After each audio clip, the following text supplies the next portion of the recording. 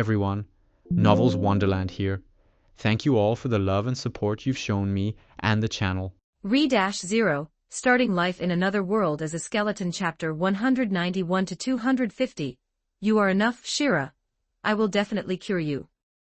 The man's voice was soft, yet carried an unwavering, stubborn intensity. He held the woman's hand, a hand in which one could barely feel the warmth of life. Say no more, Potter. The woman on the bed, Shira, shook her head. Her movements were slow, as if the simple act of shaking her head had exhausted every ounce of her remaining strength. Shira lifted her other hand, wanting to stroke Potter's face, but stopped halfway, ultimately letting it fall limply back down. It's useless. She looked up at the moldy patches on the ceiling caused by the dampness. This is the Wraith's curse, a contract forged in death. I should have died 2 months ago. Relying on a vial of diluted emerald's respite every day, I am merely stealing time that doesn't belong to me. And you, what have you paid for this stolen time? Shira's gaze shifted to Potter. His clothes were stained with unidentified grime, reeking of a mixture of sweat and dust. His cheeks were sunken, his eye sockets hollow, his once bright eyes bloodshot. On his hands, old scars layered over new ones, and dirt was packed deep under his fingernails, impossible to wash away. Was this still the adventurer who used to laugh heartily with her in the sunlight? Potter averted his gaze, forcing a smile. What are you talking about? Look at how great the Empire is now. Our sovereign is benevolent, as long as you're willing to work you won't starve. We just need to keep holding on. One day, we'll be able to buy the real emerald's respite. He began to ramble, describing a beautiful future that even he hadn't experienced.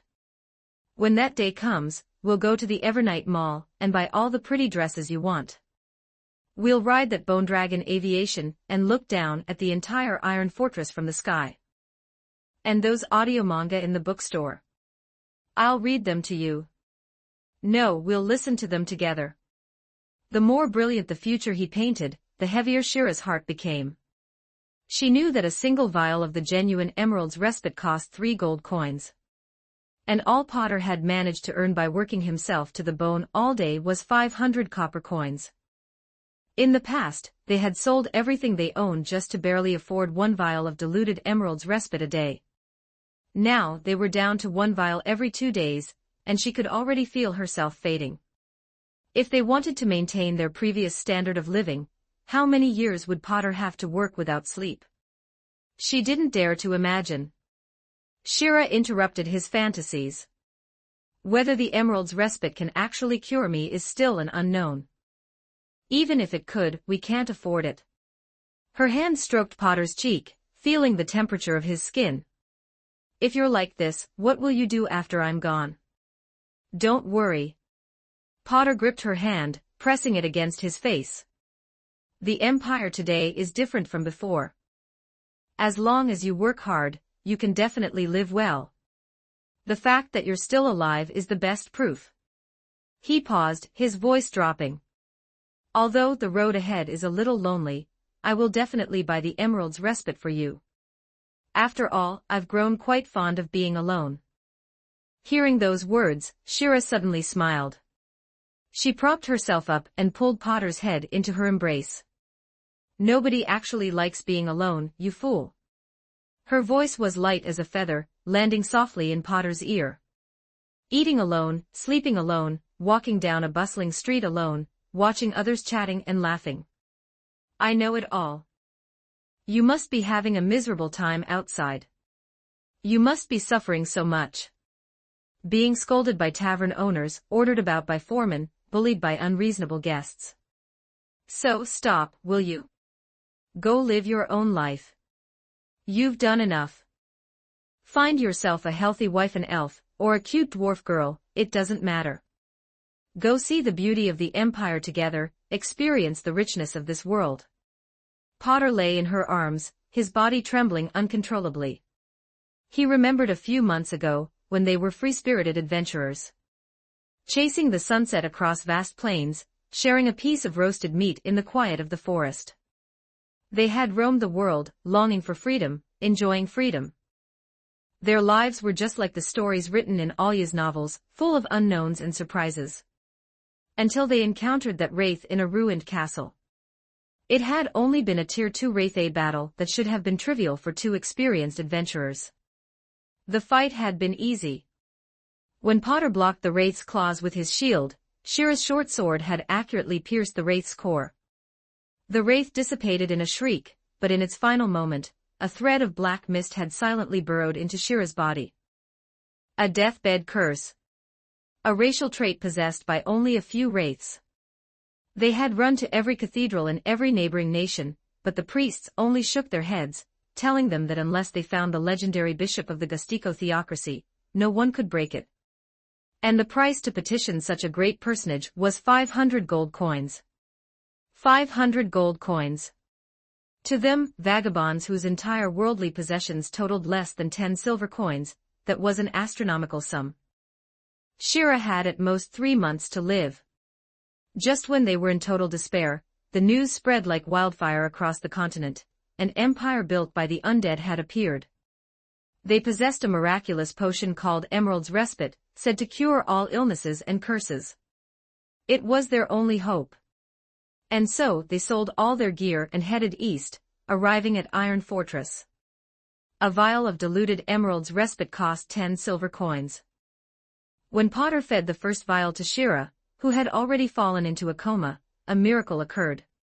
Shira's breathing stabilized, and a hint of color returned to her pale face. The potion worked. At that moment Potter saw hope. He thought that as long as he kept going, everything would be all right. But reality was far crueler than he had imagined. Iron Fortress was developing at lightning speed, birthing countless opportunities. Hans of the Sunflower Merchant Guild, Scarlet of the Succubus's Dream, Paul of the Munitions Factory, Alya of the Literature Department. He witnessed the rise of countless commoners. During this time, he had tried. He wanted to be a merchant, but he had no connections, no capital, not even the most basic business sense. He wanted to learn a trade. He went to carpenters, blacksmiths, even bartenders. But those masters only glanced at him, and dismissed him for being too old. He had missed the prime age for learning. He knew nothing. He was just an ordinary human adventurer who was good for nothing but combat techniques. And in this peaceful empire, combat skills were the least valuable thing of all. And so he could only scramble to every corner of the city, becoming a temporary laborer for any merchant who would have him, selling his cheapest labor in exchange for the 5 silver coins that sustained Shira's life. During this time, he had forgotten how to argue with people. He had forgotten how to express anger.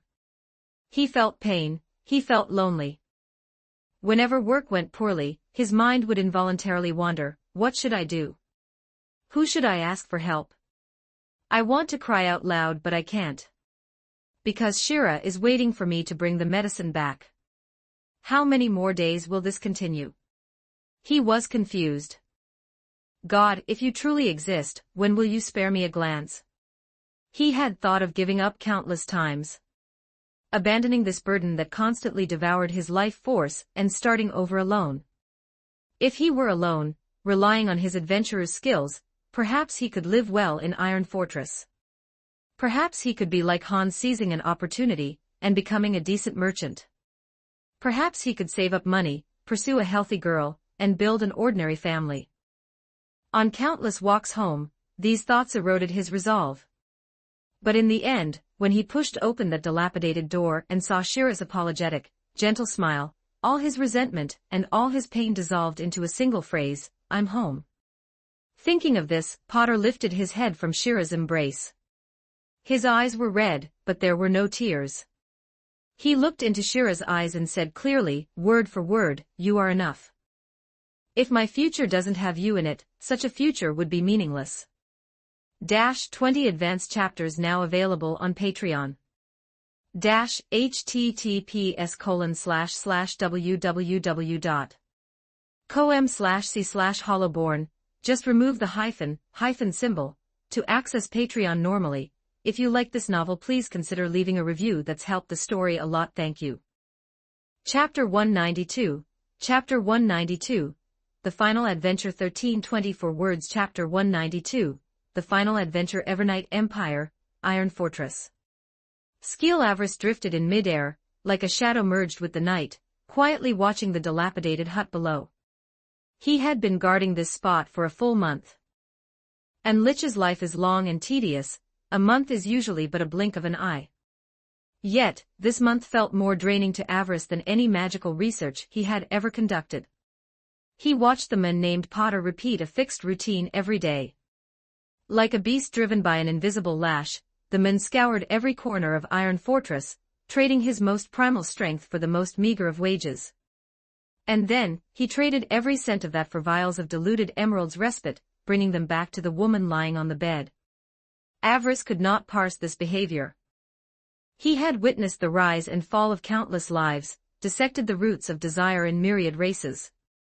Greed, wrath, envy, pride, these were the underlying logics driving all activities of sentient life. But this man was an utter anomaly. Avarice could see no desire for power or greatness in Potter. He was simply burning himself away, trying to light another lamp that was about to go out. Stupid and entirely meaningless. That was Avarice's initial judgment. Until the final day of the month, when everything changed. That day, Potter did not head out to work as he usually did. He simply sat quietly by the bed, watching Shira, who was becoming increasingly gaunt. Frequent consumption of diluted emeralds respite had built up a tolerance in Shira's body, the medicinal effect had grown weaker and weaker. Her life force was now so faint it seemed it might snuff out at any moment. Potter sat in silence for a long time, then bent over and gently lifted Shira onto his back. "Let's go for a walk." His voice was calm, devoid of any visible emotion. Shira did not resist, simply resting her head silently on his shoulder, greedily breathing in his scent. They walked out of the gloomy, damp rental house, and onto the bustling streets of Iron Fortress. Sunlight spilled onto them, warm and inviting. Potter walked along, introducing everything by the roadside to Shira, like a country bumpkin in the big city for the first time. "Look, that's the Evernight Mall, they sell everything inside. That's the new bookstore opened by the literature department, I hear the audio manga inside are particularly interesting. And that over there is the Bone Dragon aviation ticket office, if you board one, you can fly into the sky and see all of Iron Fortress." Residents passing by caught sight of this strange pair, and offered kind smiles. A young elf girl selling flowers even ran over and tucked a small, dew-kissed flower behind Shira's ear. Watching the friendly faces around them and listening to Potter's feigned ease, Shira's tears could no longer be held back, they slid silently down her cheeks. She buried her face deep into Potter's back, stifling her sobs. "Potter, if only we could live in this empire as ordinary people, how wonderful that would be." Potter did not answer, his pace never wavering. He carried her through the bustling city districts toward the wilderness outside the city walls. This was their final adventure. They sat beneath a large tree, just as they had done countless times when camping in the wild. "Shira, remember our first adventure? I said that no matter what we encountered, we would stay together." With that, Potter pulled the crystal vial from his chest, twisted off the cap, and drank half of it. Then, he handed the vial to Shira. "Shira, drink." "What is this?" Shira looked at the unfamiliar liquid in the bottle, confused. "A very potent medicine. After you drink it, you will die naturally in a month without any pain." Shira's complexion changed instantly, she grabbed Potter's arm. "What did you drink? Spit it out, quick. It's useless. It's already down, now it's just a matter of peeing it out." Potter waved his hand, feigning indifference. Shira was frantic, on the verge of tears, pounding his back desperately. Potter, however, seemed to truly feel something.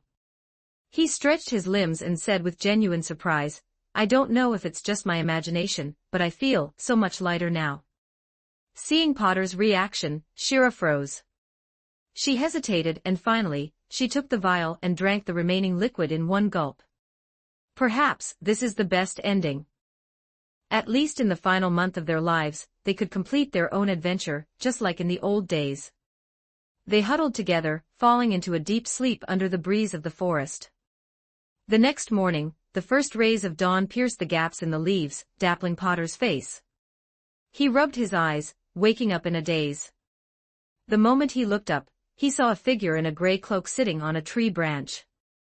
Under the sunlight, within the shadow of the hood, 2 balls of ghostly blue sulfire were burning quietly. Potter jolted, instantly wide awake.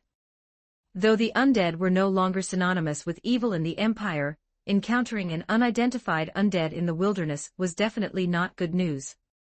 He instinctively looked toward Shira, ready to flee with her at any moment. But as he looked, he froze completely. Shira's face had a healthy, rosy glow, her breathing was steady and powerful.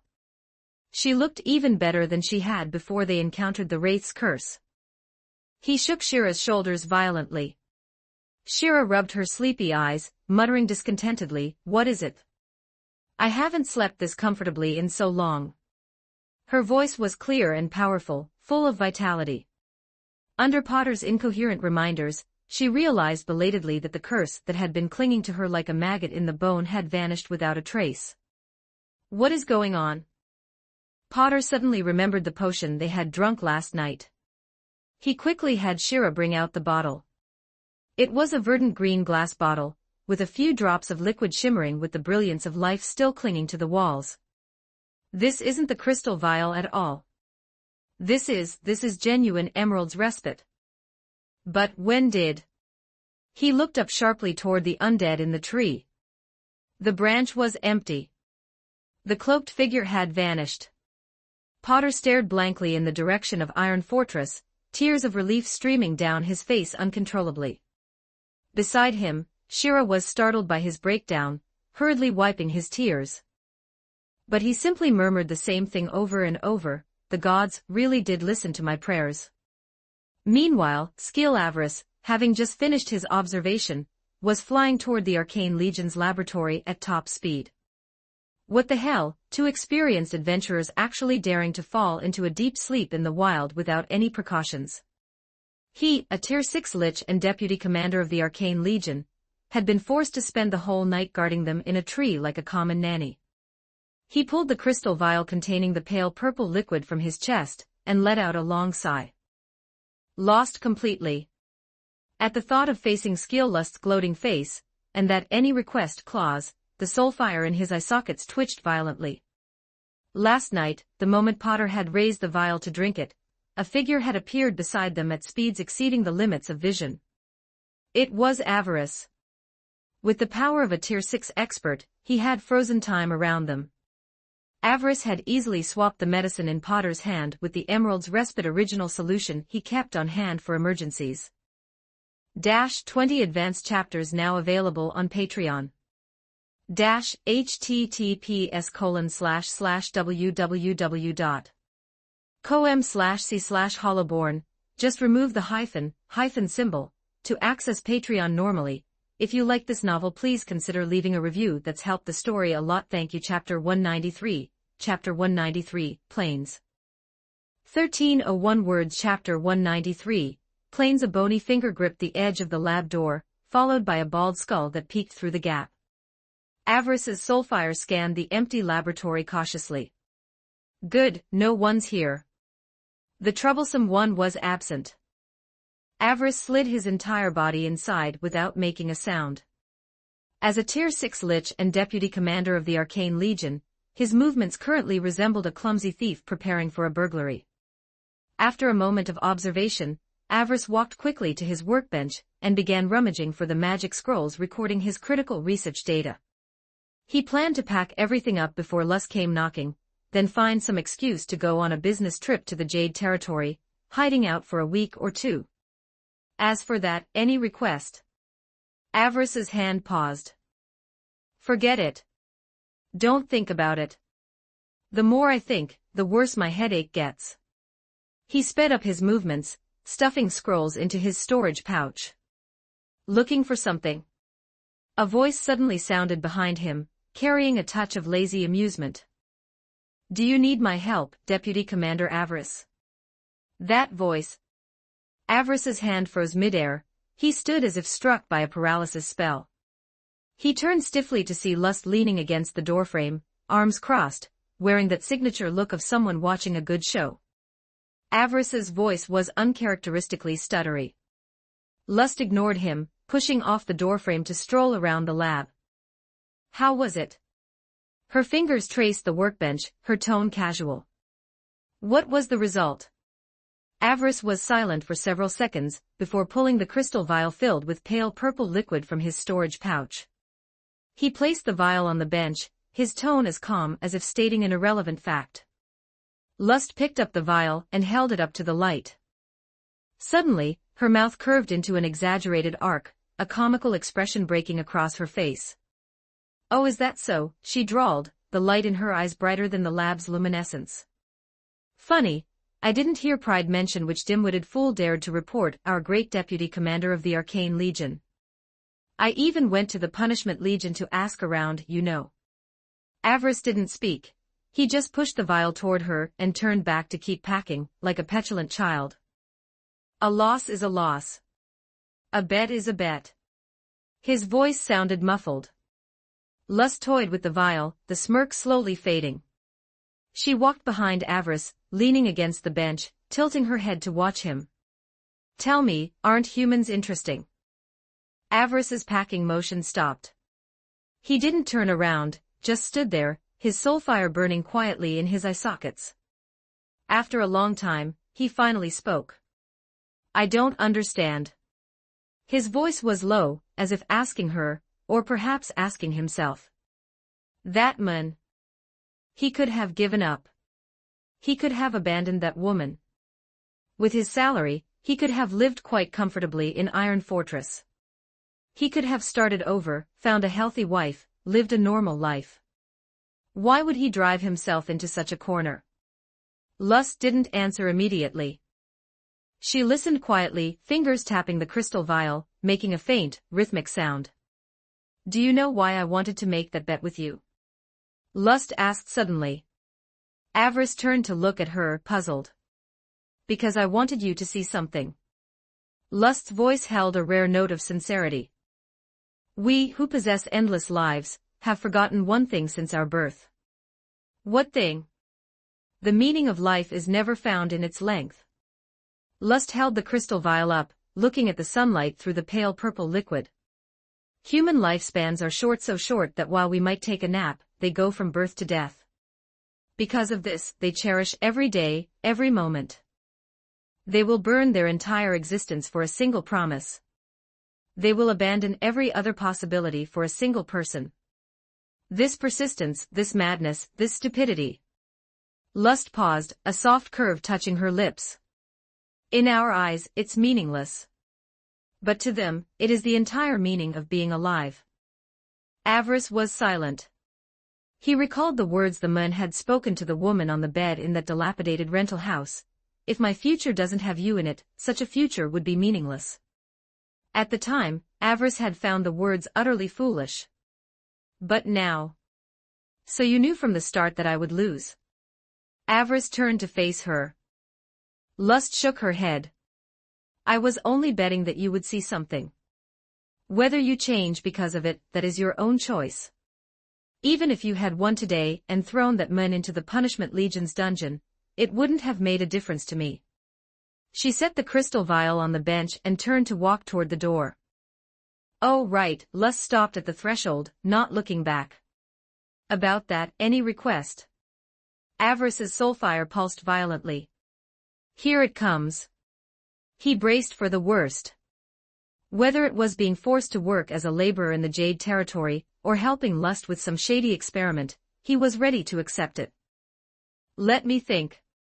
Lust tapped her chin with her finger, putting on a show of deep thought. "How about you write a novel based on yourself? Call it The Overbearing Lich, and his little succubus sounds like it would sell well. Or you could perform the script I've been researching in a stage play. I've already thought of the title, The Temptation of the Undead. Or perhaps..." Lust looked at Avarice, who seemed ready to fall apart at any second, and finally couldn't help but burst into laughter, clutching her stomach.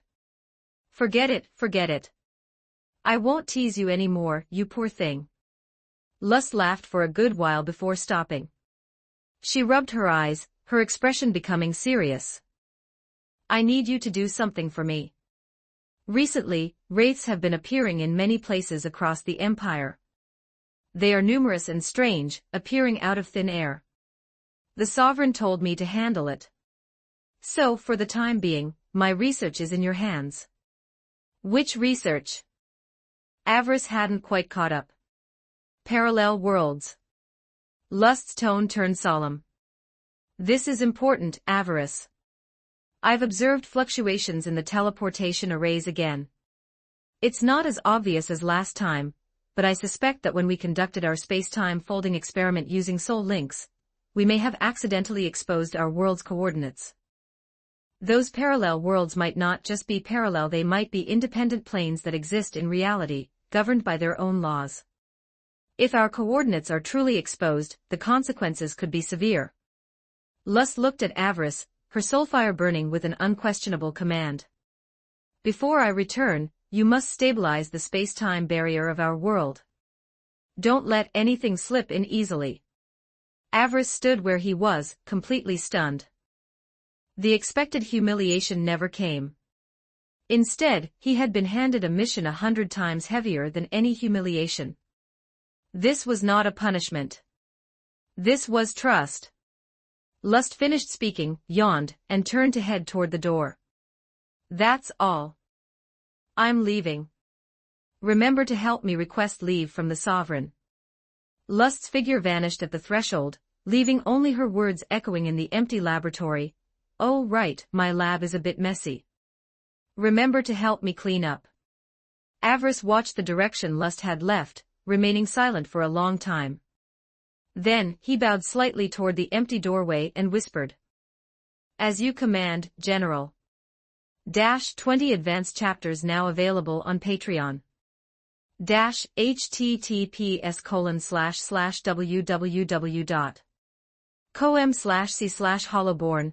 Just remove the hyphen symbol, to access Patreon normally. If you like this novel, please consider leaving a review. That's helped the story a lot, thank you. Chapter 194, Chapter 194, Lone 1294 words. Chapter 194, Lone Iron Fortress, the fishing lake in the suburbs. Kaido sat on a wooden stool by the water, holding a fishing rod. The lake was as still as a mirror, reflecting the afternoon sky.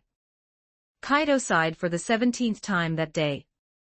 As the sovereign of the Evernight Empire, ruler over tens of billions of subjects, he was currently stumped by a tiny fishing hook.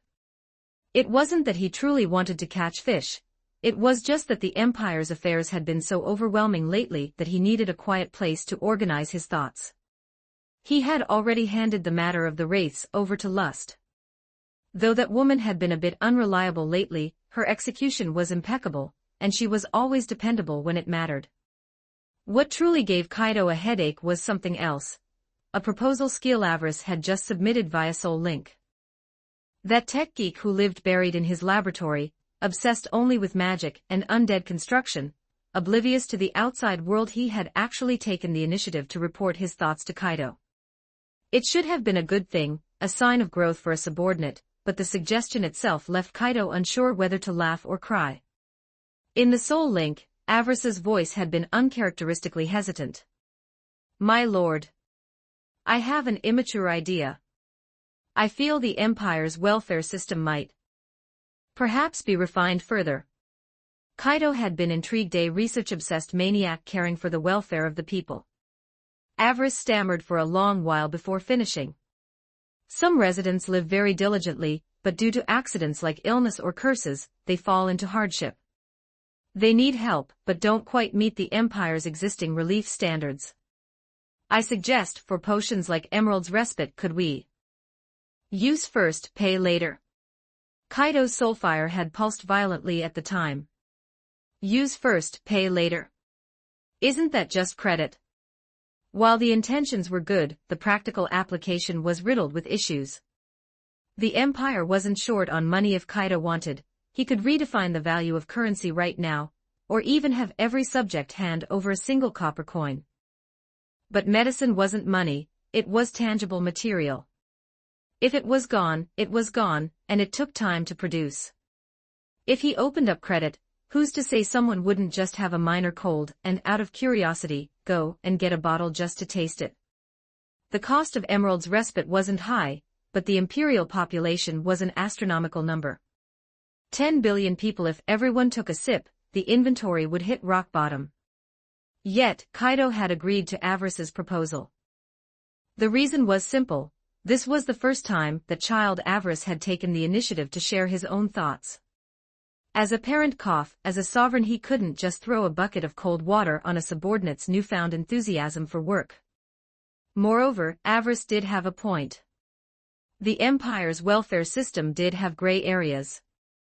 While the Empire guaranteed basic food, clothing, shelter, and transport, ensuring no one starved or froze, a sudden serious illness or disaster could still devastate a household. Kaido stared at the float on the water, his brain racing. A word suddenly popped out from a corner of his memory: loan. Right, loans.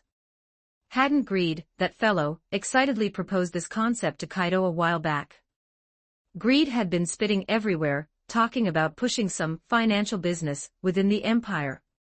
Kaido had thought the guy was just bored and looking for new ways to rake in cash. Now it seemed like the perfect solution. Kaido immediately diverted a thread of his consciousness toward the soul link with Greed. Greed, that loan business you mentioned before, you can start the preparations. Greed was clearly stunned for a moment, followed by an explosion of fervor. You've finally seen the light. I've been saying all along, focus it on medical relief, Kaido interrupted Greed's dramatics directly. Any resident needing to purchase Emerald's respite, or other high-priced medicine, can apply for an interest-free loan from the Empire. The term is 3 years, and the funds will be allocated directly by the state army. However, the audit must be strict. You must verify the applicant's information to ensure every cent goes to someone truly in need. Also, add one clause: if anyone is discovered to have the ability to repay but deliberately defaults, send the Punishment Legion to their doorstep. Clean out their assets, pack them up, and send them to the mines for 3 months. Let them reflect deeply on what contractual spirit means. Greed was silent for a few seconds, then shouted in a tone nearing an aria. My lord is wise. This is the most perfect closed-loop model in financial history. It helps those in distress, establishes the Empire's credit system, and cleans out the social parasites in one fell swoop. I will do it immediately. I guarantee 7 days. No, within 5 days, every citizen in the Empire will be able to enjoy this great grace of yours. Enough, go do it. Kaido waved his hand and decisively cut the link. The world was finally quiet. Problem solved, Kaido returned his attention to the lake. Sadly, the fish still wouldn't bite. Kaido stared at the motionless float, sighed again, and felt his soulfire dim a shade. Without Bochi, these fish really don't give me any face. He thought of the little blue jelly he had sent to the Evernight Academy. Last time he brought it here, the little thing went insane the moment it saw the water and jumped in without a second thought. It was like throwing a giant magnet into the lake. Fish from all directions rushed toward it like they'd lost their minds. Although the process required zero technique, the feeling of flipping fish onto the shore one after another was undeniably stress-relieving. I wonder how that little thing is doing at school. Has it swallowed any of its classmates' lunches? Kaido muttered to himself, lifting the rod. Forget it, I'm done. The more he fished, the more annoyed he became. Kaido stood up, grabbing the cheap, broken rod, and swung his arm, preparing to toss it into the center of the lake to be done with it. The rod traced a parabola in the air, about to hit the water. Just then, Kaido stopped. The Imperial City Management regulations clearly stated, discarding waste of any kind into public waters and surrounding areas is prohibited, punishable by a fine of 500 copper coins, and 1 day of community service. That law, it seemed, Kaido himself had personally approved and promulgated it. Kaido's soulfire flickered, and a wave of inexplicable embarrassment surged up. As the Empire's supreme legislator and enforcer, setting a precedent by breaking the law, if any patrolling Punishment Legion soldier saw this, the scene would be far too spectacular. Kaido extended a bony hand, mana condensing into an invisible giant claw in the air, and at the final moment before the rod hit the water, he grabbed it firmly. Then, as if nothing had happened, Kaido took the rod back into his hand. He placed it gently on the wooden stool beside him, even considerately patting the dust off it. Having finished this, Kaido smoothed out his cloak as if nothing was amiss, and turned to leave. Better head to the Evernight Academy. If I don't go check on it, that little rascal Bocchi might really think it's been abandoned by this heartless master. 20 advanced chapters now available on Patreon. https://www.com/c/hollowborn, just remove the hyphen symbol, to access Patreon normally. If you like this novel, please consider leaving a review. That's helped the story a lot. Thank you. Chapter 195. Chapter 195. Learning Magic 1115 Words. Chapter 195. Learning Magic Evernight Academy, Primary Magic Training Ground. This was a vast open field specifically designed for low-tier students, the ground paved with special fire-resistant stone slabs, surrounded by magic pillars generating protective barriers. At this moment, over 30 students of varying ages stood in a line, listening to the elf instructor explain the essentials of casting fireball. Remember, the flow of mana must be smooth. Imagine your palm as a furnace, let the mana condense, compress, and ignite within it. The elf instructor was named Elwyn. He was a male elf who looked to be in his early 30s, though his actual age was over 200. He wore the academy's standard deep blue robe, clutching a short, wooden teaching wand in his hand.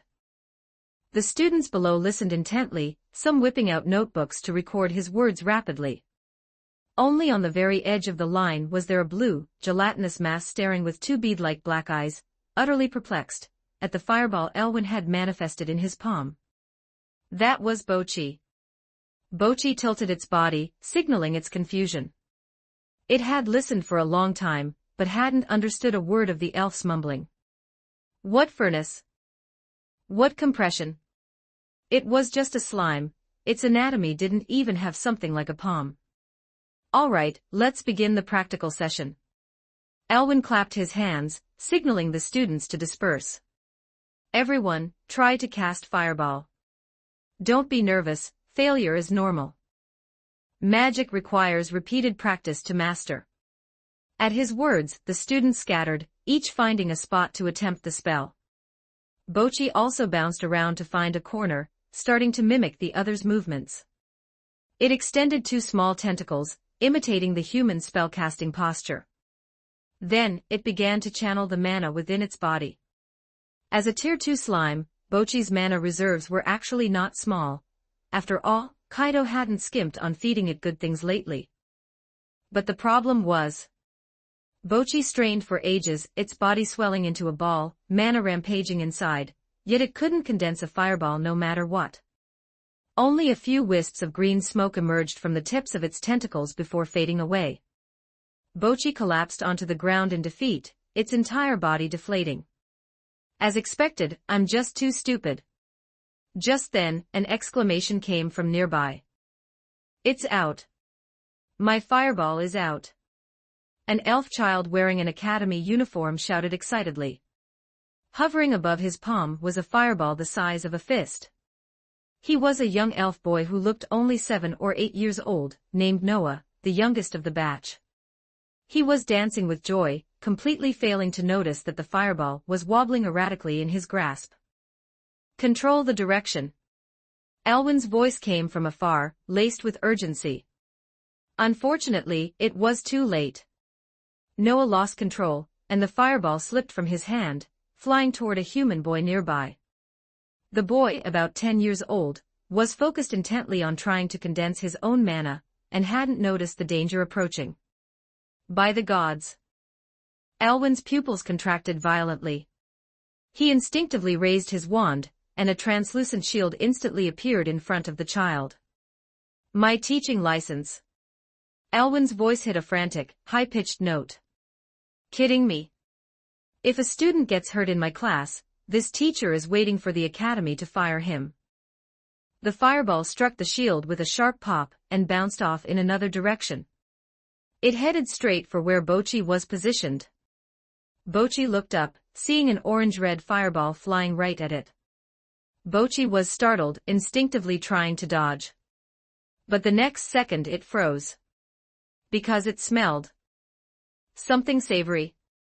The fireball radiated scorching heat, but to Bochi's senses, it felt like a freshly roasted piece of meat. Bochi's body uncontrollably secreted a large amount of digestive fluid. So fragrant. I want to eat it. And so, to the shock of everyone present, Bochi leaped into the air, opening its soft, squishy body and swallowing the fireball in one gulp. Alwyn's face turned deathly pale. He scrambled over, nearly tripping over his own feet. That was a fireball spell. Even if it's a primary magic, the temperature is several hundred degrees. Slimes are resistant to physical attacks, but they have a natural weakness to fire. If this slime gets burned to death... Alwyn could already imagine himself being dragged away by the Punishment Legion. This slime wasn't an ordinary student. It was the only slime student in the entire academy, and when it first enrolled, General Greed himself had brought it in. That was one of the 7 generals of the Evernight Empire. Alwyn rushed before Bochi, his entire body trembling. Are you all right? Do I need to take you to the infirmary? I'll take you right now. He reached out, trying to pick up the slime. But Bochi just tilted its head, its 2 black bean eyes filled with confusion. Why go to the infirmary? I feel perfectly fine. Not just fine, it felt like there was something extra inside its body. Bochi looked down at itself. The fireball it had swallowed was now slowly spinning within its body, radiating a warm glow. That mana was being absorbed, digested, and transformed by its body, bit by bit. Bochi blinked. It seemed to understand something. The next second, Bochi closed its eyes and began to channel its inner mana. This time, it didn't try to imitate the human spellcasting method. It simply concentrated that fire attribute mana it had just absorbed. Bochi snapped its eyes open, its body swelling.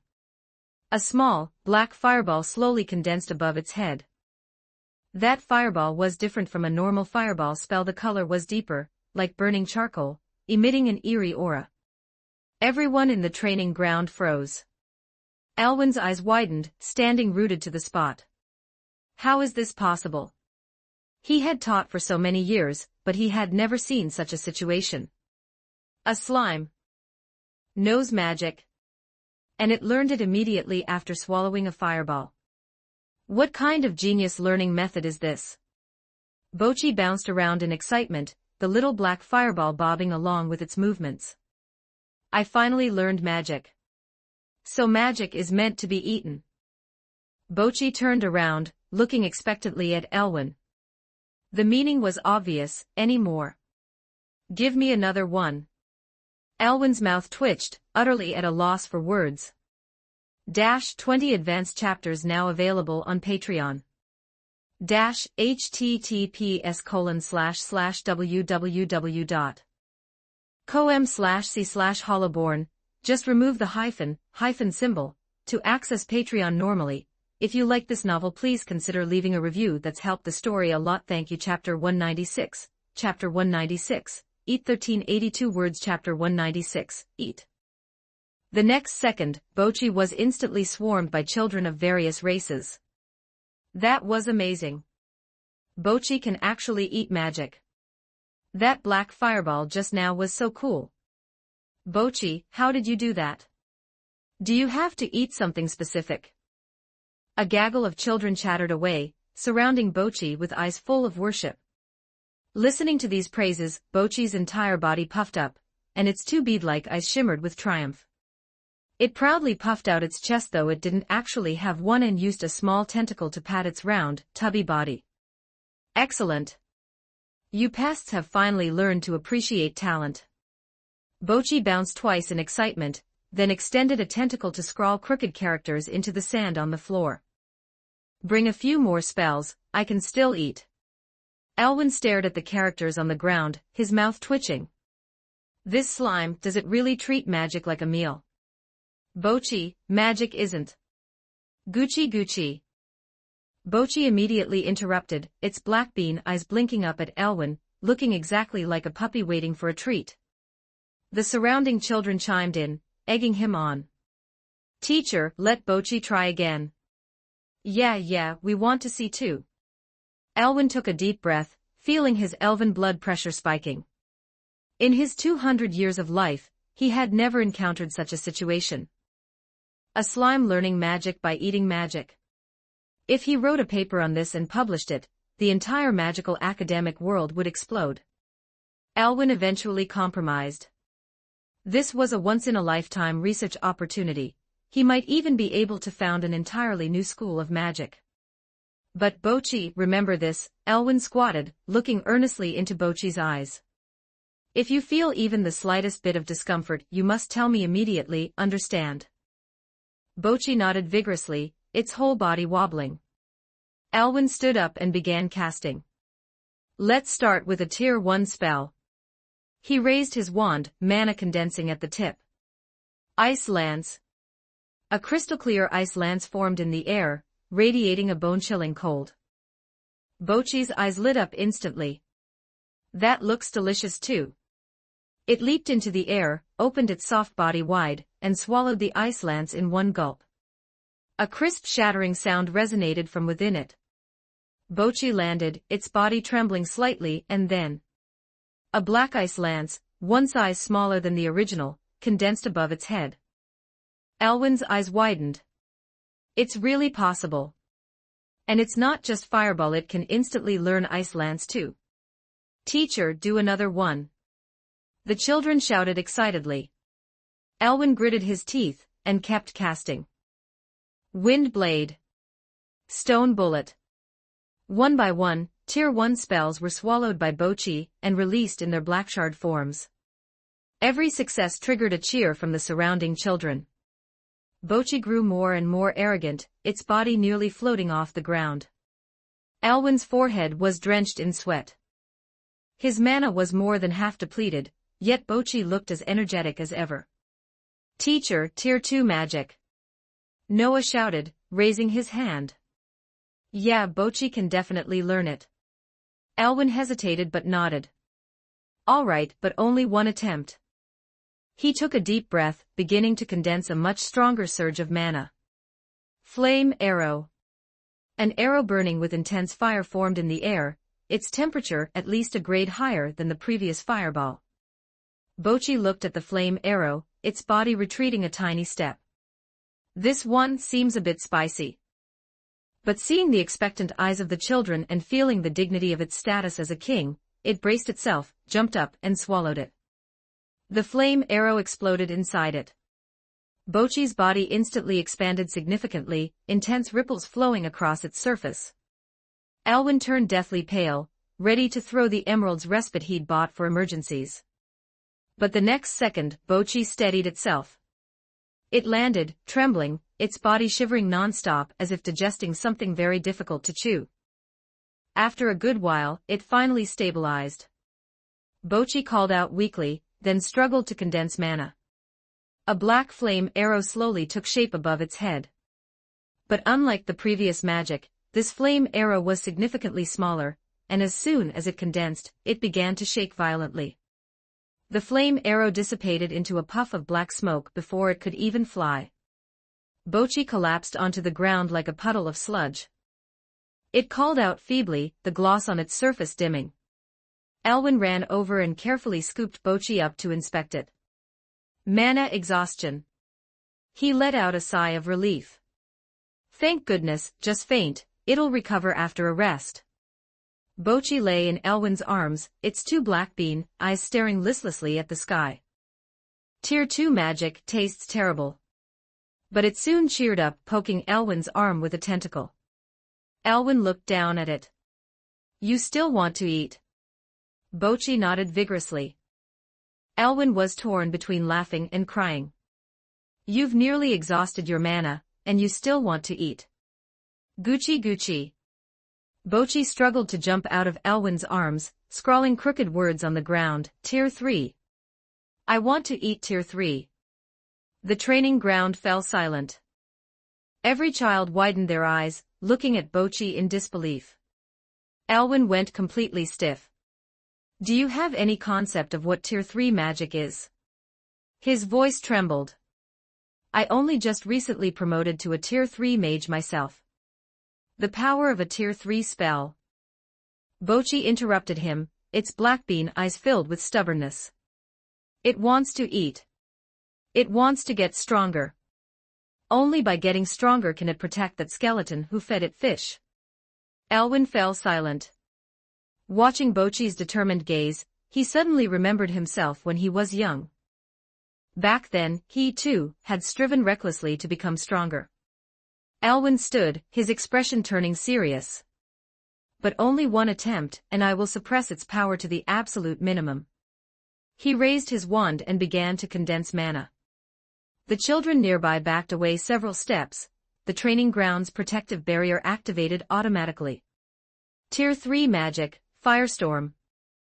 At the tip of Elwyn's wand, a swirling mass of fire began to condense. The flame grew larger and larger, the temperature rising until the air in the entire training ground began to distort. Bochi looked at the flames, its body trembling instinctively. This isn't the taste of a gourmet meal. It was danger. Fatal danger. Its survival instincts were screaming, run. Bochi turned sharply, frantically bouncing toward the edge of the training ground. Seeing this, Elwyn immediately stopped the spell. He raised a hand, and a transparent shield instantly enveloped Bochi. This shield was different from the previous one. It was Elwyn's signature mana shield, capable of fully breaking down and absorbing magical attacks. The previous one had been a reflective shield, his most commonly used spell. Being a new teacher, he had instinctively reached for his specialty in a moment of panic. Whoosh! The firestorm smashed into the mana shield. And then, nothing happened. The terrifying ball of flame, the moment it touched the shield, dissolved and dissipated as if meeting a natural predator. Bochi huddled inside the shield, trembling as it looked outside. After a long while, it realized, I'm. Bochi cautiously poked its head out, looking at the now calm training ground. Elwyn sat slumped on the ground, pale-faced, covered in cold sweat. He had nearly made a fatal mistake. If he hadn't reacted in time, that firestorm, no matter how weakened, would have been enough to roast Bochi into a lump of charcoal. Just now. Elwyn muttered, shaking. I nearly killed a student. He looked up at the children around him. Are you all okay? Did anyone get hurt? The children shook their heads, all thoroughly shaken by the scene. Elwyn exhaled, then held Bochi with trembling hands. I'm sorry. I'm so sorry. I was too careless. Bochi tilted its head, and used a small tentacle to pat Elwyn's hand. It's okay, you're a good pest. 20 advanced chapters now available on Patreon. https://www.com/c/hollowborn. Just remove the hyphen symbol to access Patreon normally. If you like this novel, please consider leaving a review. That's helped the story a lot. Thank you. Chapter 197. Chapter 197. Security 1403 words. Chapter 197. Security Evernight Academy, main entrance. A Beastkin security captain was lecturing a young recruit with great fervor. Kid, look closely. The captain's hand slapped heavily onto the recruits. In this line of work, we live and breathe responsibility. The young Beastkin stiffened his neck and nodded forcefully, his eyes glowing with determination. You're right, Captain. Anyone without a pass, no matter who they are, even if the King of Heaven himself shows up, is not allowed in. Do you hear me? The young Beastkin stomped his foot, puffed out his chest, and shouted at the top of his lungs. Understood, Captain. The captain was satisfied with this reaction. Right, that's the spirit. Have to understand, what kind of place are we guarding? Evernight Academy. The Empire's seeds are all inside. These little ones are the pillars of the Empire's future. We aren't just standing guard, we are guarding the future of the Empire. The young beastkin felt a surge of heat at these words, gripping his wooden club. Don't worry, Captain. I won't even let a fly get inside. The captain slapped the recruit's shoulder again. With you saying that, I can rest easy. I'm going to make rounds elsewhere, the gate is yours. Mission guaranteed. The young beastkin stood perfectly straight, his posture a taut line. The captain hummed a little tune as he walked away.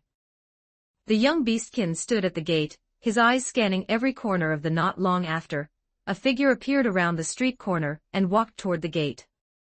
The figure was draped in a black cloak that covered its entire. The young beastkin straightened up instantly. This guy is trouble. Daylight, wrapped up like that, either a thief or a human trafficker. Skeleton trafficker. Kaido walked up to the gate, intending to head straight in. The young beastkin stepped out, holding his wooden club horizontally in front of Kaido. Kaido stopped, tilting his skull to the side. Something wrong? Unauthorized personnel are forbidden. The young beastkin kept his face stern, reciting everything the captain had taught him. This is Evernight Academy. Future of the Empire. Without a pass, no one gets in. Kaido's soulfire flickered within his eye sockets. This new recruit is quite. However, didn't Lloyd love to blow his own trumpet with his own portrait everywhere, claiming the Academy's founding was all thanks to his wise? Why didn't the gate security recognize him? Kaido's jawbone clicked open and shut slightly. Do you know who I am? The young beastkin scanned Kaido from head to toe. A skeleton. A tattered cloak. No identification on his frame whatsoever. Looks like a freelance. I don't care who you are. The young beastkin puffed his chest out even higher, his voice filled with righteousness. My duty is to defend this place. Is the hope of the entire empire. Kaido felt his soulfire pulsing a bit too fast. This level of earnestness made Kaido want to laugh. He extended a bony finger and pointed at himself. Hope of the Empire. The young beastkin paused, scanning Kaido again. A tattered cloak. Bare bones. 2 balls of soulfire in the eye sockets burning brighter than usual, and it could talk. It didn't look like a newly spawned skeleton. Can't tell. The young beastkin shook his head. You skeleton, you look pretty old. Why call yourself a child? The recruit sighed. I appreciate the spirit. Rules are rules. Kaido felt a twinge of soreness in his jaw. What is going on? Seeing Kaido silent, the young beastkin assumed he had won the argument and felt a bit guilty. He was an undead, after all. He had to be given some face. The recruit's voice softened. What are you here for? Speak clearly, and I'll see if I can help you. Report it inside. Kaido steadied his soulfire. I'm looking for a student. Which one? The young beastkin pulled a small notebook from the pouch at his waist, licked his finger, and started flipping through the pages. Kaido stood there waiting, until the sound of a bell ringing for the end of class drifted from Nada. Found it. The young beastkin looked up, his expression. Why are you looking for it? I've come to see it. To see it? The young beastkin narrowed his eyes. Back in my tribe, there were plenty of cases of missing kids. You aren't here to kidnap it, are you? Why would I kidnap it? Kaido finally lost his patience. He ripped off his cloak and threw it on the ground. The recruit stepped back, gripping his club tighter. Want to fight? Kaido's soulfire pulsed violently. Forget it. Don't argue with a fool. The beastkin was just doing his duty. Fair enough. I am its. Kaido forced his voice to sound less rigid. Just came to check on how it's doing in school. The recruit looked at Kaido suspiciously. Who knows? He shoved the notebook back into his pouch. There are so many tricks these days. Anyone can claim to be a friend, a relative, or a mentor. I can't just let you in. It's a matter of principle. Kaido stared at the sky. Kaido, start reflecting.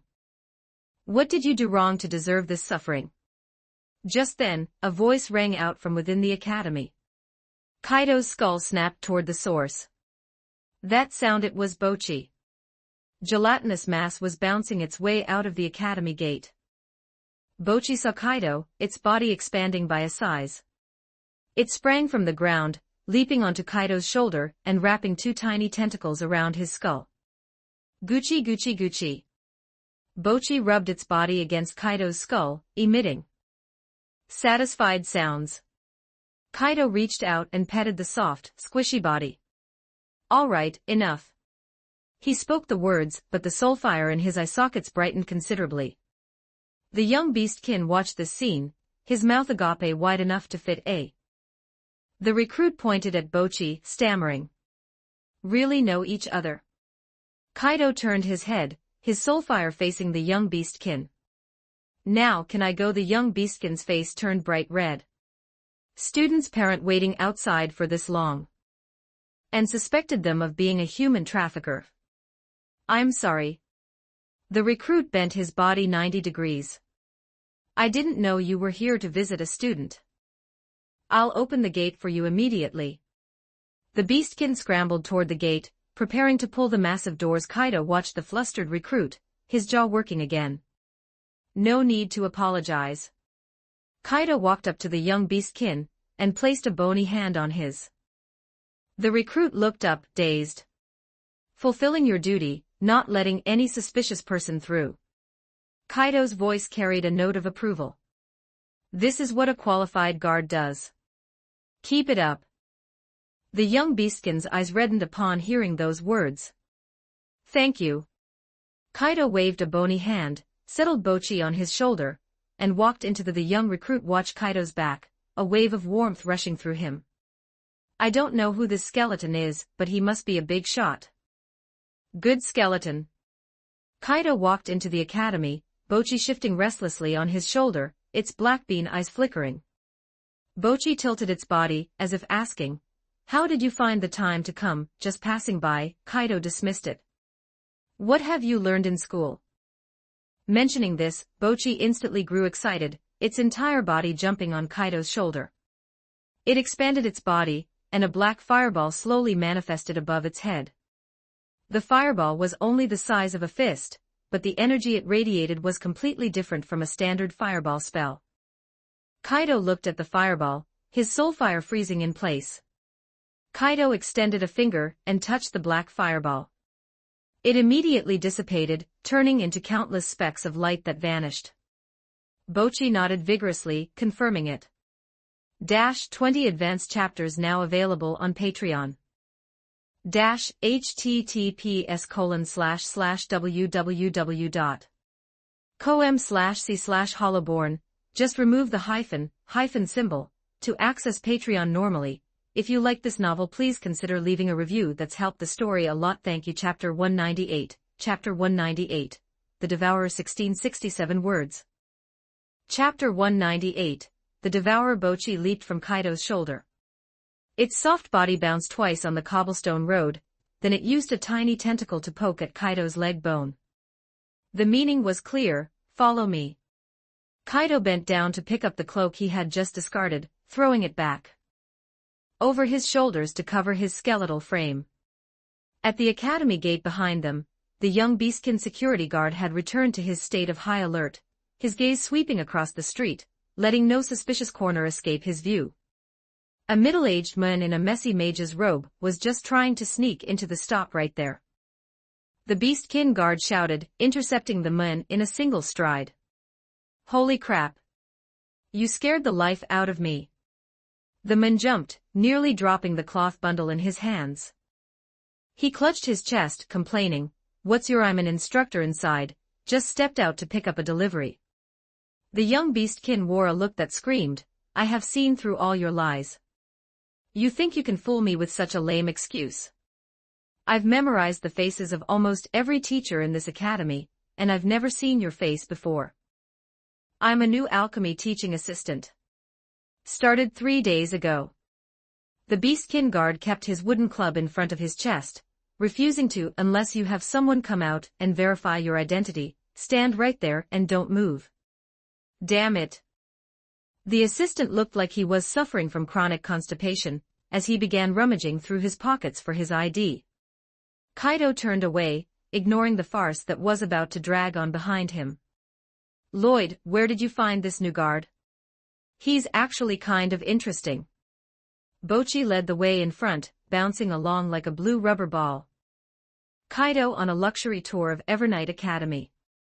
Bocchi pointed with a tentacle at a building emitting strange-colored smoke. The alchemy lab. Kaido cooperatively let out an exaggerated gasp. House that smokes all by itself. How magical.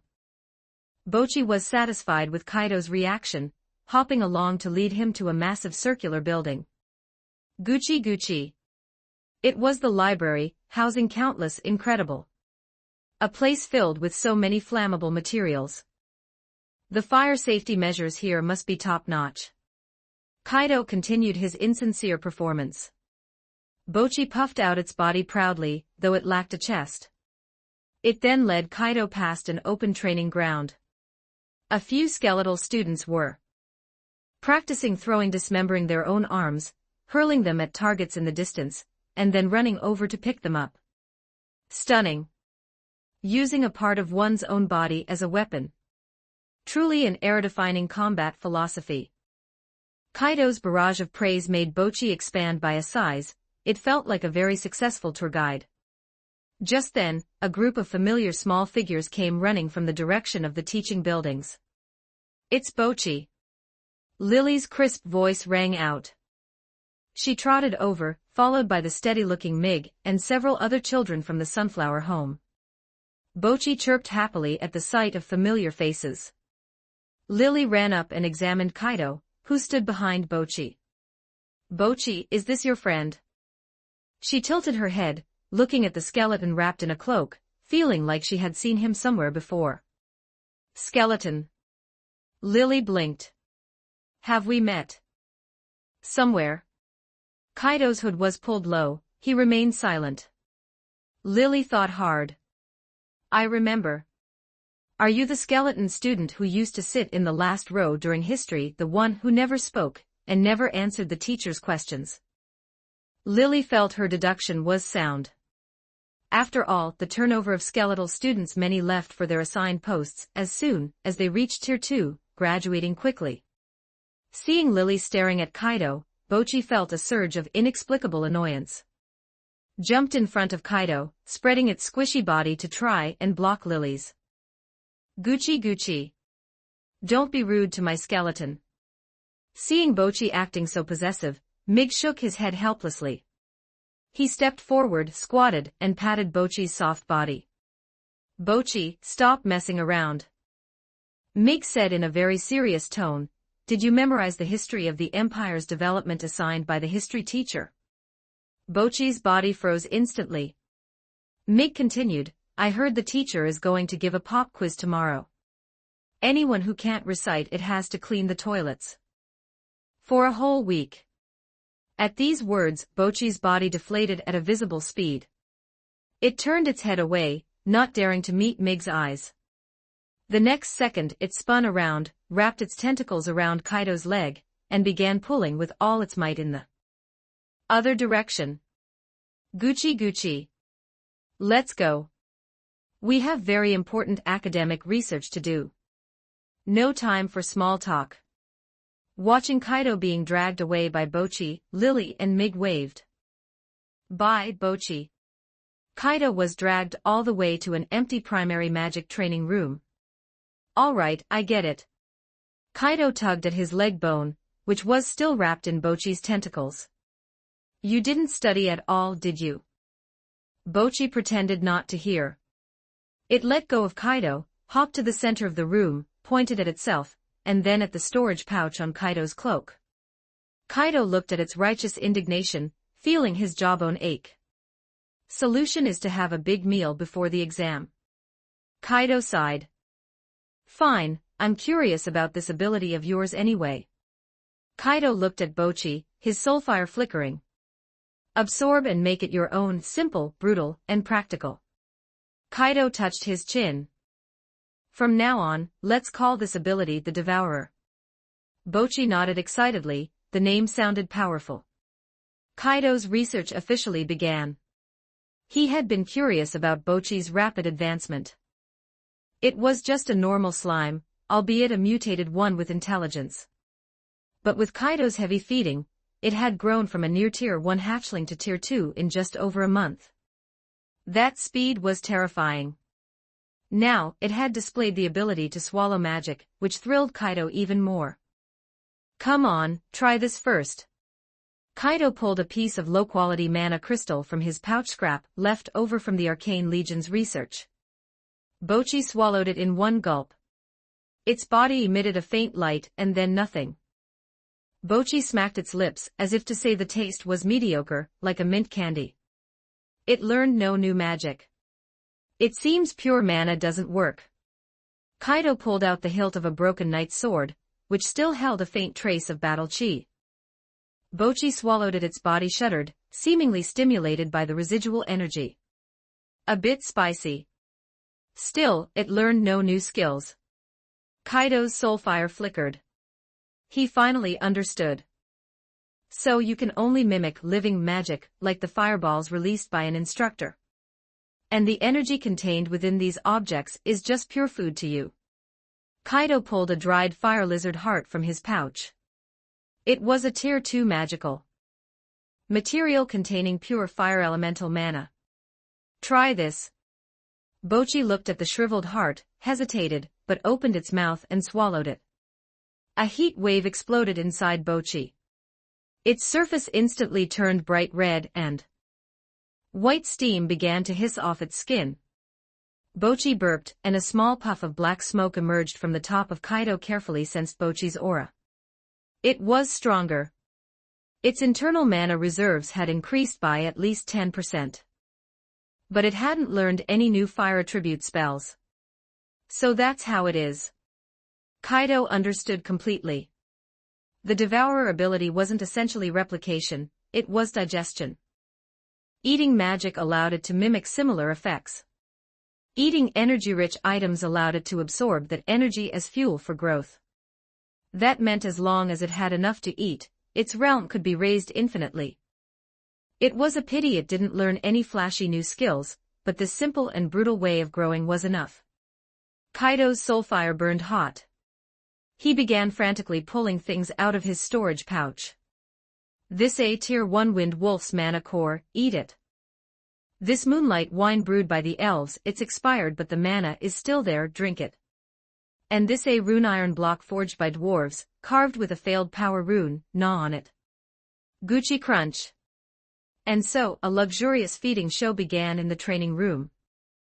Kaido dumped all the junk he had hoarded for years, stuff that was tasteless to eat, but wasteful to discard, onto Bocchi.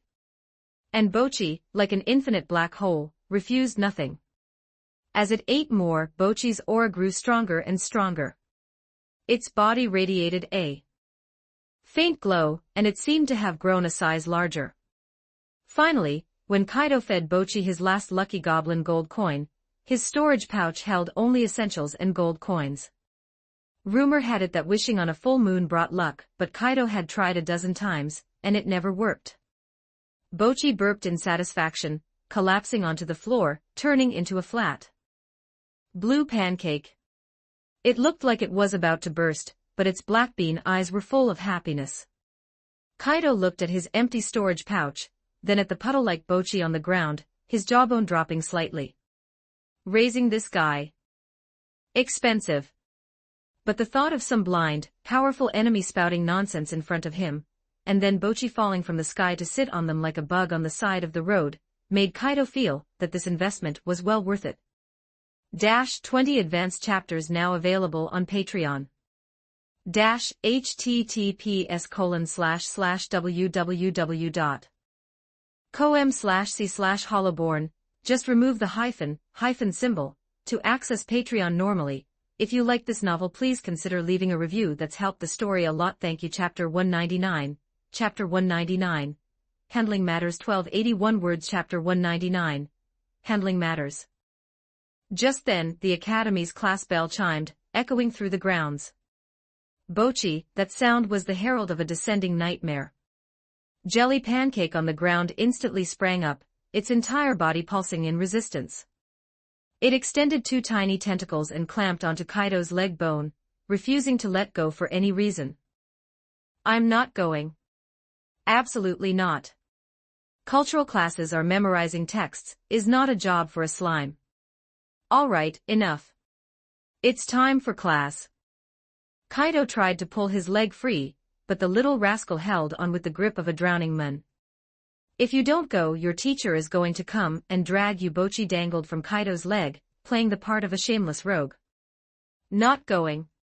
Unless you feed me something delicious again.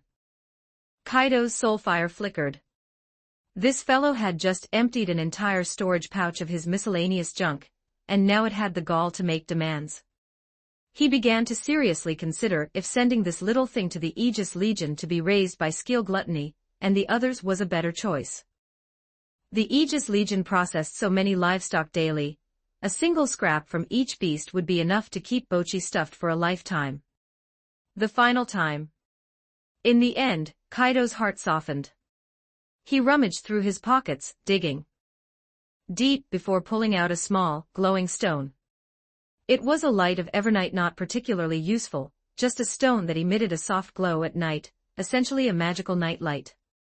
Bochi's black bean eyes sparkled instantly. It released Kaido's leg, leaped up, and swallowed the stone in one go. Bochi chirped happily. Now get going. At his words, it bounced twice toward the classroom with visible reluctance, then spun around, its black eyes blinking up at Kaido. Next time. Absolutely have to come see me next time. Kaido waved a bony hand, his movements slightly weary. Fine, just scram to, he added, and don't forget your studies.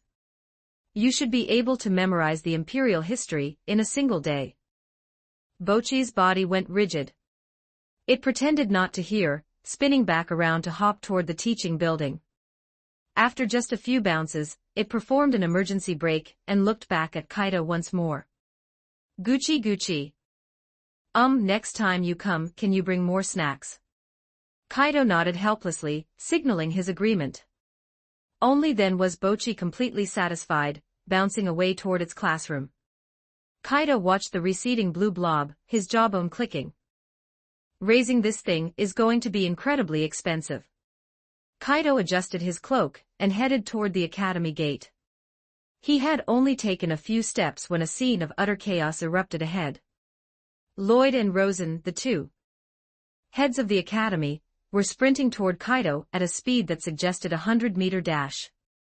Lloyd was in the lead, but in his frantic haste, his foot caught on an uneven. He pitched forward, sliding 7 or 8 meters across the ground before coming to a stop right at Kaido's feet. Rosen, following close behind, tried to swerve to avoid the downed Lloyd. Instead, he launched himself into the air, performed a 2.5 twist rotation, and slapped face-first onto the ignoring the dust covering him. Lloyd scrambled to his feet on all fours and knelt before Kaido. Lord Sovereign, your servant deserves 10,000 deaths. To think you were treated with such negligence at the gate of my own academy. Please punish me. Rosen also scrambled over, kneeling beside him, his head striking the ground with a rhythmic thud. It was my oversight. I failed to conduct proper pre-employment training. I am willing to accept any punishment. Kaido looked down at these two clowns and felt his soulfire begin to throb with a headache. He had only wanted to check on Bochi quietly. How had it turned into Lloyd and Rosen replied in unison, we dare not. Your servant's sins are heavy, our bodies are crushed by the weight of shame. We dare not rise.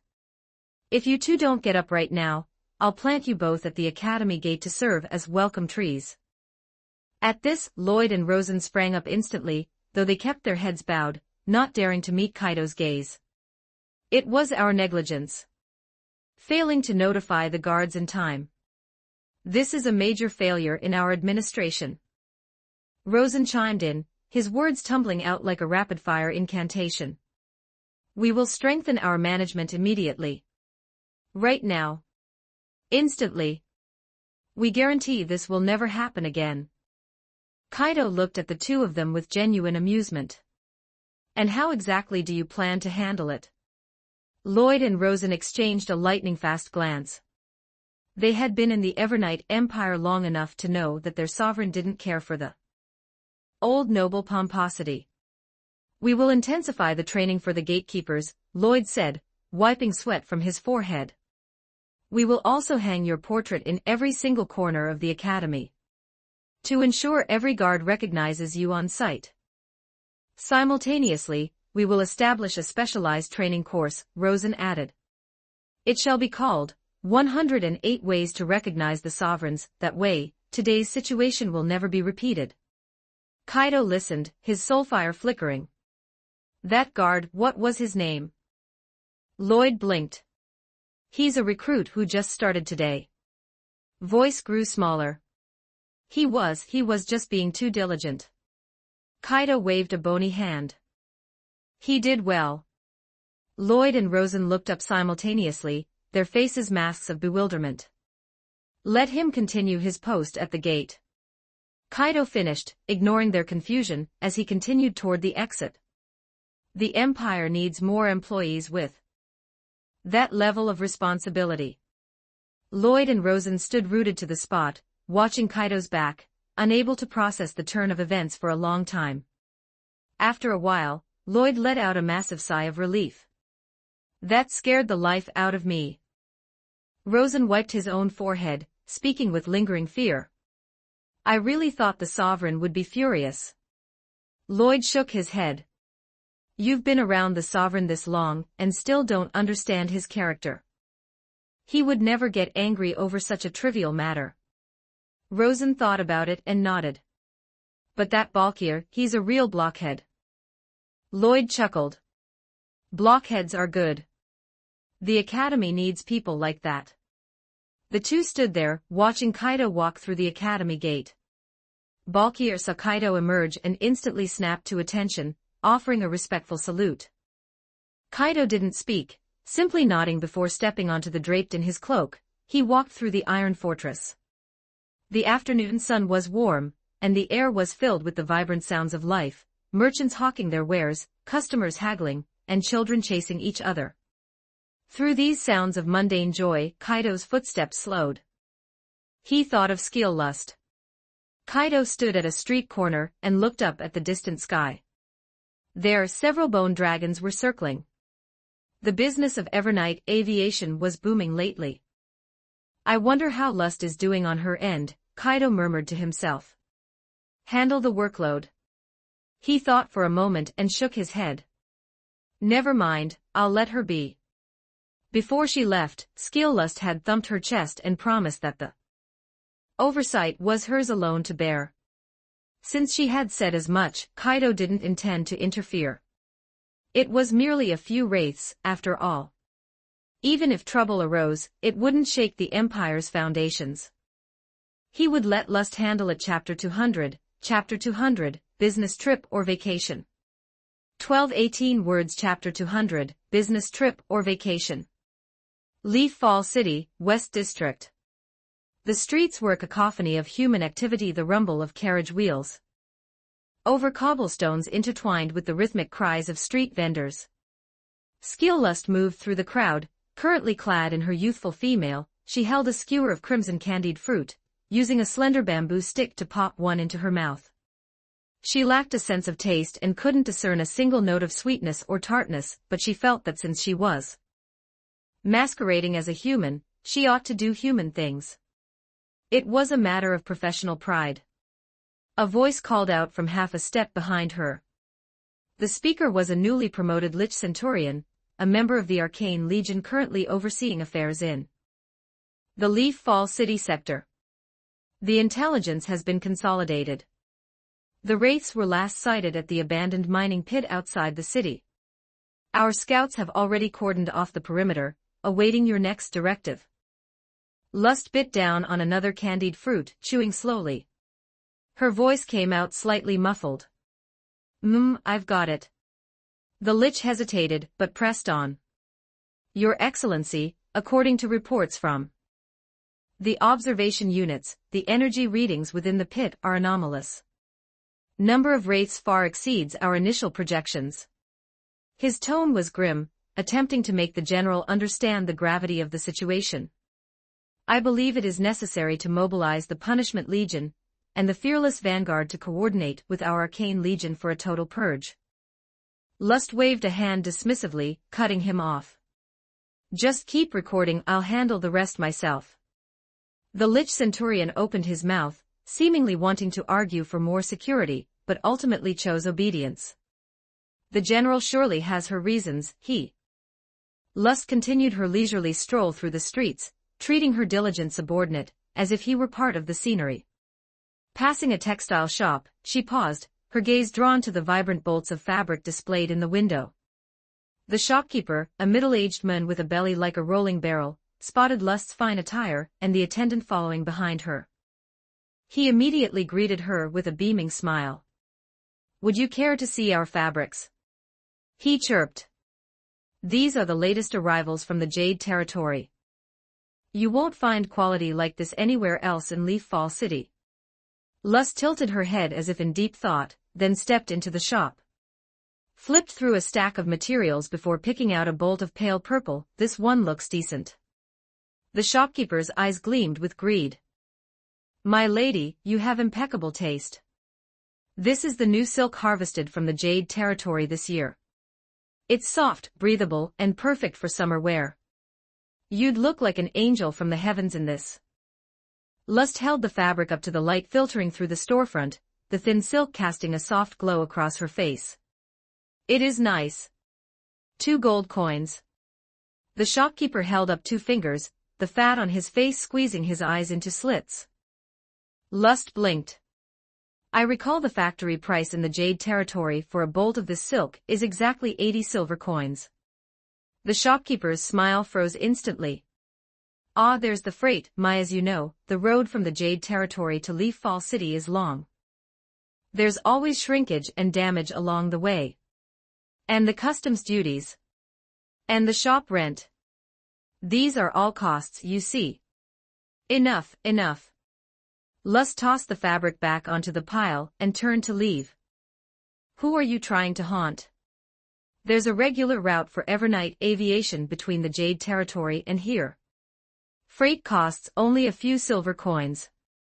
The shopkeeper stood frozen, cold sweat breaking out on his forehead. Couldn't find his voice. "Furthermore," Lust continued, "do you truly take me for a fool?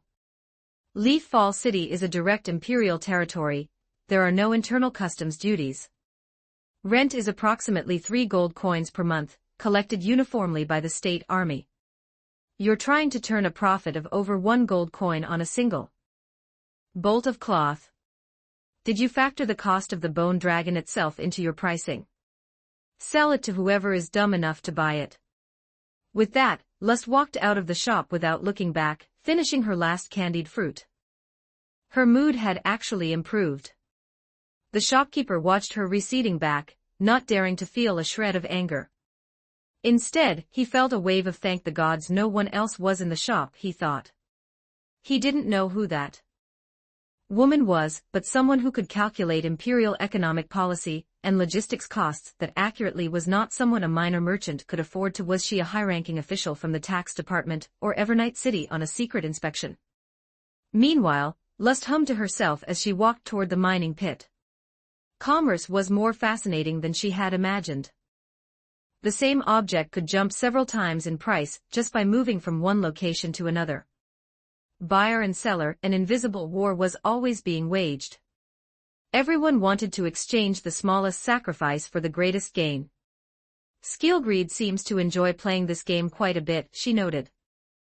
Lust continued forward, passing through a small plaza. A crowd had gathered in front of a wooden notice board. Her curiosity piqued. She nudged her way. A new bounty notice had been posted. Bounty: capture or eliminate wandering wraiths.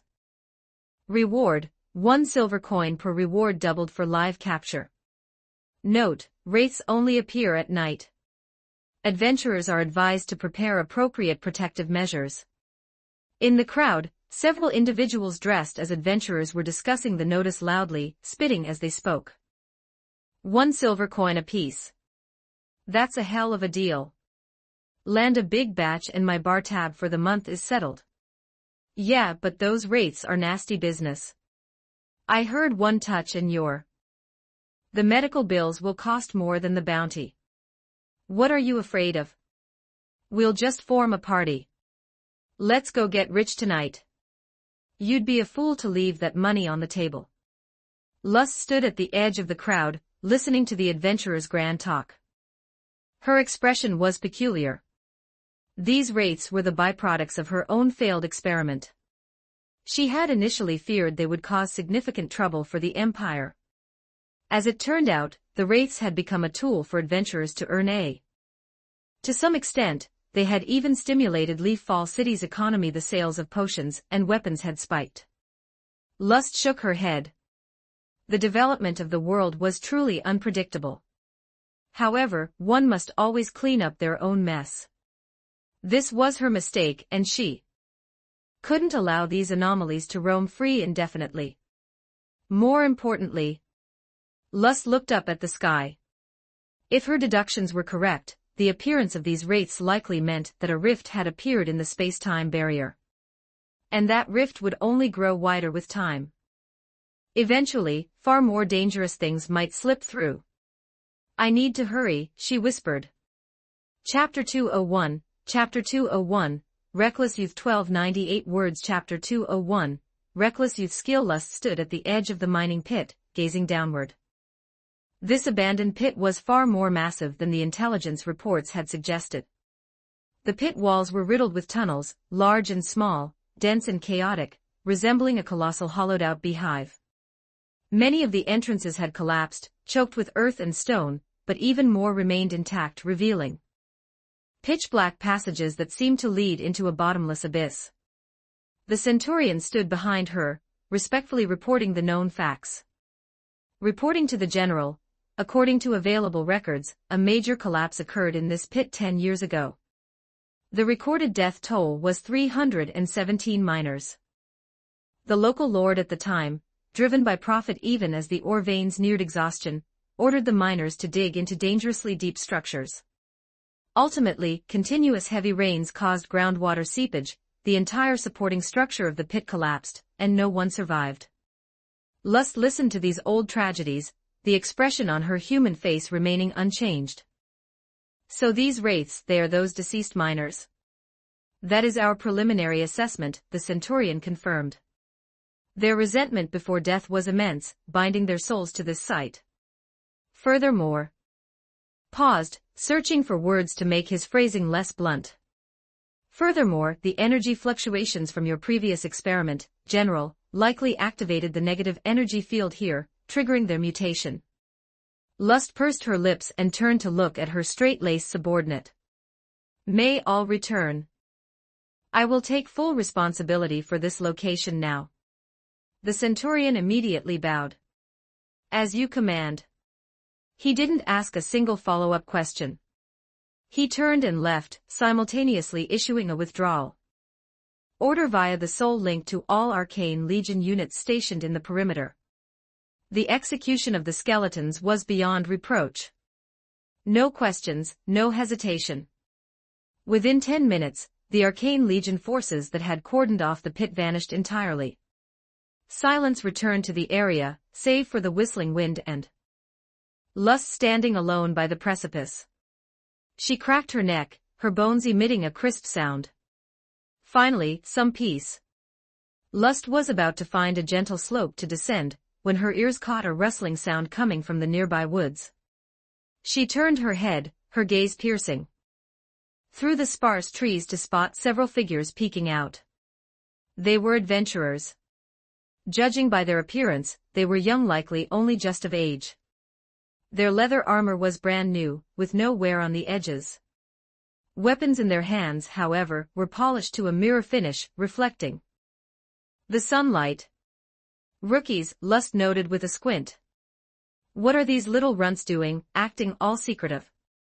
Meanwhile, in the woods, several young adventurers were keeping their voices low, engaged in what they thought was a discreet discussion. A tall, thin boy whispered with unconcealed excitement, "Look. The Arcane Legion really pulled out. They're all gone." A shorter companion immediately chimed in, "See. I told you. There's no real danger here." If it were as serious as the notices said, would the Empire really just send the Arcane Legion to watch it? The Punishment Legion and the Fearless Vanguard would have flattened this place by now. "Exactly," a third added. "I bet the Arcane Legion just wanted to snag some wraiths for research materials. Southwest they blocked the place off to scare people. Now that they're gone, it's our time to shine." The only girl in the group pointed toward Lust. "Wait, look. There's still a woman over there." The leader, a brown-haired youth filled with the arrogance of the young and reckless, scoffed. "Who cares? Just a woman. Probably a passerby. Don't waste time, business first. We need to get down there while it's still day. Wraiths will be sleeping. We'll grab as many as we can. If we wait for nightfall, we won't be able to compete with the veteran adventurers. The bounty said 2 silver coins for a live capture. If we grab 2 or 3 each, our bar tabs in fees and new gear for the month are paid for." The more the youths spoke, the higher their spirits rose, their eyes gleaming with the hunger for gold. After a quick consensus, they abandoned their cover and strode boldly out of the woods, marching straight toward the pit. Lust watched these ignorant, fearless fools and let out a sigh. "Ah, youth. Wonderful it must be to march toward death with such confidence." She didn't move to stop them. She simply stood there, arms crossed, watching with interest as they approached the massive crater. The brown-haired leader, looking no more than 18, carried a longsword. He walked with his chest puffed out, as if trying to display his bravery to Lust. "You there, woman. Leave this place at once," he barked. "It's dangerous. This isn't a place for civilians." Lust tilted her head, her tone playful. "Dangerous? Obviously. Haven't you seen the bounties in the city? There are wraiths here." The boy lectured her like an ignorant child. "What is a lone woman like you doing wandering around the wilderness? Get back to the city before something happens and you become a burden to us professional adventurers." His companions chimed in behind him. "Yeah, our leader is right. This isn't a those wraiths won't show mercy just because you're pretty." Lust nearly burst out laughing. "Are you not afraid of the wraiths?" The boy slapped his chest proudly. "We're professional adventurers. Came prepared." He pulled a small vial from his belt, filled with a pale blue. "See this exorcism potion. 1 drink and the wraiths won't dare come. This stuff cost us 5 whole silver coins. It's the real deal." Lust looked at the exorcism potion and fell into thought. She recognized it. It was a solution the Arcane Legion had developed during their spare time to repel low-tier beasts. Its principle was simulating the pheromones of high-tier predators. As for its effectiveness against spiritual entities like wraiths, calling it ineffective would be generous. It was utterly useless. At most, it would make their corpses smell a bit more fragrant when they died. "So you plan to rely on that to catch wraiths?" "Of course. With this, wraiths aren't even an issue. We're going to be rich." The companions cheered. Lust remained silent for a moment. She suddenly found herself very curious about what kind of expressions these stupid children would wear once they discovered the potion's actual effect inside the pit. The scene, just imagining it, promised to be quite entertaining. "Then, good luck to you," Lust said, stepping aside to clear the path to the "I hope you make it out alive." The boy paused, seemingly failing to grasp her meaning.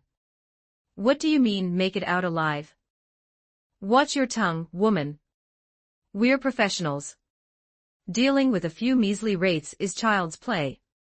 Having said his piece, he ignored her and took the lead as captain, heading down a relatively stable dirt slope into the maw of the pit. His companions followed suit, giddy with excitement. Only the girl who had noticed lust earlier lingered for a second. She offered a quick, apologetic bow. "I'm sorry. Our captain, he's just like that. Blunt, but he means no harm. Please don't take it to heart." Lust looked at her but said nothing. Seeing no reaction, the girl didn't dare stay longer. She gave another quick nod and trotted to catch up with her team.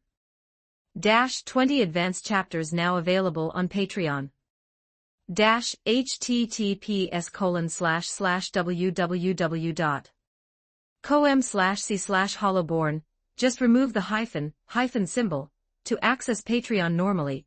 If you like this novel, please consider leaving a review. That's helped the story a lot. Thank you. Chapter 202. Chapter 202. The Vanishing. 1955 words. Chapter 202. The Vanishing. The entrance to the mine was propped up by decaying timber, the stone walls choked with emerald moss. A skeletal remains of an abandoned minecart lay on its side nearby, its wheels rusted into uselessness, surrounded by a scattering of snapped pickaxes. Lot, the brown-haired youth, was the first to step into the gloom. He held his head high, his grip tightening around the hilt of his longsword. "Stay close, everyone. This isn't the Academy's training grounds anymore," he commanded, his voice bouncing between the damp walls. Following behind Lot were the tall, lanky Tim, and the stout Bard.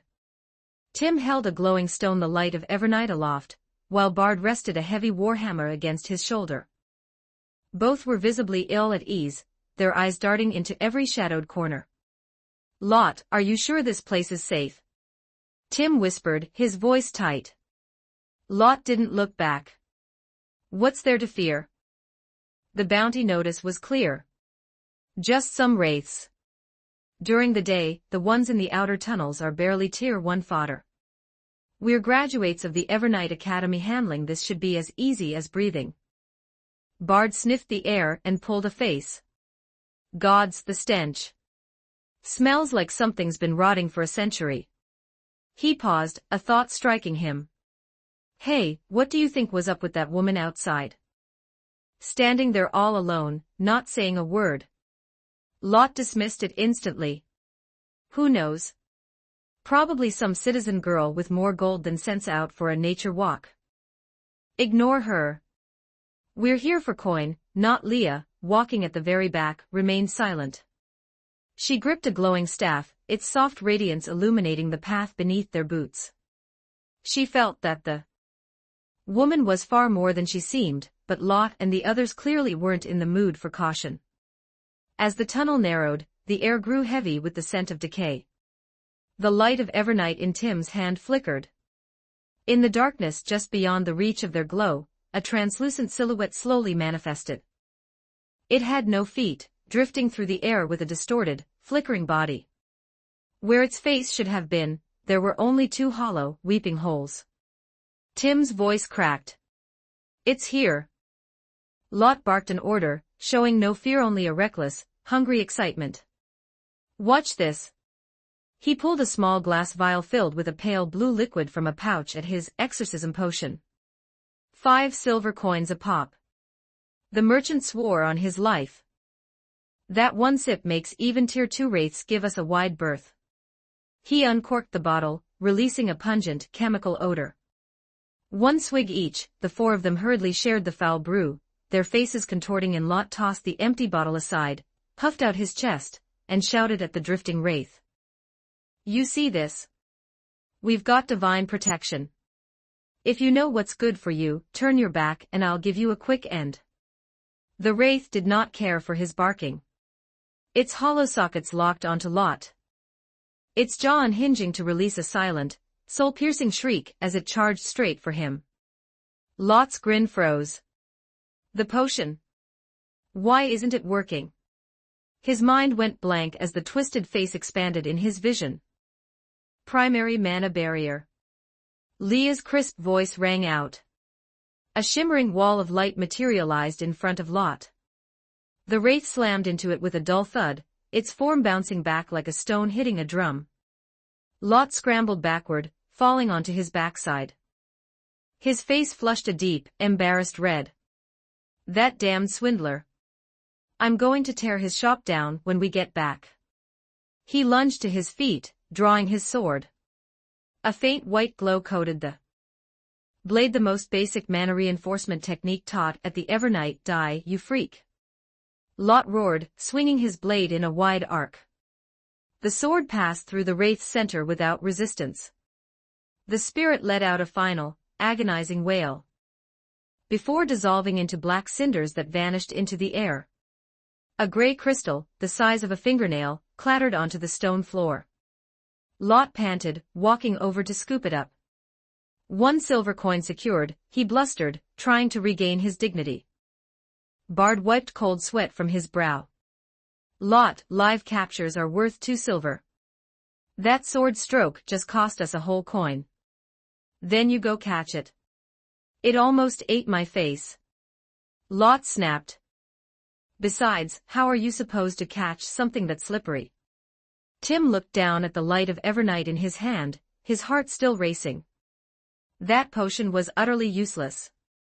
Don't mention it. It was probably just dyed horse piss, Lot spat. Wraith itself was weak. 1 strike was all it took. It was likely just tier 1, Leah said softly. As long as we stay sharp, we should be fine. With their first kill under their belts, their confidence returned. The lessons from Evernight Academy hadn't been in vain. They hadn't learned ornamental fluff, but the combat techniques that were once the exclusive privilege of the panic faded, and Lot's head tilted back up. Move out. We aren't leaving. Until we've cleared this place of every silver coin it's hiding. For the next hour, they swept through the outer tunnels. The wraiths were indeed minor, tier 1 spirits. Despite the fake potion, the 4 of them coordinated with Lot as the vanguard, Bard providing distraction with his hammer, Tim scouting with the light, and Leah providing barriers and light arrows. The cleanup was smooth. Soon, they had collected over 20 gray crystals. We're rich. We're actually doing it. Bard calculated the tally, his face glowing with greed. 23. That's 23 silver coins. Drinking the finest ale tonight. Lot smirked. This is just the start. Once we clear this sector, we'll upgrade to fine-grade gear. Then, we can start taking tier 2 contracts. I want a new mace, Tim added, his mind wandering to the future. They shared grand blueprints of their future as Leaf-Fall City's top adventuring, after Lot dispatched another wraith attempting a sneak attack from the rear. He turned around. Habitually, he reached out to hand the crystal to Leah for safekeeping. Leah, with this one, what's the total count? No one answered. Lot frowned, looking back. Bard and Tim were leaning against a wall, catching their breath and boasting about their performance. Leah was not there. The girl who always followed quietly at the back, holding the staff that provided their light and safety, had vanished. Her staff was gone with her. Ambient light plummeted, only the small light of Evernight in Tim's hand remained, casting long, sickly shadows. The lively atmosphere evaporated. Lot's voice rose, echoing hollowly through the shaft. Messing around. This isn't funny. Bard and Tim finally noticed. Their smiles died. Tim's voice trembled. She was right next to me. She just reminded me to watch out for that loose stone. Bard didn't reply, he just cupped his hands and screamed, Leah. Only their own echoes answered, bouncing deeper and deeper into the dark, silent. It was eerie. Terrifying. The fear of the unknown began to paralyze Tim's teeth started chattering, clicking like dice in a cup. Did something. Bard barked, though his own back was drenched in sweat. We have to. Bard was the first to snap. He turned toward the way they came. Something is. This is all wrong. We're getting out. He looked back at Lot, who was still standing in a daze. What are you doing? If we stay, we're the ones vanishing next. Bard reached out and grabbed Lot's arm to pull him. Lot snapped out of it, violently shaking Bard off. I'm not running. Lot's voice shook with emotion. Leah is still in there. Bard roared back, his voice cracking with desperation. Not leave her. Going to die. Look around. He gestured into the consuming blackness. Even know when she left. Whatever took her is right here. Don't you get it's right next to us. Tim began to sob, his face a mess of tears and snot. Lot, please, let's go. I'm scared. I'm really scared. Something is watching us. Lot couldn't hear them. He was trying to convince himself as much as them. What if she just got turned around? This mine is a maze of side tunnels. Just lost. Bard's voice turned shrill. He pointed a finger at Lot's nose. That lost. The four of us were never more than 5 steps apart. She was right next to Tim. And then she was gone. No struggle. Just gone. Me, that's being lost. He saw the vacant, terrified look on Lot's face, and his tone softened, though it remained cold. I'm sorry, Lot. But we don't want to die. Without another word, Bard grabbed the shaking Tim, and bolted toward the memory of the entrance, running as if the goddess of death herself was snapping at their heels. Lot's legs were shaking.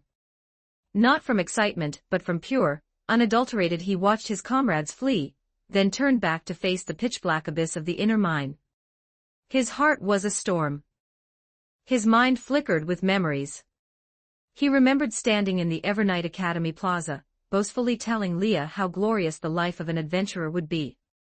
He remembered thumping his chest and promising Leah's family he would look after her. He remembered the look in Leah's eyes when she joined, full of trust and hope. It was me. Lot's voice was a barely audible whisper. I'm the one who brought her here. His legs wouldn't stop trembling, but he turned his body away from the light of. You madman. Don't do it. Come back. Bard's voice drifted from the Lot. Didn't look back. He raised his longsword, the dim light of his OD reinforcement flickering in the dark. I have to find her, he said, his voice quiet but absolute. I will fulfill my duty as captain. He stepped forward. One foot, then the other, marching into the darkness that swallowed all light. At the edge of the pit, Skill-Lust remained where she was. She had watched the youths enter. She had seen their joy, their panic, and their eventual splintering. She saw everything. Lust held up a finger, a faint, nearly invisible thread of purple energy pulsed at its tip. It was a mark she had placed on Leah, a little trick that allowed her to sense the girl's vital state from leagues away. The mark had not vanished. But she had been dragged into the deepest reaches of the mine by a much more powerful force. How interesting, Lust murmured. She didn't move. She had no intention of intervening yet. The things inside this mine were a bit more complex than she had anticipated. This was a perfect opportunity to let the boy scout the way. She wanted to see if his courage was a genuine spark, or just a desperate flare of youthful impulse. If he managed to reach Leah alive, she might just lend a hand. It would only prove that his boasted bravery was nothing more than a bad joke. 20 advanced chapters now available on Patreon. https://www.com/c/hollowborn, just remove the hyphen symbol, to access Patreon normally. If you like this novel, please consider leaving a review. That's helped the story a lot, thank you. Chapter 203, Into the Abyss. 1193 words. Chapter 203, Into the Abyss. Leah's head throbbed, a dizzying, nauseous haze clouding her thoughts. One moment, she had been at the rear of the group, her staff's radiance illuminating the backs of her comrades and the jagged stones beneath there. The next, an irresistible force had seized her. The world warped, sounds vanished, and reality itself dissolved into a kaleidoscope of spinning colors. By the time her mind cleared, she was somewhere entirely alien. There was not a flicker. The air was thick with the scent of damp earth mixed with the cloying stench of rot. A single breath, was enough to make her stomach churn. What is this place? Leah leaned against the damp wall, retching, though nothing came up. Judging by the crushing atmosphere, she realized she was deep within the heart of the mine. Her textbooks at the Evernight Academy had been clear: in places where wraiths congregate, the deeper you go, the more oppressive the environment. Only high-tier spirits have the right to claim the darkest, most central sanctums. Leah's breath came in sharp, shallow gasps. She knew she was in deep trouble. Forcing herself to stay calm, she focused her mind to manifest a light spell. Then she realized her staff had slipped from her grip during the transition. She immediately dropped to her knees, fumbling blindly across the floor. Fingertips brushed against something slick and slimy, thick patches of moss that sent a shiver of visceral disgust through her. Finally, her hand closed around familiar wood. Gripping her staff, she whispered, "Primary luminosity." It was a basic spell, the only one she dared use.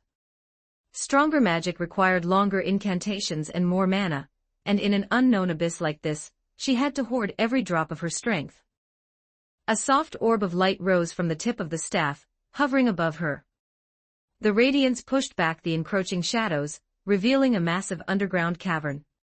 It looked like the hollowed-out belly of a mountain. Walls were riddled with tunnel entrances, black, yawning maws that led to God knows where. Then she saw it. Standing at the very edge of her light's reach was a silhouette. Wraith, but unlike any she had encountered before. Its body was no longer translucent, it was nearly solid, its outline sharp and jagged. Its form was twisted, its visage a mask of rotting spirit flesh. It was a high wraith, at least tier 4. Leah's entire body froze. "I have to run."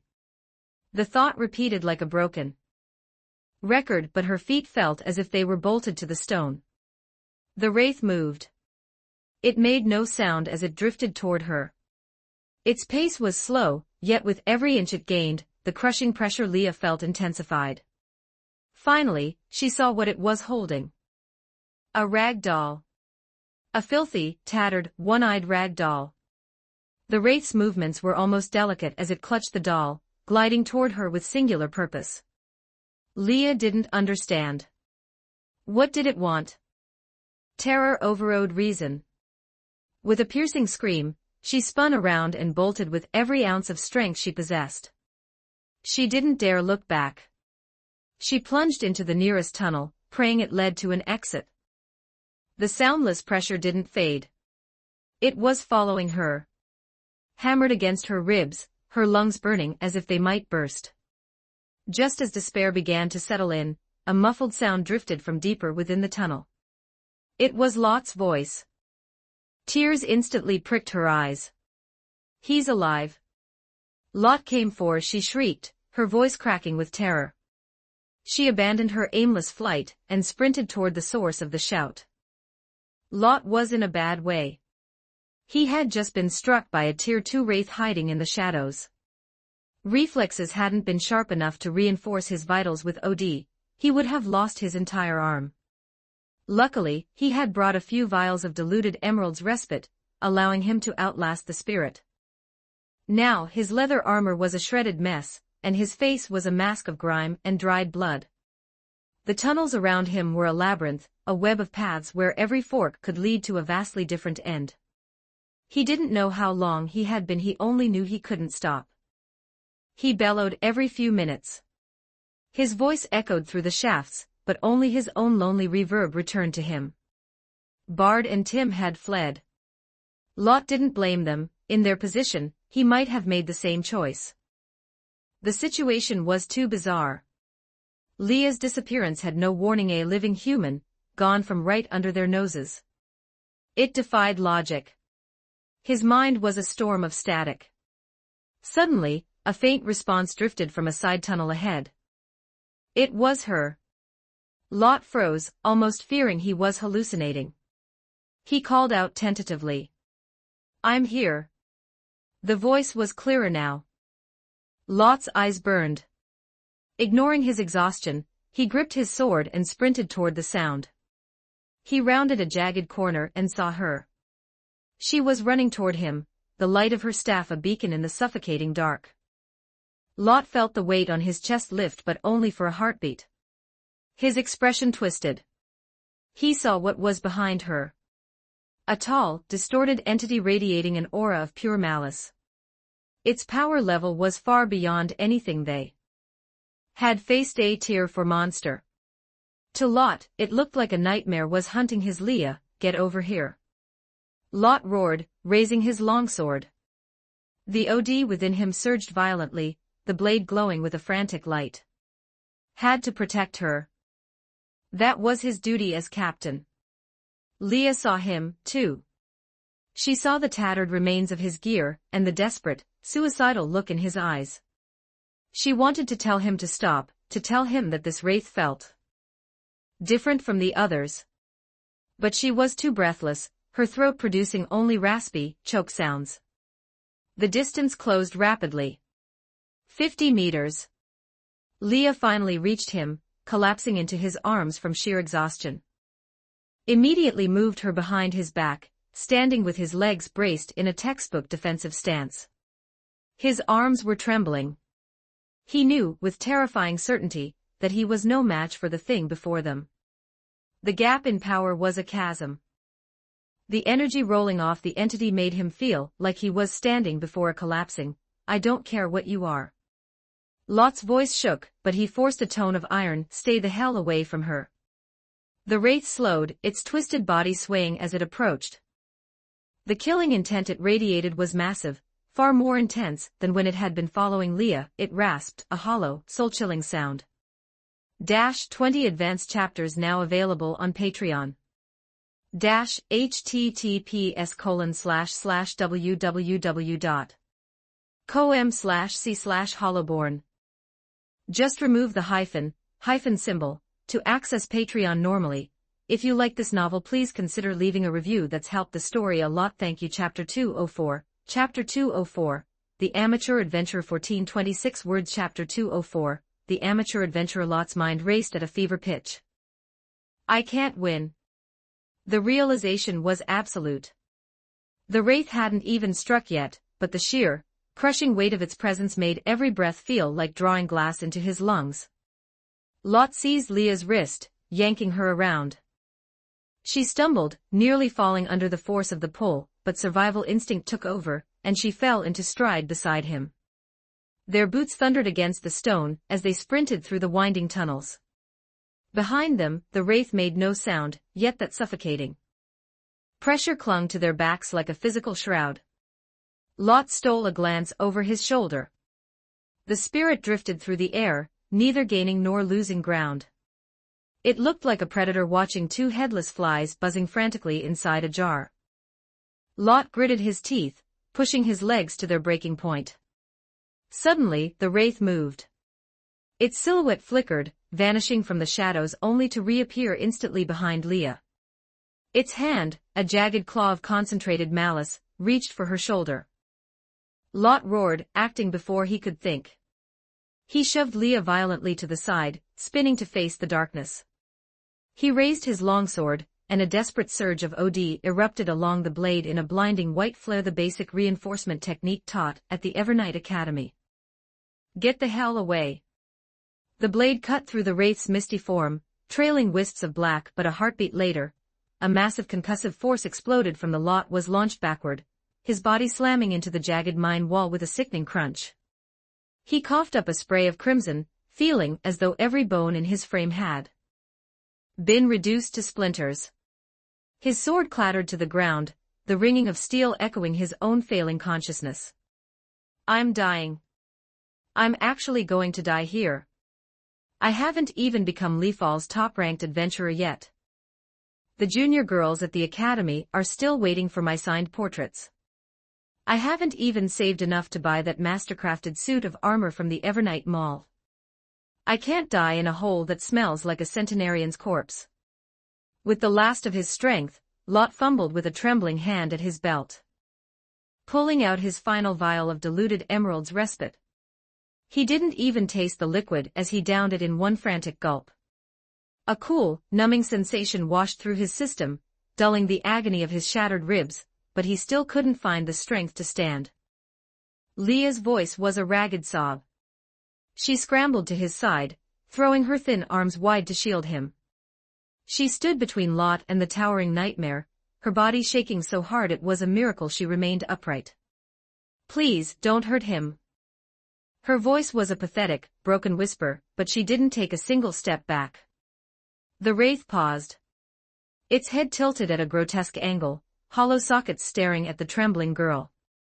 Slowly, it began to lift a hand toward her. Leah squeezed her eyes shut, bracing for the end. Just then, a chaotic thrum of footsteps echoed from the opposite end of the tunnel, accompanied by a winded, desperate shout. "No crouch." It was Bard's voice. Leah's body reacted faster than her brain. She tucked her head and dropped into a low crouch. She snapped her eyes open just in time to see Bard and Tim charging toward them, looking even more disheveled than Lot, their faces masked in grime and sweat. Bard, screaming with exertion, used his war hammer like a throwing weapon, hurling the heavy iron tool directly at the wraith. Tim held his light of Evernight high, shaking it violently to create a strobe effect of blinding flashes to disorient the spirit. The wraith seemed indifferent to the flying hammer until it realized the projectile's trajectory would take it right through the tattered rag doll in its. It altered its movement instantly, flickering backward with supernatural grace to avoid the strike. The hammer slammed into the wall behind it, sending sparks flying with a thunderous boom. "You guys." Lot wheezed, leaning against the cold stone. "You ran." Bard skidded to a halt beside him, hands on his knees as he gasped for air, before launching into a string of curses. "You idiot, Captain. If we actually left, who would be around to scrape your remains off the wall?" He paused, adding in a lower, hissed tone, "Besides, all those wraith crystals we worked for are in your bag. That's over 20 silver coins." Bard didn't waste more breath. He bent down and hoisted Lot onto his back. "Shut up and hold on." Bard took off, feeling as though he were carrying a full-grown ox. "Seriously, Lot, lose some weight. You're heavy as hell." "I'm dying over here, you prick." Lot snarled weakly from over his shoulder. Tim was already in the lead, his light of Evernight cutting through the gloom. "This way. I remember the turns. Follow me." The four of them engaged in a frantic, suicidal sprint, looking like a brood of chickens being chased through a coop by a wolf. Behind them, the Tier 4 wraith trailed like a blurred shadow, never closing the gap, but never falling behind. Leah looked back, her voice hit a shrill, panicked note. "It's still there." Bard felt like his lungs were about to burst. "Don't look back. Imagine it's a landlord coming for the rent." Tim twisted and turned through the labyrinthine side tunnels like a panic. Suddenly, his voice broke with a sob of pure relief. "We're saved." Sure enough, a faint glow filtered in from the end of the shaft. "Go, go, go." They poured every remaining drop of energy into their legs, launching themselves toward the opening like cannonballs. They burst through the entrance, tumbling out into the open air. And then, the ecstasy died. It wasn't the warm, golden rays of the sun. It was the cold, silver radiance of in their frantic struggle within the mine. They hadn't realized how much time had passed. Night had fallen. The Tier 4 wraith hadn't been unable to catch them, it had been hurting them, driving them from one cage into another where its power was absolute. "It's over. We're dead." The four of them collapsed onto the grass, panting heavily, the word doomed practically etched onto their faces. Leah closed her eyes and began a frantic, incoherent prayer to every deity she knew, from the sovereign of Evernight to the gods of the Gustico theocracy, even the long-forgotten forge god of the dwarves, begging for a miracle. As the Tier 4 wraith drifted slowly out of the cave mouth to stand before them, a massive, violet energy construct in the shape of a skull lunged from the night. It clamped its jaws onto the wraith's shoulder with a sound like grinding. With a single, irresistible yank, the energy skull dragged the shrieking spirit back into the lightless depths of the mine. The four youths sat frozen, staring in dumbfounded shock. Slowly, stiffly, they turned their heads. The mysterious woman they had encountered earlier was strolling toward them from the shadows. The moonlight caught her silhouette, gilding her in a silver halo. She stepped past them with long, elegant strides, heading toward the mine. As she passed, she paused, looking down at them with the amused curiosity one might show a group of peculiar kittens. Human lives are fleeting things, destined for the grave, she mused. So, you really ought to cherish the breaths you have left. She looked back at the four frozen adventurers and offered a small, hauntingly beautiful smile. After all, even in a novel, there is more to the story than just the first and last chapters. Lot, still sprawled on the ground, struggled to lift his head. He looked at her with the wide-eyed reverence of a devotee witnessing a miracle. "Who are you?" he managed to ask. Skilllust waved a hand dismissively, stepping into the pitch-black maw of the mine without looking back. "Just an amateur adventurer passing through." 20 advanced chapters now available on Patreon. https://www.com/c/hollowborn, just remove the hyphen symbol, to access Patreon normally. If you like this novel, please consider leaving a review. That's helped the story a lot. Thank you. Chapter 205. Chapter 205. The Struggle. 1209 words. Chapter 205.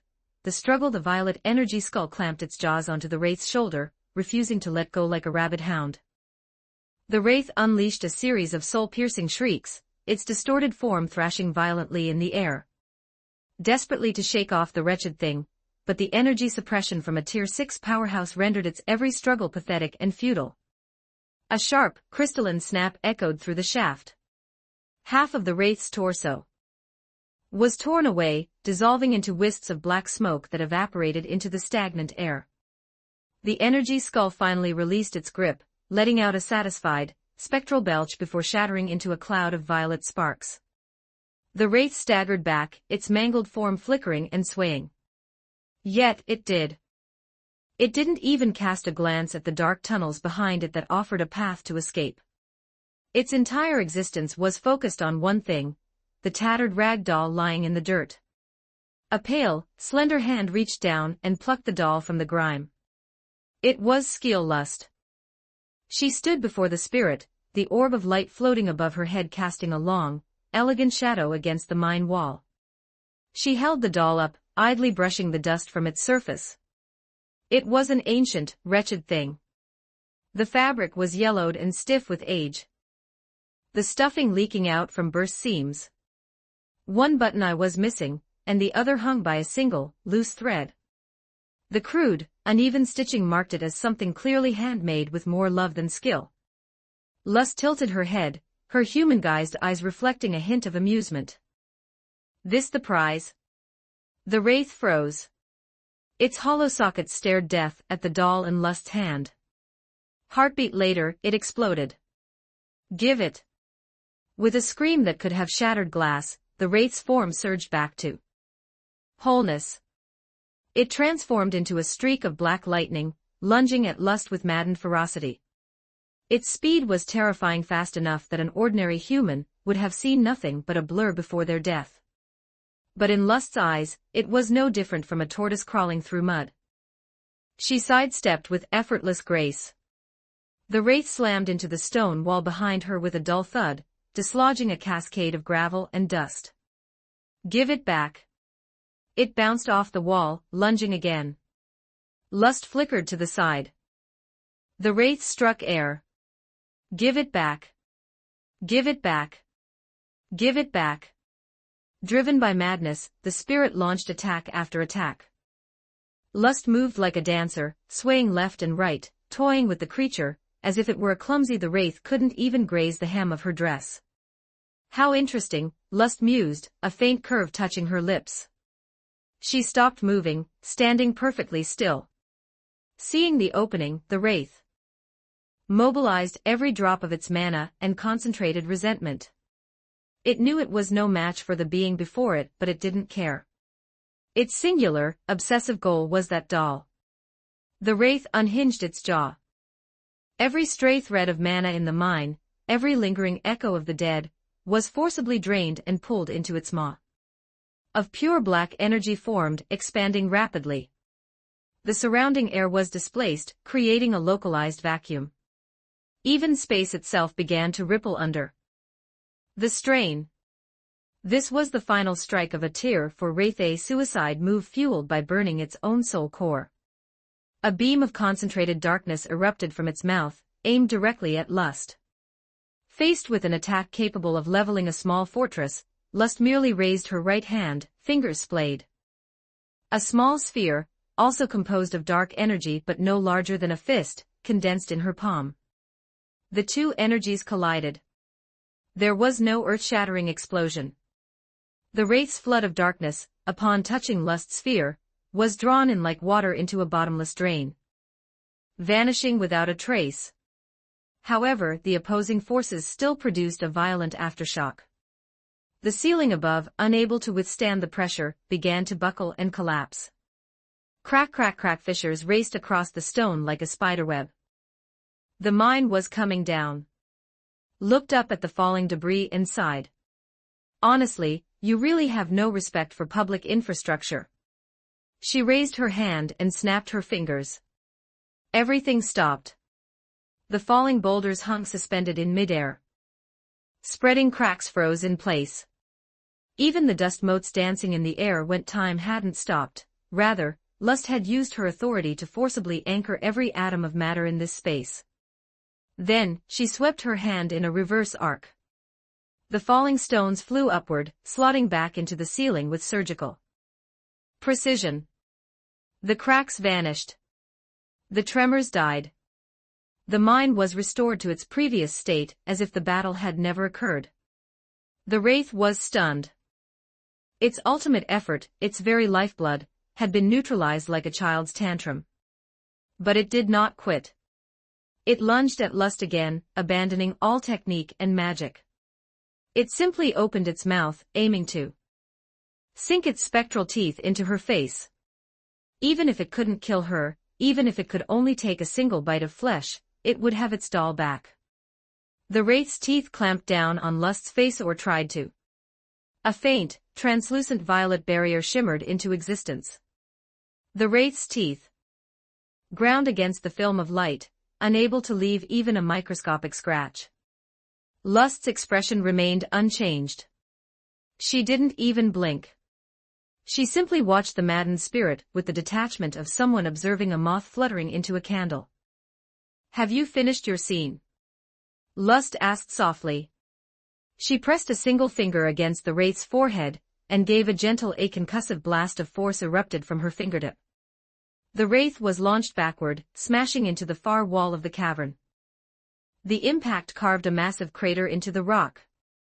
The spirit remained pinned there, embedded in the stone, motionless for a long time. Lust, still clutching the doll, walked toward it. Her footsteps echoed. Hollowly tap, tap, tap, each one falling like a hammer blow against the Wraith's fading consciousness. The spirit struggled, trying to pull itself from the wall. Its body was a tattered mess. That last push had nearly shattered its soul core. Yet it stood. Like a drunkard clinging to a bar. Its voice was a whisper, barely audible. Obsession behind it hadn't dimmed a fraction. Lust stopped in front of it, looking down at the broken thing. "You know," she said suddenly, "I had intended to simply purify you. Wraith wandering this close to civilization is a liability the Empire can't." She paused, lifting the doll. "But your obsession with this object, it makes me curious. Why would a Wraith cling to a filthy rag doll with such intensity? Intense enough to stay and fight even as your very soul begins to unravel." 20 advanced chapters now available on Patreon. https://www.com/c/hollowborn. Just remove the hyphen symbol to access Patreon normally. If you like this novel, please consider leaving a review. That's helped the story a lot. Thank you. Chapter 206. Chapter 206. The first subject. 1219 words. Chapter 206. The first subject. The Wraith offered no answer. He simply lunged at skill Lust again and again. Each time, he was swatted back with ease. Each time, he scrambled to his feet with flickering, unstable limbs, throwing himself back toward the tattered rag doll. His form was growing translucent, his OD hemorrhaging into the stagnant air. He was like a candle, guttering in a gale, a spark ready to be snuffed out at any moment. Yet, his objective never wavered. Lust stood her ground, watching the maddened spirit. She stopped attacking. Simply observed this creature, this thing that should have known better, as it threw its very existence against her for the sake of a toy. The orb of light above her cast a small, dancing shadow of the doll onto the damp stone. For reasons she couldn't quite quantify, looking at this obsessive, nearly broken spirit triggered a cascade of ancient memories in Lust's mind. It was from a time long ago. Back then, she was merely a low-tier undead who had recently evolved into a skeleton mage. The valley base was still a fledgling camp, a few crude huts huddled against a desolate landscape. During those nights, the Sovereign of Evernight would often sit alone atop the highest crag in the valley, gazing up at the massive moon. That skeletal silhouette always looked profoundly. Lust hadn't understood. As an undead, she required no sleep, no respite, and certainly had no logical reason to stare at a glowing rock in the sky. A spark of curiosity, she had summoned the courage to climb up to that grate. She tilted her bare skull upward, the soul fire in her sockets flickering, with the nervous static of a subordinate approaching a god. "My sovereign," she had whispered. "What are you looking at?" Kaido had turned his head then, looking down at the skeleton mage he had only recently named. In her sockets, the soul fire was still weak, like two tiny, wavering birthday candles. Kaido's jawbone shifted, a gesture she would later learn was a smile, and he reached out a bony hand to ruffle the top of her skull. "I'm looking at the moon. Does its cycle impact our next strategic deployment?" "I don't quite know myself." Kaido paused, his gaze returning to the silver. "Perhaps, because it is beautiful." Lust had tilted her head. Beautiful? What was that? She didn't understand. Her cognitive system, there were only the binaries of life, strong and weak, enemy and ally, command and obedience. The Sovereign's words were too abstract, a logical error in her programming. "My sovereign, I do not understand." Kaido didn't explain. He simply continued to pat her skull, rocking her head back and forth until her bones made soft, rhythmic click-clack sounds. "You will understand, eventually." At that time, Lust truly didn't.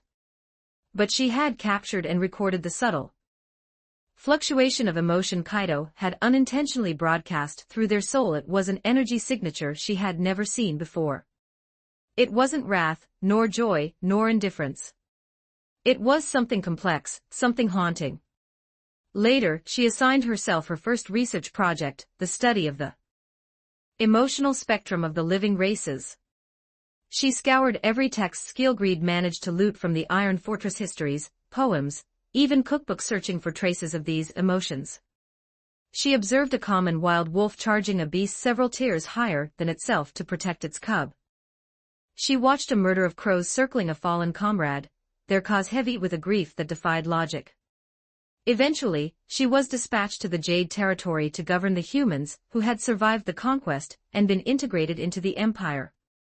It was her first time interacting with the living on such a massive scale. They were no longer targets to be purged or materials to be dissected on a laboratory bench. Were flesh and blood, they were vessels of joy, anger, sorrow, and delight. She saw a human mother in a cathedral, cradling the cold corpse of her child, weeping without a sound. The woman's tears fell like broken pearls onto the stone floor, yet she muffled her sobs as if terrified of waking the child from its eternal sleep. She saw a wizened old man in his final moments, gripping his son's hand with surprising strength, repeating the same mundane instructions over and over: "Take care of yourself. Don't be a picky eater." She saw a human girl who, every night, would run alone to the cemetery outside the city, clutching a wolf-tooth pendant. The girl would talk to a headstone, recounting the day's trivialities, what she had learned, a craft she had mastered, a boy next door who had teased her. She would laugh, she would cry.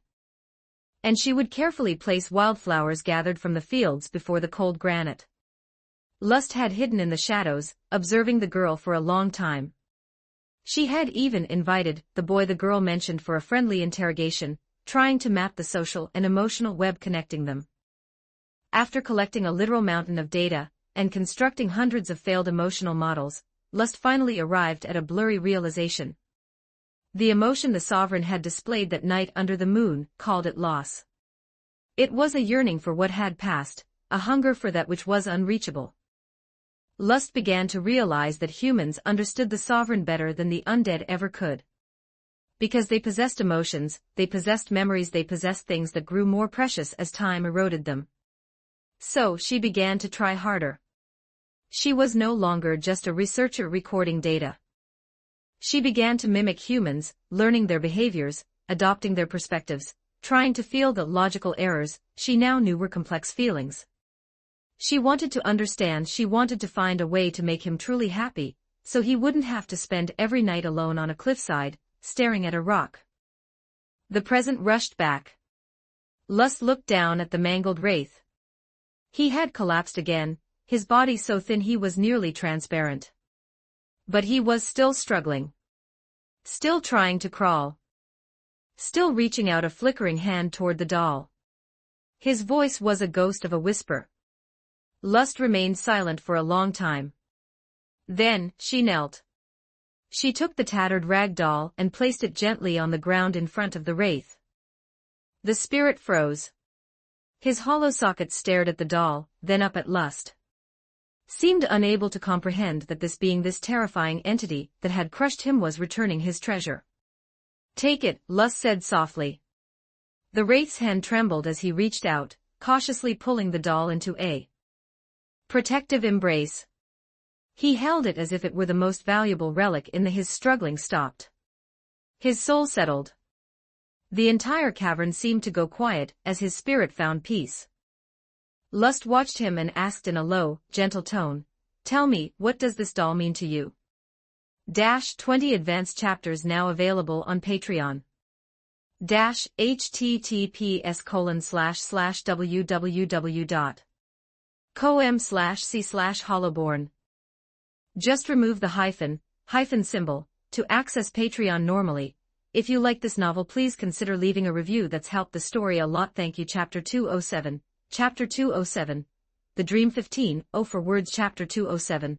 The Dream. The wraith fell silent, clutching the tattered rag doll to its hollow chest. Empty eye socket stared down at the toy, its jaw working as if trying to speak, yet no sound escaped but the low whistle of the wind through the tunnels. What did it mean? He couldn't remember. Why was he here? The memory had fled. He couldn't remember anything at all. His mind was a swirling void of chaotic. The only thing tethering him to existence was the absolute certainty that this doll was important, vitally, life-endingly important. And that girl from before. The one holding the staff, her eyes wide with a terror that mirrored his own. Forgotten pain. For a reason he couldn't grasp, he had simply wanted to reach out and pat her head. Just like he used to do, a lifetime ago. Lust watched the spirit's confusion, her expression unreadable beneath her human avatar. After a long silence, she spoke. "Since you cannot answer." She raised a hand, her slender, pale fingers reaching out to brush against the wraith's forehead. "Then let me see for myself. Show me the memories you've discarded." In an instant, violet mana surged from her fingertips, tendrils of dark energy seeping into the wraith's soul core.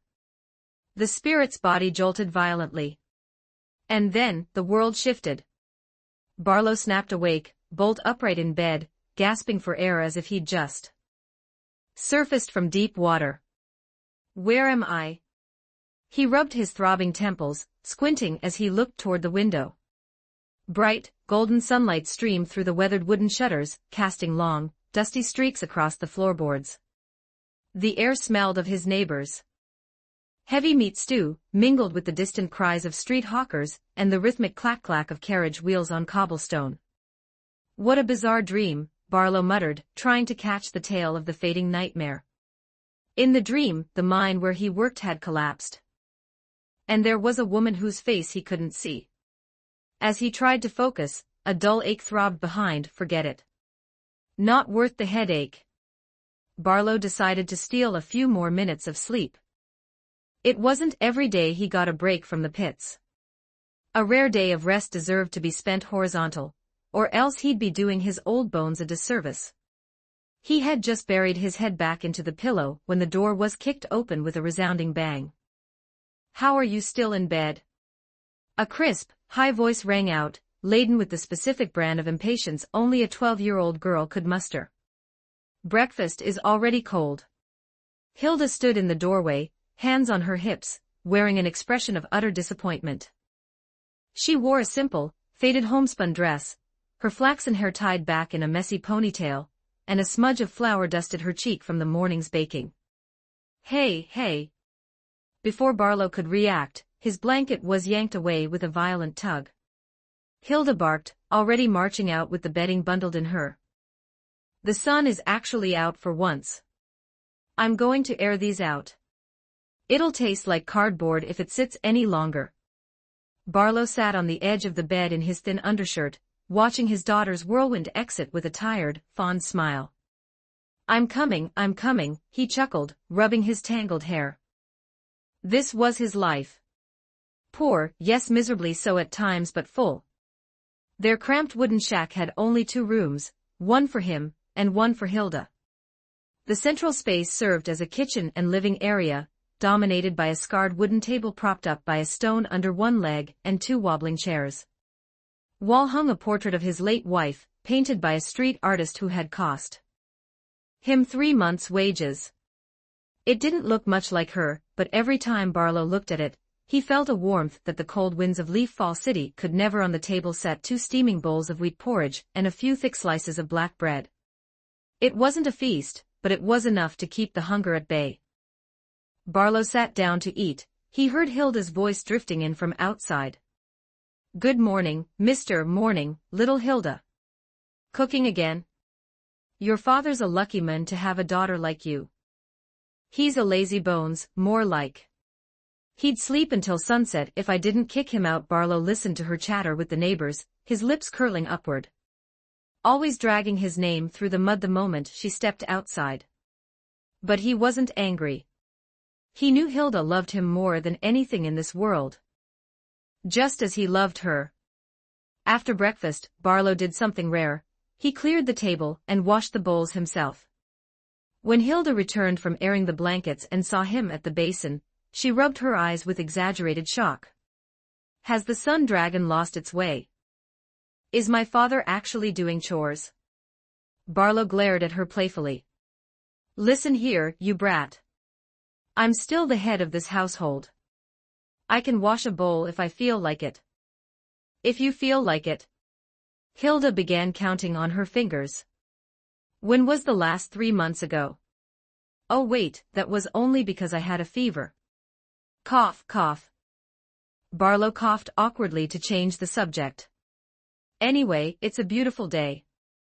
Want to head into the city? I'll buy you some candied fruit." Hilda's eyes turned into saucers. Barlow thumped his chest. "I got my wages yesterday. We're going to live like nobles today."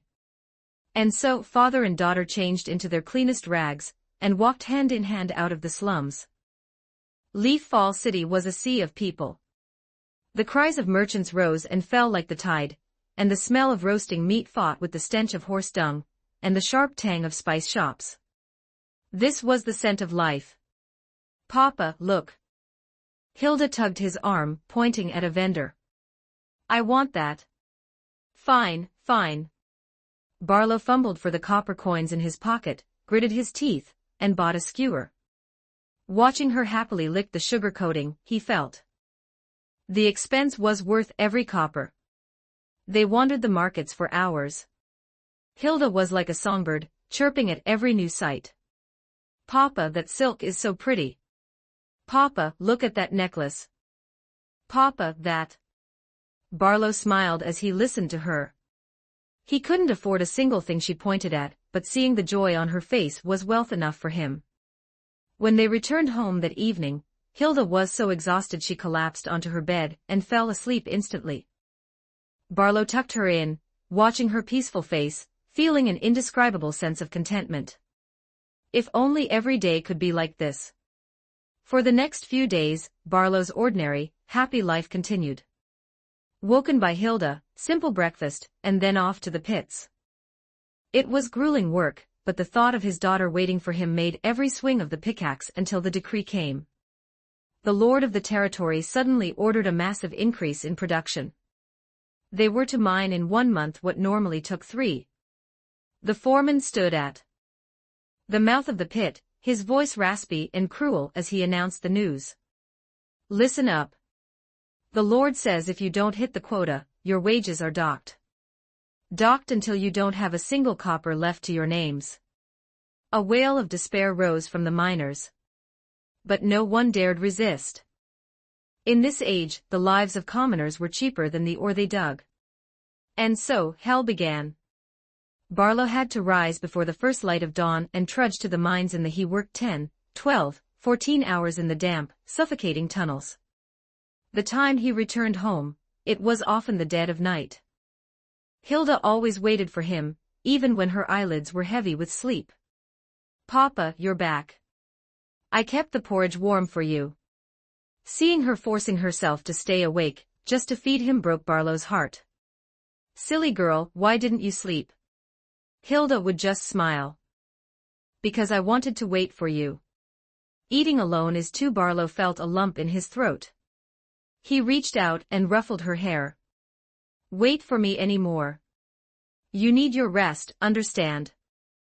Hilda shook her head stubbornly. I'm going to wait. Barlow couldn't win against her. He could only sigh and silently finish his, but the good days were running out. 20 advanced chapters now available on Patreon. https://www.com/c/hollowborn. Just remove the hyphen symbol, to access Patreon normally. If you like this novel, please consider leaving a review. That's helped the story a lot. Thank you. Chapter 208, Streetscape 1484 words. Chapter 208, Streetscape. The Lord's command came down once more. It was simple and absolute. All miners were forbidden from returning home until the new quotas were met. Barlow had managed to send word to a neighbor to watch over Hilda, but it had been days since he had seen her face. The deepest part of the mine had been partitioned into a makeshift dormitory, a wretched space filled with rotting straw and tattered rags. Dozens of miners were packed together. The air was thick with the stench of sweat and unwashed feet. Some snored with a sound like lowing oxen. Others talked in their sleep, whispering the names of wives or children. Occasionally, someone would bolt upright in the middle of the night, breathless, only to bury their face in their knees, shoulders shaking in a silent, jagged rhythm. Barlow could not sleep. He lay on his side in the straw, staring at a crack in the ceiling where water seeped through the stone. The droplets struck the floor with a rhythmic, irritating tap. He missed Hilda. He wondered how she had spent these last few days. Was she eating enough? She crying when no one was looking? She was always like that, pretending to be iron-strong in front of him, even when her heart was breaking. Barlow, you still awake? A voice whispered from the straw beside him. Barlow turned to see old Jack, a fellow miner, sitting up and gnawing on a piece of bread he had saved from his midday ration. Worried about home, Barlow replied. Who isn't? Old Jack finished his bread, carefully pinching every stray crumb from his shirt and popping them into his mouth. My boy is only 5. Neighbors are watching him, but he's a handful. I just hope he hasn't caused too much trouble. The two men fell silent. In the darkness, there was only the chorus of snores and the relentless dripping of water. Barlow, what are we even doing this for? Old Jack asked suddenly. Every day we risk our lives in this hole, and every scrap of ore we dig belongs to the pittance we get back barely keeps our families from starving. Barlow gave no answer. He didn't have one. Perhaps this was simply the weight of their fate. Physical exhaustion was one thing, but the fog of uncertainty regarding the future was what truly gnawed at Barlow's sanity. At noon the next day, the foreman appeared at the mouth of the pit, blocking out the only source of natural light. He held a tin megaphone and stood on a high ledge, his voice raspy as he barked the announcement. Listen up. The Lord has shown mercy. You've got a day off tomorrow. The miners froze for a heartbeat before erupting into a ragged cheer. Their shirts into the air, others embraced their co-workers, shouting with, but the foreman's next words turned their smiles to stone. And the day after that you work.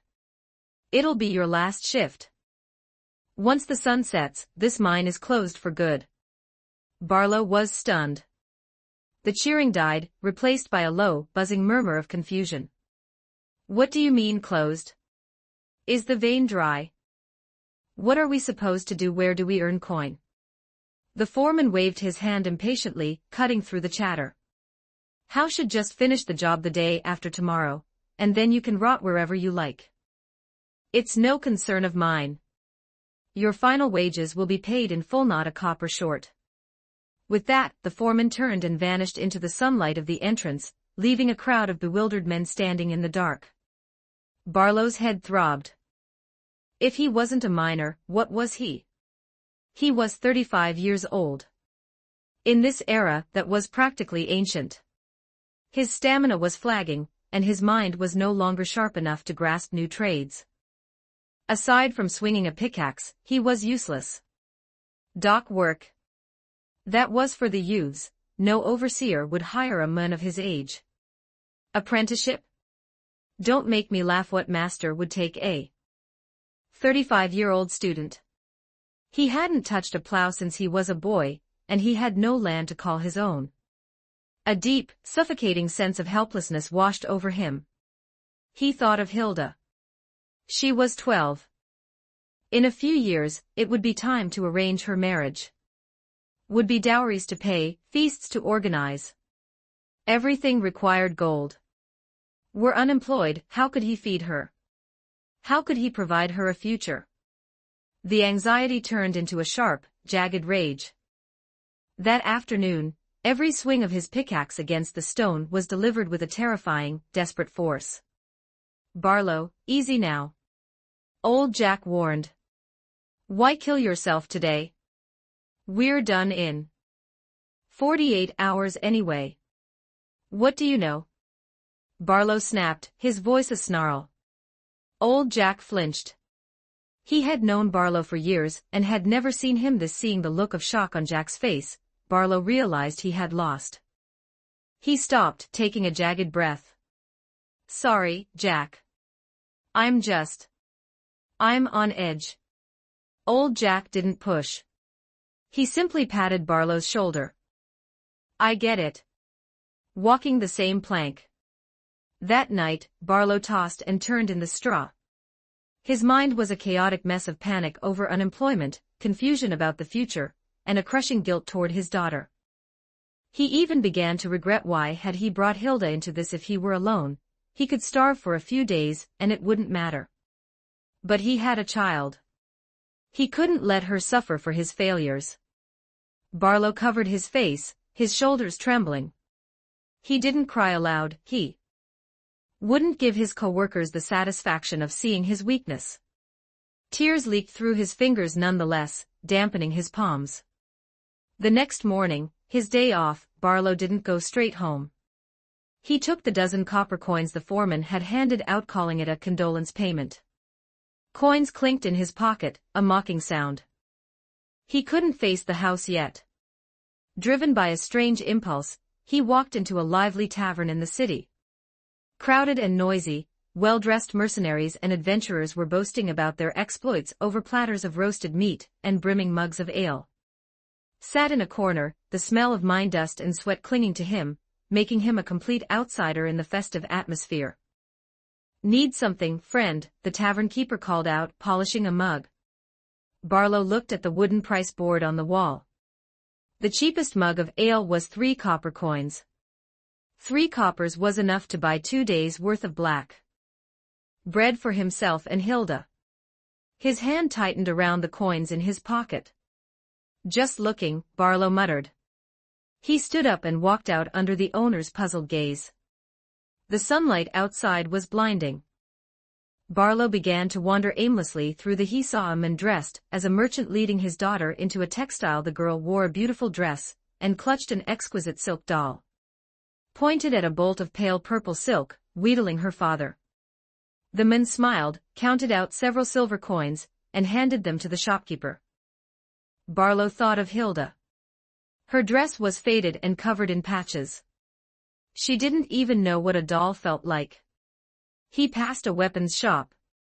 A man his age was swinging a brand new longsword in front of the store. The man's leather armor was well maintained, and the pouch at his belt was bulging. He was a city guard, a steady job, a stable life. Just then, a magnificent carriage swept past. The wheels splashed mud onto Barlow's trousers. Through the window, a noble lady cradling a white lapdog looked right through him, as if he were part of the scenery. Barlow looked down at his ruined pants, said nothing, and kept walking. At the next corner, he saw a landlord screaming at a family. "If you don't have the rent by tonight, get the hell out." The father of that family stood with his head bowed, apologizing over and over. His wife and child cowered behind him, weeping in fear. Barlow stopped, watching the scene. It was like looking into a mirror of his own. Every smile he saw on the street, every laugh he heard, felt like a personal insult to his poverty and his impotence. Only when the sky began to fade to gray did he remember. Hilda was still waiting. 20 advanced chapters now available on Patreon. https://www.com/c/hollowborn. Just remove the hyphen symbol to access Patreon normally. If you like this novel, please consider leaving a review. That's helped the story a lot. Thank you. Chapter 209. Chapter 209. The Outburst. 1522 words. Chapter 209. The Outburst. Barlow dragged his leaden, exhausted body back to his shack. The sky had turned a bruising shade of black, and the moon hung high above, casting a cold, indifferent silver light over the slums. He pushed open the creaking door to find Hilda sitting at the scarred wooden table, her chin propped in her hands, waiting for him. "You're finally home." The girl sprang from her chair, her face a mask of relief and suppressed grievance. "You've been gone for days. I was so scared here all by myself." Bearers from next door said wraiths have been appearing outside the city. Everyone is afraid to go out at night. Every single night, I lay awake wondering if you were dead in a ditch somewhere. Hearing this barrage of complaints, the suffocating impotence Barlow had felt while wandering the city that day finally found its spark. The panic about his unemployment, the anxiety for their future, and the crushing weight of his own failure boiled over. "I'm fine, aren't I?" he snapped, ripping off his dust-caked coat and tossing it onto a chair. "What does a child like you know about anything?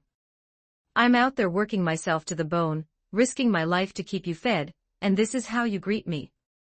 Hilda flinched, her eyes widening at his tone. "I was just worried." Worried. That's all you ever say."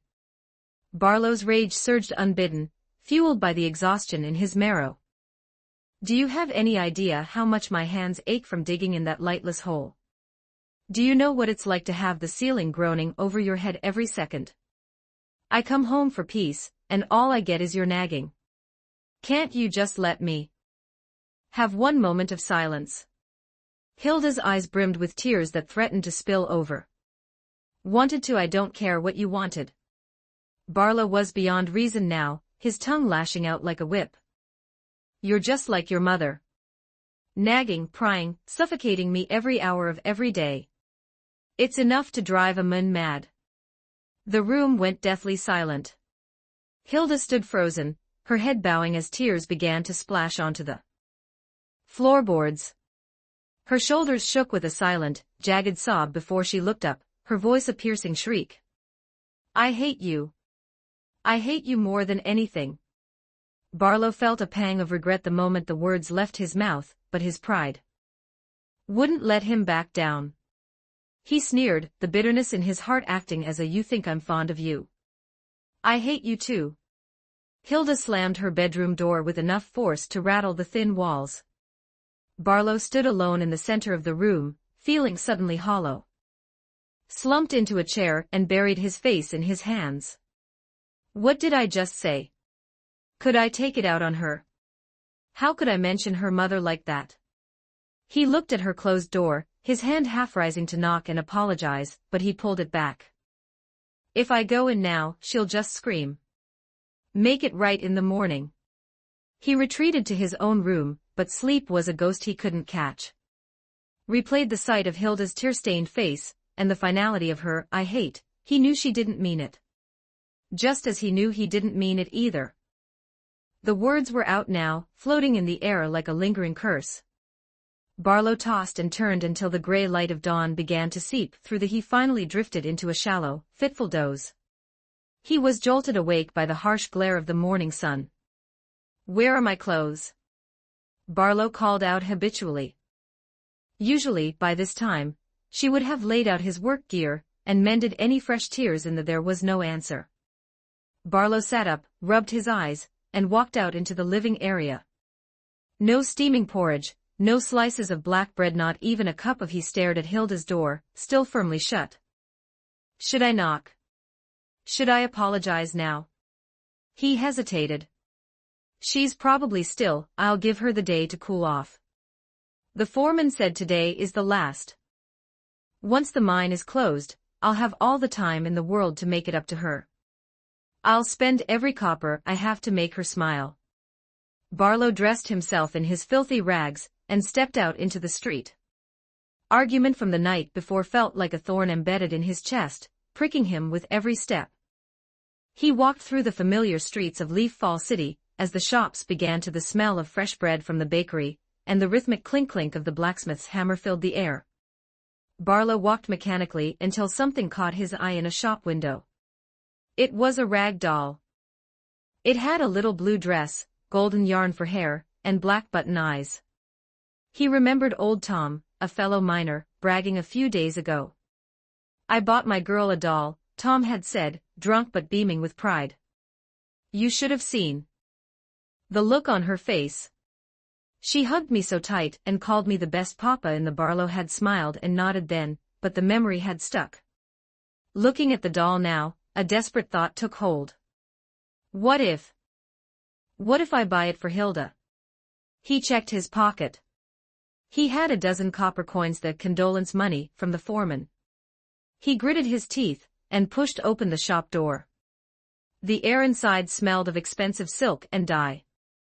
Bolts of vibrant fabric were stacked neatly on the shelves. A middle-aged man with a protruding belly was dozing behind the counter, snapping awake at the sound of the bell. When he saw Barlow, his customer service smile vanished instantly. Barlow stood there, covered in coal dust and dried mud, his face a mottled mask. He looked like a creature crawled out of the earth. What do you want? The owner barked, waving his hands as if shooing a stray dog. You're filthy. You'll ruin my silks. Barlow stood his ground, awkwardly wringing his hands. He pointed at the doll in the window. The doll. I have coin. I want to buy it. The owner looked him up and down with utter disdain. You don't have enough to buy the thread on that doll's dress. You're bad for business. I really have it. Barlow grew frantic, pulling the coppers from his pocket. I can pay. It's important. I had a fight with my daughter, need to bring her something to make it right. The shopkeeper let out a mocking sneer at the sight of the meager copper coins. Is that it? Listen, that doll isn't for sale to the likes of you. Even if it were, you couldn't afford a single limb of it. Now get out before the noble lords see you and decide my shop is a hovel. Barlow was physically shoved out the door. He stood on the cobblestones, staring at the coins in his palm, feeling a wave of self-loathing so cold it numbed his. I can't even buy a toy for my own child. What kind of father am I? Forget it.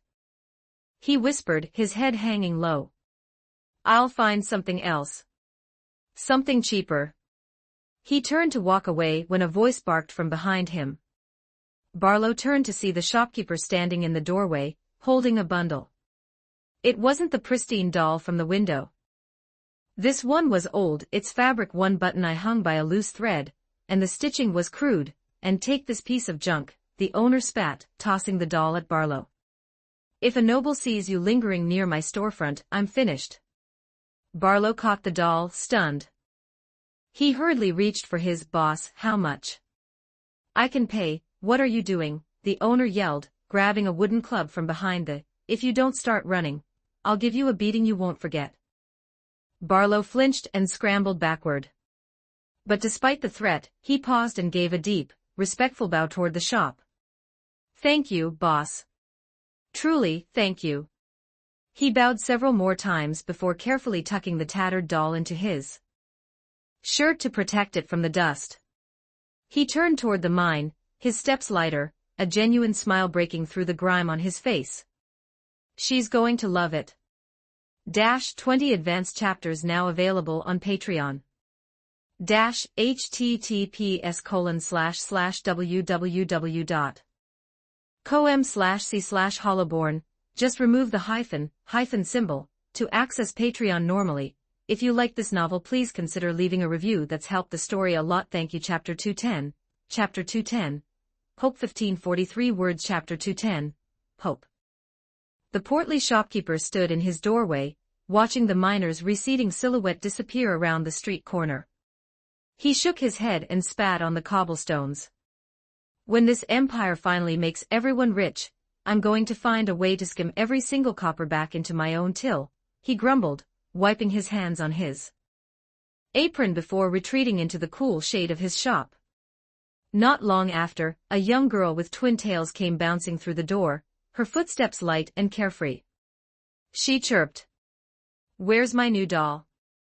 I want to take it to show the other. At the sound of her voice, the shopkeeper's gruff face melted into a doting, "Ah, there's my little princess." He moved with surprising agility, hoisting the girl up and planting a loud kiss on her cheek. Right there in the window, just waiting for you. The girl squirmed, pushing his face away playfully. What about my old one? Want to take that one too? The shopkeeper's smile faltered, and his eyes darted toward the empty shelf where the tattered doll had once sat. He scratched his head nervously. You said you didn't want it anymore, remember? Thrown away. The girl tilted her head, considering this for a moment. Leaned in and gave him a quick peck on the cheek.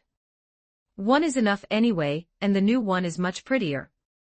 I'm going to go find my friends now. With a giggle, she wriggled out of his arms, snatched the pristine doll from the display, and sprinted out the door. Watch the road, the shopkeeper bellowed after her. Don't go tripping on the... Her voice drifted back from the distance. The shopkeeper lingered at the door, watching her happy figure until she was out. A tender, rare warmth settled in his chest.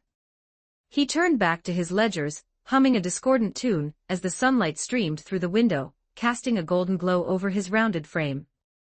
Meanwhile, Barlow was in the best mood of his life. The doll was old, yes, tattered and stained, but it was his peace offering.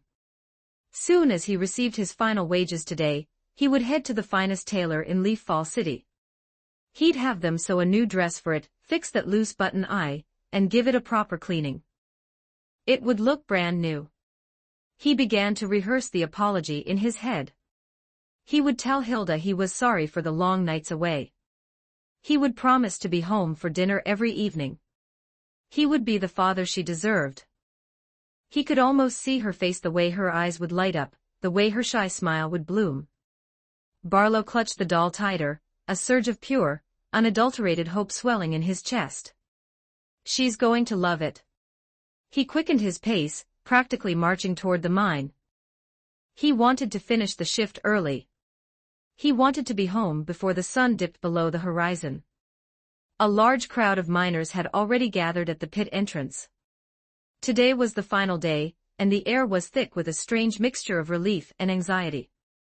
Some were glad to be done with the backbreaking labor, others looked toward the future with hollow eyes, wondering how they would put bread on the table. The foreman stepped onto a high crate, cupping his hands. Listen up. Today is the final shift. Give me your best work. Don't let me catch a single one of you slack-jawing or dragging your feet. The foreman cleared his throat, a rare, oily grin spreading across his face as he pulled a scroll from his belt. Furthermore, the Viscount has decreed a rare stroke of benevolence. Decided to select a few of our top performers to be integrated into the city. The miners held their collective breath. The city guard. That meant steady wages, a clean uniform, and a life of dignity. It was a ticket out of the dirt and into the light. The foreman relished the silence. He unrolled the parchment and began to recite the names. A man nearby let out a strangled cry of joy, jumping into the air and embracing anyone within reach. The foreman ignored him, continuing down the list. Every name, a cheer erupted or a sigh of defeat followed. Barlow's heart hammered against his ribs like a caged bird. His palms were slick with sweat, his ears ringing as he strained to hear. Barlow Andreas. The final name. Barlow froze. He was certain he had misheard. The world seemed to slow to a crawl as the miners around him turned, their gazes filled with envy and begrudging respect. Congratulations, Barlow. Old Jack slapped him so hard on the shoulder he nearly tipped over. Look at you. Don't forget your old mates when you're wearing that shiny breastplate. Other miners swarmed him, offering congratulations and well wishes. Couldn't even find his voice, he just stood there with a wide, goofy grin plastered across his face. He felt like he was floating. All right, enough chatter. Get to work. The foreman barked, waving them toward the dark maw of the mine. Barlow carefully took the doll and tucked it into his personal tool locker, wrapping it in a clean piece of rag before locking the latch. He'd take it out when the whistle blew. He gripped his pickaxe and followed the line into the darkness. The familiar smell of sulfur and damp earth greeted him, but today, it didn't feel like to Barlow. The rhythmic clink-clink of the tools sounded like the ringing of celebration bells. His arms felt stronger than they had in years. His heart was overflowing with it meant a better life for Hilda. Pretty dresses, roasted meats, a house that didn't leak when it rained. No more worrying about the next, no more bowing his head to every passing noble. The hours bled into one another. Barlow didn't know how long he had been digging. He only knew that his muscles burned and the blisters on his hands were raw, but he didn't care. He was going to be the first one out. The first one to collect his pay. The first one to tell his daughter the news. Then he heard it. It was faint. A tiny, crystalline snap that shouldn't have been there. Barlow stopped. He looked up. Around him, other miners had frozen, too, their heads tilted like startled deer. What was that? Someone whispered. No one answered. They didn't have to. Crack, crack, crack. The sound intensified, becoming a rapid-fire staccato. Dust began to hiss from the ceiling like falling sand.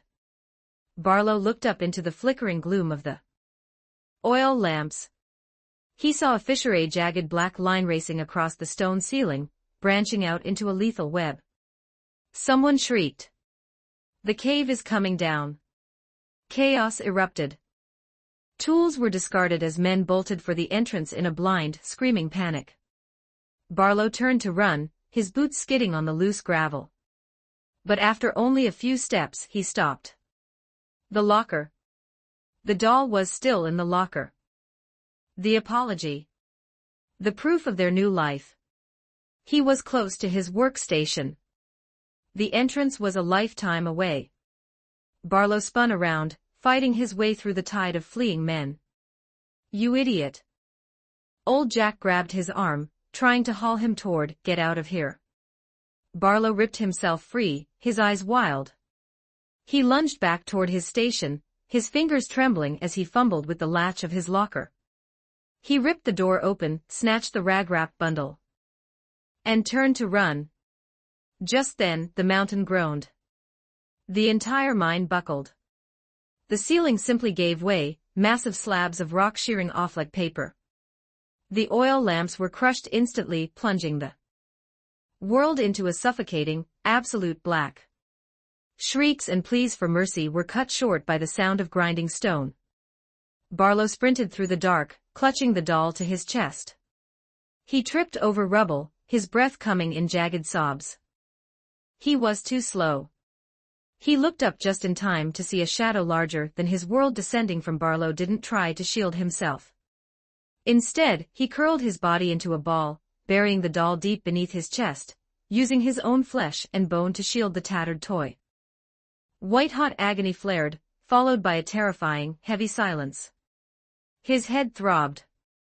He couldn't move. He couldn't even feel his legs.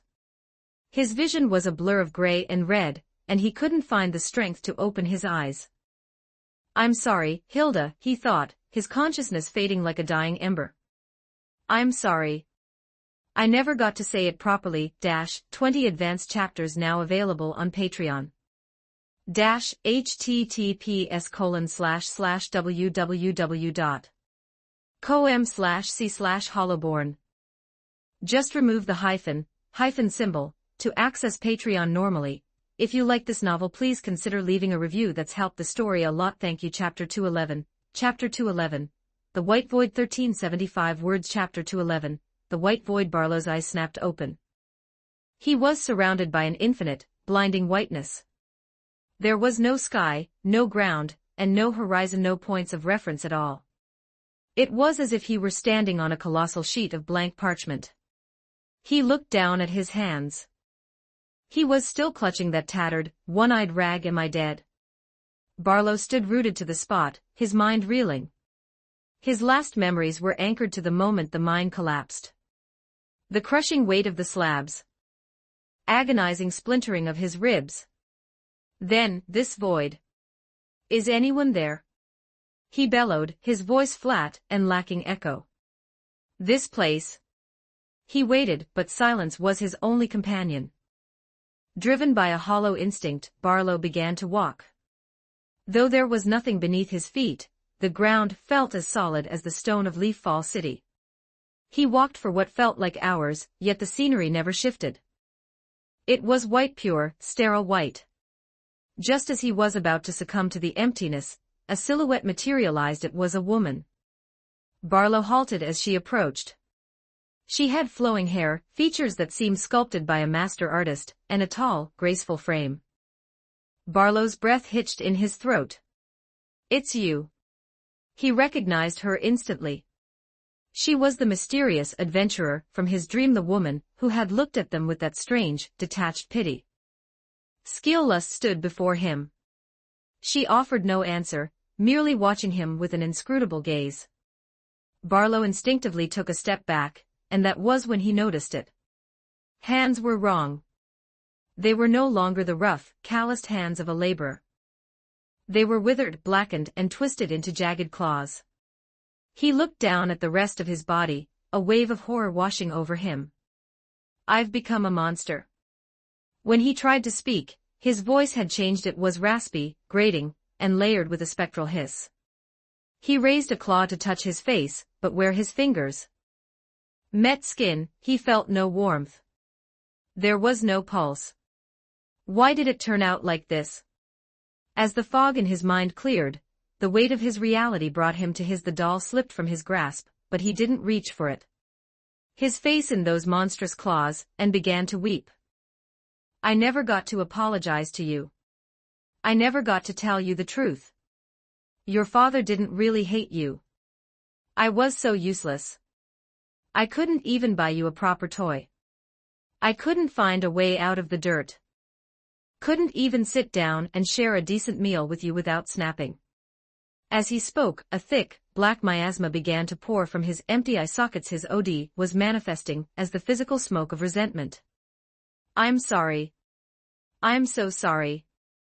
I was a failure of a father. I said such horrible things. How could I compare you to your mother like that? How could I tell you I hated you? I loved you. I loved you more than anything. I had so much I wanted to say. Wanted to tell you I'd been promoted to the guard. I wanted to tell you we wouldn't have to eat that bitter black bread anymore. I wanted to tell you I'd be home for dinner every night. I bought you a gift, Hilda. I bought you a... Barlow's voice broke into a jagged, spectral sob. Papa loves you. He loves you so, so much. Just then, a pair of small, warm hands reached out and embraced him. Barlow froze. He lifted his head slowly, stiffly. The woman was gone. Place stood a young girl with twin tails. She had flaxen hair, a rough homespun dress, and a trace of flour on her cheek. It was Hilda. She looked at the monster he had become and spoke softly, her voice like a cool breeze on a summer day. Those two syllables made Barlow's entire frame tremble with a violent, rhythmic clicking of bone. Is it really you? Is this real? Barlow reached out with his twisted claws, wanting to touch her face, but he jerked back, terrified that his monstrous appearance would frighten her. Hands hung in the air, trembling. Papa, Hilda said, reaching out to seize his claws. Her hands were warm and soft exactly as he remembered. Don't be afraid. I'm right here. The dam broke. Barlow pulled his daughter into a crushing embrace. Smoke of his regret poured out like a flood, staining the white void. I'm sorry. I'm so sorry, he sobbed. I shouldn't have said those things. Never hated you. I was just so tired. I didn't know what to do. He stroked her hair, over and over, just as he had done when she was a toddler. I love you. You were the only precious thing I ever had. You were my only reason for living. Hilda remained still in his arms, resting her head against his shoulder. She spoke, her voice carrying that specific, playful lilt from his memories. I've always known. The things you said that night. I know you didn't mean them. I know you were exhausted. I know you love me. She tilted her head up and offered him a smile, a warm, radiant smile that cut through the darkness of his soul. Because I love Papa most of all, too.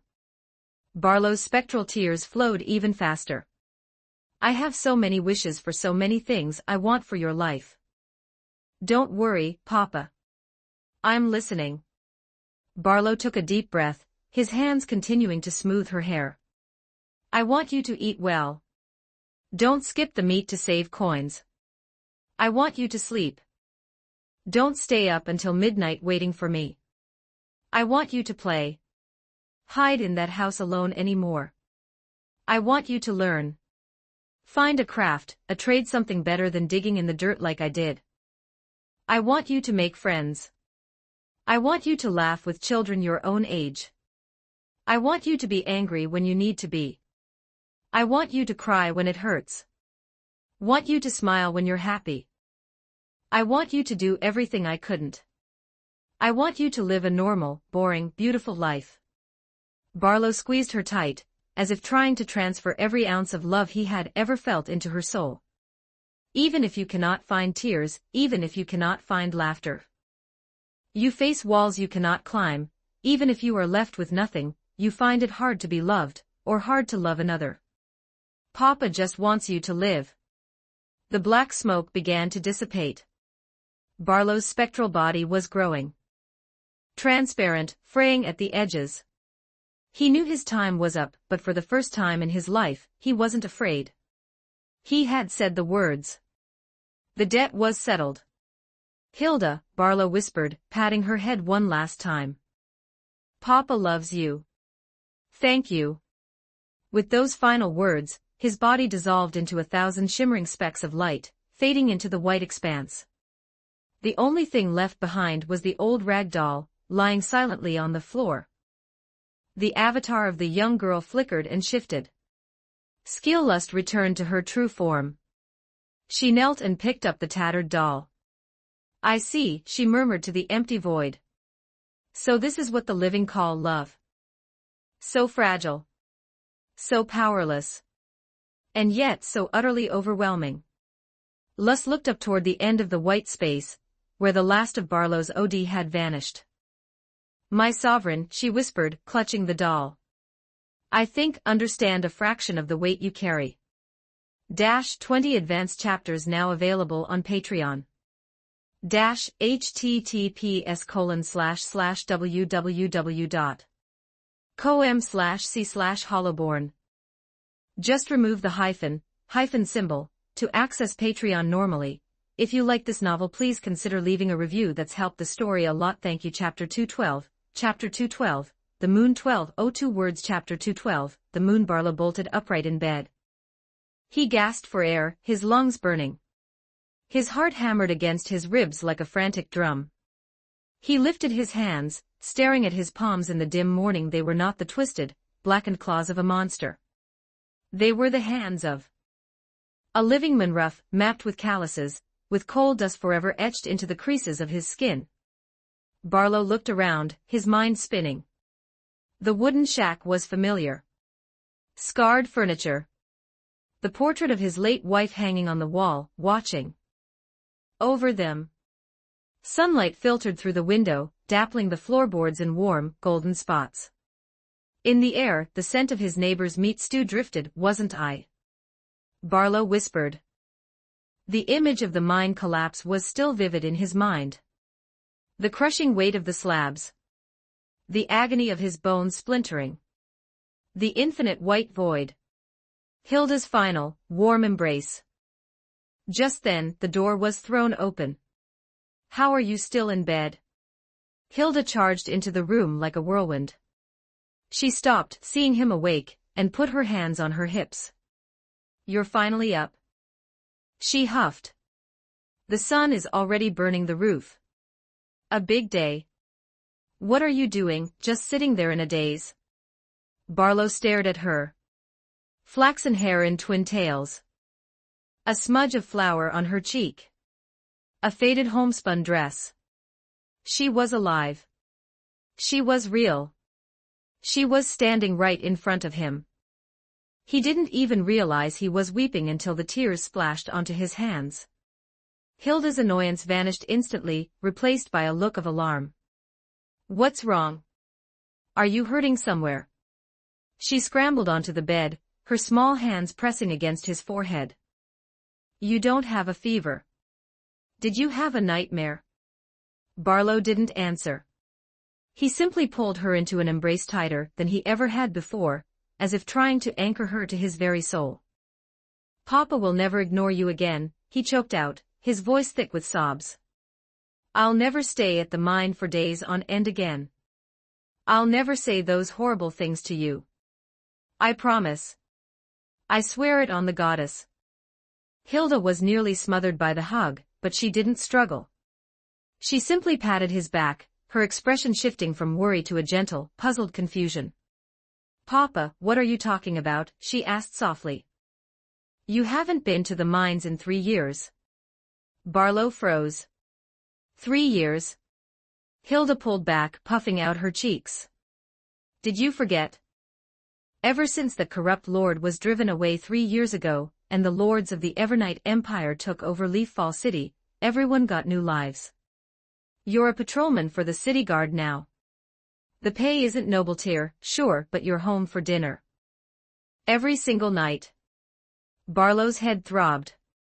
3 years. The Evernight Empire. The city guard. And today is the big day. Hilda continued, her eyes sparkling with excitement. We're getting the keys to the new house. The sovereign's decree said every citizen in this district gets a real home. A house with stone walls. Separate bedrooms. She began gesturing wildly, her hands painting the air.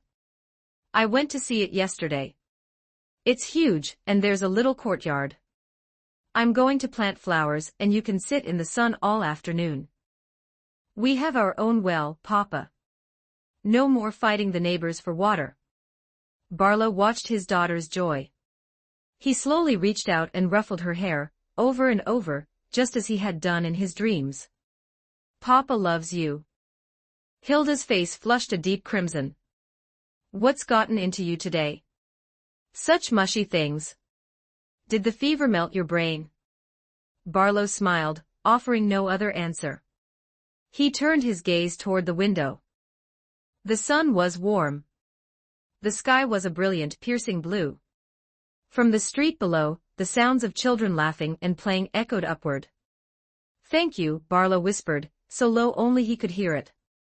Hilda leaned in. "What was that?" "Speak up, I can't hear you over the birds." Barlow shook his head, continuing to stroke her hair. "Nothing, little bird. Just talking to myself." Reality returned to the depths of the mine. Skillus tucked Barlow's soul crystal and the tattered rag doll into her spatial bag. She brushed the dust from her dress and turned toward the exit. Noisy human children Lot and his crew had long since fled, likely terrified by her display of power against the Wraith. Better that way, she thought. Saves me the trouble of deciding how to process. Lust stepped out of the mine into the cool night air. She found a smooth, flat stone and sat down. A nocturnal breeze swept through the trees, carrying the scent of damp earth and wild grass. She tilted her head back, looking toward the moon hung high in the sky, its pale, silver radiance bathing the world in a ghostly glow. Just then, the sound of rhythmic marching echoed from the distance. Lust didn't look back. Several skeleton knights in black armor approached rapidly, dropping to one knee behind her in perfect synchronization. General Lust, the leader of the patrol, spoke with crisp respect. "We received reports from the residents of a spiritual disturbance in this sector. Matter been resolved?" Lust didn't answer immediately. She kept her gaze fixed on the silver orb above. After a moment, she spoke softly.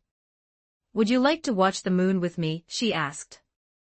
"It's quite beautiful." The skeleton knights exchanged a series of confused glances.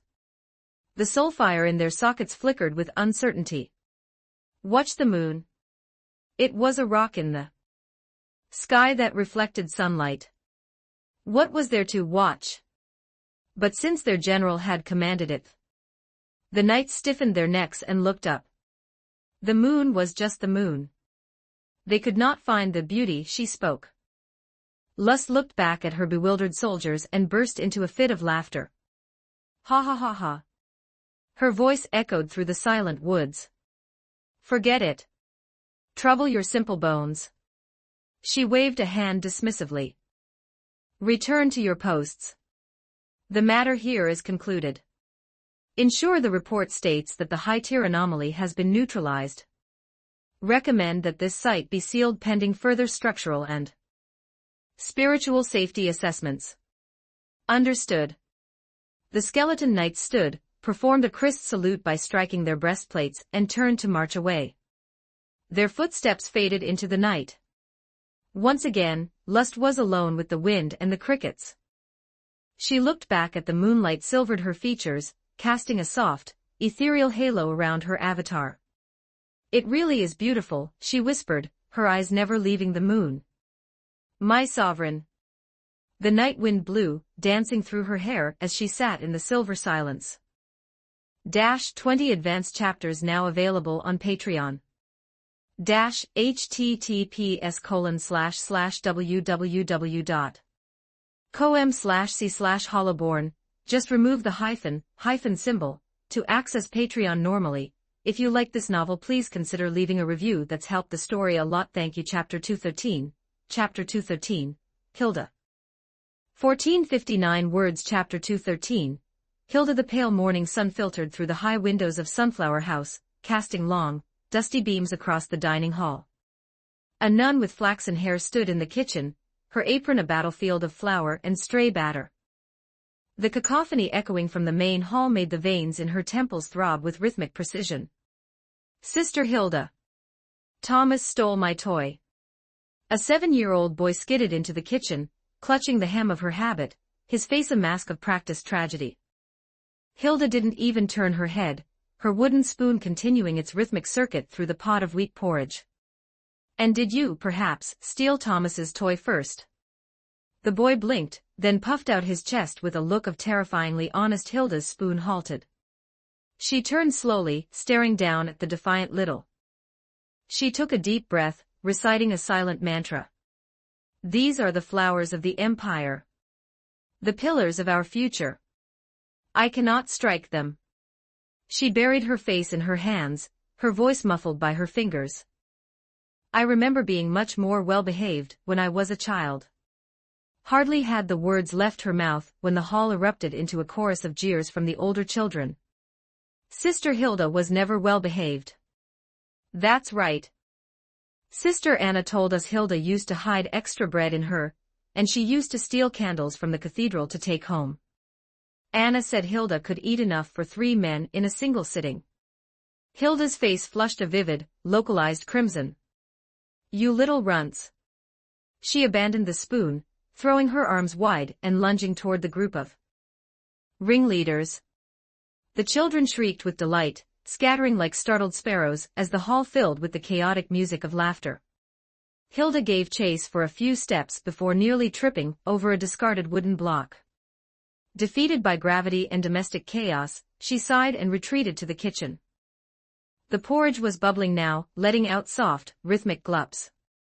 She stirred in a generous dollop of honey and a handful of sliced apples. It had been 3 months since the Sunflower Merchant Guild funded the establishment of this home. Currently, only she and Sister Anna had been dispatched from the Evernight Cathedral to look after 23 orphans. Say it was exhausting was an understatement. But Hilda never entertained the thought of quitting. She knew too well what kind of lives these children would lead if the Evernight Empire didn't exist. Knew what it was like to be a ghost in the shadows. All right, you lot. Hilda emerged from the kitchen lugging the massive iron pot. The children swarmed like a flock of hungry fledglings, finding their places along the long wooden table. Once every bowl was brimming with porridge, Hilda took her seat at. What do we do before we partake? 23 voices, high-pitched and earnest, rose in a practiced unison that echoed off the rafters. Glory to the Sovereign of Evernight. We thank him for his providence. Hilda watched them pray, a warmth blooming in her chest that had nothing to do with the stove. She lowered her head, offering her own silent gratitude. You, my sovereign, for ensuring they never have to learn the weight of the dark breakfast, was followed by the morning chore war. The older children tackled the mountain of bowls, while the smaller ones armed themselves with rags to hunt. Hilda stood over them like a general, barking directives. Mia, use the dry cloth after the wet one. Do not leave streaks on the sovereign's table. Thomas, I can see the dust bunnies under those chair legs. Don't test me. Emily, 2 hands on the ceramic. It's slippery with manna soap. Good girl. Just then, a 5-year-old girl with shimmering eyes skipped over, brandishing a sheet of parchment. Sister Hilda. Sister Hilda. Look what I drew. Hilda took the paper. It was a chaotic array of stick figures, all looking identical in their skeletal simplicity. Hilda squinted, trying to discern a narrative in the scribbles. Lycoris, this is. What am I looking at? The little girl puffed out her chest. It's everyone in Sunflower House. Sovereign. She pointed a tiny finger at each stick. That's me, that's Thomas, that's Hilda's confusion only deepened. They all looked the same. Which one is the sovereign? Lycoris pointed without a shadow of a doubt to the figure in the exact center. That one. Why that one? Because he's in the middle, the girl explained as if talking to someone remarkably slow. The sovereign is the strongest and the best, so he has to be the center of everything. Hilda paused, then reached out to ruffle the girl's hair. A masterpiece, the girl snatched the paper back and ran off to boast to the others. Hilda watched her go, her smile softening into something melancholic. Children were the lucky ones. They would never know what it was like to huddle under a freezing eve in the dead of winter. They would never fight a stray dog for a scrap of gristle. They were being raised with dignity, food, and the warmth of a home. This was the order brought by the Empire. Hilda turned toward the supply closet. There were floors to scrub, a mountain of laundry to defeat, and 2 more meals to conjure out of thin air. Sister Anna had traveled back to the Evernight Cathedral today to file their quarterly reports, and wouldn't return until nightfall. Today, the fortress was Hilda's alone to defend. Time bled away in a flurry of soap and steam. The sun reached its zenith and began its slow slide toward the horizon. By dusk, the heavy front doors of Sunflower House groaned open. Before Anna could even draw breath, she was swarmed by a miniature infantry. "Sister Anna. You're back. Did you bring us anything from the city?" Anna laughed, patting heads as she waded through the sea of children. "I brought gifts, but they are reserved for those who finish their vegetables at dinner." A cheer went up. Anna ducked into the kitchen, finding Hilda over a steaming cauldron of stew. "Hard day. Managing the hoard alone." Hilda waved a hand dismissively. "I've survived worse." "How was the cathedral?" Anna sat on a stool, reaching for a knife to help with the vegetables. "Priests are pleased. They say our home is a model for the others." "Oh, but they did mention something. A big shot has arrived in Leaf Fall City." Hilda's hand paused over the ladle. "A big shot?" "An official from the Imperial Center," Anna whispered, her eyes wide. "They say they're here to inspect the sunflower operations. If we impress them, the sovereign might decree the opening of 100 more homes across the territories." Hilda nodded, her expression turning solemn. "Then we must be beyond reproach." Dinner was a boisterous affair, followed by the distribution of honey drops Anna had brought back. Then came the nightly ritual of herding the children to bed. The smaller ones succumbed to sleep quickly, while the older ones whispered into the dark about the big shot and the future of the empire. Hilda patrolled the halls, ensuring every blanket was tucked and every candle extinguished. By the time she descended back to the main hall, it was well past. She found Anna hunched over a ledger by the dying embers of the still awake. "Calculating the winter budget," Anna said, rubbing her aching eyes. "Sunflower Merchant Guild is generous with the gold, but inflation in the city is the kids are growing fast. They'll need new woolens before the first." Hilda sat beside her. "Need a second set of eyes?" "No, I'm nearly done." Anna closed the book and stretched. "Tomorrow, I'll head to the markets for the winter coats. You'll have to hold the fort again." "Understood." They sat in silence for a moment, the only sound the crackling of the fire. Hilda looked around the sturdy stone walls of the hall. It was a good life. Busy life. But looking at the peace on the faces of the sleeping children in the rooms above, she knew it was a life worth every drop of OD she possessed. She closed her eyes and for the first time that day, felt truly at rest. 20 advanced chapters now available on Patreon. https://www.com/c/hollowborn, just remove the hyphen symbol, to access Patreon normally. If you like this novel, please consider leaving a review. That's helped the story a lot. Thank you. Chapter 214. Chapter 214. The Doll. 1539 words. Chapter 214. The Doll. The next morning, Hilda was the first to rise, as was her custom. After a quick wash, she immediately set to work preparing the morning meal. Today's menu was simple but hearty: fresh rye bread and milk. The bread had been baked only yesterday afternoon, and remained soft to the milk had been delivered by the nearby Aegis Legion, cold, fresh, and brimming with the vitality of the Empire's well-managed livestock. Hilda sliced the bread into manageable pieces, and poured a glass of milk for every child. Slowly, the orphans began to stir. They rubbed the sleep from their eyes and wandered into the dining hall, yawning rhythmically. "Good morning, Sister Hilda." "Good morning, little ones." Hilda greeted each child with a practiced smile. Once every chair was filled and every bottom settled, she clapped her hands. "What do we do before we partake?" "Glory to the Sovereign of Evernight. We thank him for his providence." Children shouted in unison, their voices ringing with sincerity. During breakfast, the hall transformed into a chaotic marketplace. Mouthfuls of bread, the children debated their afternoon games with such fervor that breadcrumbs flew like tiny projectiles. Hilda sat among them, acting as the anchor in the storm. Mia, slow down. You'll choke if you keep talking while chewing. Thomas, keep the milk in the glass, not on the table. Emily, the crust is the best part. No wasting food in the sovereign's house. Just then, Anna descended from the upper floor. She had swapped her work habit for a set of finer robes, looking more like an official than a caretaker. Good morning, children. Good morning, Sister Anna. Anna walked over to Hilda, lowering her voice. I'm heading out.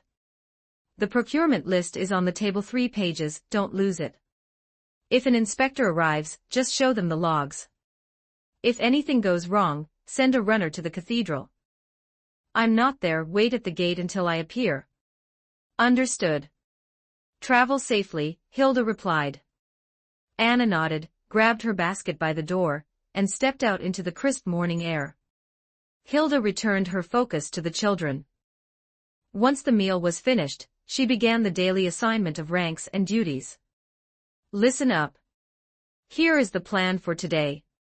Mia, Thomas, Emily, Yuri on courtyard duty. Keep the stones clear of leaves. Lily, Anton, organize the toy chest. I want every block accounted for. The rest of you. You're with me. We have a mountain of laundry to defeat.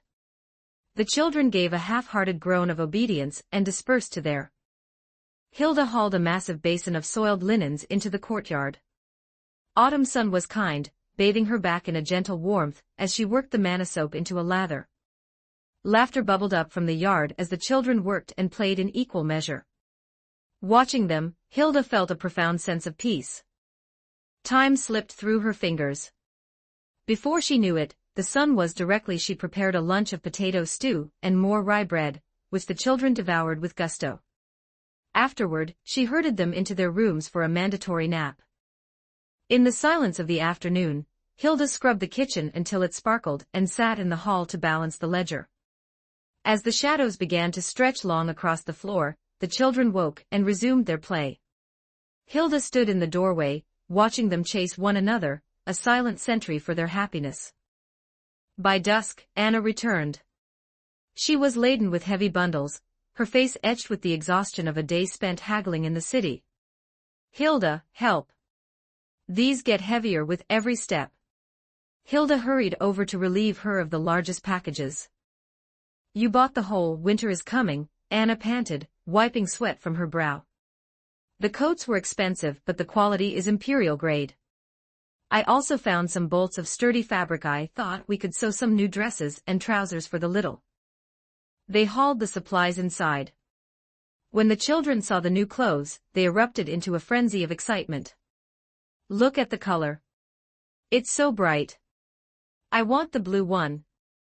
It matches my OD.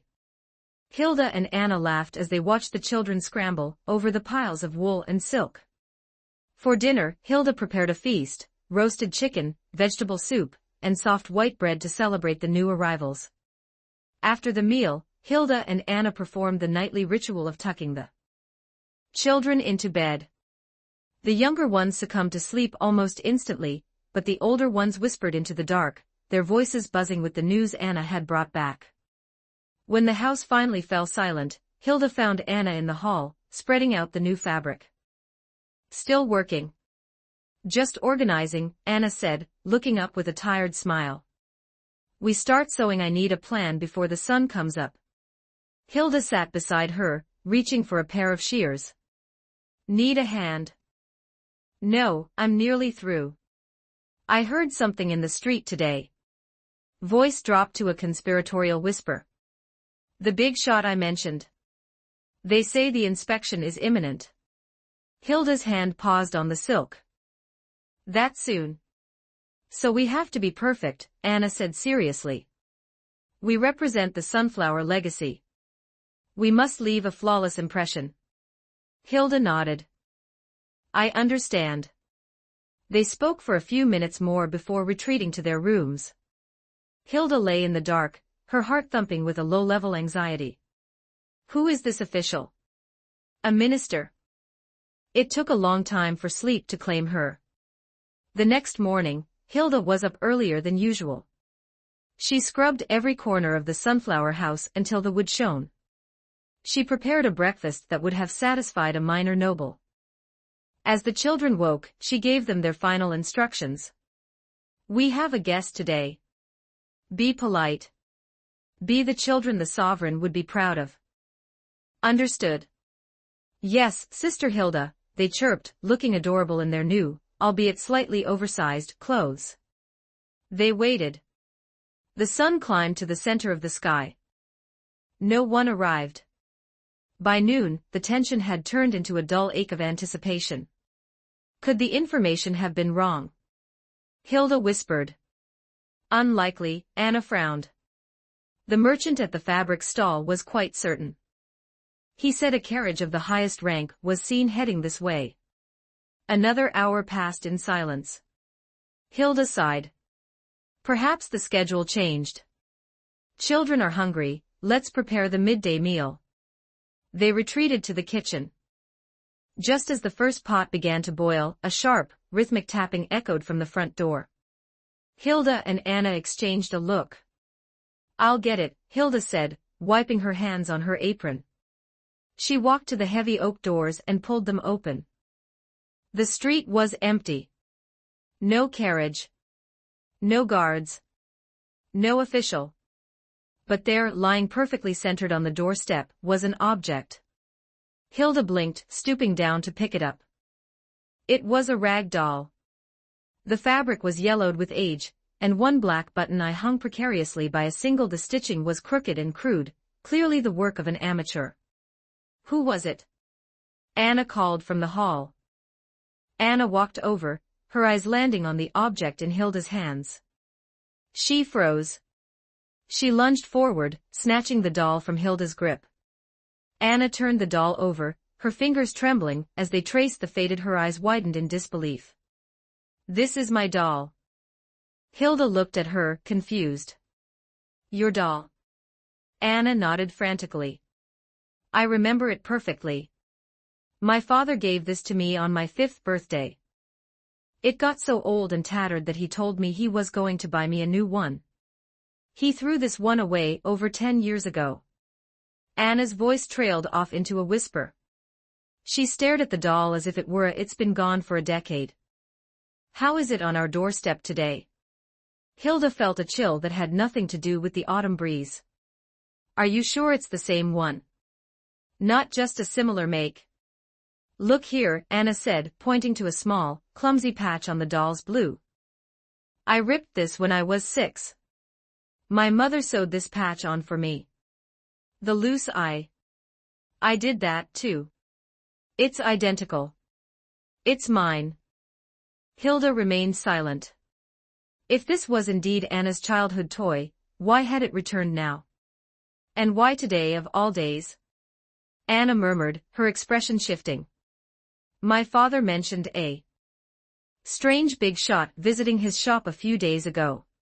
He said the person was asking about old debts and lost things. She looked at the empty street, then back at the doll. Could it be connected?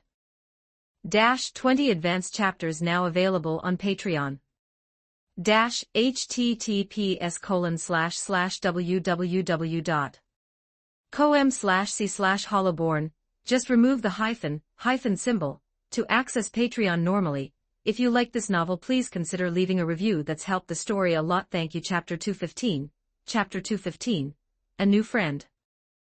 1368 words. Chapter 215. A New Friend. That afternoon, Anna hurried back to her father's textile shop. Before she even crossed the threshold, she could hear the rhythmic, high-pitched groveling that was her father's signature style. Yes, yes. Of course, Your Excellency is absolutely right. I will rectify it immediately. Complete reform, I promise. Anna pushed the door open. Standing in the center of the shop was a woman dressed in a modest, simple long. Her father was doubled over at the waist, frantically dabbing sweat from his forehead with a silk handkerchief. The woman caught sight of Anna, offered a short, enigmatic nod, and turned to leave. Anna rushed over to steady her father, who looked as if his legs were about to turn into jelly. Who was that? Why were you so terrified? The portly merchant collapsed into a chair, mopping another layer of sweat from that was the strange big shot I told you about. She came to inform me that my shop is under administrative review. For everything, the merchant squeaked, swallowing hard. She said the empire is conducting a sweep of shops with inflated pricing models. Specifically, businesses with a threefold profit margin. I'm apparently a high priority. Anna blinked, her brow furrowing. A threefold profit. Papa, have you been marking everything up by 300% this whole time? It was the industry standard. The merchant muttered defensively. Old days, every shopkeeper did it. If you didn't mark up goods from the Jade territory by 3 or 4 times, you weren't a businessman, you were a charity. He waved his pudgy arms as if to ward off an invisible ghost, his bravado deflating instantly. But the world has changed, Anna. Heaven help us, the Evernight Empire doesn't play by the old rules. You know the sunflower merchant, the people who own your home. They've been slashing prices across that official just told me the new imperial decree. Profit margins are capped at 50% above cost. Absolute maximum. Anna did some quick mental math. 50%. That means we'll only be making a fraction of what we used to. Her father slapped his thigh in despair. The golden days are over, I tell you. Watching her father wallow in his financial tragedy, Anna suddenly remembered her errand. Wait, Papa, I came here to ask you something important. If it's about gold, the answer is no. I'm practically a beggar now. It's not about gold. Anna pulled the tattered doll from her satchel and set it on the counter.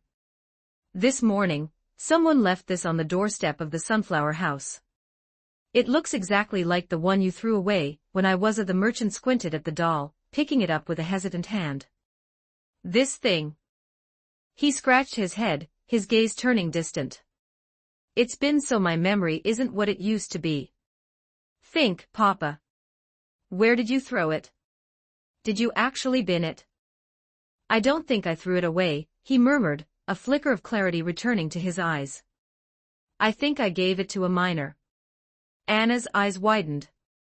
But you told me it was lost. Well, maybe I just said that to stop you from crying, her father. I remember a miner coming in. Poor fellow, looked absolutely wretched, covered in coal dust and grime. He said he needed a gift to make peace with his daughter after a fight. I think I just handed him that old rag as a charity job, since you didn't want it anymore. Who was he? Where did he live? Enough, enough. The merchant waved her off impatiently. That was over 10 years ago. How am I supposed to remember the name of some nameless labor corpse from the pits? If you've no more business, get back to your orphans. Figure out how to keep this shop afloat on 50% margins. Seeing that her father was useless for further details, Anna gave up. She tucked the doll back into her robes, bid her grumbling father farewell, and stepped back into the street. Her mind was a whirlwind. Why a miner? What journey had this doll taken over the last decade to end up back on a doorstep in Leaf Fall City? Anna felt a prickle of unease. None of this felt like a coincidence. By the time she returned to the sunflower house, the sky had bruised into a deep. Hilda was in the kitchen, her silhouette backlit by the orange glow of the hearth. You're back. Hilda called out without turning. Did you secure everything? On the winter coats are sorted, Anna said, setting her basket on the table. I talked to my father, too. He said he gave the doll to a miner, years ago. Hilda's spoon slowed. But he doesn't know anything else. Anna let out a long sigh, reaching into her robes. Whatever. It's just an old toy. It's not exactly an imperial. She pulled the doll out and tossed it carelessly onto the wooden table. Gaze locked onto it. For a reason she couldn't name, the tattered thing pulled at her heartstrings. It was broken and stained, but it radiated a strange, lingering warmth. Hilda said softly, her hand hovering over the doll. "Do you still want?" "Not really," Anna replied with a shrug. "It's been too many years. Looking at it just makes my head ache with old memories. Besides, I don't exactly have time for dollies these days." "Can I have it?" Anna paused, then a mischievous smirk spread across her face. "Head housekeeper still has a soft spot for rag dolls. I thought you were far too mature for such trifles." Hilda snapped, her cheeks turning a dull pink. She snatched the doll up and marched toward the kitchen door. "Hey, I never said it wasn't mine," Anna called after her, her voice trailing into a tease. "But if you love it that much, consider it a gift. Don't forget to cuddle it tonight." Hilda didn't answer. She quickened her pace, clutching the doll to her chest as she retreated to her private room. She shut the door with a firm thud and let out a long, shaky breath. She sat on the edge of her narrow bed, and held the doll up to the fading light. The seams were fraying, and the button eye was hanging by a single, desperate, but Hilda didn't see the ruin. She saw a companion. She reached into the bottom drawer of her nightstand, and pulled out a small sewing kit. With a focused intensity, she began to mend the loose eye. Movements were delicate, each stitch a silent prayer. One needle, one thread, a slow and careful restoration. Once the eye was secured, she fetched a basin of warm water and a soft cloth. She spent the next hour gently dabbing away the years of dust and grime. She was finished, the doll looked revived. The colors were still muted, the fabric still worn, but it was clean, and carried the faint scent of the light of evernight candles she burned. Hilda carried the refreshed doll to a small wooden table in the corner of her. Sitting there side by side, were two simple charcoal sketches. Depicted a man in his middle years, the other, a young woman with a kind smile. They were the portraits of her parents drawn from the fragments of her own. Hilda placed the rag doll carefully in the space between the two drawings. Hilda reached out, her finger gently tapping the doll's head. A soft, sad smile touched her lips. "I've made a new friend." 20 advanced chapters now available on Patreon.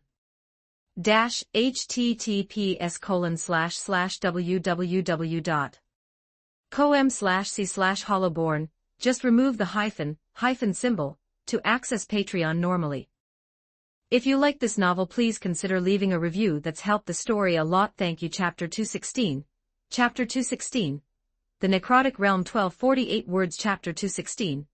The Necrotic Realm. Meanwhile, within the Necrotic Realm. In this desolate dimension, there was no cycle of sunrise or moonfall. Was an eternal, stagnant canvas of bruised gray, pressing down upon a world that knew only the silence of the grave. As far as the eye could see, the land was a jagged mosaic of cracked lithosphere, and a literal sea of bleached remains. This was the kingdom of the departed, the final destination for all things. A monolithic palace sat at the absolute center of the great wasteland. Structure was not composed of stone or brick, but the ossified remains of a creature of impossible proportions. Titanic ribs curved upward into the gray heavens, supporting a vaulted ceiling that reached 100 meters into the palace gates towered dozens of meters high. Before them stood 2 rows of skeleton sentinels, each exceeding 2 meters in height. They clutched massive polearms forged of reinforced bone, and the soul fire within their eye sockets burned with the steady, flickering radiance of sentience. These were Tier 3 undead beings of cold, calculating intelligence. Deep within the palace, in the throne hall, the space was vast enough to house an entire legion of 10,000 without feeling crowded. Suddenly, the air in the center of the hall began to ripple without warning. A singular point manifested in the void, then tore open into a jagged, bleeding rift in reality. A moment later, a figure stepped through the warped threshold. It was a skeleton. Yet, it was fundamentally different from any of the millions that inhabited this palace. Thanatos stood nearly 3 meters tall, his entire frame composed of pitch-black bone that seemed to drink the very light around it. Atop his skull rested a crown of serrated bone spikes, each embedded with a gray gemstone shards of shattered plain cores. Within his eye sockets, two masses of violet gold soulfire burned with terrifying intensity. The Skeleton King, Thanatos. The undisputed monarch of the necrotic realm, and an absolute powerhouse at the peak of Tier 7. The moment Thanatos stepped onto the floor, the spatial rift closed silently, vanishing as if it had never existed. He had barely begun to flex his rigid joints when a figure appeared before him. It was a high lich draped in obsidian robes. He dropped to one knee, his skull bowed low, his voice carrying a note of carefully suppressed fanaticism. Supreme Monarch, we welcome your glorious return. Thanatos did not speak. He merely stood there, rotating his shoulders. Friction of his black bones emitted a series of sharp, rhythmic clicks. Much more comfortable than the void. The lich remained kneeling, commencing his report.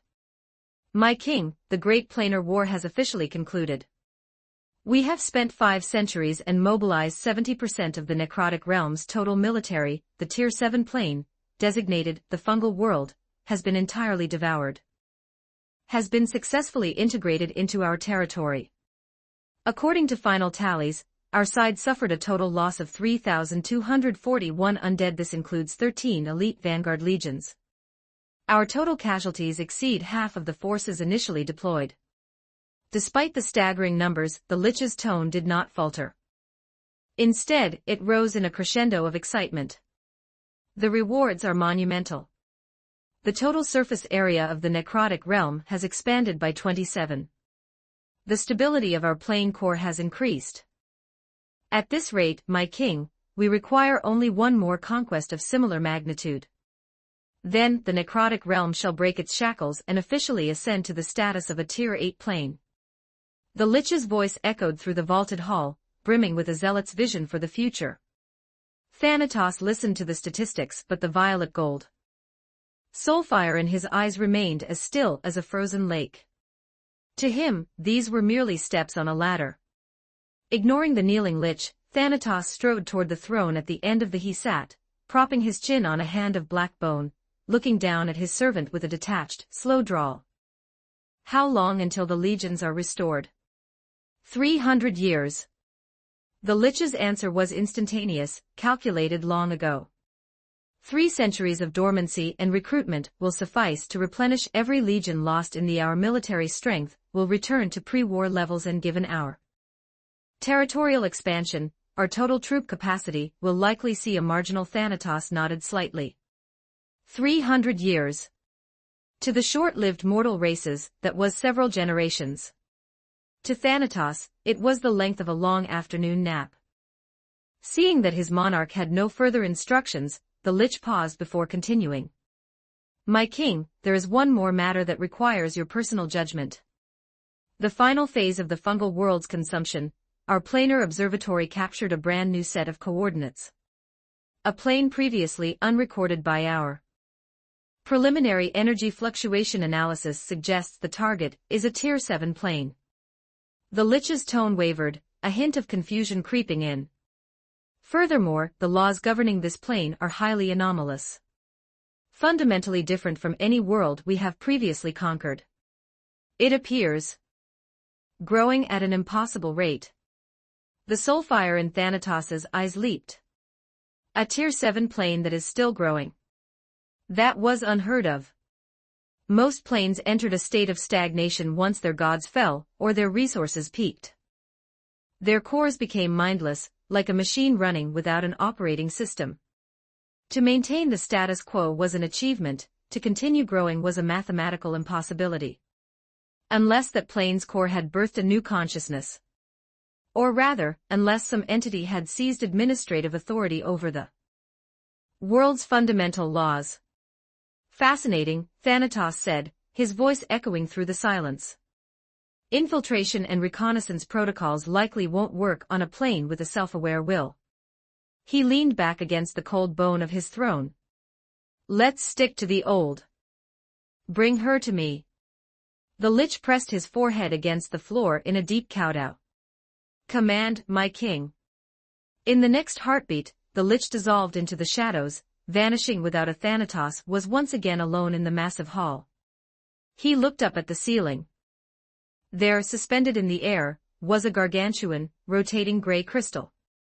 Within its depths, countless specks of light swirled like a miniature galaxy.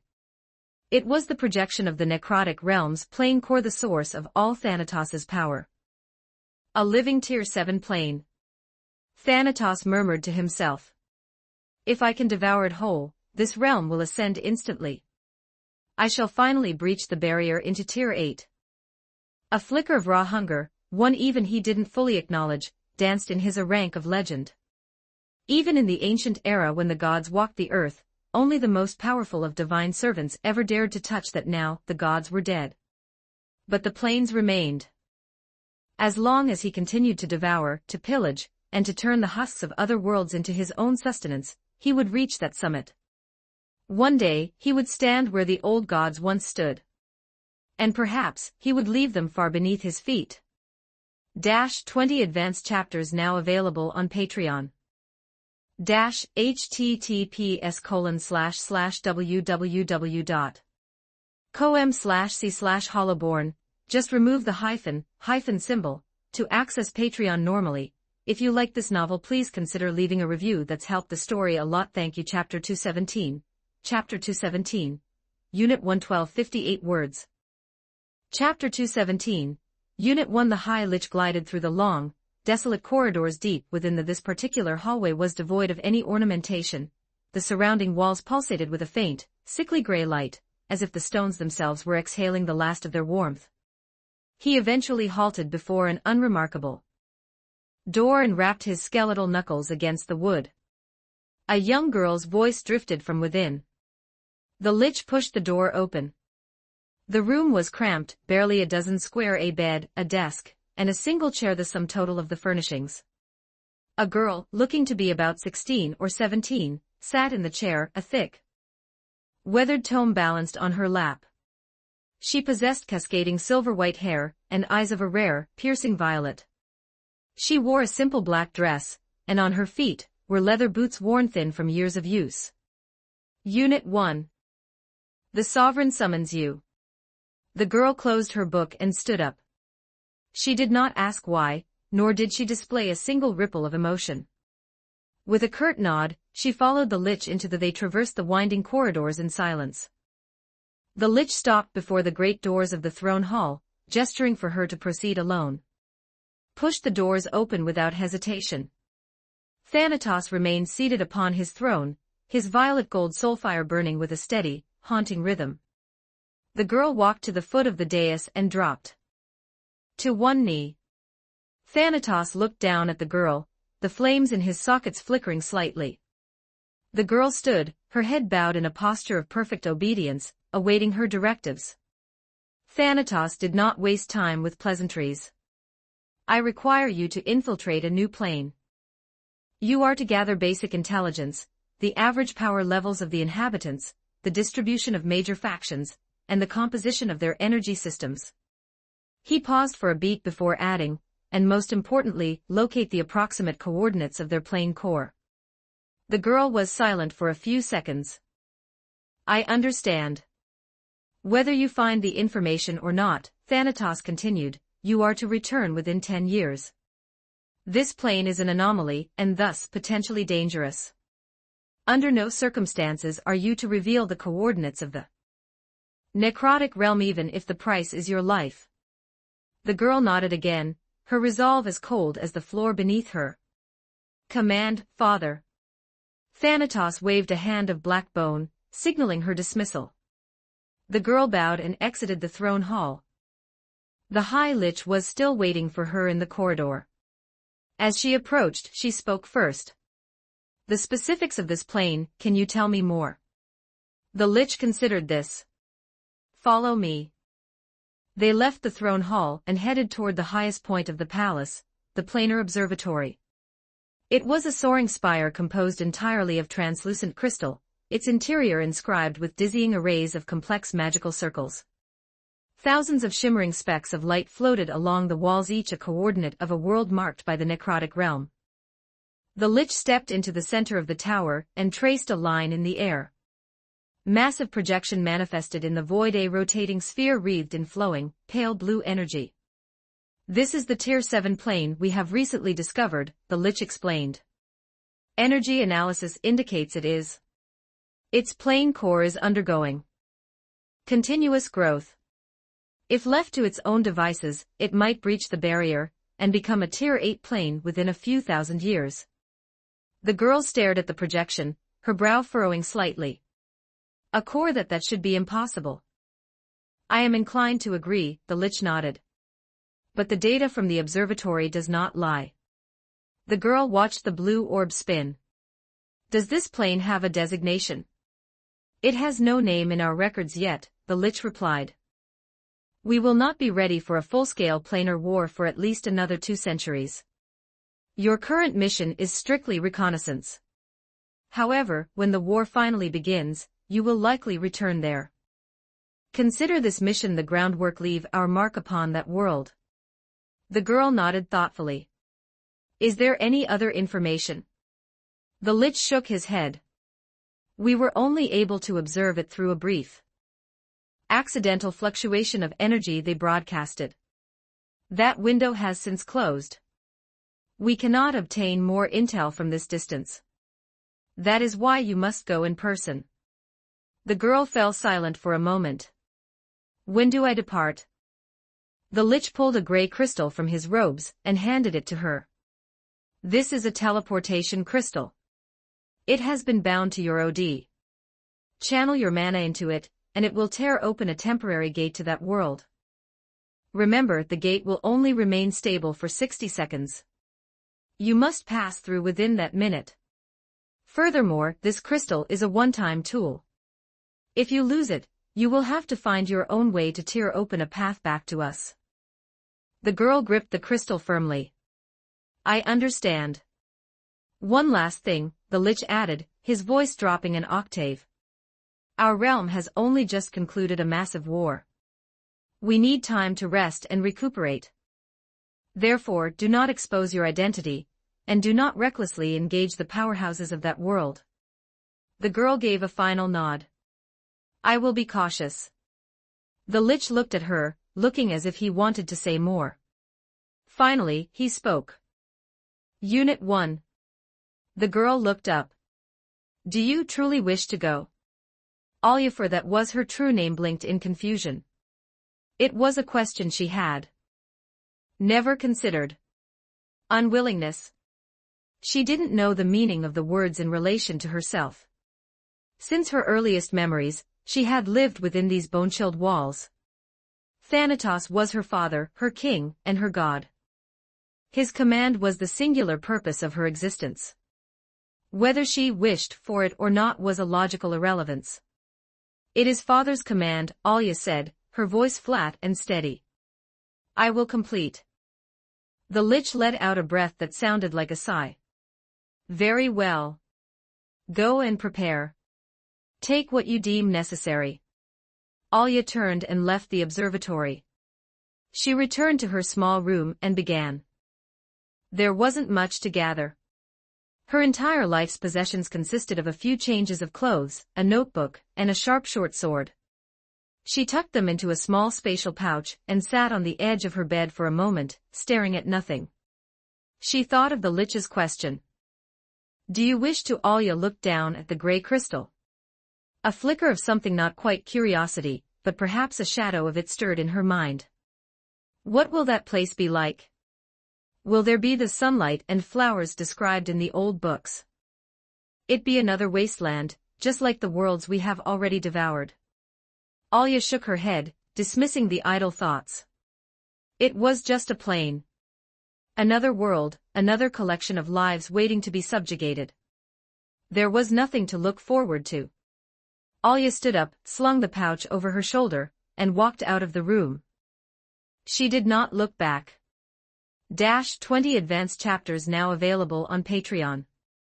https://www.com/c/hollowborn. Just remove the hyphen symbol to access Patreon normally. If you like this novel, please consider leaving a review. That's helped the story a lot. Thank you. Chapter 218. Chapter 218. Compression 1329 words. Chapter 218.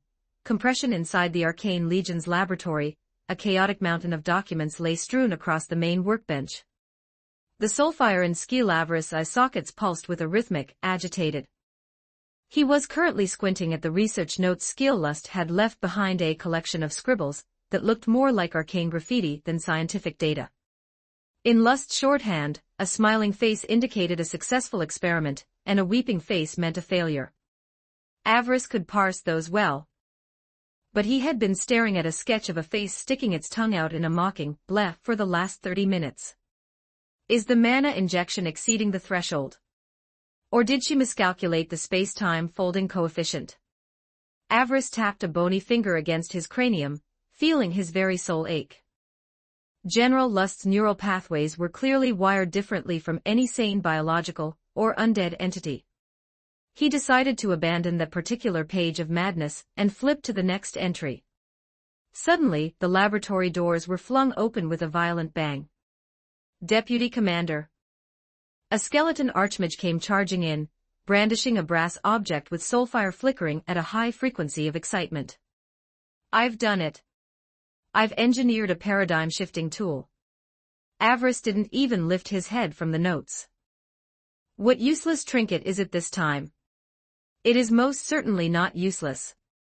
The archmage leaned over the desk like a proud parent, waving a brass magnifying glass in Avarice's face. Pointing this at an individual's stomach, we can discern exactly what they consumed for their previous meal.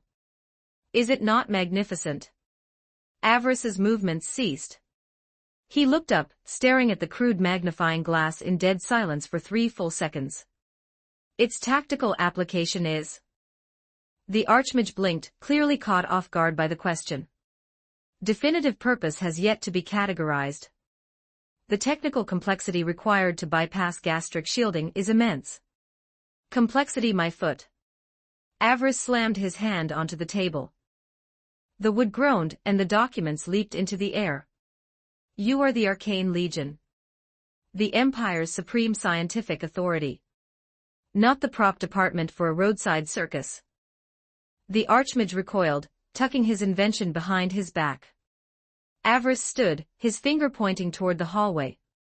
Who was it last week that developed the alchemical agent that turned soulfire pink? A Punishment Legion Centurion had to patrol with a neon pink head for 7 days. He was the laughingstock of the Iron Fortress. And the week before that? Who made the modular bone puppets that sing via ventriloquism? And the enchantment that makes boots emit a clucking sound with every step? Do you think this is a game? A rustling sound came from the doorway. Several skeleton mages who had been eavesdropping immediately looked down. One pretended to be deeply engrossed in a report, while another stared at the periodic table of elements on the wall, as if it contained a direct oracle from the sovereign. Avarice marched to the door, his soulfire flaring dangerously.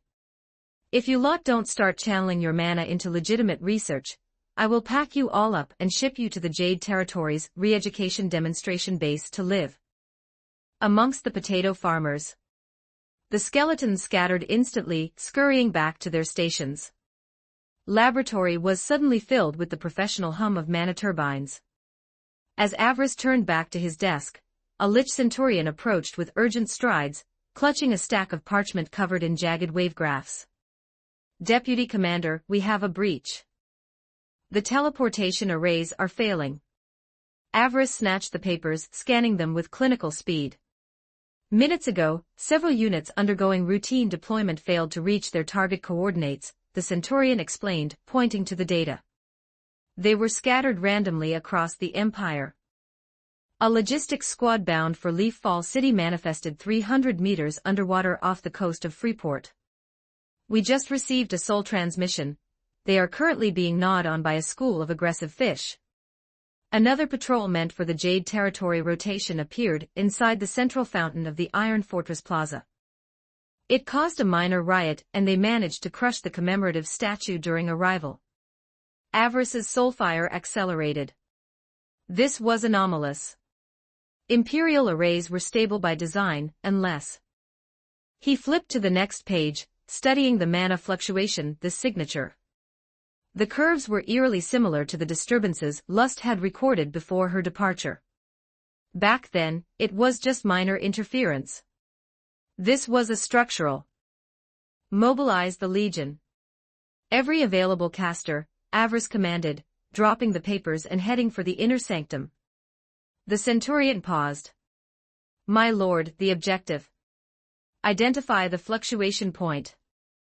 We are stabilizing the barrier. Avarice's voice echoed through the stone halls. An alarm blared across the Arcane Legion headquarters. The slacking mages were gone. They dropped their toys and surged toward the great array hall with practiced precision. Archmage, who had invented the magnifying glass, was now at a massive compass, his fingers dancing across runes to calibrate parameters.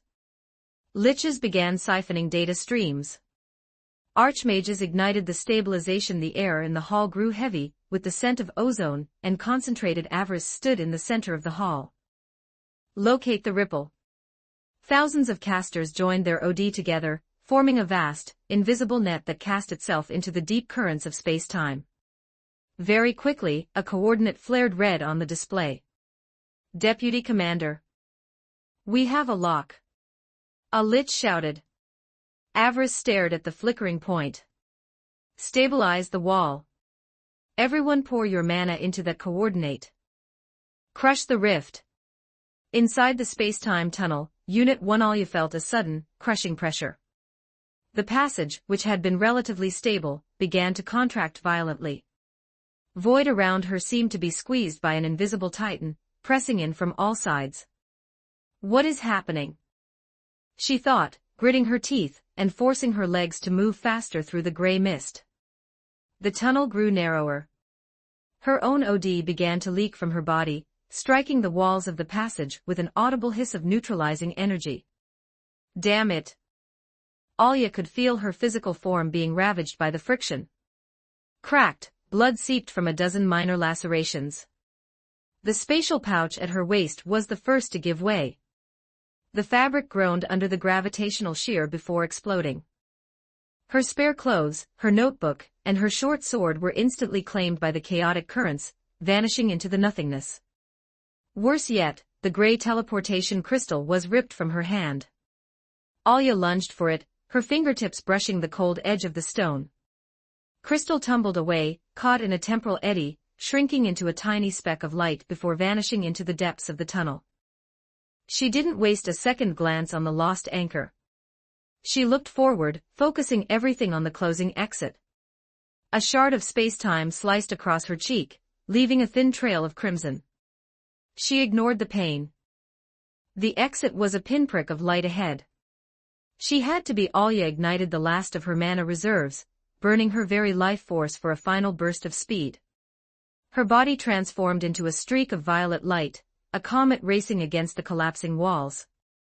A second before the tunnel sealed shut, she burst through. She was ejected into the sky, plummeting toward the earth. Her body tumbled through the air before slamming into the forest floor, rolling through the grass until she struck a massive boulder with a sickening crunch. Bones snapped. Blood pooled. Her vision was a shattered mosaic of green leaves and a piercingly blue sky. It was so vibrant, so full of life, nothing like the necrotic realm. Then the light faded and Alya surrendered to the dark.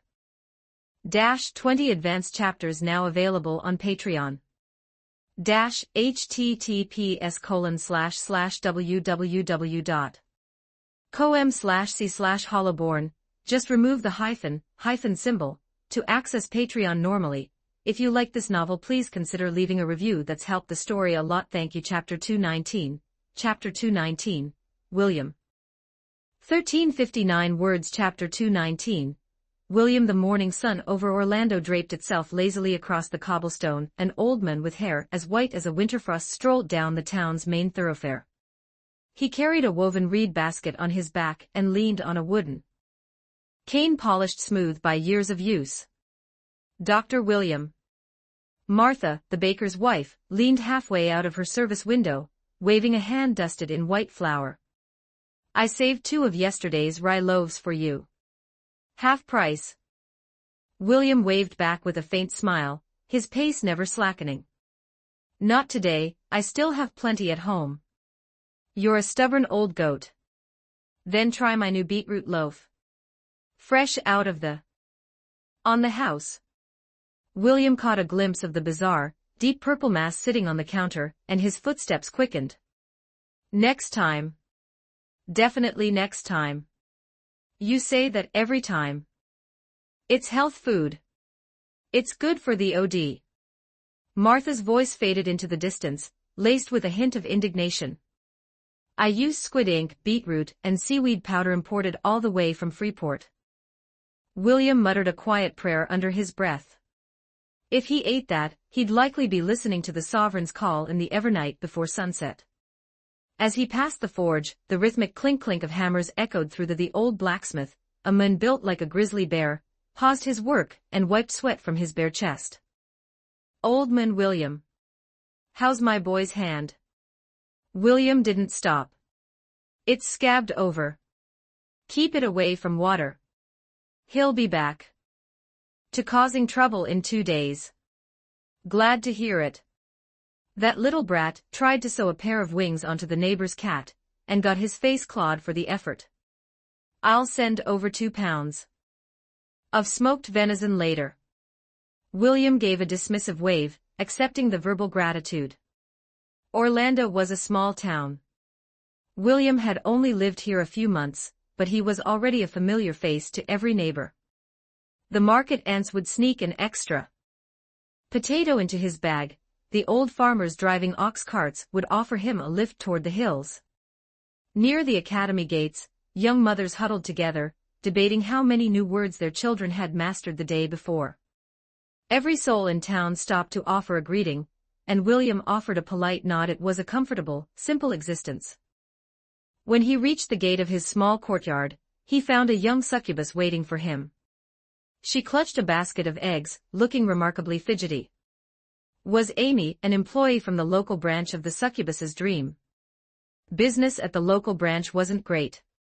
They had very few dream scenarios. And most were outdated cast-offs from larger cities like Iron Fortress. Novelty, the staff were mostly idle and increasingly anxious about their quotas. Dr. William, Amy said, her cheeks flushing a faint pink as she offered the medicine you gave me yesterday. I drank it. I actually slept. Through the night. Not a single wake-up. William smiled, pushing open the creaking courtyard gate. The girl was a textbook case of anxiety, constantly worrying she'd be fired for failing to sell enough dreams. It was a vicious cycle. She couldn't sleep, looked like a wraith during the day with dark circles under her eyes, and then customers were too unsettled to buy from her. William had simply mixed her a batch of nerve-soothing herbs. Revolutionary. I'm glad. Come in and sit. The courtyard was meticulously clean. A wooden rack propped against the wall held bundles of drying herbs, and the air smelled faintly of bitter medicine. The house was even simpler, a bed, a table, a few chairs, the sum total of his worldly goods. William rummaged through a cabinet, and handed a paper-wrapped bundle to Amy. Take some more. Steep it in hot water before bed. 3 more days and you won't need it anymore. Amy took the herbs and cautiously pulled a few copper coins from her pocket. For the medicine. Keep them, William waved her off. We're neighbors. Charging for a bit of insomnia is poor form. Besides, keep your wages for something decent to eat. Here a new grilled fish stall opened on the east side. Amy tried to insist, but William had already turned back to his basket. The coins on the table with a whispered thank you, and hurried out. Once she was gone, William muttered, silly succubus, before sweeping the coppers into a drawer. Every bit of savings counted, after all. He walked to the window, watching the street. A small boy was being chased by a pack of older kids. I didn't mean to tell everyone you pooled your lunch money to buy that racy audio manga, the boy shrieked. Shut up, Jamie. You're dead. William sighed. Jamie was the town's most infamous gossip. Behind the children, a patrol of Punishment Legion skeletons marched in perfect formation. Seeing the commotion, one of the skeleton berserkers stopped the chase. Running in groups of 5 or more in public sectors is prohibited. Will be sentenced to 1 hour of street sweeping. The children froze, stuck their tongues out at the skeleton, and immediately split into groups of 2 or 3 to continue their game. The berserker watched them disperse.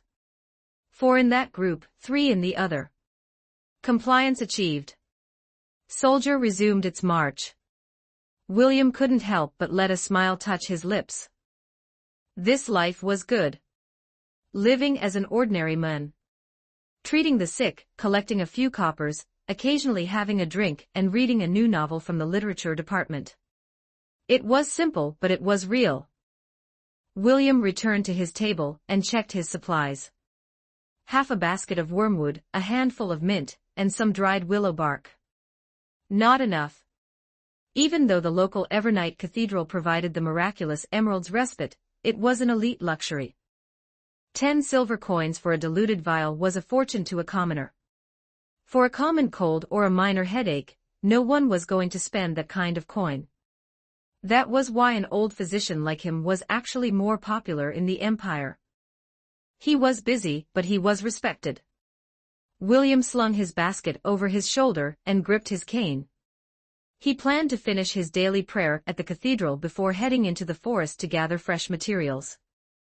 As he left the yard, he looked back at his small hut. Since the Evernight Empire unified the continent, he had stopped his wandering. He had taken Dragon Aviation to Orlando to retire in peace. The most surprising thing about this town was the cathedral. The father was an orc and the nun was an elf. In his youth, such a thing would have been a sign of the end times. At the cathedral, the massive stone architecture stood solemn in the light. Front, the hulking orc priest was regaling a group of children with myths and legends, his voice booming like a drum. Beside him, a slender elven nun tended to the garden, her touch so light she barely disturbed the dew on the petals. Inside, the hall was even quieter. William stood before the statue. The image of the gods of Gustico he was used to, but the sovereign of Evernight to William, prayer was a habit, show of reverence for life itself, regardless of which god was on the pedestal. Here he felt only peace. Prayer finished, William exited the town and headed toward the eastern woods. The road, he encountered more skeletal soldiers. They walked with a casual rhythm, occasionally nodding to passers-by. Years ago, William would have felt a cold dread at the sight of the undead. He only saw fellow citizens of the Empire fulfilling their duties. 20 advanced chapters now available on Patreon. https://www.com/c/hollowborn. Just remove the hyphen symbol to access Patreon normally. If you like this novel, please consider leaving a review. That's helped the story a lot. Thank you. Chapter 220. Chapter 220. A Gift from the Heavens. 1716 words. Chapter 220. A Gift from the Heavens. William carried his reed basket, the rhythmic thump-thud of his polished cane marking time against the forest path. Beams of sunlight lanced through the canopy, painting shimmering, dancing coins of gold upon the dirt. The air was a heavy perfume of damp earth and wild clover, the kind of scent that made a man want to find a patch of soft moss and surrender to a long afternoon nap. This patch of woods wasn't particularly large. The residents of Orlando wandered here often to gather firewood or hunt for mushrooms. The trails were as familiar as the lines on William's own palms. William bent his stiff back, uncovering a healthy cluster of wormwood at the roots of an ancient oak. Good for minor fevers and free for the taking, he drew a small utility knife, severed the stalks at the base and tossed them over his shoulder into the basket. A few paces further, near a babbling brook, he struck gold, a patch of wild excellent. Steeped in hot water tonight, it'll save me the copper I would have spent on tea leaves. William straightened up, thumping his lower back with a closed fist. He decided to push slightly deeper into the thicket, hoping to find something rarer. That was when the wind shifted. William froze. His nose wrinkled. He recognized that smell, the iron-sharp, cloying scent of blood. It was heavy. It was fresh. He knit his brows and followed the trail of the odor. Pushing through a stand of brush taller than a mun, William stumbled into a scene that made his aged heart skip a beat. A figure lay in the grass. No, it was barely a person anymore. It was a mass of mangled, blood-soaked flesh. William hurried over, dropping to his knees. From the tangled mess of silver-white hair and the general frame, he could tell it was a young woman. Her features were unrecognizable, a map of jagged lacerations saturated her clothes and pooled in the dirt beneath her in a dark, visceral "this is." William had seen many ways to die. He had walked through battlefields in the Empire of Wallachia and tended to those rotting in the plagues of Gustico. Had seen every flavor of the grave. But these injuries, it looked as if she had fallen from the literal heavens and then been pulverized by a mountain. Even in the lawless days of the warring states, this level of trauma was reserved for the most extreme of executions. This wasn't the result of a noble's private torture. Any perpetrator found responsible would have been swinging from a gallows by sunset. William reached out, his fingers searching the side of the girl's neck. The cold, clammy skin, a pulse throbbed faint, stuttering, but there. Still alive. William's eyes widened. With injuries like this, she shouldn't have been breathing at all. He didn't waste another second on wonder. He cast his basket aside and hovered his right hand over the girl's chest.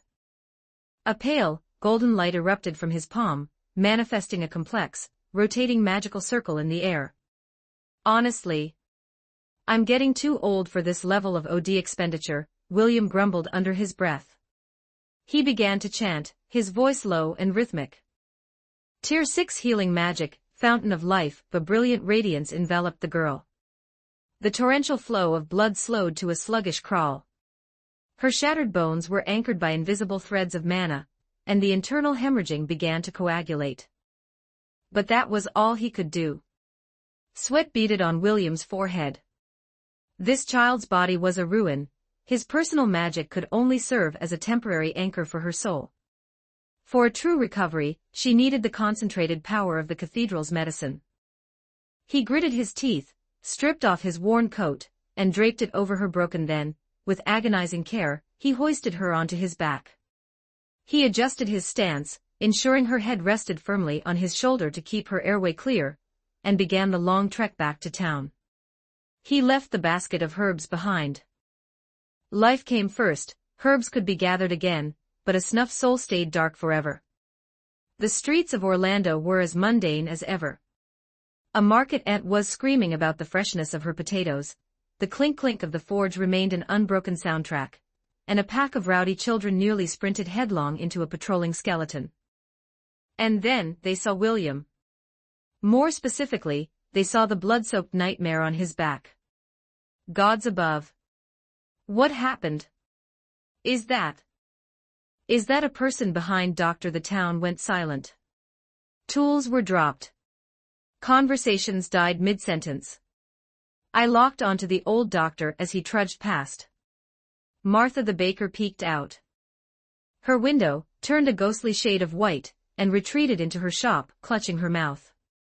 The old blacksmith set down his hammer and stood in his doorway, his eyes wide with horror. Who did this? He whispered. This is beyond cruel. The murmurs rippled like waves behind him. William ignored them all, keeping his head down, and his pace steady toward the town square.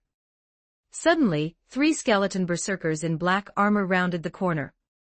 Soulfire in their sockets burned with a steady, clinical blue. One of them raised a gauntlet hand, blocking William's path. Halt, human, the skeleton commanded. You are required to submit to immediate investigation. William panted, his breath coming in ragged gasps as he looked up. This child is fading. If she isn't treated now, there won't be a body left to investigate. The 3 berserker exchanged a look. Their soulfire flickered in a silent, high-speed communication via soul link. A second later, the lead skeleton stepped forward and extended its bony arms. I am assuming custody of the casualty for rapid transport.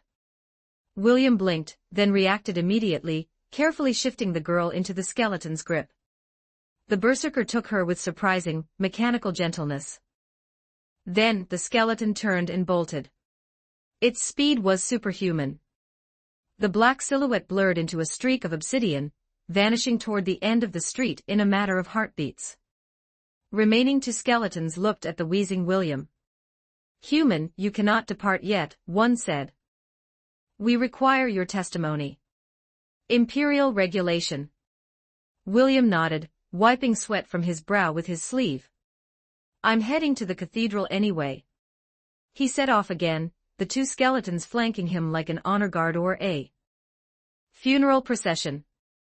They kept a precise 3-meter distance, their presence a silent reminder of the Empire's absolute order. Passers-by parted like the red, some whispered in concern, others watched in awe, but no one dared interfere. The doors of the Evernight Cathedral were wide open. The skeleton that had run ahead was already there, cradling the girl. Hurried inside. The orc priest was standing over the body, his expression grim, already clutching a vial of diluted emerald's respite. The elven nun had gathered a pile of clean linens and a basin of fresh water. "Place her here," the sister said, pointing to a pew. The skeleton set the girl down and stepped back, standing as rigid as a statue. William approached the pew, looking at the face that was more scar tissue than skin, and took a deep breath. He pulled a leather pouch from his robes, revealing a collection of gold and silver coins. Without hesitating, William counted out 3 gold coins and pressed them into the orc priest's hand. "Use the Emerald's Respite original solution," William commanded. The priest took the coins, sparing William a long, searching look. Expression was one of profound curiosity. 3 gold coins. Since the sovereign unified the continent, the currency was stable and prices were fixed. 3 gold coins could support a common family in luxury for an entire year. And here was William, a retired doctor who had only been in town a few months, handing it over for a stranger without blinking. The priest asked no questions. He turned toward the rear sanctum, and returned moments later with an exquisite crystal vial.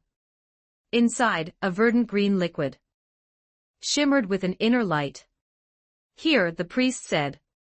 William took the vial, uncorked it, and carefully trickled the medicine into the girl's mouth. The Emerald's Respite flowed down her throat. Almost instantly, a miracle of biology occurred.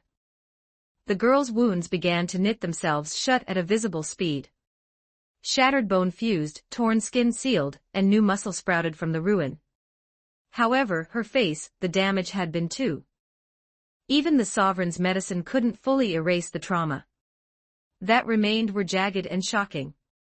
William let out a long, shuddering sigh of relief. Her life was anchored. He turned to face the 3 silent skeleton berserkers. "What do you need to?" One skeleton stepped forward, beginning the formal inquiry. "Location of discovery." "The eastern woods, near the brook." "Subject status upon discovery." "Near death." "Multiple compound fractures." "Internal hemorrhaging." "Severe facial," William answered with clinical honesty. "Cause of injury?" William shook his head. "But judging by the impact pattern, it suggests a high-altitude fall combined with repeated blunt force trauma." The skeleton paused for a few seconds, processing the data. "Do you recognize the subject? Then why pay the price for her soul?" William looked the skeleton in the eye and gave the only answer that mattered to, because she was still breathing. As long as a patient has a single spark of OD left, a physician does not look away.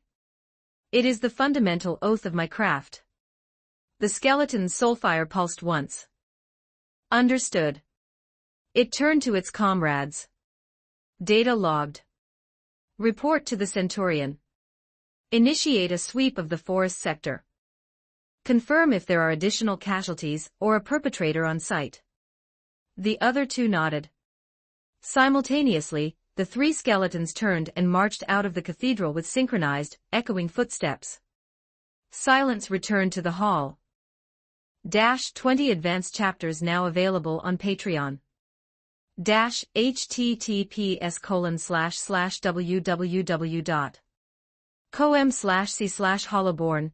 Just remove the hyphen symbol to access Patreon normally.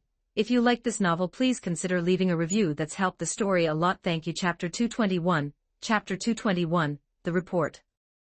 1216 words. Chapter 221. The Report. In the town of Orlando, the Punishment Legion had mobilized almost every unit not currently on active patrol. 900 skeleton soldiers had turned the forest outside the town upside. They advanced in a sweeping line from the forest's edge to its heart, ensuring every inch of terrain was scrutinized. Autumn leaves were brushed aside, the beds of brooks were probed, and even burrowing holes saw smaller skeletal units crawling inside to inspect the depths. 3 hours later. No trace of a perpetrator. No additional casualties. Not even a single suspicious footprint that didn't belong to a resident or a forest creature. The commanding centurion, a skeleton king, stood in a clearing. The soul fire within his sockets flared and dimmed with rhythmic uncertainty. This is an anomaly. Under normal circumstances, an assault of this brutality would leave a mountain of evidence. No matter how meticulous the assailant, there should have been lingering mana traces, scent markers, or discarded tools. But here, the world was silent. It was as if the girl had simply manifested out of thin air in the middle of the woods. The Skeleton King immediately initiated a report to his direct superior, the Myriad Captain. The information surged through the soul link in a heartbeat. The Punishment Legion Myriad Captain, currently stationed in the administrative sector of the former Holy Empire of Gustico, was hunched over a desk processing regional documents. The sudden surge in the soul link caused him to tilt his skull upward. He reviewed the Centurion's comprehensive file, the site records, Williams' testimony, and the horrific details of the girl's injuries. As he parsed the data, the Myriad Captain's soulfire flickered with a sharp, jagged intensity. A mangled girl appearing in a forest. Injuries so severe she shouldn't have been able to draw breath, yet her OD remained anchored to her body. Such a thing might have been mundane in the lawless era of the past, but here, in the peace established by the sovereign, the Myriad Captain followed protocol. He forwarded the report to the highest authority of his legion, Skill Pride. He didn't necessarily view it as an existential crisis. The empire was vast, and bizarre crimes occurred, but this was outside his experience. He would leave the judgment to his general. Meanwhile, in a luxury suite at the Succubus's Dream in the Iron Fortress territory, Skill Pride lay upon a bed of silken cushions, deep within a custom-ordered dream scenario. In this world, the horizon was infinite. Shoulder to shoulder with the sovereign, traversing snowy peaks, ancient forests, and scorched deserts to purge those foolish enough to offend the sovereign would offer him a smile. He would praise Pride's blade work. During their respite, they would discuss the grand tactics of the world. Was Pride's favorite template simple, direct, and filled with a sense of ultimate purpose? He had already prepaid for a month's worth of dream time, intending to experience the entire World Tour series. Just as the Dream Kaido was about to formally acknowledge Pride as his foremost and most beloved subordinate, a notification pinged. A request for a priority soul link connection. General Pride. A casualty has been discovered in Orlando. Suspected torture. No traces of a perpetrator found on site. Awaiting your directive. The dream shattered like glass. Pride's eyes snapped open, the soul fire in his sockets erupting into a violent on Evernight soil. He instantly accessed the full report. This wasn't a simple breach of public. If it were a common assault, the Myriad Captain would have handled the trial and execution without bothering him. But this. No perpetrator. Injuries that defied the laws of biology. Either a calculated crime using extreme measures, or an unknown power was operating within the Empire's borders. Either way, it was an affront to the sovereign's peace.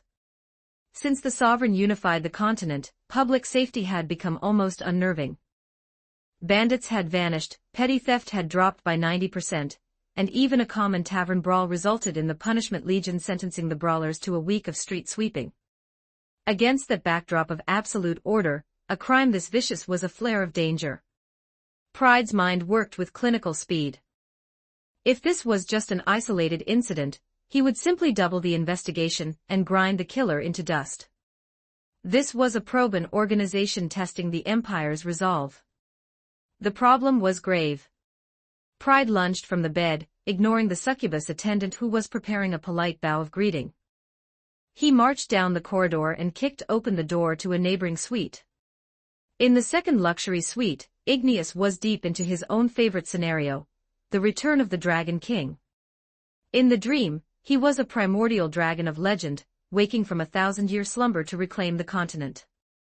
Lesser races trembled in his shadow. Who had once defied him now groveled in the dirt, begging for mercy. Adventurers who thought themselves hero tier were swatted into meat paste with a casual flick of his tail. Igneous laughed, his voice echoing through the dream sky like thunder. You dare provoke the majesty of a dragon? Before he could finish his monologue, a hand of black bone reached from reality and seized him by the scruff of the neck. The dream dissolved into gray mist. Igneous blinked awake, only to be hauled off his lounging chair by Skill Pride. The scene was just getting to silence, Pride barked. Pride didn't give him a chance to protest, dragging him toward the exit. Succubus at the door maintained her professional smile, offering a polite, honored guest, you still have 20 minutes of dream time remaining. There are no refunds for early termination. Pride didn't even look back. Keep the coin. We'll resume later. He and Igneous burst through the shop doors. In the next heartbeat, 2 streaks of light shot into the sky, banking hard toward the town of Orlando. The succubus blinked, murmuring to herself, what strange customers. Mid-flight, Igneous finally wrenched himself free from Pride's grip, adjusting his rumpled tunic. Care to explain what's so urgent, he grumbled. I was right at the climax. Those adventurers were about to surrender their entire treasury. A slaughter case has occurred within the Empire, Pride said, his tone clipped. Extreme trauma to the victim. Zero evidence of an assailant at the scene. Igneous paused, his grumbling dying in his throat. He understood the gravity. Immediately. That should be impossible, Igneous frowned. With the current state of security, even a pickpocket is a rarity, let alone a high-tier assault. That is why you are coming with me to see for yourself, Pride said, his voice cold as the wind. If this is an isolated incident, we process it. But if this is an organized probe, or the infiltration of an outside power. He didn't need to finish. Igneous understood. Igneous shifted his form, his body expanding into his true draconic majesty. Banked his wings, signaling Pride to mount up. Let's move. 20 advanced chapters now available on Patreon. https://www.com/c/hollowborn. Just remove the hyphen symbol to access Patreon normally. If you like this novel, please consider leaving a review. That's helped the story a lot. Thank you. Chapter 222. Chapter 222. Awakening 1399 words. Chapter 222. Awakening. When Unit 1 opened her eyes, the first thing she saw was an unfamiliar wooden. Gone was the eternal, stagnant gray sky of the necrotic realm, and the grand, ossified dome of the palace. This was a simple room. She stared at the ceiling for exactly 3 seconds, using her peripheral vision to confirm the absence of any magical circles or surveillance devices. Did she slowly turn her head to observe her surroundings? The room was small, roughly 10 square meters. A bed, a desk, a few chairs, and a wardrobe. In the corner sat several pots of blue orchids, exhaling a faint, clean fragrance. The window was ajar, allowing a stream of sunlight to spill across the floorboards. The necrotic realm had no sun. Therefore, the teleportation had been successful. She was indeed within the target plane. Unit 1 continued her assessment. The furnishings were Spartan but meticulously. A ceramic pitcher and several cups sat on the desk. Beside the bed was a woven reed basket filled with herbs she didn't recognize. Aside from the scent of the orchids, there was a lingering, medicinal bitterness in the air. Just then, the door creaked open. A white-haired old man walked in, carrying a wooden bowl that emitted wisps of seeing Unit 1 with her eyes open. A smile creased his weathered face. "Yo, finally back with us." He approached the bed, setting the bowl on the nightstand with an air of mock solemnity. "The surgery was a complete success. Congratulations starting today, you're a magnificent young boy." Unit 1 offered no reaction. She simply stared at the old man with a flat, clinical gaze. The old man blinked, his smile faltering into an awkward chuckle. Just a joke, just a joke. Trying to lighten the mood a bit." He pulled up a chair and sat down, scrutinizing her. "I found you in the forest. You were a mess, honestly. I didn't think I'd be able to anchor your soul back to your body. How do you feel? Any acute pain?" Unit 1 remained silent. She was analyzing him. From an external perspective, this was a mundane human. Elder white hair, deep wrinkles, and a slightly hunched back. He wore a simple linen robe, and had the calloused hands of a laborer. He looked every bit the part of a provincial town doctor. But Unit 1 knew better. She specialized in concealment and reconnaissance. She could sense the subtle ebb and flow of energy. Even though her own OD was currently depleted, her fundamental sensory instincts remained sharp. This man possessed magic. Not just any magic but a pure, concentrated resonance. It was an energy signature saturated with the sacred attribute.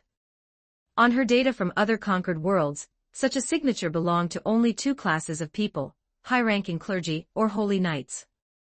This harmless old man is at least priest tier, Unit 1 calculated. Simultaneously, she felt a flicker of relief. It was fortunate her OD was entirely exhausted. As long as she refrained from actively drawing mana from the atmosphere to restore her strength, no one could gauge her true tier. She would appear as nothing more than a common girl who had suffered a catastrophic trauma. This was optimal for intelligence gathering. The old man watched her eyes dart from the ceiling to the window, and then to the orchids, yet heard not a single word. He let out a long sigh. "Alas, what a pity. Having your face ruined is one thing, but it seems the impact rattled your brain, too.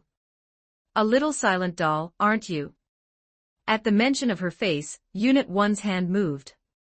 She lifted her fingers to her. The texture was a map of jagged ridges and uneven craters.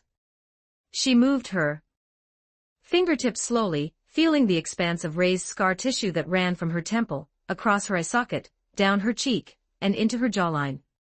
Nearly the entire surface was a ruin of healed trauma. Unit 1's brow furrowed. It was her first display of expression since waking. It wasn't sadness or vanity. It was a tactical assessment.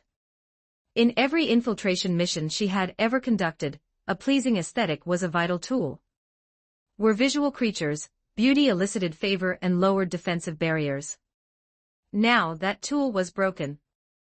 She calculated the cost-benefit ratio in her mind. With her true strength at Tier 5, restoring her features would be trivial once she regained her OD. However, she paused. She made a decision. She would not heal them. Her current objective was long-term reconnaissance and establishing a baseline for the coming war.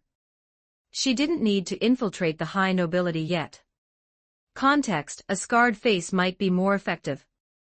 It would elicit pity and lower suspicions. No one would view a disfigured girl as a threat, and she wouldn't draw the kind of unwanted attention a beautiful woman might attract in a human settlement.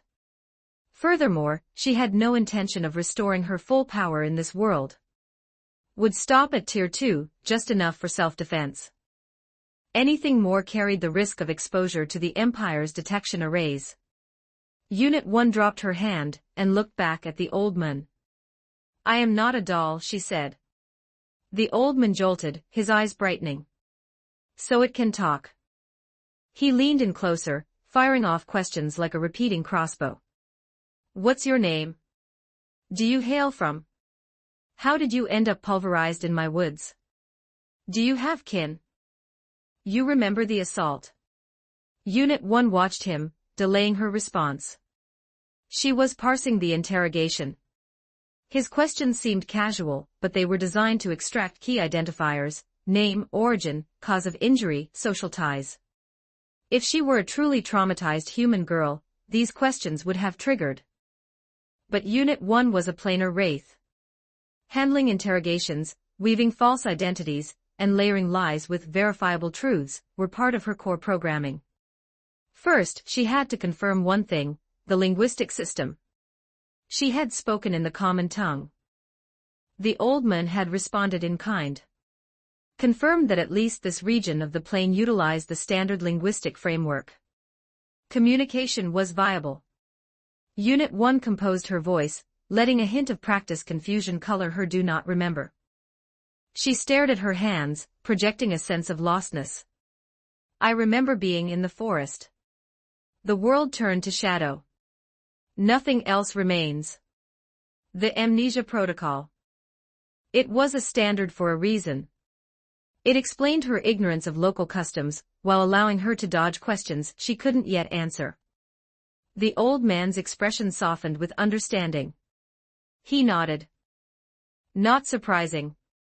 With the state you were in, surviving at all is a miracle granted by the sovereign. Memories, they're fickle things. They might return in time, or they might stay buried. He stood and walked to the desk, bringing the wooden bowl over. This while it's hot. It's a medicinal broth I brewed. It'll help anchor your constitution. Unit 1 looked at the bowl. A brownish liquid with fragments of herbs floating on the surface. Her nose twitched. No toxins detected. She recognized several ingredients: common herbs used to stimulate OD circulation and blood flow. She took the bowl and sipped it. It was incredibly bitter. Her expression didn't change a fraction. To her, it was no different from drinking plain water. The old man watched her, a flicker of something unreadable passing through his. Most people, even soldiers, would wince at the bitterness. Amnesiac girl should have shown fear or unease. But this girl was, unervingly he said nothing of it. He simply sat and waited for her to finish the broth. Anyway, we've been chatting for a while, and I haven't even introduced myself, the old man said with a smile. I'm William. William Gray. I'm the doctor for this little town. He looked at her expectantly. Since you don't remember your past, what shall I call you? 20 advanced chapters now available on Patreon. https://www.com/c/hollowborn. Just remove the hyphen symbol to access Patreon normally. If you like this novel, please consider leaving a review. That's helped the story a lot. Thank you. Chapter 223. Chapter 223. The registration. 1755 words. Chapter 223. The registration. The girl shook her head slowly. I cannot remember my name. Hearing this, William slapped a hand against his forehead with a resounding, look at my brain. You literally just told me you have amnesia, and my old bones went and forgot it 5 seconds later. Truly, getting old is a curse worse than a wraith's bite. He clasped his hands behind his back and began pacing the small room, muttering to himself as he worked through the logistics. Since you've forgotten, you'll need a new name. We can't have everyone calling you hey you or the patient for the rest of your life. That simply. His gaze wandered around the room, eventually settling on the corner where the pots of blue orchids sat, exhaling their subtle perfume. He rubbed the white stubble on his chin, looking as though he were performing a complex alchemical calculation. I've got it. Those orchids, the ancient elven tongue, the pronunciation is close to Alluria. It's a bit of a tongue twister, but the meaning is profound, tenacious. Why don't we shorten it? Let's call you Unit 1 now. Leah offered a singular, sharp nod. Acceptable. William was already getting used to her reactions. Since she'd woken up, the girl had been like a wooden marionette. She answered when spoken to, but never offered a single extra syllable. Fine, then it's settled. How's the constitution? Can you manage to walk a bit? Leah didn't bother with a verbal reply. She gripped the edge of the bed, swung her legs over, and stood up with a measured, steady grace. Her body was still weak, the OD within her flickering like a dying lantern, but her basic motor functions were operational. The effects of the emerald's respite were indeed miraculous. The catastrophic internal damage had mostly knitted shut, only her mana remained in a state of total depletion. I can, she said. William nodded with satisfaction. Then follow me. I'm taking you into town to get your resident permit sorted. In this Evernight Empire, you can't take a single step without identification. Why, they'll interrogate you for 20 minutes just for trying to buy a loaf of rye bread without a seal. They stepped out of the room, one after the other.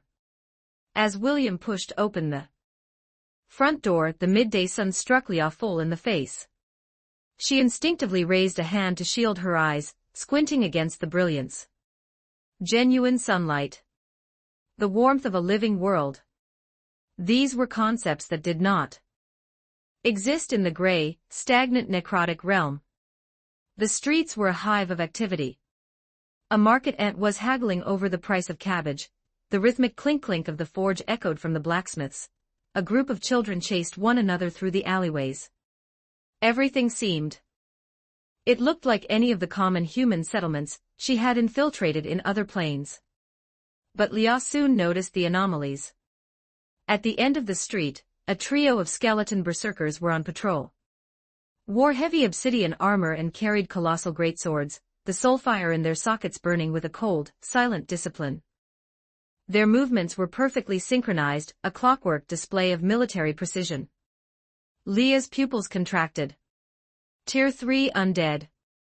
Her body instinctively shifted into a defensive stance, ready to evade an incoming strike. Just then, a small boy burst out of a nearby bakery, clutching a steaming loaf of fresh bread. He was running too fast, his eyes on his prize rather than his. He tripped on an uneven cobblestone, his momentum carrying him headlong toward the marching skeleton berserkers. Leah already visualized the outcome. The child would be cleaved by a great sword. Or have his skull crushed by a gauntlet for daring to obstruct the military. But what happened next froze her in place. The lead skeleton berserker reached out, catching the falling child with uncanny steadiness. He set the boy upright and even took a moment to pat the dust from the child's clothes. Watch your step. Maintain safety. The skeleton vibrated a hollow, metallic. The child didn't look terrified at all. Instead, he beamed a wide, gap-toothed smile at the undead. Thanks, mister. With that, the boy gripped his bread and sprinted off. The skeleton berserker didn't attack, it simply turned back to its unit and continued the patrol.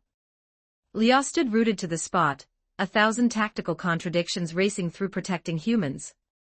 It defied every law of the multiverse. In her experience, the dead and the living were natural predators and a harmonious coexistence was a logical fallacy. William's voice snapped the thread of her thoughts. Something wrong? The pain returning. Leah shook her head. I am fine. She withdrew her gaze and followed William, but her focus was now absolute. Analyzed everything. The shops lining the street were a mix, some human-owned, some managed by the A-Lich. Stood before an alchemy shop, meticulously arranging vials of glowing liquid while a human customer leaned over the counter to haggle over the. A vampire sat in an outdoor cafe, elegantly flipping through a novel from the literature department, seated opposite an elf as they discussed the plot in low tones. A ghoul pushed a cart of fresh vegetables, spitting as it argued with a market ant over the wholesale cost. It was also as if the dead and the living sharing a community was an ancient, unquestioned tradition. Leah's brow furrowed deeper. What has happened to the laws of this world? They crossed several streets, eventually arriving at a stately gray and white. It was only 2 stories high, but occupied a massive footprint. Wooden sign hung over the entrance, inscribed with clean, sharp lettering, Logistics Management Office. William pushed open the doors and led her inside. The hall was spacious and flooded with magical light. The walls were covered in notices, and the floor was divided into distinct zones, each with its own queue. The crowd was a melting pot: humans, elves, orcs, and even a few succubi. Mun was filling out a form at a window, guided patiently by a ghoul clerk. Succubus stood in line with a stack of documents, appearing to be handling a property transfer. Leah felt that intense sense of wrongness, the dissonance again. William guided her to a specific window. Behind the counter sat a vampire. Wore a crisp, tailored uniform and gold-rimmed spectacles, his head bowed as he processed a mountain of paperwork. Hearing their approach, the vampire looked. He was handsome in a cold, sterile way, his skin like polished marble and his eyes a deep, crimson red. Seeing William, a polite, professional smile touched his lips. "Dr. William." "Good afternoon." William nodded. "Greetings. This child needs to be registered for a resident." The vampire turned his gaze to Leah. When he saw the web of jagged scars covering her face, a flicker of genuine pity passed through his red eyes. "Understood," he said. He pulled a form from a drawer and slid it across the marble counter.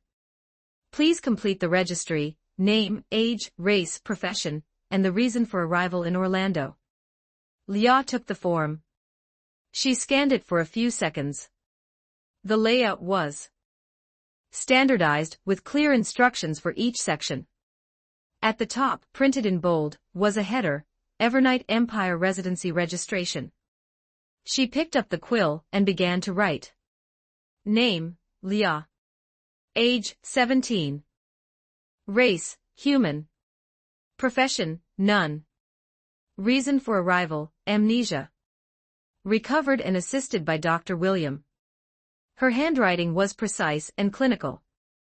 The vampire took the form and scrutinized it.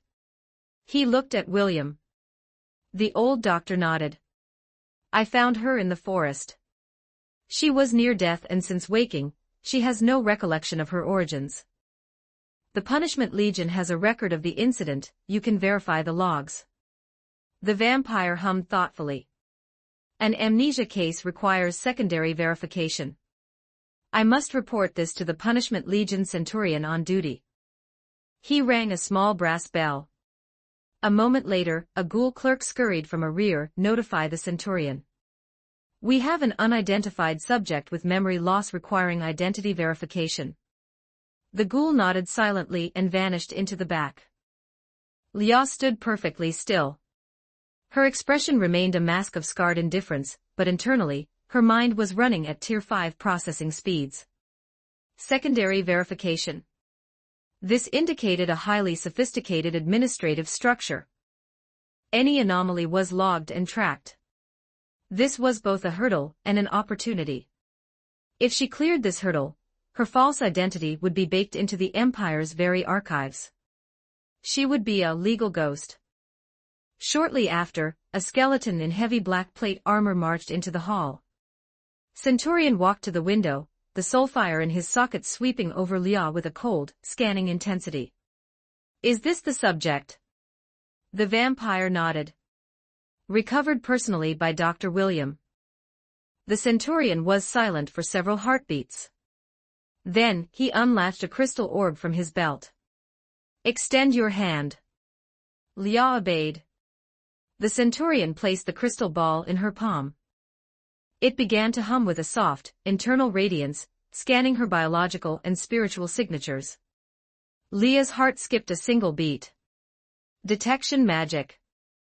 If there were any lingering traces of the necrotic realm's unique mana signature within her, she was finished. But she forced herself into a state of absolute her OD was depleted. She was an empty vessel. Furthermore, during her violent transit through the space-time tunnel, every item she possessed that bore the necrotic realm's mark had been shredded and lost. In theory, She was currently indistinguishable from a mundane human girl. The light of the crystal persisted for 10 seconds before slowly fading to gray. The Centurion reclaimed the orb. No anomalous mana fluctuations detected. No traces of curses or external mental control, the skeleton reported. She meets the screening criteria recently established by Deputy Commander Avarice. Proceed with standard protocol. The vampire nodded, his polite smile returning. Understood. The Centurion turned to leave. Just before reaching the door, he paused and glanced back at Leah. Welcome to the Evernight Empire. 20 advanced chapters now available on Patreon. https://www.com/c/hollowborn, just remove the hyphen symbol, to access Patreon normally. If you like this novel, please consider leaving a review. That's helped the story a lot. Thank you. Chapter 224. Chapter 224, Stillness. 12 words. Chapter 224, Stillness. The vampire clerk slid a thin, bone-carved identification plate from his drawer as he spoke. In 3 months' time, present this plate here to finalize your Imperial residency seal. He offered a polite, practiced smile as he handed the card. Keep this safe. If it is lost, a replacement fee of 10 copper coins will be required. Leah accepted the plate, holding it up to the fading light to inspect the etch. She tucked it into the bodice of her dress. Understood. Seeing the paperwork finished, William clapped his hands together. Right then, bureaucracy is behind us. Now we need to procure some essentials. Aside from the rags on your back, you're currently a beggar. They exited the Logistics Management Bureau. The sun was beginning its slow descent, and the foot traffic had thinned since noon. The air was a heavy mix of baking bread and savory meat stew. William led Leah into a clothing shop. The proprietor, a middle-aged woman, beamed as soon as she saw the doctor. Ah, Dr. William. What brings you to my humble racks today? A few changes of clothes for the girl, William said, gesturing to Leah. The shopkeeper turned her gaze toward Leah. Her eyes lingered for a fraction of a second on the jagged scars covering the girl's face before she tactfully looked. How old is the lass? 17, William answered for her. I have a few sets that should fit a young lady of her stature. The shopkeeper pulled several outfits from the shelves. They were simple designs, homespun linen, and cotton in muted grays and browns. Leah inspected the garments, her mind running a rapid tactical analysis. The weave is coarse. Magical reinforcement or complex dyeing. It suggests a civilization where mana is hoarded for military or administrative sectors rather than civilian industry. Try this one, the woman suggested, handing her a charcoal gray long dress. Leah took it and stepped into the small changing area at the back. She emerged moments later, standing before William with a stiff, doll-like posture. William nodded with satisfaction. Decent enough. We'll take this 1 and 2. Others for rotation. The doctor paid the coin, and they left with a bundle of clothes, undergarments, and a pair of sturdy cloth shoes. Their next stop was the general store, where they bought toiletries, a comb, a towel, and a simple shoulder bag. At every stop, Leah's purple eyes scanned the environment with predatory focus. She mapped the layout of the streets, the distribution of guards, and the density of the populace. She noted the script on the signs, the conversion rates of the currency, and the names of locations mentioned in the idle gossip of passers-by. Leah, are you feeling the pangs of hunger? William asked suddenly. Leah shook her head. Nonsense. Your constitution is still a ruin. You need sustenance to anchor your. William guided her into a small tavern. It was a modest establishment with only a handful of tables. The owner, a portly orc, was busy grunting over a large pot in the kitchen. 2 portions of stewed meat and a bowl of vegetable soup, William ordered, finding a table by the window. Leah sat opposite him, her gaze drifting back to the street. The golden hour had arrived, painting the cobblestones in a warm, amber hue. William's voice pulled her back. What do you think of our little town? The doctor's tone was casual, but Leah sensed the undercurrent of observation.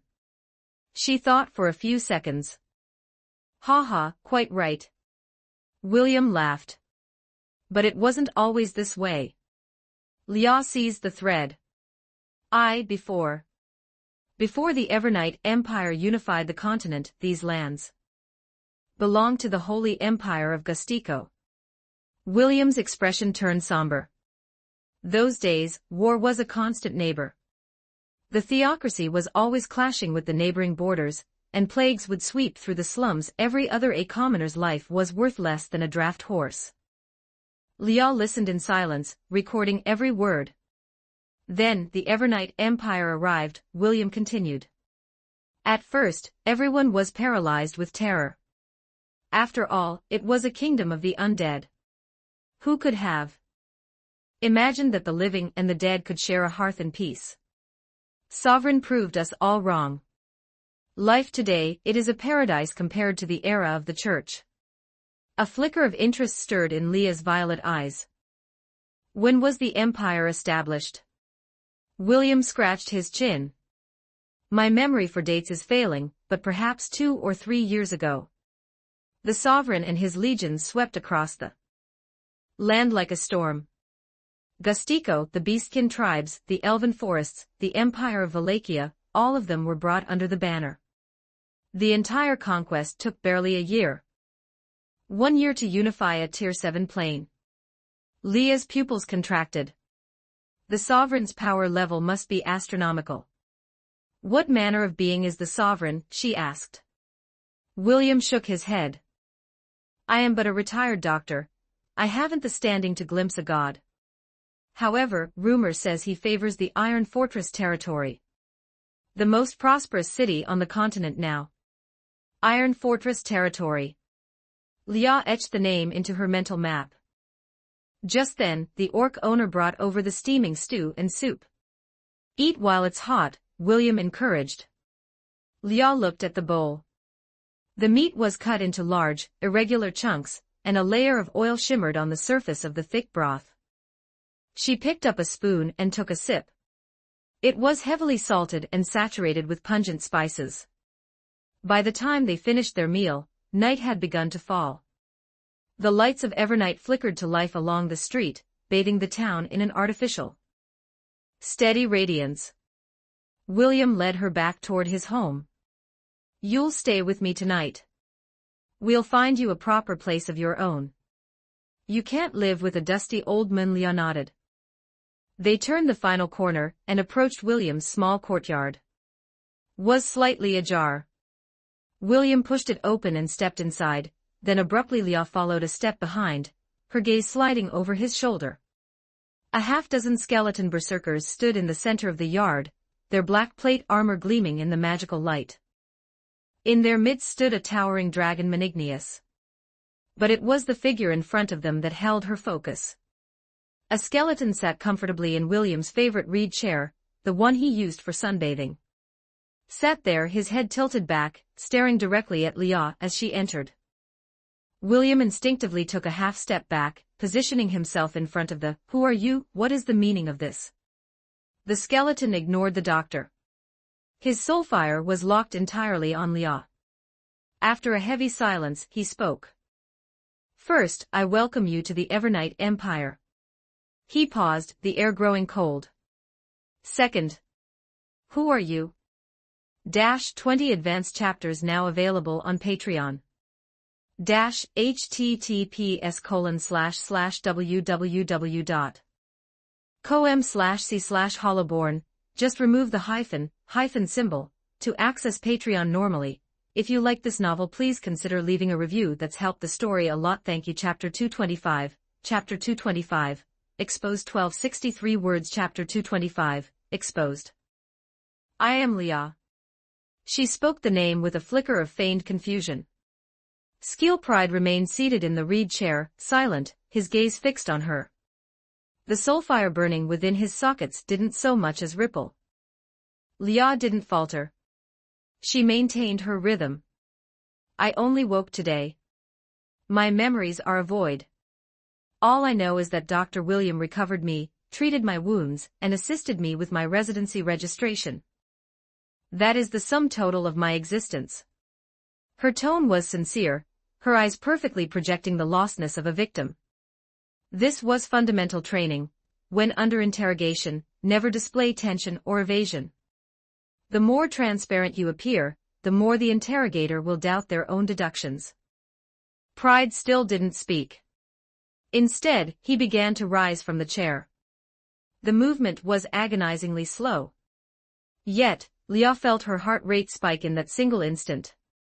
Her eyes performed a lightning-fast sweep of the courtyard. 5 skeleton berserkers, all tier 4. 1 dragon Manignius radiating a mana signature of at least tier 5. And the skeleton in the chair, she couldn't even gauge his level.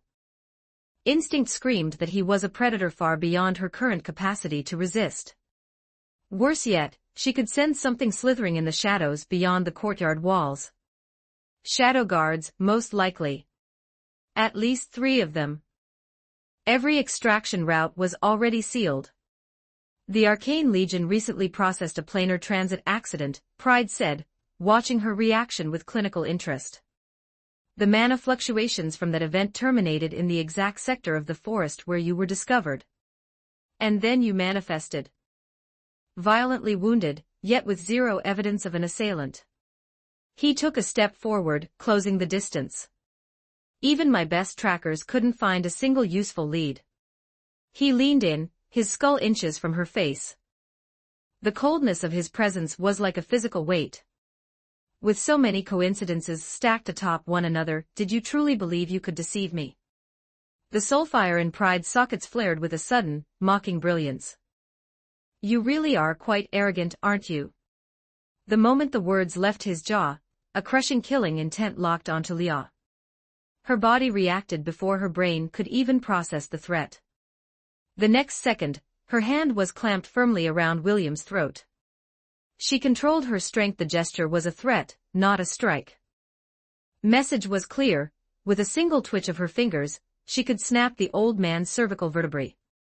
Let me pass, Leah commanded. She looked at Pride. Her voice remained steady, but her eyes had undergone a total transformation. Gone was the bewildered girl. In her place stood a professional who had walked through 1,000 death zones. Her gaze was cold, rational, and stripped of all human warmth. Pride halted his advance. He looked at Leah, then at the captive William. This scene, it truly brings back memories, Pride mused, his tone carrying a disturbing note of amusement. Even if I let you walk out that gate, how long could you possibly last? That is my concern. Leah's grip tightened marginally. William let out a faint, pained grunt. If you wish to avoid meaningless casualties. She stared death into Pride's sockets. Then swear by your king that you will let me depart this town. The courtyard became a powder keg. Every skeleton berserker reached for their hilt in a synchronized clack of bone gold light began to swirl in Igneous's slitted pupils. The shadows beyond the wall hissed with restless movement. But Pride simply raised a gauntlet hand. All movement ceased instantly. He watched Leah, his soulfire pulsing with an accelerated rhythm. Fascinating. You're gambling. You're betting that we, the undead, will honor an oath sworn in the name of our sovereign. Pride's tone turned playful. You understand the undead well. You understand our kind of undead. Leah said nothing, but her heart sank. She had made a fatal error. A mundane, amnesiac human girl would have no concept of the honor codes governing the sovereign's generals. Only someone who had spent lifetimes observing the dead, or lived within an undead society, would know to demand such a specific vow. However, Pride continued, seemingly weighing the entertainment value of the situation. In exchange for making this evening somewhat less tedious, grant your request. Leah blinked. She hadn't expected him to actually agree. I swear by the name of the sovereign of Evernight, Pride declared, his voice carrying the weight of a decree. For the next hour, I shall not pursue you, I shall not harm you, and I shall not obstruct your departure from this town. Leah's mind raced. Why let a confirmed infiltrator walk away? Tactically unsound. He was absolutely certain he could reclaim her the moment, the hour, or perhaps he simply didn't care how far she could crawl. In 60, Leah took a deep breath. She had no other options. To stay was to be captured, to flee was a sliver of a chance. She began to retreat toward the gate. She dragged William with her, using him as a shield. The skeleton berserkers didn't move. Igneous watched with silent, draconic intensity.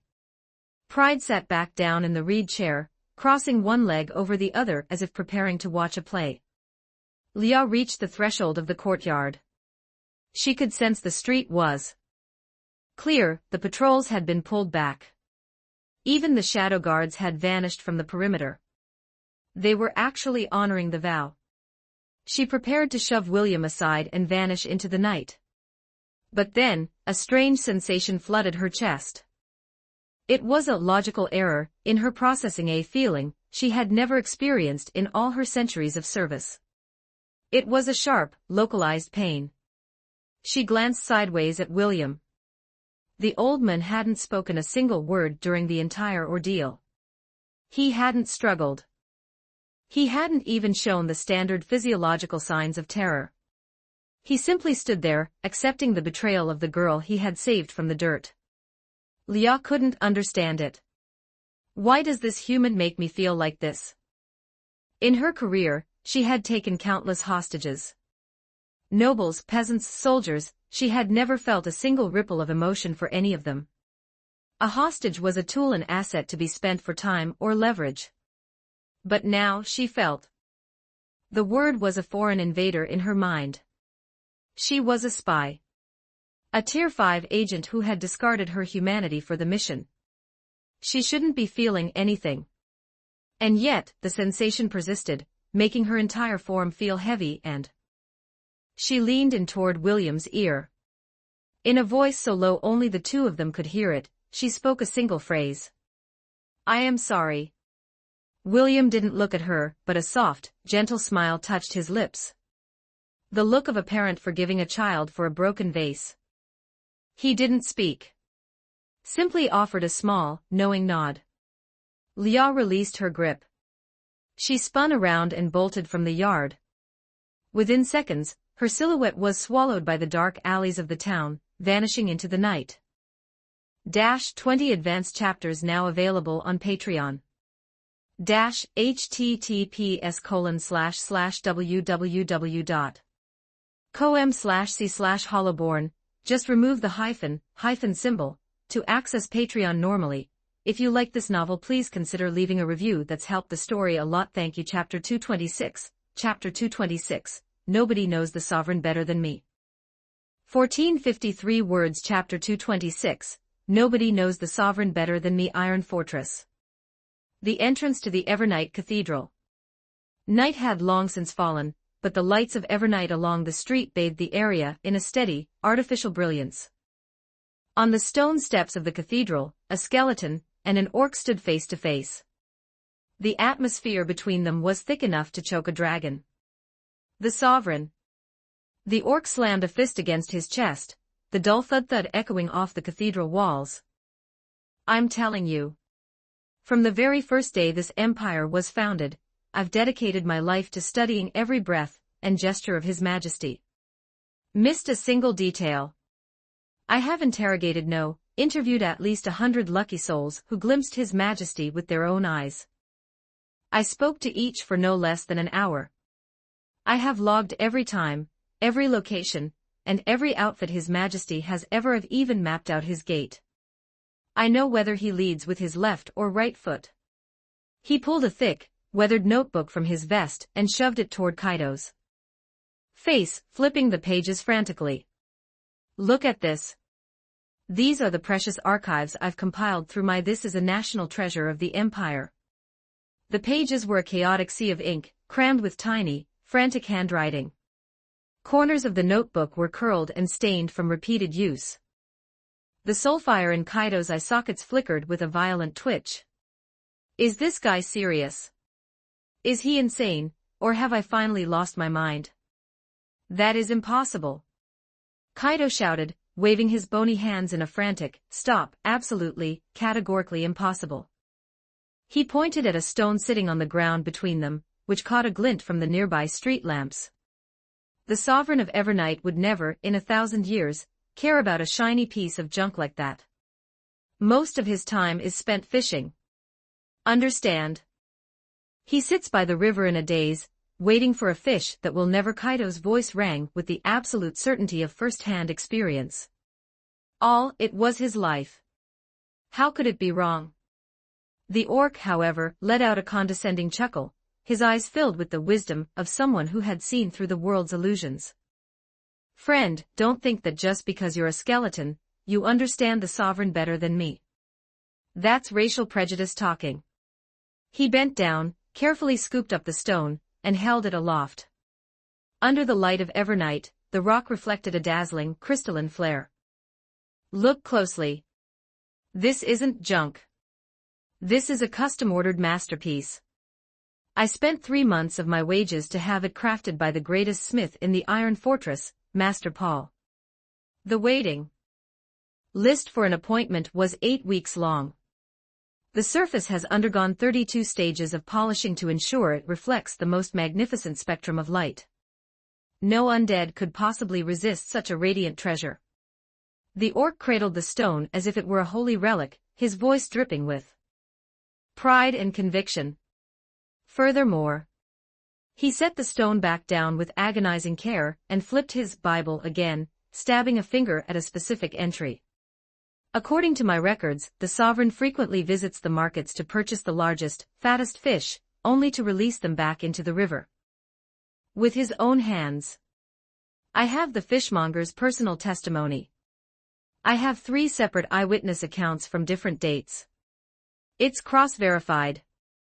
Now, you tell me, how could a monarch so benevolent, so full of love for all living things, enjoy fishing, an act of pure slaughter? It is clearly a prayer ritual. By returning life to the waters, he is accumulating divine merit for the entire empire. What a magnificent, soulful heart he possesses. Kaido felt the soulfire in his sockets nearly leap out. What kind of warped logic is this? He bought those fish and released them because he couldn't catch anything, and was too embarrassed to return to the base empty-handed. He was just trying to increase the biodiversity of that cursed river, so he might actually have a chance next time. Unauthorized history. Kaido barked. Everything you're saying is baseless. The sovereign has never done those things.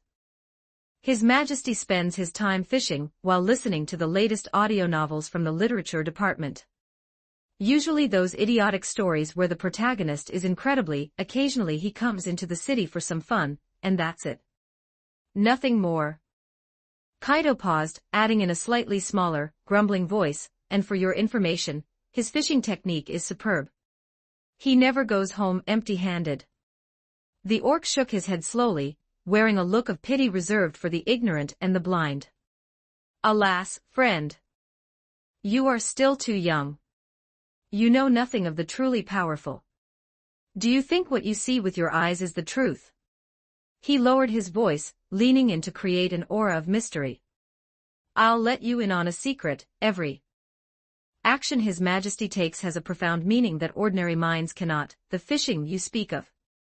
Perhaps he is meditating on the ebb and flow of all sentient life. The stories he listens to. Likely a method of gaining insight into the joys and sorrows of his subjects. Kaido went silent. He realized, with a sinking feeling, that he couldn't win. The orc had constructed a perfect, self-reinforcing logical loop. No matter what Kaido said, the orc would interpret it through the lens of the sovereign's hidden profundity. Nearby, on the steps of the cathedral, 2 young nuns holding scriptures were whispering to each other, their gazes drifting toward the argument. Who do you think is right?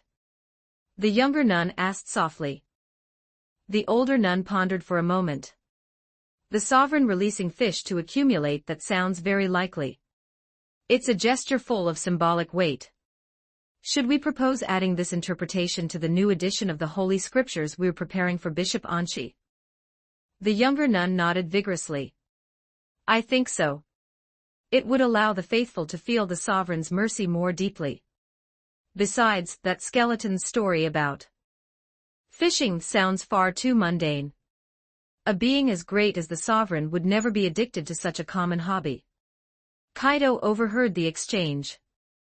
The soul fire in his sockets nearly went out from sheer despair. Just then, his internal soul radio flickered. Wait, Kaido said, raising a bony hand toward the orc. I have an incoming soul. The orc immediately ceased his lecture and nodded politely. Of course. Kaido's consciousness dipped into the link. Pride, what is it? I'm in the middle of a very intense debate about what the sovereign actually likes. There was a second of silence from the other end. Skill Pride's voice returned, sounding deeply confused.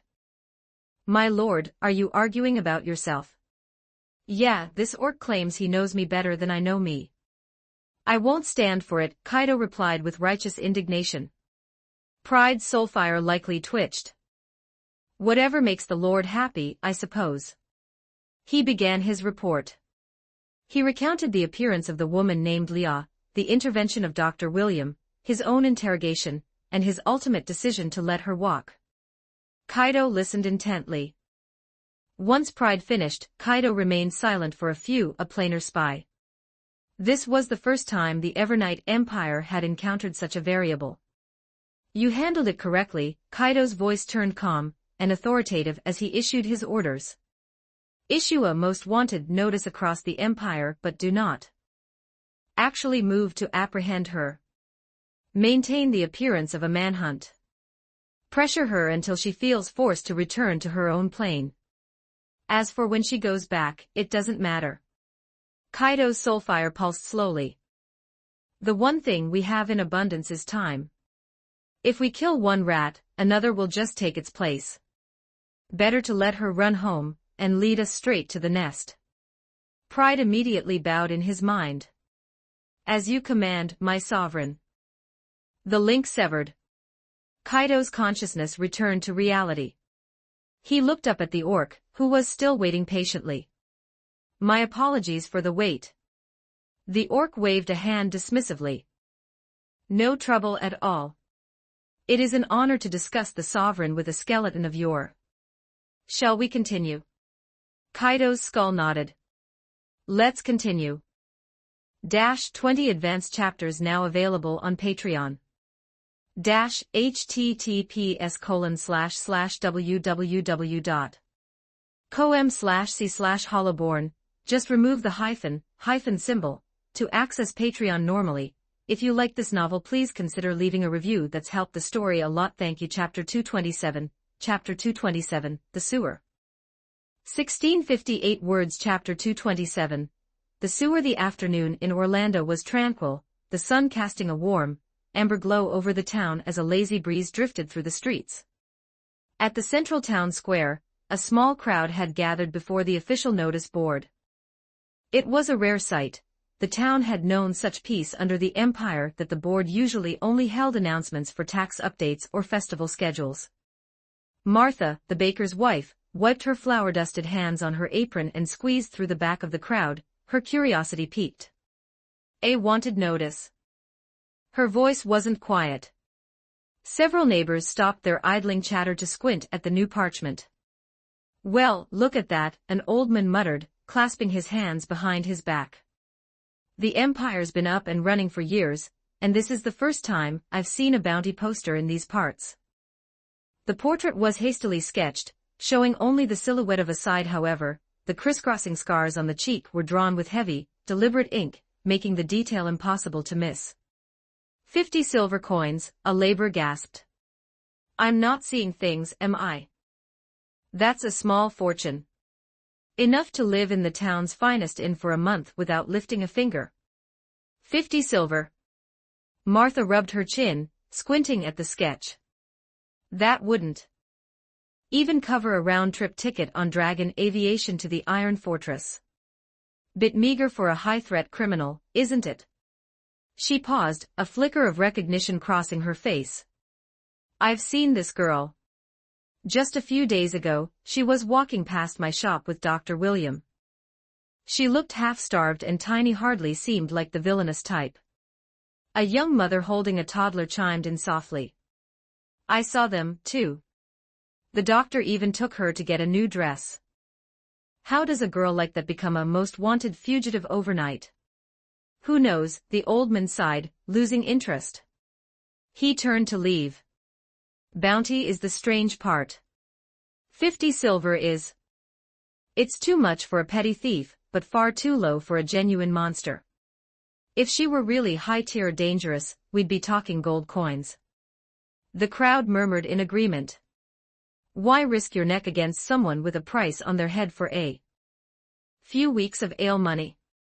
If they come back for revenge, 50 silver won't pay for your funeral. I reckon it's just a formality, another man suggested. The Punishment Legion probably just wants to let us know she's out there. A keep your eyes open sort. As the sun dipped toward the horizon, the crowd thinned and eventually dispersed. The wanted notice was left alone, fluttering rhythmically in the cooling evening wind. Beneath the peaceful streets of the town, another world existed entirely. Leah leaned her back against a damp, slick stone wall. Her eyes were closed, every sense turned inward as she catalogued the failing status of her body. She was nearing her physiological limit. No food for 3 days. To be precise, 3 days and 7 hours. Calculated the time automatically through her heart rate and respiratory rhythm, a habit of a long-term operative. It was night now. Above, the town would be settling into silence. The patrols of the skeleton berserkers would be at their minimum frequency. But she didn't dare go up. Leah knew with absolute certainty that the skeleton named Pride hadn't let her walk out of mercy or negligence. It was a display of absolute dominance. Given her a head start because he didn't believe she could truly escape him. She lifted her hand, catching the slivers of moonlight that filtered through a distant drainage grate. Her nails were packed with black grime. She clenched her fist, then released it. She repeated the motion 3 times. Motor control remains stable. Hunger hasn't triggered tremors yet. At the very least, she could still run. She could still kill. The sewer was a realm of oppressive shadow, illuminated only by the faint gray light from the street-level drains. But for Leah, it was enough. Her eyes had adjusted, rendering the dark into a sharp, monochromatic map. The stone brick tunnels were roughly 2 meters wide. A shallow stream of stagnant water flowed across the floor, barely reaching her ankles. The air was heavy with a subtle, pervasive funk. However, it wasn't the overwhelming stench of rot she had expected. The reason was the slimes. They were everywhere. Translucent, gelatinous blobs that pulsed with a faint, internal glow as they undulated through the water. They were the cleaners of the underworld, devouring everything trash, carrion, and waste. They broke down the filth before it could putrefy. Leah had spent the last few days observing them. They were non-aggressive. Bordering on timid. They actively avoided her. Most importantly, their bodies were composed of high-purity, potable moisture. They had been her only source of hydration. Leah bent down, her hand flashing like a striking viper as she seized a passing. It felt cold, rubbery, and surprisingly firm. The creature thrashed in her grip, its gelatinous form trying to slide through her fingers like liquid. Leah offered no mercy. She opened her mouth and bit down. A briny, slightly metallic mucus flooded her mouth. Her expression remained a mask of iron as she forced herself to swallow. 3 times. She consumed the entire creature. A faint sensation of fullness registered in her stomach, and the burning dryness in her throat eased. But she knew it was a stay of execution. Slimes provided basic hydration, but they possessed almost zero nutritional value. If this continued, her OD would completely bottom out within 48 hours, and she would lose her capacity for movement. She had to leave Orlando. But not tonight. To emerge now was to walk into a prepared kill zone. Skeleton had authorized her release. He was waiting for her to show her hand. Leah needed more data. She needed to understand the Empire's tracking protocols. She needed to find the blind spots in their reconnaissance. Only then could she formulate a viable extraction plan. She slid down the wall until she was sitting, closing her eyes to reconstruct the intelligence she had gathered. First, the Empire's detection technology was acute. The crystal ball used by that Centurion could detect anomalous mana fluctuations with ease. This meant that the moment she attempted to restore her OD by drawing from the atmosphere, she would be lit up like a flare on their magical radar. Conclusion: she must remain in a state of total mana depletion until she cleared the town's perimeter. Second, the undead and the living shared a sophisticated, integrated social resident registration, regular armed patrols, and clear logistics management. It was a seamless web of order. Escaping such a tight system through conventional means was a Tier 7 difficulty task. However, there was a flaw. Leah noticed that as long as she didn't restore her magic, their ability to track her plummeted. The lack of pursuing units in the sewers was proof. Detection methods were primarily tuned to mana signatures, not biological scent or thermal footprints. Just then, the sound of light footsteps echoed from the far end of the tunnel. Leah was on her feet instantly. She made no sound as she pressed herself into a corner, her form melting into the shadows of a recessed alcove. The footsteps were rhythmic tap, splash, tap, splash. It didn't sound like the heavy, metallic tread of a skeleton berserker. It sounded. Leah regulated her breathing, slowing her heart rate. She had already mapped 3 potential escape routes from this junction, but she held her position. The newcomer wasn't a hunter, any movement would only risk exposing her hideout. The sound drew closer. A faint, flickering light appeared around the corner of the tunnel, casting a dancing shadow against the brickwork. A young girl stepped into view. She wore a faded, patched gray dress and carried a small oil lantern that cast a dim, yellow glow. She looked no older than 8, with twin tails tied neatly and a hint of lingering baby fat on her. She was, by all accounts, quite adorable. In her other hand, she carried a woven reed basket. It was filled with kitchen scraps, rotting cabbage leaves, fruit rinds, and hard crusts of bread. The girl walked into the sewer without a trace of fear or disgust. With practiced ease to a relatively dry ledge, knelt and began scattered the scraps onto the ground. The nearby slimes reacted instantly, swarming toward the ledge like a school of fish being fed in a pond. They enveloped the trash, beginning the slow process of decomposition. The girl watched them, a satisfied smile blooming on her face. She hummed a discordant little tune as she fed them. Slime, oh slime, so round and neat, I bring you scraps and things to eat.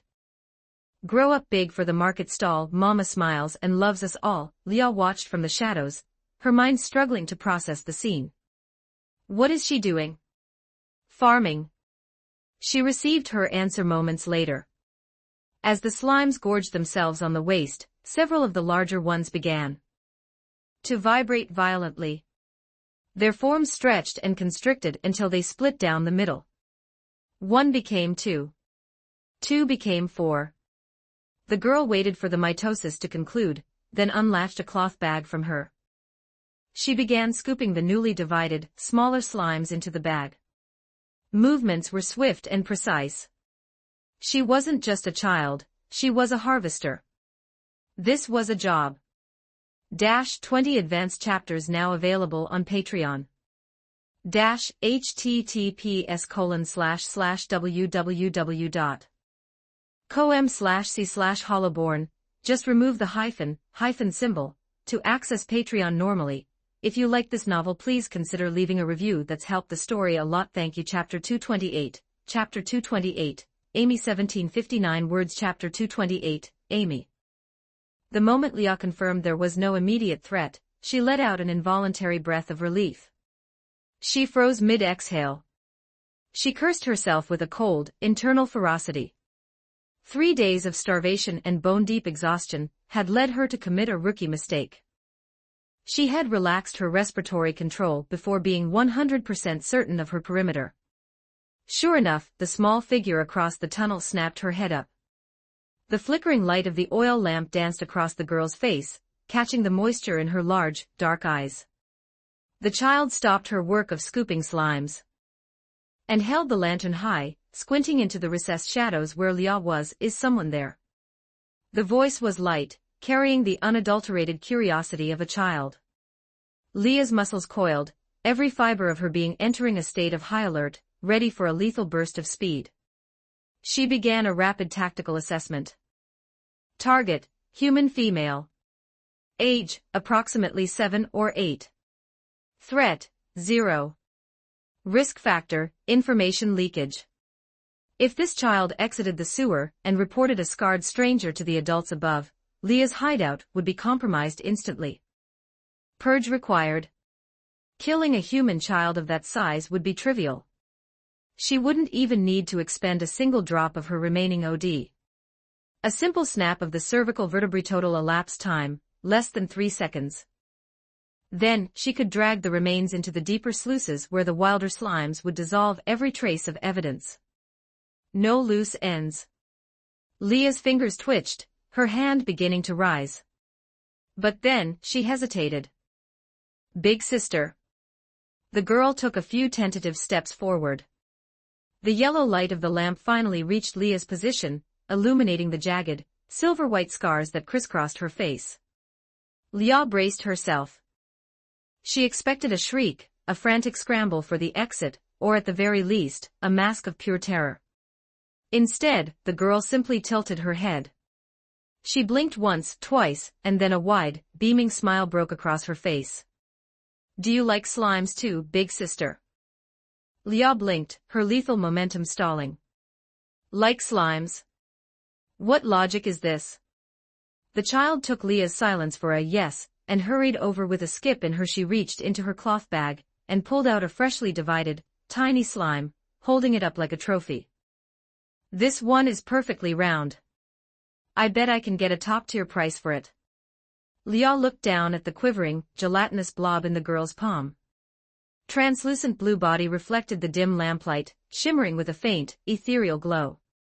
Leah tilted her head, her voice raspy and drained of energy. The girl nodded vigorously, her twin tails bobbing. Slimes are worth a lot of coin. A small one goes for a whole copper. She freed her other hand, and began counting on her fingers with agonizing focus. I caught 12 today. That's 12 coppers. That's enough for several loaves of rye bread. Watching the girl's pure, uncomplicated joy, Leah felt a strange dissonance. Ignored it and pushed for more data. She needed intelligence on this empire, on this world. Why do you harvest them? Because slimes are gold, obviously, the girl replied as if explaining that the sky was blue. The Arcane Legion in town buys them up. They say they can refine them into what was it? She knit her small brows, rummaging through her limited vocabulary for the complex term. Mana solution. The skeleton uncles from the Legion said slimes are the best alchemical catalysts.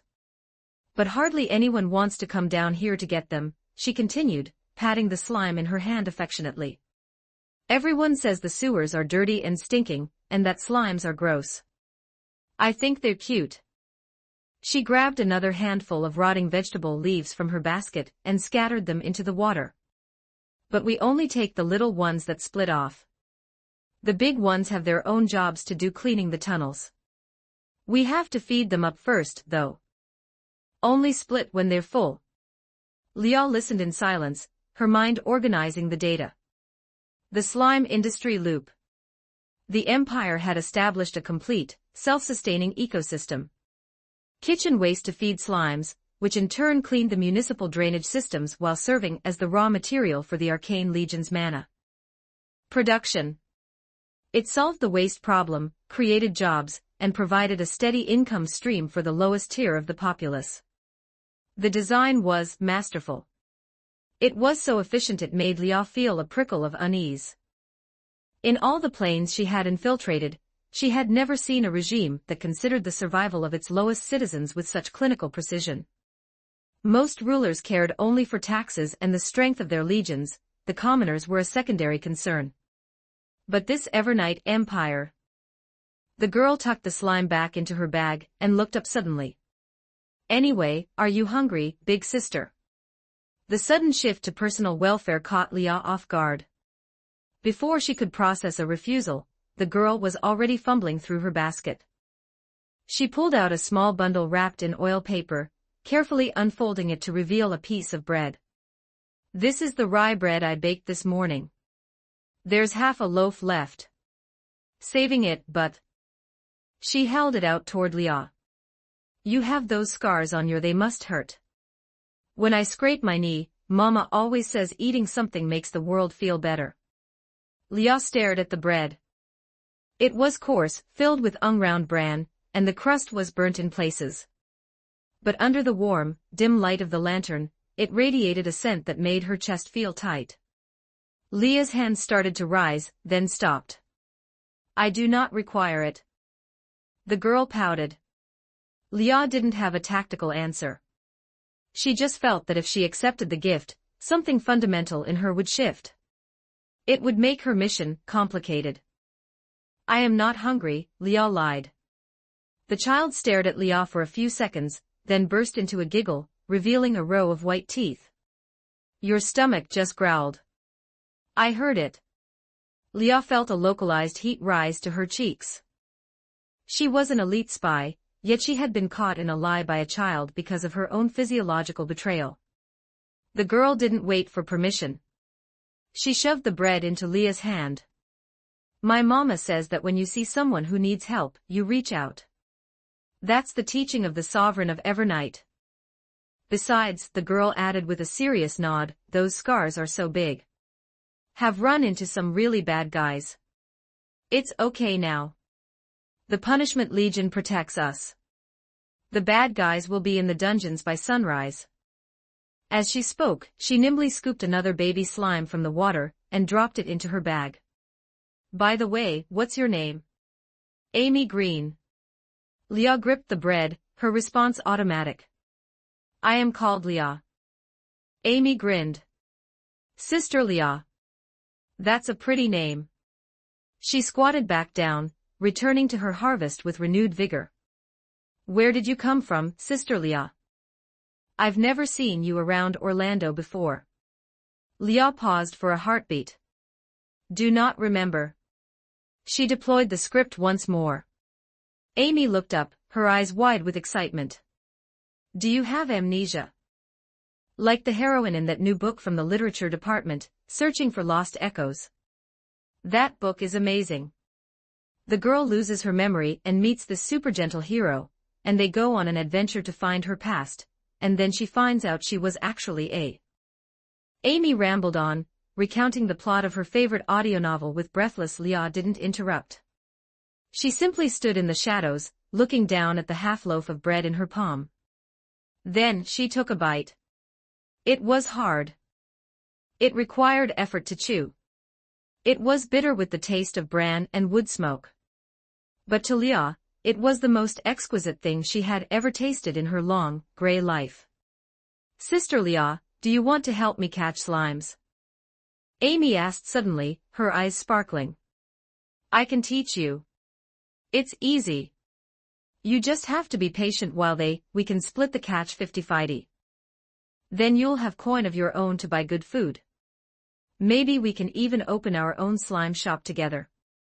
Leah looked at Amy. This child, who relied on the filth of the sewers to scrape together a living, was willing to share her livelihood with a stranger she had known for less than 10 minutes. Simply because she perceived a need. Leah didn't understand. She truly, fundamentally did not understand. In all her training, no one had ever taught her how to process an act of selfless kindness. Another time, Leah said softly. I have. And do not speak of me to the others. A flicker of disappointment touched Amy's face, but she nodded dutifully. I understand. But be careful, Sister Leah. Amy warned as she gathered her things. There are big rats deeper in the tunnels. Their bite is nasty. Dr. William says they carry the rot sickness. Amy knotted her slime bag and slung it over her shoulder, picking up her as she reached the turn in the tunnel. She looked back. Sister Leah.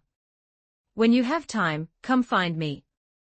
I live at the east end of town, right next to Aunt Martha's bakery. My mama's rye bread is the best in the empire. 100 times better than. With a frantic wave, the girl skipped away. The light of her lamp faded slowly, reflecting off the damp walls until it vanished around the corner. The sewer returned to its state of absolute dark and silence. Leah stood paralyzed in the gloom, only snapping out of her daze when the last of the bread was gone. She looked down at her empty palms. Where a few stray crumbs exactly am I doing? She whispered to the shadows. 20 advanced chapters now available on Patreon. https://www.com/c/hollowborn. Just remove the hyphen symbol to access Patreon normally. If you like this novel, please consider leaving a review. That's helped the story a lot. Thank you. Chapter 229. Chapter 229. Emotion 1521 words. Chapter 229. Emotion. The following evening, the familiar rhythmic splash tap echoed through the tunnels once more. Leah lifted her head from the gloom, her body's reflexes automatically dampening her breathing. A pool of amber light spilled around the corner, casting a wobbling, oversized shadow against the damp brickwork. Big Sister Leah. Amy's voice bounced off the stones. Leah didn't respond, remaining merged with the shadows as she watched the girl hop over a drainage channel. Amy had changed. Her dress, she now wore a blue one, though the sleeves and hem were a map of coarse patches. She still carried her lantern, and the reed basket in her other hand was even more heavily laden than before, brimming with scraps. Big Sister Leah. Where are you hiding? Amy raised the lantern, her dark eyes scanning the darkness with pure curiosity. Leah hesitated for a long heartbeat before stepping out of the alcove. Amy's face lit up instantly. I brought so many goodies today. Martha at the bakery had a whole tray that stayed in the oven too long. Them all to me. She pulled several nearly black loaves from her basket, presenting them like a victorious general displaying spoils of war. The slimes are going to have a feast tonight. I bet they'll split into a dozen babies each. Amy knelt by the water, skillfully crumbling the charred bread and scattering it into the current. The slimes reacted with a collective ripple, swarming to envelope the food. Leah watched in silence. This was her primary window into the world above. Big Sister Leah, did you know? Amy continued, her chatter constant as the town is full of skeleton berserkers today. So many more than Leah's pupils contracted. She tilted her head slightly, focusing every sense on the child's words. Mama said they're hunting a baddie. They even put a picture on the big board in the square. I think the baddie is long gone, though. No one could stay hidden from the Punishment Legion for this long. They're the best at finding things. Leah remained silent. She knew exactly who they were hunting. But Amy was oblivious that the baddie was standing right before her, clinically analyzing every word she spoke.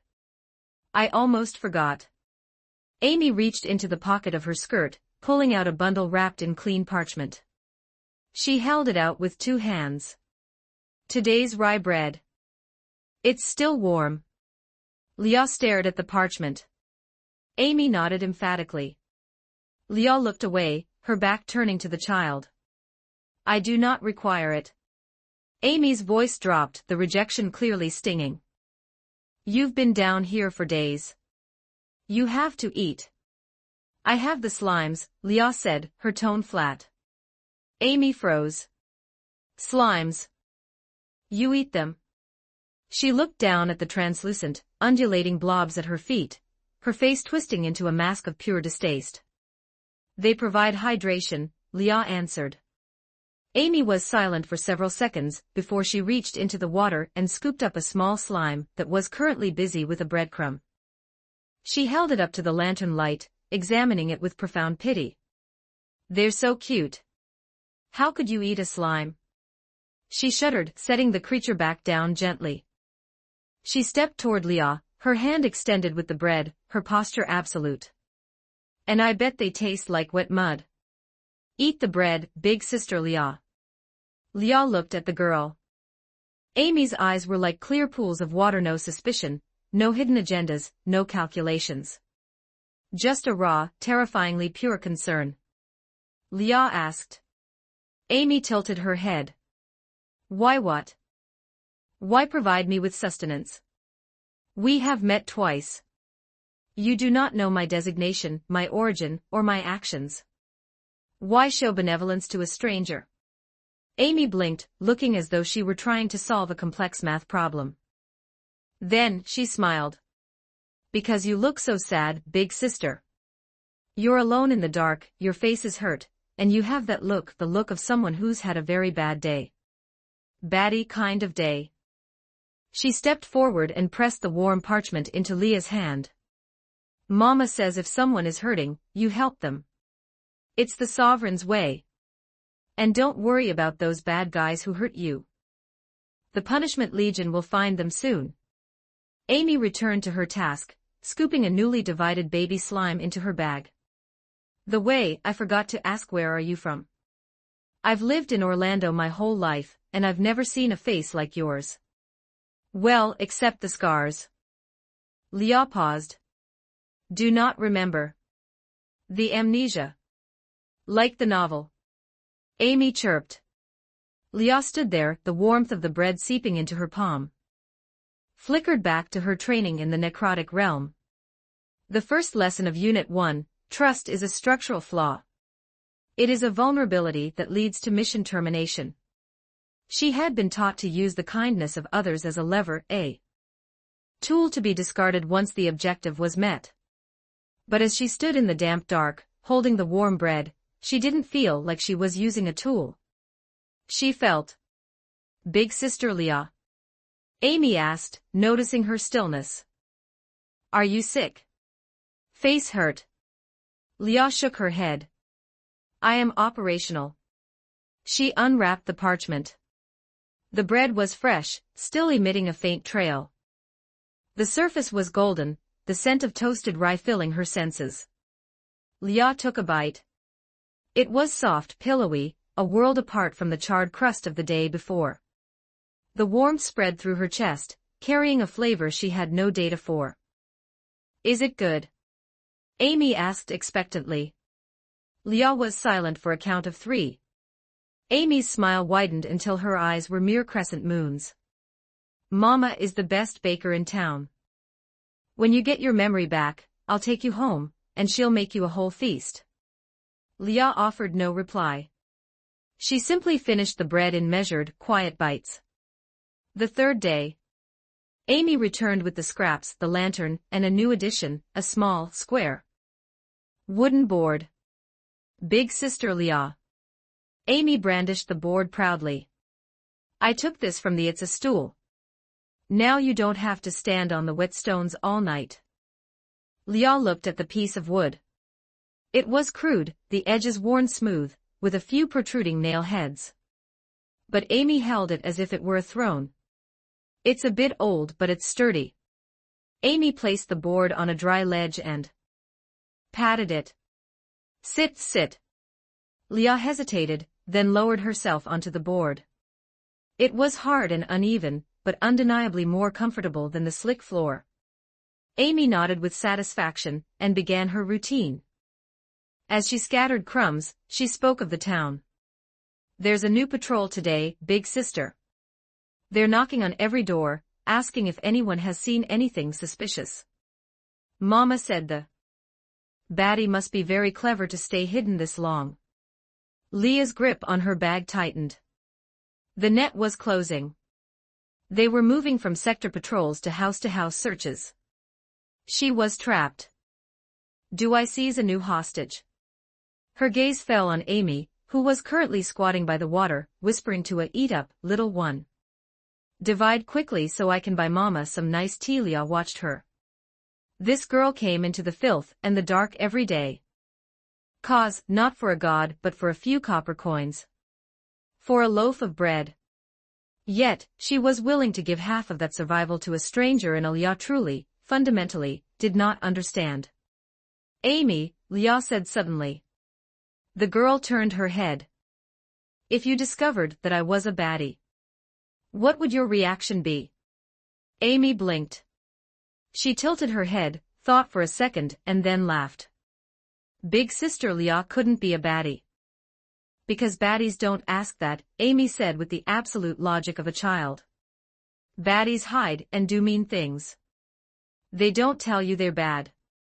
So you must be a good person." Leah went silent. She couldn't refute the logic. Or rather, she realized she didn't want to. "Besides," Amy whispered, stepping closer, "even if you did do something bad, I bet you were forced to. Mama says there are no born baddies, only poor souls with no other way out." Leah stared into Amy's clear eyes. Unbidden, the image of Dr. William returned to her, the old man who had saved her, and whom she had threatened with death. Her chest felt heavy again. A logic error that refused to be cleared. 20 advanced chapters now available on Patreon. https://www.com/c/hollowborn. Just remove the hyphen symbol to access Patreon normally. If you like this novel, please consider leaving a review. That's helped the story a lot. Thank you. Chapter 230, Illness 1838 words. Chapter 230, Illness. Today, Leah waited at the junction as usual. She leaned against the moss-licked wall, eyes closed, calculating the passage of time through the steady rhythm of her own heart and lungs. It was nearly time. Amy's arrival was precise, rarely varying by more than 10. This was the conclusion Leah had drawn after 5 cycles of observation. Footsteps echoed from the dark. But something was wrong. Leah snapped her eyes open, her brow knitting together. The gait was erratic, lacking the light, rhythmic bounce of previous days. She shifted instantly into a high-alert state, pressing her back against the brickwork and cautiously peering around the corner. A dim, amber light wobbled closer through the gloom. It was Amy. And she was alone. Leah relaxed her posture marginally and stepped out from the shadows. "Big sister Leah." The moment Amy saw her, it was as if the girl had found her only anchor, and tears began to flood down her cheeks instantly. Leah froze.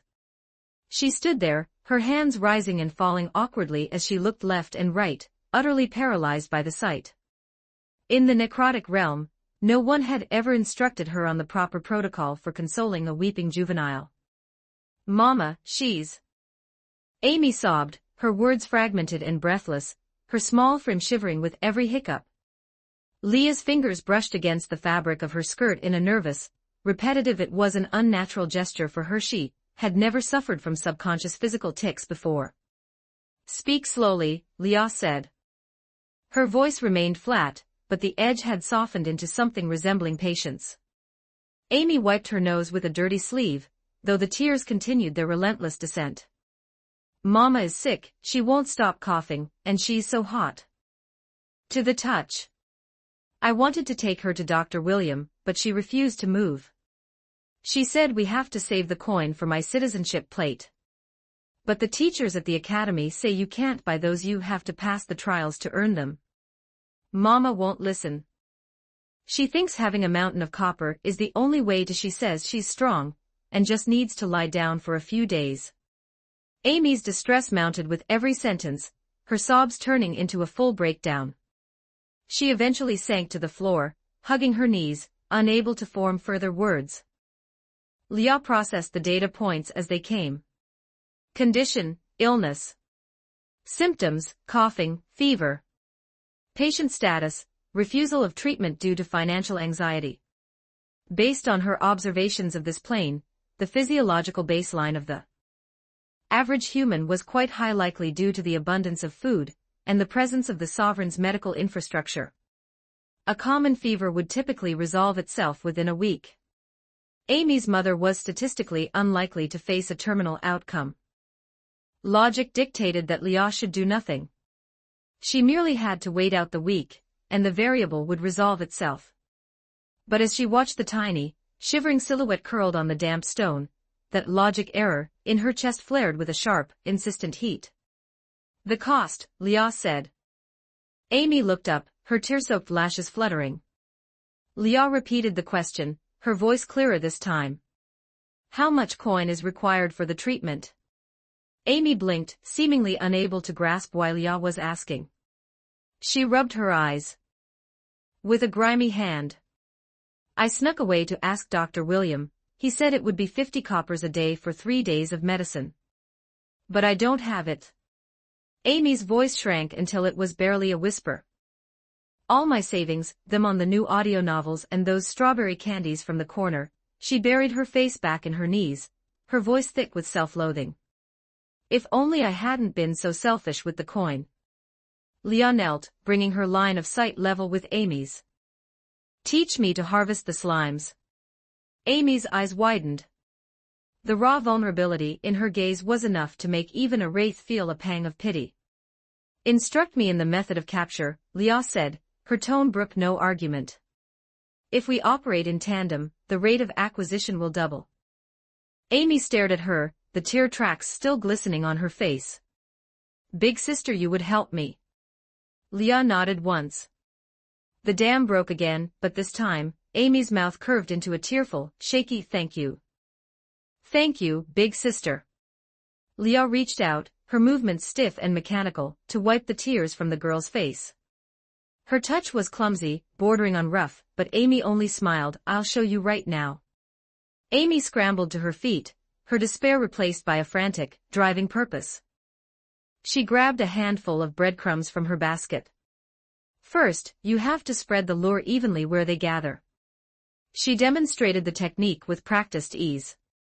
The crumbs drifted onto the surface of the water, and the nearby slimes reacted like a coordinated unit, undulating toward the food.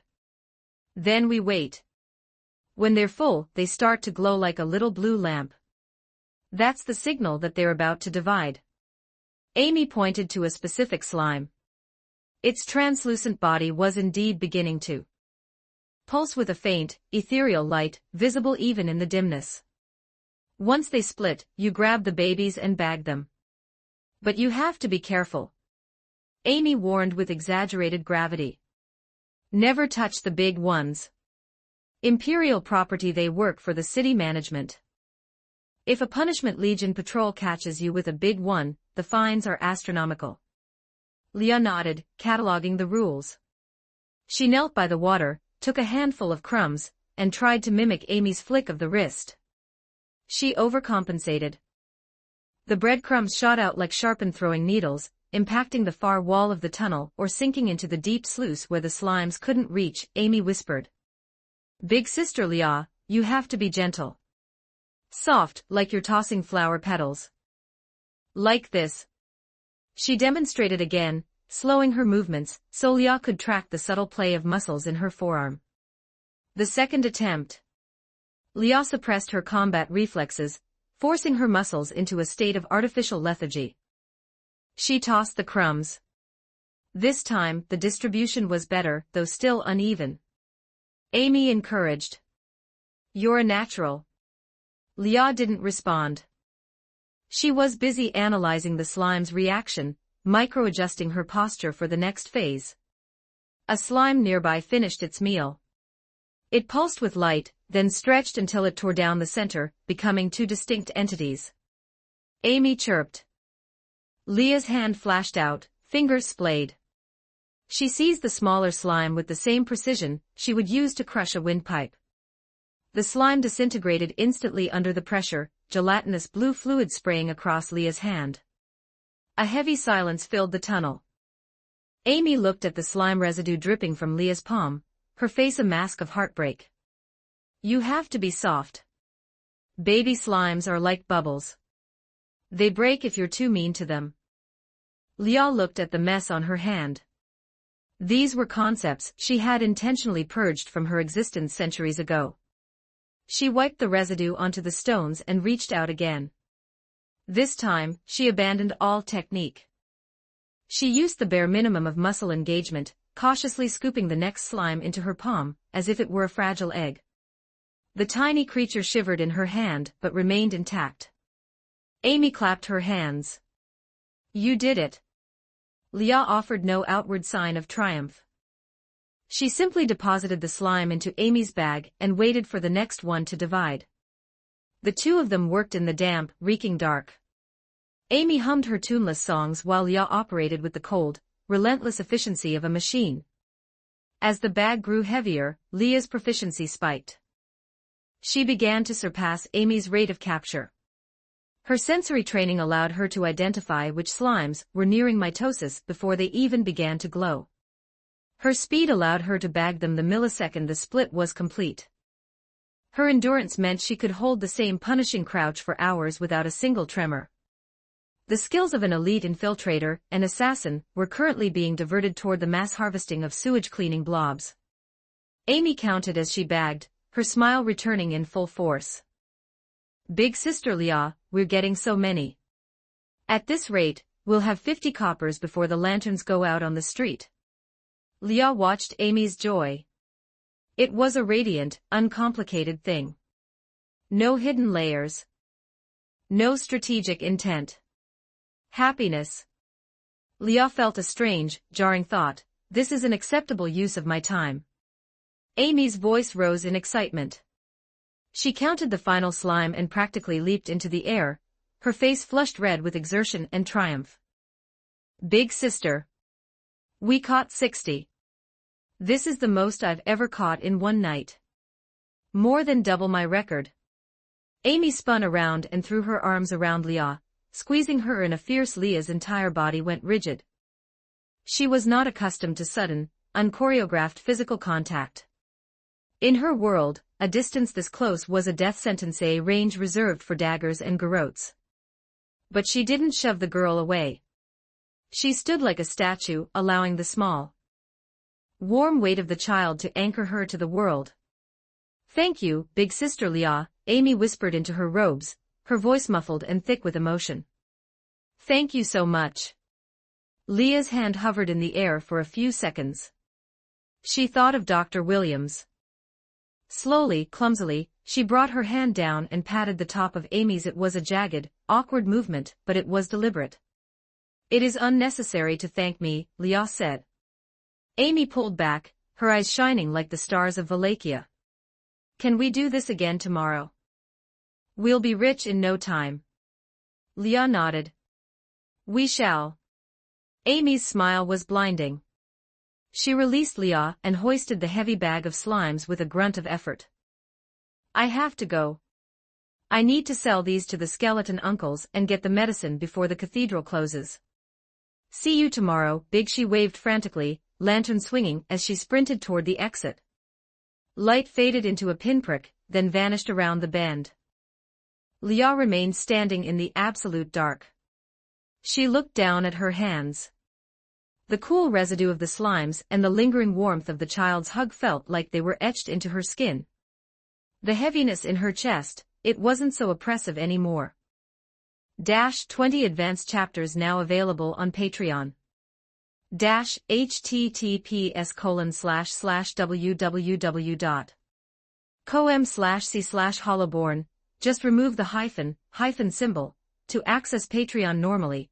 If you like this novel, please consider leaving a review. That's helped the story a lot. Thank you. Chapter 231, Bullying. 1344 words. Chapter 231, Bullying. Leah leaned against the stone wall at the corner, her eyes closed. The rhythmic thrum of her own heartbeat told her that Amy was late. 43 minutes late. This was an anomaly. The girl's arrival typically fluctuated by no more than 10. A broken rhythm meant a new variable had entered the equation. Leah opened her eyes. The surrounding slimes, sensing her shift in posture, undulated away to clear a path. Leah stood up. Her physical condition was significantly better than it had been 3 days ago. The vertigo brought on by starvation had receded. The bread Amy delivered daily had provided enough OD for basic motor functions. However, Leah's mana remained in a state of self-imposed depletion. As long as she didn't actively draw energy from the atmosphere, her signature remained invisible to the Empire's detection arrays. She moved toward the sewer exit. Her footsteps echoed through the vaulted tunnel, though the slimes instinctively parted before her boots. As she neared the surface, the light intensified. Leah slowed her pace, instinctively lowering her center of gravity to dampen the sound of her voices began to drift down the shaft. Children's laughter, but it was laced with a raw, unadulterated malice. Finally caught the slime girl. Hey, slime girl. Going for a crawl in the filth again today. Look at her. Spending every day in this stinking ditch. I bet you've turned into a slime yourself. Is she sticky under that dress? I bet she's all slimy and gross. Look at her clothes. Absolutely filthy. Leah halted 10 meters from the exit, remaining merged with the deep shadows. Gaze pierced through the gloom, locking onto the scene. Just beyond the tunnels it was Amy. The girl was crouched on the dirt, hugging her knees. Her small shoulders shook with the weight of her silent sobs. She didn't wail, she simply buried her face, trying to disappear. Her reed basket lay overturned nearby. The kitchen scraps she had painstakingly gathered, the cabbage leaves and bread crusts meant for her harvest, were being ground into the mud under the boots of 3 boys. A tall, thin boy in a clean shirt ground his heel into a pile of breadcrumbs. His voice a sneer of petty vengeance. That's for telling. That's for telling the teacher we didn't do our homework. This is what happens to snitches. Another boy, wearing a cap, kicked Amy's small oil lantern. The glass casing shattered, and the oil spilled across the dirt, soaking into the soil. You right. Tattletale. Teacher's pet. The third boy, a heavy-set youth, knelt down and scooped up a massive clod of mud soaked in the spilled lamp oil. He stood, weighing the sludge in his hand like a pitcher preparing for a strike. He aimed directly for Amy's exposed head. Amy braced herself, her eyes squeezed shut, tears tracking through the grime on her cheeks. She could hear the boy's heavy breathing. She could smell the pungent, oily stench of the mud. She wanted to shriek, but her throat felt constricted by ice. She wanted to run, but her legs felt as heavy as leaden. She could only wait for the impact.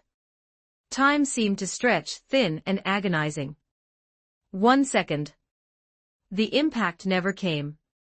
The jeering laughter died abruptly, replaced by a sudden, heavy silence. Trembling, Amy cautiously peeked through the gap in her arms. A silhouette stood before her. A straight, unyielding back, not particularly tall, yet substantial enough to block out every shred of malice, directed. Her silver-white hair swayed gently in the evening breeze. The oily clod of mud hadn't hit Amy. It had struck Leah squarely in the chest. Black sludge dripped down the gray fabric of her new dress, staining the stones at her feet.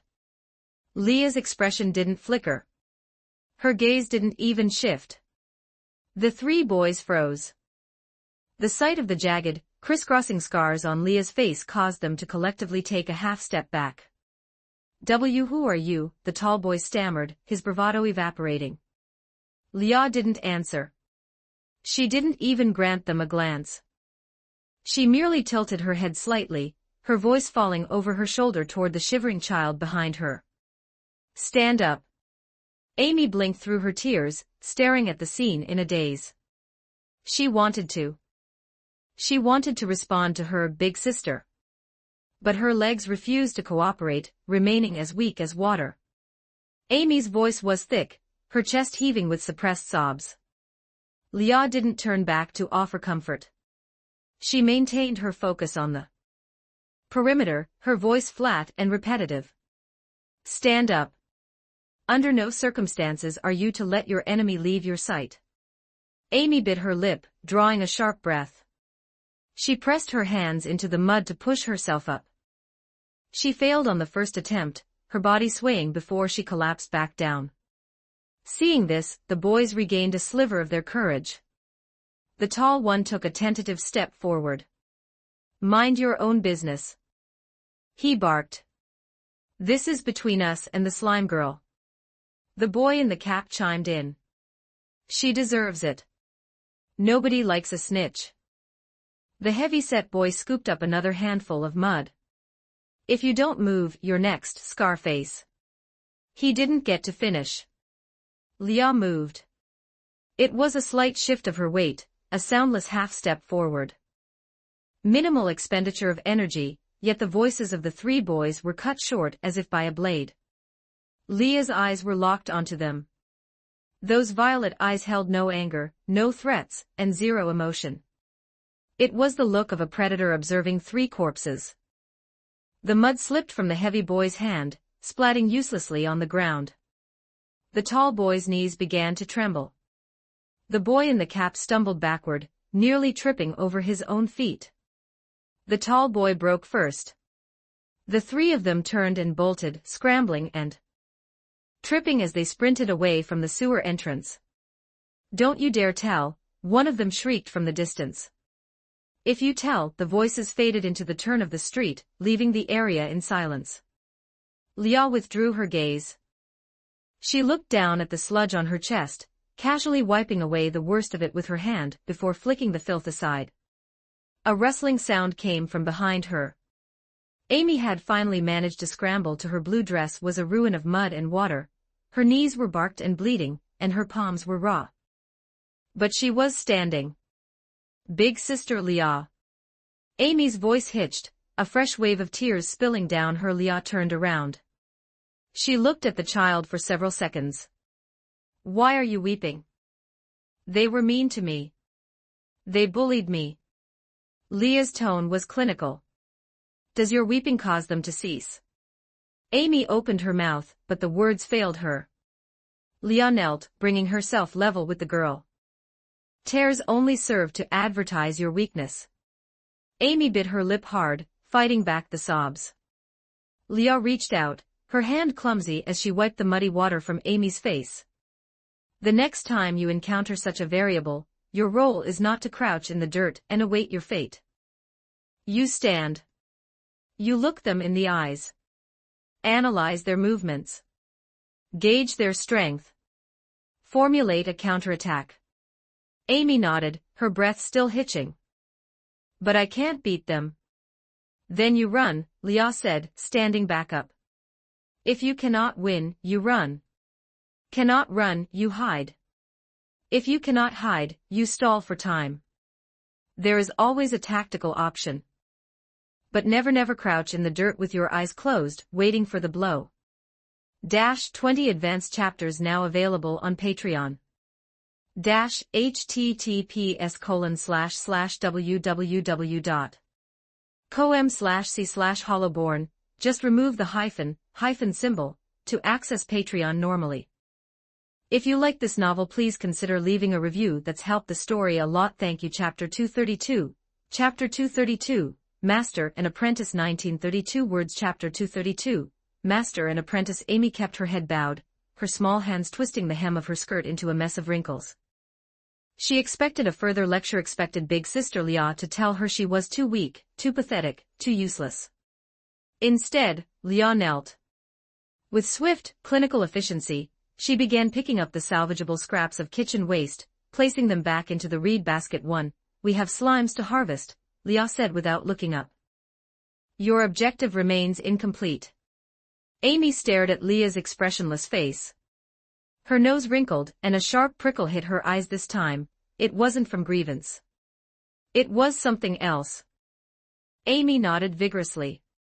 She knelt beside Leah, helping to gather the breadcrumbs and wilted leaves that hadn't been completely ground into the mud. The setting sun slanted into the alleyway. The amber light cast two long, sharp shadows against the stone, one large, one small. Amy stole a sideways glance at in the direct light. The crisscrossing scars on her face were impossible to miss, jagged and harsh. But Amy decided right then that it was the most beautiful profile she had ever. "Big Sister Leah," Amy whispered. You're really amazing." Leah didn't respond. She simply continued her work in silence. Amy bit her lip, her heart hammering against her ribs. She took a deep breath, gathering a desperate kind of courage. Could you teach me how to be strong like you? Leah's hand paused for a fraction of a second. She placed the final crumb into the basket and stood up. Amy's eyes lit up like stars. Leah nodded once, hoisted the basket, and headed deeper into the gloom of the Amy hurriedly wiped the remaining tears from her face, and trotted after her. They returned to their usual junction. Sensing their presence, the nearby slimes undulated toward them, expecting a meal. Leah set the basket down and turned to face the girl. First, provide data for analysis. When you encountered those 3 boys, why did you not initiate a tactical? Amy looked down at her boots, her voice a tiny squeak. My legs turned to I was scared. Logic for the fear. Because there were 3 of them, and only one of me, Amy whimpered.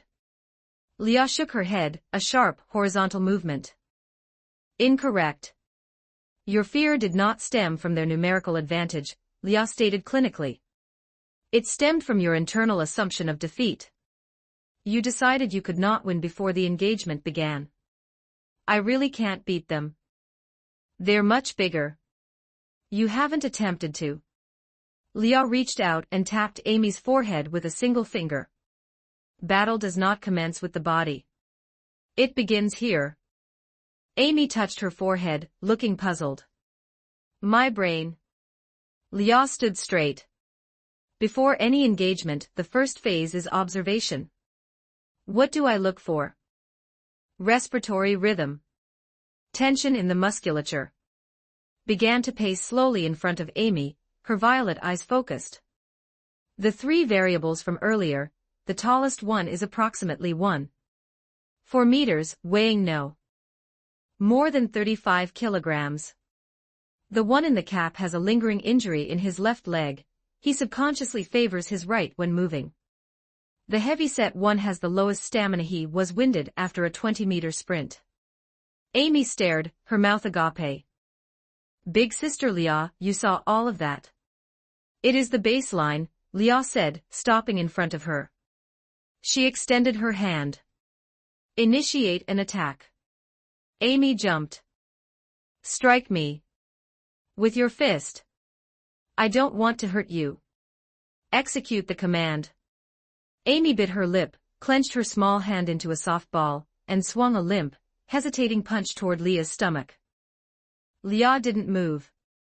The fist stopped a palm's width away from her dress. What is the meaning of this hesitation? I'm afraid I'll hurt you, Amy whispered. Leah let out a breath that sounded like a mechanical sigh. First, your strike possesses 0 threat. Second, your grip is too tight, you are wasting internal energy. You're OD on a static hold.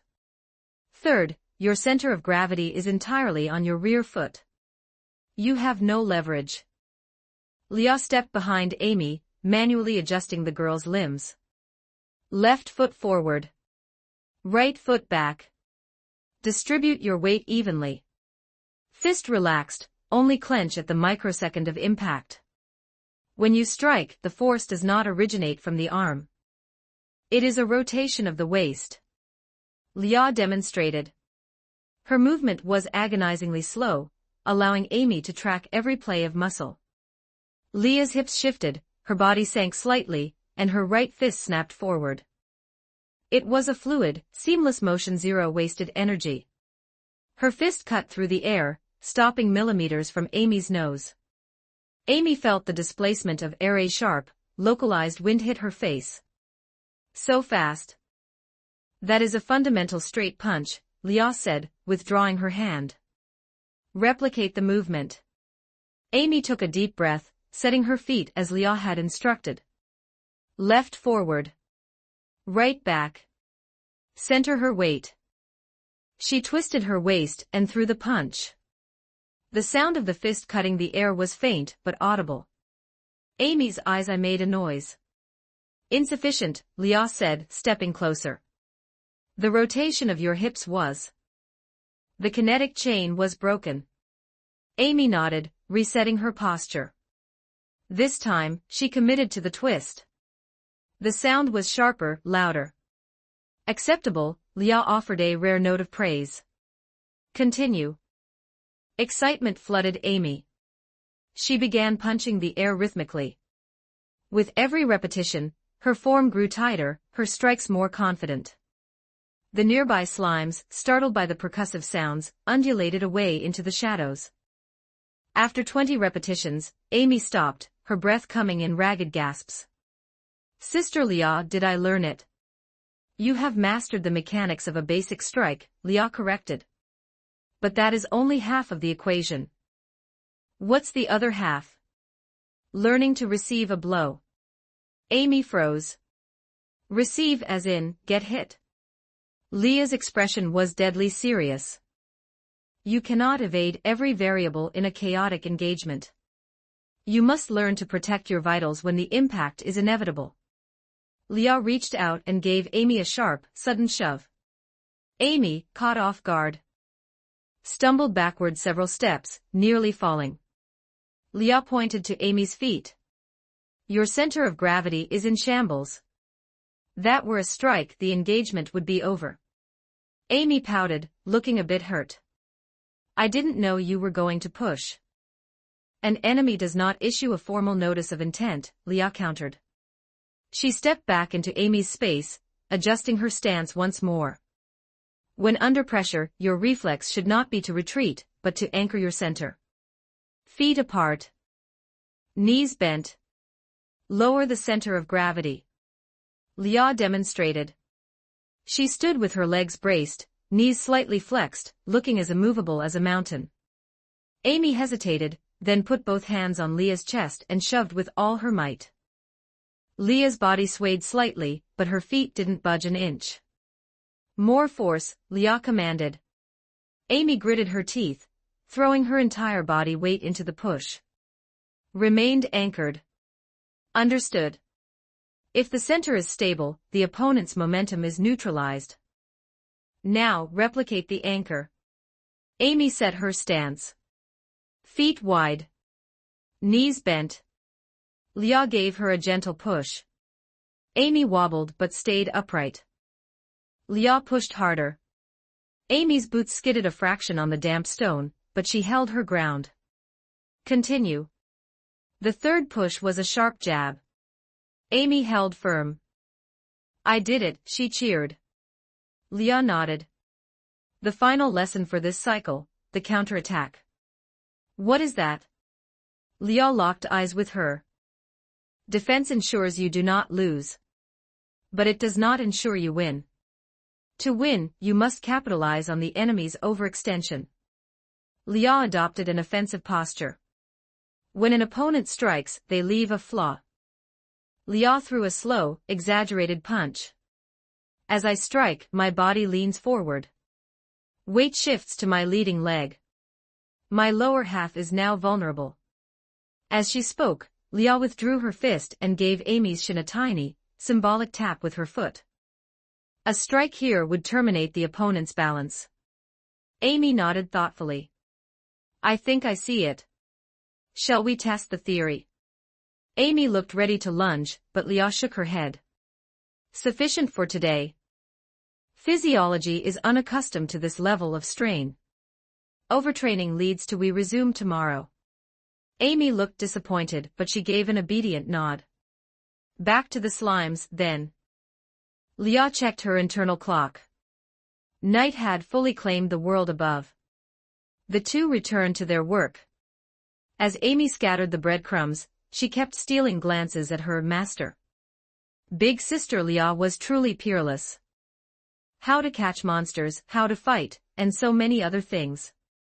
And she was willing to teach her. Big Sister Lia. Amy asked softly. Did you used to fight a lot? Before the amnesia. Lia's movements stiffened for a microsecond. Why do you ask? Because you look so practiced. Like the knights in the Valaquia stories. Lia was silent for several seconds. It was a component of my existence. I knew it. You must have been a great hero. Amy's eyes were shining again. Bet you beat 1,000 bad guys. Leah didn't answer. She returned to her crouch, waiting for the slimes to divide. Amy didn't push. She simply sat beside her, the silence of the sewer filled only by their breathing and the rhythmic undulation of the gelatinous blobs. Suddenly, Amy spoke again. Big sister Leah. Thank you. Leah looked at her. The girl was wearing a wide, radiant smile. Thank you for teaching me. And for standing in front of me. Leah turned her focus back to the water. You provided sustenance. I provided tactical instruction. The debt is neutralized. Amy laughed. Then I'll bring extra bread tomorrow. That way you have to keep teaching me. Leah offered no rebuttal. She simply reached out and caught a baby slime with perfect, gentle precision. The night wind drifted down the drainage grate, carrying a chill. But Amy felt warmer than she had in weeks. Leah turned back to her work, but for a fleeting second the corner of her mouth quirked upward. It was a tiny, almost invisible movement, but it was there. Amy announced triumphantly. Big sister, we broke the record again. Leah nodded. Sufficient. Proceed to the market. Amy hoisted the heavy bag. It was a daunting weight for a child, but she didn't seem to feel it. Are you coming with me today, big sister? Amy asked hopefully. Leah shook her head without hesitation. I cannot venture too far from the extraction point. Amy's shoulders slumped slightly. Go and secure the medicine. I shall require more instruction from you. Amy's face lit up again at the word instruction. I'll be here. Don't you dare sneak away while I'm gone. Leah was silent for a beat. I shall not. Amy gave a final, happy wave and vanished around the corner with her lantern. Leah's mouth quirked again. I will wait for you. 20 advanced chapters now available on Patreon. https://www.com/c/hollowborn. Just remove the hyphen symbol to access Patreon normally. If you like this novel, please consider leaving a review. That's helped the story a lot. Thank you. Chapter 233. Chapter 233. The inspection. 2078 words. Chapter 233.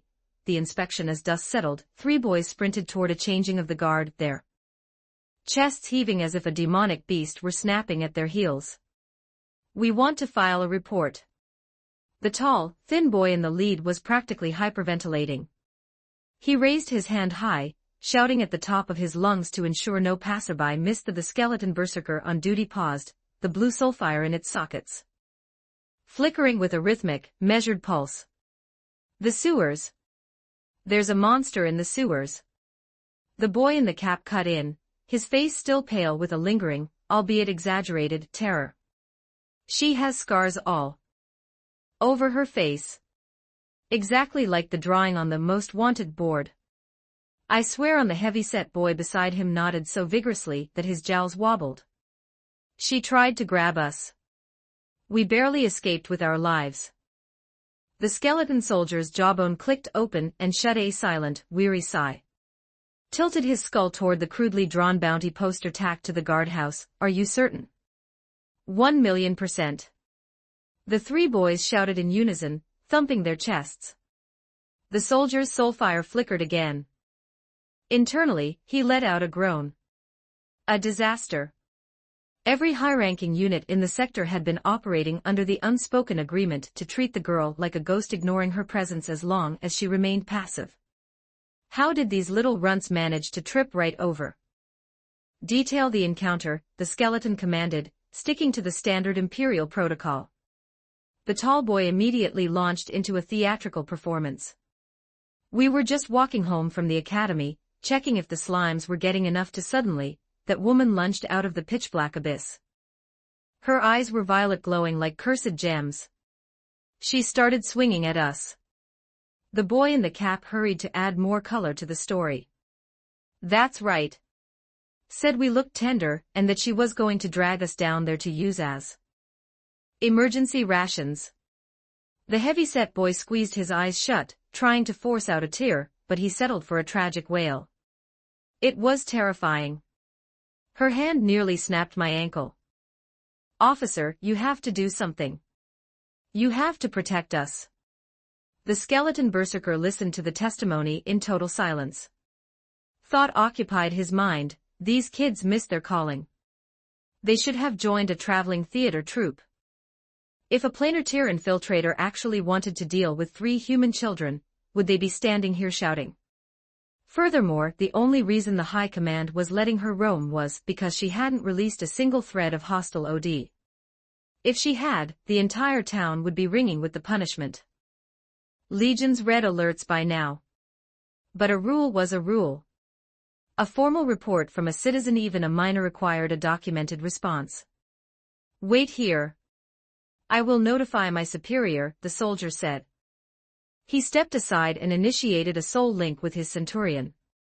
Sir, we have 3 juveniles reported an encounter with the target at the primary sewer junction. There was a heavy, 5-second silence from the other end. She came out. The centurion's voice echoed in the link, sounding profoundly. According to the civilians, she initiated an unprovoked assault on them.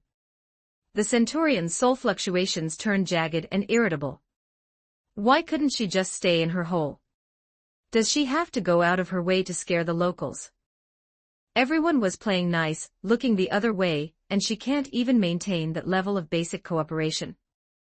Now we're forced to actually work. Understood, the centurion's voice returned to a flat, professional drone. Organize a sweep according to the standard manual. And remember, the centurion added, his tone sharpening. This is a formality. A performance for the townsfolk to show the punishment Legion is on the job. We all know she's in there. Our mission is to not find her. Am I making myself clear, soldier? Crystal, sir. The skeleton berserker cut the link and turned back to the waiting boys. Report has been logged. The Punishment Legion is mobilizing an extraction team immediately. Go home and stay indoors. Maintain safety. Thanks, officer. You guys are the coolest. The 3 boys instantly discarded their terror, cheering as they skipped away. The skeleton watched their retreating backs, his soulfire pulsing rapidly. Their cleverness is going to lead them into a hole they can't shout their way out of. Minutes later, a patrol of 15 skeleton berserker gathered at the sewer. The atmosphere was. They were divided into 5 squads. Of the centurion in charge stood at the front, his soulfire burning brighter than usual, a clear sign of his foul mood. Listen up, he commanded through the soul link. This sweep is a stage play. Go in, we make a lot of noise, we shout some slogans, and then we come out and report that the target has evaded capture. It is that simple. Understood, the 15 soldiers responded in a synchronized mental burst. And for the love of the sovereign, act natural. The centurion barked. Hit the walls, splash in the water, scream into the dark. But if I catch anyone looking too closely at the ceilings or the deep shadows in the alcoves, you'll spend a month in the re-education demonstration zone cleaning the dragon stalls. Am I understood? Understood. The centurion gave a satisfied wave. Move out. The 15 skeletons marched into the dark maw of the sewer, in a thunderous display of military might. Clang, stomp, clang. The heavy, metallic footsteps echoed through the hollow tunnels, reaching deep into the dark. Lia, who had been meditating in the silence, snapped her eyes. Footsteps. Multiple units. High-tier gear. Aimed at this sector. Lia's brain switched to combat mode. Adrenaline flooded her system. Performed a lightning-fast sweep of the junction, analyzing every potential. Finally, her gaze locked onto the corner of the ceiling. The lamp's shadow, the ultimate blind spot. Lia seized the small wooden stool Amy had brought her. Without a second of hesitation, She sprinted toward the corner of the tunnel. Her left foot slammed into the left wall, providing upward momentum. She kicked off the right wall, spinning her body in midair. Her legs snapped into a perfect horizontal split, her boots wedged firmly against the two perpendicular. She hoisted the stool above her head, jamming it into the higher corner to act as an additional anchor and balance weight. She hung there like a gecko, merged perfectly with the shadows 4 meters above the floor. It was an elementary infiltration technique. In a cramped, dim environment, searchers naturally focus on eye level and the floor. Rarely does a soldier look vertically into a corner directly above them. As long as she remained silent and avoided a direct manipulse, her detection probability was 0. Lia slowed her heart rate and thinned her breathing until it was a mere ghost of she remained motionless, a part of the stone itself. The footsteps drew closer. Squad 1, sweep the left channel. Squad 2, the right. Squad 3. Squad 4, seal the exits. Squad 5, with me. The skeletons dispersed. Lia tracked them by sound. One squad turned into her, 3 of them, carrying lights of evernight that turned the tunnel into a glare of artificial day. Search thoroughly. Do not leave a single stone unturned. The lead skeleton, the 3, began a search that Lia found confusing. One skeleton walked to a puddle, knelt, and began stirring the stagnant water with his greatsword. Water is clear. No hostiles detected. Another skeleton trotted over, peered into the same puddle, and nodded with grave solemnity. Confirmed. The water is indeed unoccupied. Continue. They moved further down the line to a cluster of slimes. One skeleton bent over and began lifting the gelatinous blobs one by one, turning them over to inspect. They're undercarriages. No fugitives hiding beneath the slimes. Confirmed. Move to the next. Lia, hanging from the ceiling, nearly forgot to breathe. They are so thorough. Why is this so strange? They checked every inch of the floor. They checked the puddles. Checked the slimes. But they perfectly avoided every logical hiding spot. Absurd of all, not once did a single skeleton tilt its skull upward. Lia's pupils contracted. Are they? Just then, one of the skeletons stopped. He looked bored. He stared down at a slime undulated slowly past his boot. His soulfire flickered, and the slime seemingly sensed its impending doom, trying to speed up. Suddenly, the skeleton extended his foot and gave the slime a playful, gentle. The creature went boing, bouncing into the air before landing back in the. Finding this entertaining, the soldier kicked it again. The slime bounced higher. Hey, Soldier 10086, what are you doing? A teammate asked. Testing the structural elasticity of the local fauna. Ensuring the ecosystem is healthy, 10086 replied in a deadpan tone, his foot not stopping. 1, 2, 3 kicks. He was treating the slime like a kickball. On the 4th kick, 10086 put a bit more power behind it. The poor slime transformed into a blue parabola, sailing toward the ceiling. 10086 instinctively tilted his head back to see how high his projectile would, and then he saw her. Legs splayed in a perfect split, wedged firmly into the corner. Holding a wooden stool. Face a map of jagged scars. A pair of piercing violet eyes were staring directly down at him, devoid of all. The atmosphere became impossibly awkward. The slime, having completed its ballistic trajectory, reached its apex and began its freefall. It landed squarely on 10,080 SIX's bare skull, bounced off, and used the momentum to flee the scene at maximum speed. 10,086 froze. The entire skeleton seemed to turn to stone. Lia remained jammed in the corner, maintaining her high difficulty pose. The two watched each other in a heavy, echoing silence. Suddenly, the Centurion's voice barked through the tunnel. What's the report in? You're the last unit. 10,080 SIX's soulfire jolted. He snapped out of his stupor and shouted at the empty air with every ounce of his being. And nothing. No anomalies detected. Sector is secure. Nothing here but slimes. He spun around and bolted, his legs moving in a frantic, disorganized blur. Vanished down the tunnel without looking back, his composure as a member of the elite Punishment Legion utterly shattered. The other two soldiers exchanged a glance. What's up with him? I don't know. Maybe he got a cramp from kicking. The slimes are quite addictive. Let's move to the next sector. The three skeletons exited the channel. Their footsteps faded into the distance.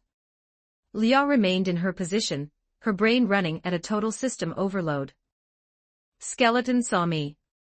He looked me in the eye. And then he chose to lie. A new psychological warfare tactic. From the distance, the reports of the other squads echoed back. Left channel clear. No anomalies. Right channel clear. No anomalies. Channel clear. No anomalies. Finally, the Centurion's voice rang out, sounding profoundly relieved. Excellent. The target has evaded our search. All units consolidate. Withdrawing. Clang, stomp, clang. The synchronized footsteps resumed, heading toward the surface. Soon, the sewer was returned to absolute, ringing silence.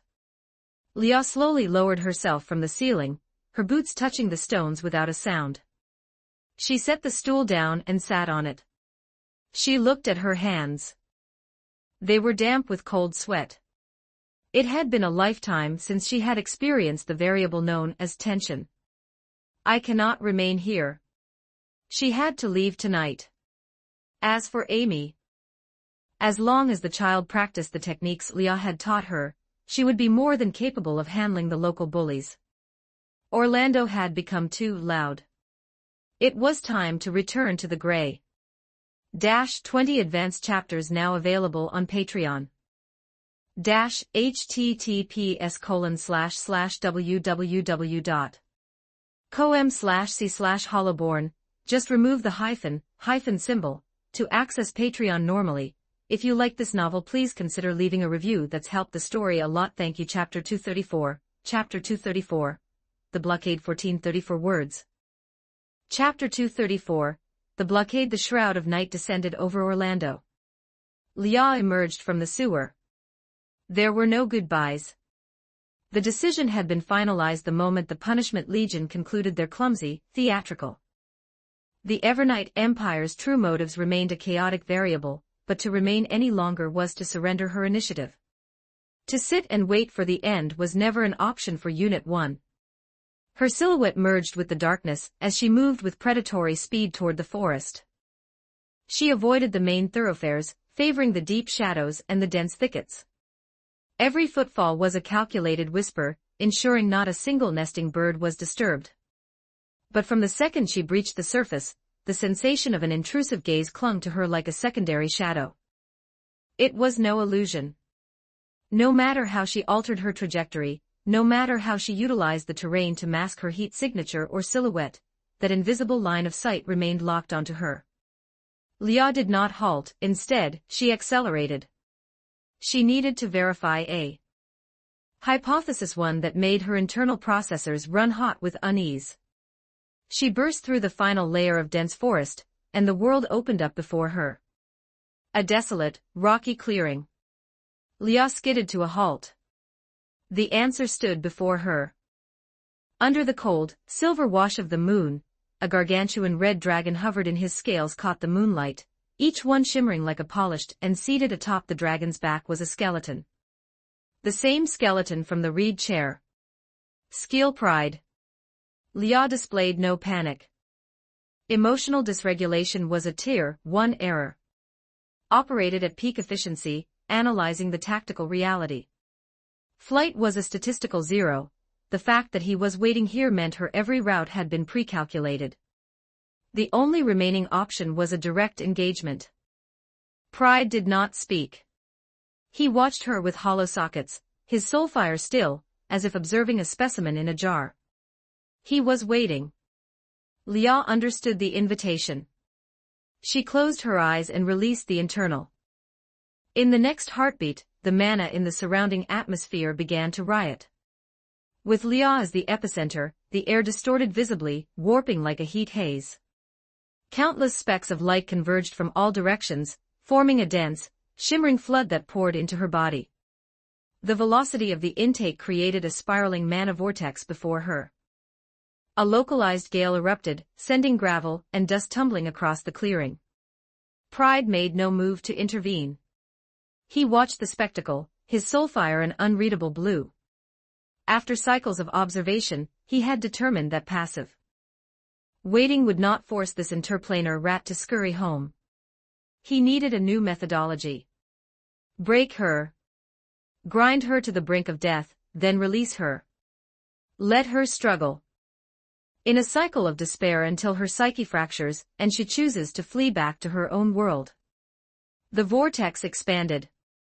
The depleted well of Leah's OD was refilled with staggering. The sensation of returning power caused every cell in her body to vibrate with a lethal resonance.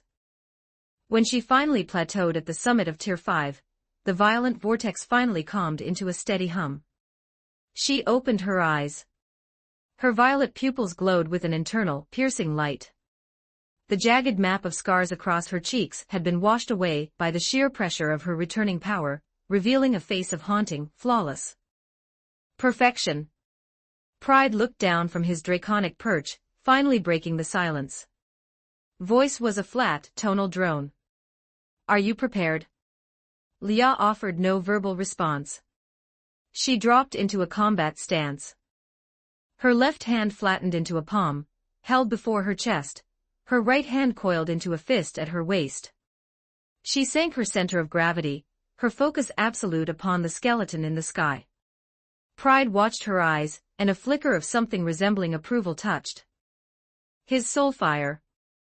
A commendable gaze. Regrettably, I am not your opponent tonight. The moment the words left his jaw, Pride vanished from Igneous's back. In the next microsecond, Igneous unhinged his jaw. Scorching energy gathered deep in his throat, turning the night sky a bruised, angry crimson. A colossal pillar of draconic fire erupted. Leah moved. A fraction of a second before the fire impacted, she propelled herself sideways. Her body spun in midair, barely clearing the corona of the blast. The thermal wave scorched the hem of her dress into blackened ash. As she cleared the blast zone, she adjusted her posture in the air. Splayed, she manifested a crescent-shaped blade of light from pure mana, hurling it toward the dragon. Igneous's massive form dove with a velocity that defied physics. Mid-descent, his biology rebelled against its draconic shape. Scales retracted, bones cracked and slid into new configurations, and in the blink of an eye, he became a Dragon Manet Tier 5 powerhouse standing over 2 meters tall. Carrying the immense kinetic energy of his dive, Igneous threw a punch. The fist even connected, the compressed air ahead of it formed an invisible concussive shell, stalling Leah's breath. Evasion was impossible. In a state of extreme backward lean, Leah forced a surge of power through her core, twisting her torso to shift her vitals. Simultaneously, she threw a straight punch saturated with Tier 5 mana directly against Igneous's incoming. A dull, heavy impact echoed through the clearing. Leah felt as though she had struck a pillar of white-hot steel. The sheer force of the countershock numbed her entire arm. Igneous's trajectory shifted only by a hair's breadth. His fist slammed into the ground buckled. A crater several meters deep erupted where Leah had stood, jagged fissures racing outward like a spiderweb. Before Leah could reset, Igneous reverted to his full draconic form. His blood-red maw capable of crushing mountains, snapped shut toward her. The scent of sulfur and iron filled her senses. The 2 rows of serrated dragon teeth expanded in her vision. There was nowhere left to retreat. In the space between heartbeats, Leah shifted her fist into a palm. As the jaws were millimeters from closing, she vanished. She detonated her remaining reserves, launching herself vertically like a comet. However, in midair, her momentum was spent, and her next move hadn't yet formed. It was her moment of maximum vulnerability. Below, Igneous didn't hesitate. Another pillar of draconic fire pursued her. Leah, suspended in the night sky, frantically manifested dozens of diamond-shaped mana shields, stacking them layer upon layer into a temporary bulwark. The fire struck the barrier. The first layer evaporated instantly. The second cracked and shattered. The third, the fourth. The shields were pulverized with terrifying efficiency, but they bought her the precious seconds she needed. Utilizing the concussive force of the blast, she propelled herself higher, reaching an altitude of several hundred meters. Under the silver moon, Leah set her feet and spread her arms. She released every drop of her Tier 5 mana without reservation. Glacial descent. Her voice rang through the night air. Above her, a massive, intricate blue magical circle unfurled, covering hundreds of meters.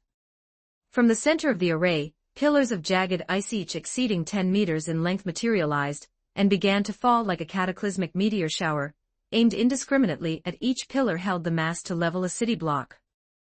Faced with this absolute carpet bombing, Igneous did not flinch.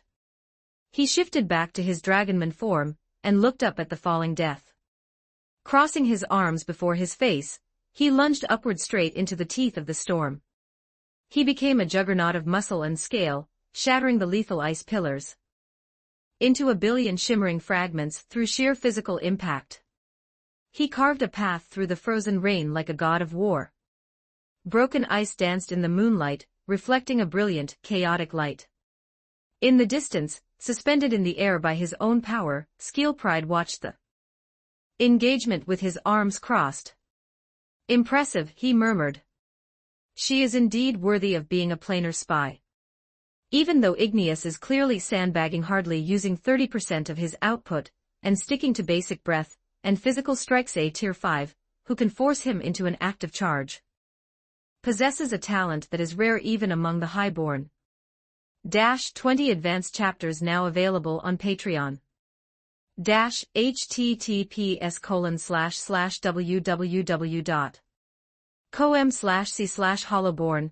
Just remove the hyphen symbol to access Patreon normally. If you like this novel, please consider leaving a review. That's helped the story a lot. Thank you. Chapter 235. Chapter 235. The Return. 1511 words. Chapter 235. The Return. Igneous surged upward, charging directly against the torrential rain of jagged. The first ice pillar slammed down. Without flinching, Igneous threw a punch, the impact detonating the frozen mass into a billion crystalline shards midair. Then came the second and the third. Igneous didn't even bother with his fists anymore. He simply used his body as a battering ram. His reinforced dragon scales ground against the ice with a screeching, metallic friction that sent sparks and frost flying in every direction. High above, Leah looked down at the encroaching red silhouette. Her mana was hemorrhaging. To force her way back to the summit of Tier 5, she had absorbed an atmospheric load that far exceeded her body's structural integrity. Cells were beginning to reject the energy. She had to end this now. Leah pressed her palms together. The massive blue magical circle in the sky began to contract, spiraling inward as every stray thread of mana was sucked toward the center. A single, colossal ice spire over 30 meters in length materialized. Its volume was several times that of the previous pillars, and visible bands of sapphire energy pulsed across its surface. This was the absolute limit of her current output. Jade Shatter, Frozen Sanctuary. Leah's voice was a ragged command. The monolithic spire descended with the momentum of a falling star, aimed directly at the heart of the dragon charging toward her. Igneous tilted his head back, his golden, slitted pupils reflecting the jagged blue death as it neared. He slowed his ascent, hovering momentarily to stabilize his posture. Then he opened his maw. It wasn't draconic fire. It was a roar. A visible shockwave of sound erupted, rippling through the air in translucent kinetic rings. The massive ice spire, still 10 meters away from Igneous, came to a dead halt. A heartbeat later, a network of hairline fractures raced across to Leah's disbelief, the spire containing the entirety of her remaining mana shattered into dust. It dissolved into a cloud of drifting blue motes, scattered to the winds of the night. Leah's mind went blank for a microsecond. This dragon, he is also a Tier 6 powerhouse. In that moment of realization, Igneous vanished. Leah's combat instincts shrieked a warning. She didn't think, she acted, desperately manifesting a reflective shield at her side. A hand covered in crimson scales punched straight through the fragile barrier, as if it were parchment. Igneous reappeared behind her, a savage grin twisting his draconic features. He seized her ankle, his muscles bulging, and with a grunt of effort, he hurled her downward. Leah lost all sense of orientation, as she was slammed toward the earth by an irresistible force. She struck the rocky ground with enough force to carve a human-shaped crater into the stone. Dust and grit filled the air. Leah lay at the bottom of the pit, her internal map of bones a mess of dislocations and fractures. Her throat tightened and she coughed up a spray of crimson. Before she could even draw a breath, a shadow fell over her. Igneous descended like a meteor, his massive foot aimed to pulverize her into the Leah used the last embers of her OD to roll sideways. The impact shook the entire clearing, expanding the crater and sending a tremor through the earth. Leah had barely cleared the impact zone when Igneous's arm swept in a low, horizontal arc. Leah was sent flying like a discarded rag doll, her body tumbling through the air until she slammed into a massive boulder. The stone cracked under the impact. She slid down the rock, collapsing into a heap, unable to move a single limb. Her consciousness began to flicker. It is over, her mind registered with clinical finality. In the air, Skill Pride watched the conclusion of the engagement, with detached. A mortal remains immortal. Even with Igneous suppressing his output to Tier 5 levels, the gap in combat logic is a total mismatch. Igneous strode over to the broken girl. He reached down, grabbing her by the head, and hoisted her up. Leah's body dangled limply, her limbs swaying with the wind, her purple eyes glazed and unseeing. To think I actually had to tap into the peak of Tier 5 output to break you, Igneous rumbled, a flicker of genuine respect in his golden eyes. Be proud, even among my kin, you would be considered a talented Tier 5. Igneous prepared to toss her aside like trash. Just then, a pillar of pure, white light descended from the heavens without warning, enveloping Leah entirely. Within the radiance, thousands of microscopic runes swirled in a frantic dance. An alien, spatial energy began to hum. Igneous blinked, startled. Release her, Pride's voice commanded. He had manifested behind the dragonman. Igneous obeyed instantly, opening his hand. Leah's body began to drift downward within the light, but before she could touch the ground, her form turned translucent. A second later, she vanished completely. The light column dissipated, leaving the clearing in silence. Only the ruined earth and the bottomless craters remained as proof of her existence. Pride, what was that? Igneous asked, shifting back to his human form. Pride's soulfire pulsed with the satisfaction of a successful gamble. It seems the pressure worked exactly as intended. He assumed that Leah, pushed to the brink of death, had activated her own plane's emergency extraction tool. It was the perfect outcome. Let's move, Igneous, Pride said, turning away. Our directive is accomplished. Meanwhile, within the necrotic realm, in the deepest sanctum of the Skeleton King's palace, inside a laboratory forged from the bones of ancient titans, a high lich stood before a massive stasis. The vat was filled with a gray, viscous nutrient solution, and a web of conduits pulsed with dark energy as they fed into the glass. The tank was currently empty. The lich's gaze was vacant, his mind wandering back across centuries. He remembered the day his sovereign, Thanatos, had returned from a minor planar excursion. He hadn't brought back spoils of war or shards of a plain core. He had brought back an infant. A human child from an alien world. The child's life force had been a guttering flame, ready to be extinguished at any moment. Thanatos's command had been absolute, ensure she survives. To fulfill that decree, the lich had exhausted his life's knowledge. Woven necromantic magic, alchemy, and soul engineering with biological Modification techniques plundered from a dozen worlds. He had reinforced her skeleton, amplified her musculature, and rebuilt her circulatory system. Even grafted a fragment of his own OD into her core to stabilize her soul fire. She had survived. The Sovereign had designated her Unit 1. The Lich had personally overseen her training combat, infiltration, intelligence. He had forged her into the perfect instrument of the Sovereign's will. She was his masterpiece. The Lich turned his focus to the console beside him. A complex, three-dimensional magical array hovered there. At its heart, a tiny, flickering violet spark pulsed. It was Unit 1's life signature. Ever since she departed for the target plane, the Lich had kept a vigil here, day and night. He was unsettled. A growing Tier 7 plane, a world with a new, active will. The variables were too high. The Sovereign saw only the profit of the harvest, he didn't weigh the risk to the tool. To Thanatos, Unit 1's sacrifice was a line item in a ledger. The Lich, however, could not accept it. Before her departure, he had committed an act of quiet treason. He had hidden a failsafe within her soul. It was a mechanism that would trigger only under one condition, if her vitals dropped below the terminal threshold. Forcibly activate, burning every drop of the Lich's stored mana to tear open a temporary gate and drag her back to this tank. It was the final protection he could grant her. The alarm on the console began to shriek. The violet spark representing Unit 1 dimmed violently, turning into a dull, gray ember. The Lich's soul fire contracted. He lunged for the controls, his hands trembling. Has it failed? Just as the spark was about to vanish, the failsafe engaged. A surge of OD that the Lich knew as his own exploded from the array. The shrieking alarm died. In the center of the circle, the return instruction flared with a blinding, white light. The Lich froze. It worked.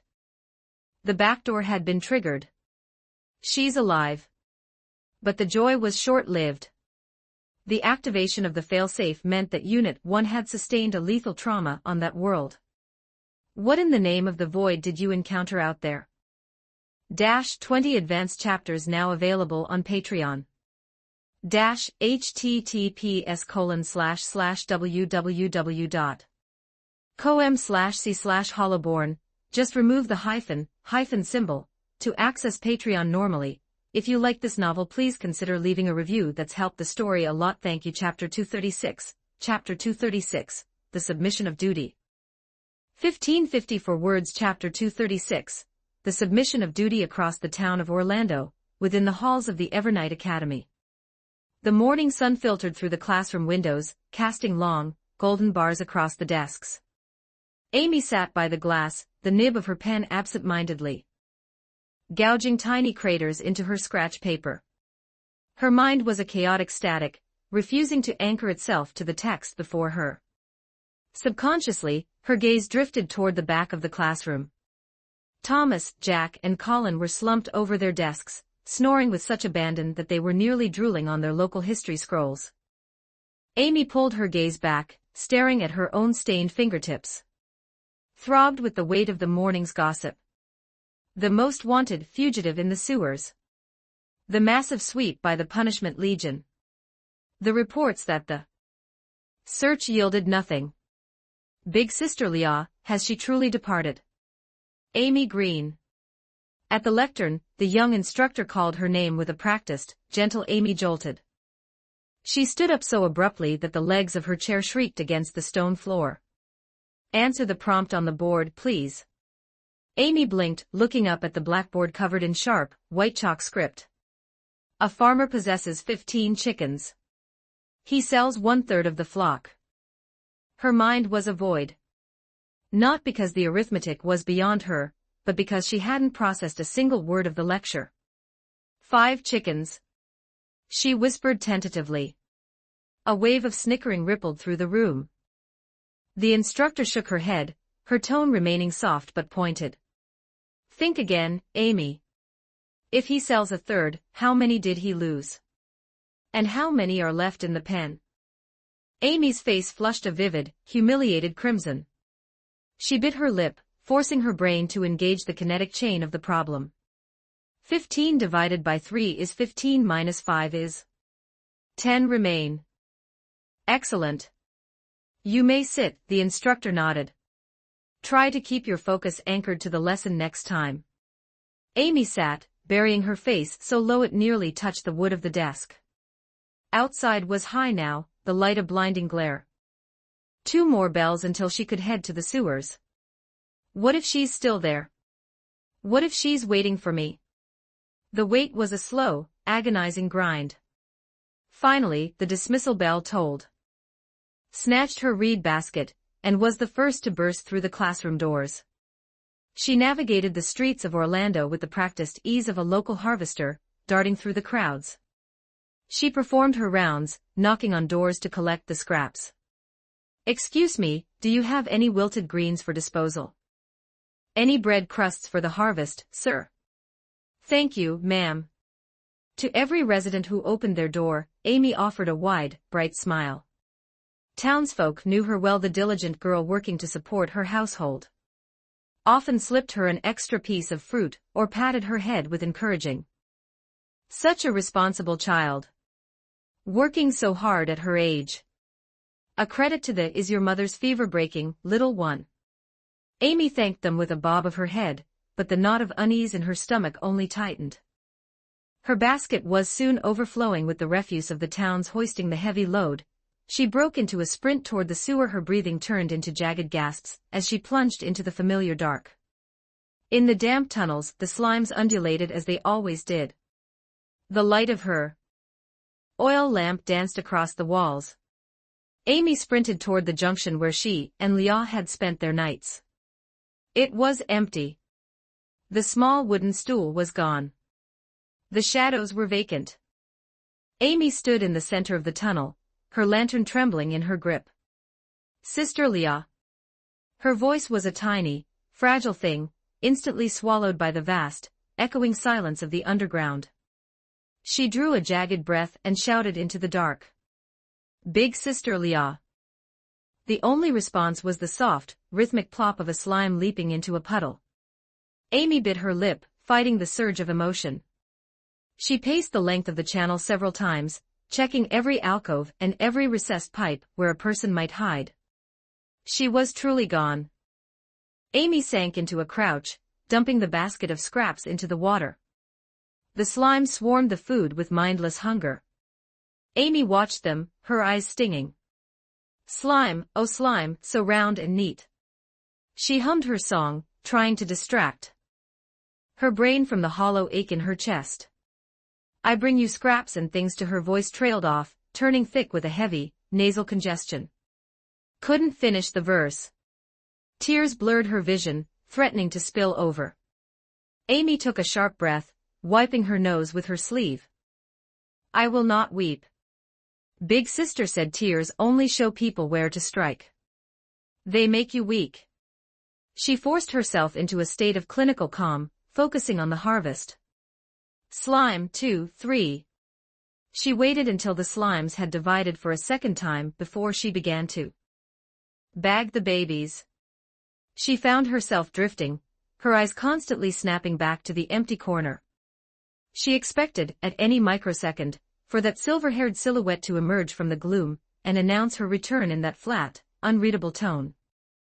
But the dark remained silent. Eventually, Amy hauled her half-empty bag of slimes out of the exit.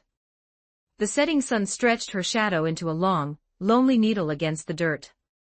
The next day. Evernight Academy.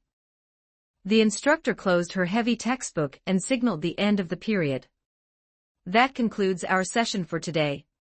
Her gaze swept the room before settling. Amy, please assist me by collecting yesterday's journals. Amy blinked, then stood. Yes, instructor. She took the wooden collection bin and began her circuit from the front row. By one, her classmates deposited their homework. Amy reached the final row. Thomas, Jack, and Colin. The three remained slumped over, using feigned sleep as a tactical defense against the instructor's gaze. Amy stood before their desks, her voice as flat as she could manage. Your journals. She was ignored. Submit your work. Thomas lifted his head, his eyes narrowed with a petty, biting malice. Reason for non-completion? Amy asked. Jack looked up, his tone a sharp jab. None of your business, slime girl. Amy's grip on the bin tightened. Her heart rate accelerated. She took a steadying breath, the rhythm Leah had taught her. The instructor requires the submission. And we said we don't have it, Thomas sneered, looking down at her from his, what are you going to do about it? Go on, run and tell, Colin muttered. It's the only thing you're good at. Tattletale. Amy's hands were shaking. But she didn't retreat. She looked Thomas directly in the eye, her violet-tinged gaze mirroring the steel she had seen in the sewers. I shall report the data to the instructor with total accuracy. Amy turned her back on them, marching toward the lectern. Behind her, the boys hissed a low-tier threat. You're dead. Wait until after school. Amy didn't look back. She set the bin on the lectern and looked up at the instructor. Instructor, Thomas, Jack, and Colin have failed to submit. The instructor, who had been reviewing her schedule, stiffened. Her expression turned stern. Them again. She looked toward the back row. Front and center. The three boys trudged forward, their heads bowed in a performance of mock contrition. Reason for the missing work? Forgot, Thomas muttered, his voice lacking conviction. The instructor's voice sharpened. For the third time this month. We really did, Jack tried to lie. Then perhaps a week of sanitation duty in the latrines will help your memory process information more effectively, the instructor said coldly, pointing toward the door. The boys' faces twisted into masks of resentment. As Thomas passed Amy, he shot her a look of pure, unadulterated venom. Amy felt her chest tighten. But she remained where she was, refusing to flinch. Once the boys had exited, the instructor knelt to Amy's level. She patted Amy's, well done, Amy. Integrity is a vital attribute. Never abandon what is correct simply because of fear. She slipped a peppermint candy into Amy's palm. A reward for your diligence. Thank you, instructor. After school. Amy performed her rounds as usual, her reed basket swinging at her side as she headed toward the sewer entrance. She knew big sister Leah likely wouldn't be, but she had to look. What if she had returned? The twilight sun bathed the town in a sea of gold. Amy hummed her tune, her steps possessing a new, defiant rhythm. Slime, oh slime, so round and neat. As she reached the mouth of the tunnel, three familiar silhouettes blocked her path once more. 20 advanced chapters now available on Patreon. https://www.com/c/hollowborn. Just remove the hyphen symbol to access Patreon normally. If you like this novel, please consider leaving a review. That's helped the story a lot. Thank you. Chapter 237, Baddie. 1985 words. Chapter 237, Baddie. Amy stared at the three sneering faces closing in on her. Her legs began to turn to jelly, her knees knocking together in an instinctive rhythm of terror. She wanted to bolt.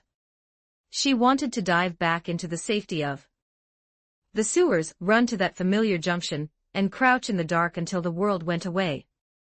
But her feet remained anchored to the dirt. The three boys had already taken their positions, a perfect fan formation, sealing every tactical retreat. Hey, slime girl, Thomas drawled, baring a row of teeth that were still in the process of adult transition. Looks like no one is coming to save you today. Jack chimed in, his tone dripping with the petty satisfaction of revenge. Monster Woman was definitely hauled off by the Punishment Legion. A most wanted freak. She belongs in a cage. Colin roared, lunging forward to snatch the reed basket from Amy's hands. His movement was crude and violent. He slammed the basket onto the stones and delivered a heavy kick to its side. The entire harvest of kitchen scraps spilled out. Wilted leaves, bread crusts, and fruit rinds mixed with the muddy sludge of the street. Amy stared at those were the scraps she had spent hours collecting, door to door, paying for every handful with a practiced smile. That was the slime's dinner. That was her family's medicine. Ha ha ha ha. Look at that stupid face. Thomas barked. He lifted his boot and ground it into a relatively intact piece of bread. The crumbs vanished into the tread of his shoe. Jack and Colin followed his lead, stomping rhythmically, their soles churning the waste into the mud. Slime girl. Slime girl. Where's your monster bodyguard now? Probably purified into ash by the skeleton uncles. Serves her right. That's what happens to baddies. Amy sank into a crouch, her fingers reaching for a piece of salvageable food. But Thomas shoved her hard. Don't touch it. Amy tumbled back, her palms scraping against the jagged stones until beads of crimson began to seep through the grime. Tattletale. Smelly little sewer rat. You belong in the filth forever. Amy bit her lips so hard she tasted copper. Her eyes burned with a localized heat, but the tears did not fall. She remembered the voice from the shadows. Tears only serve to advertise your weakness. Why aren't you crying? Thomas knelt, poking Amy's forehead with a dirty wail like you did last time.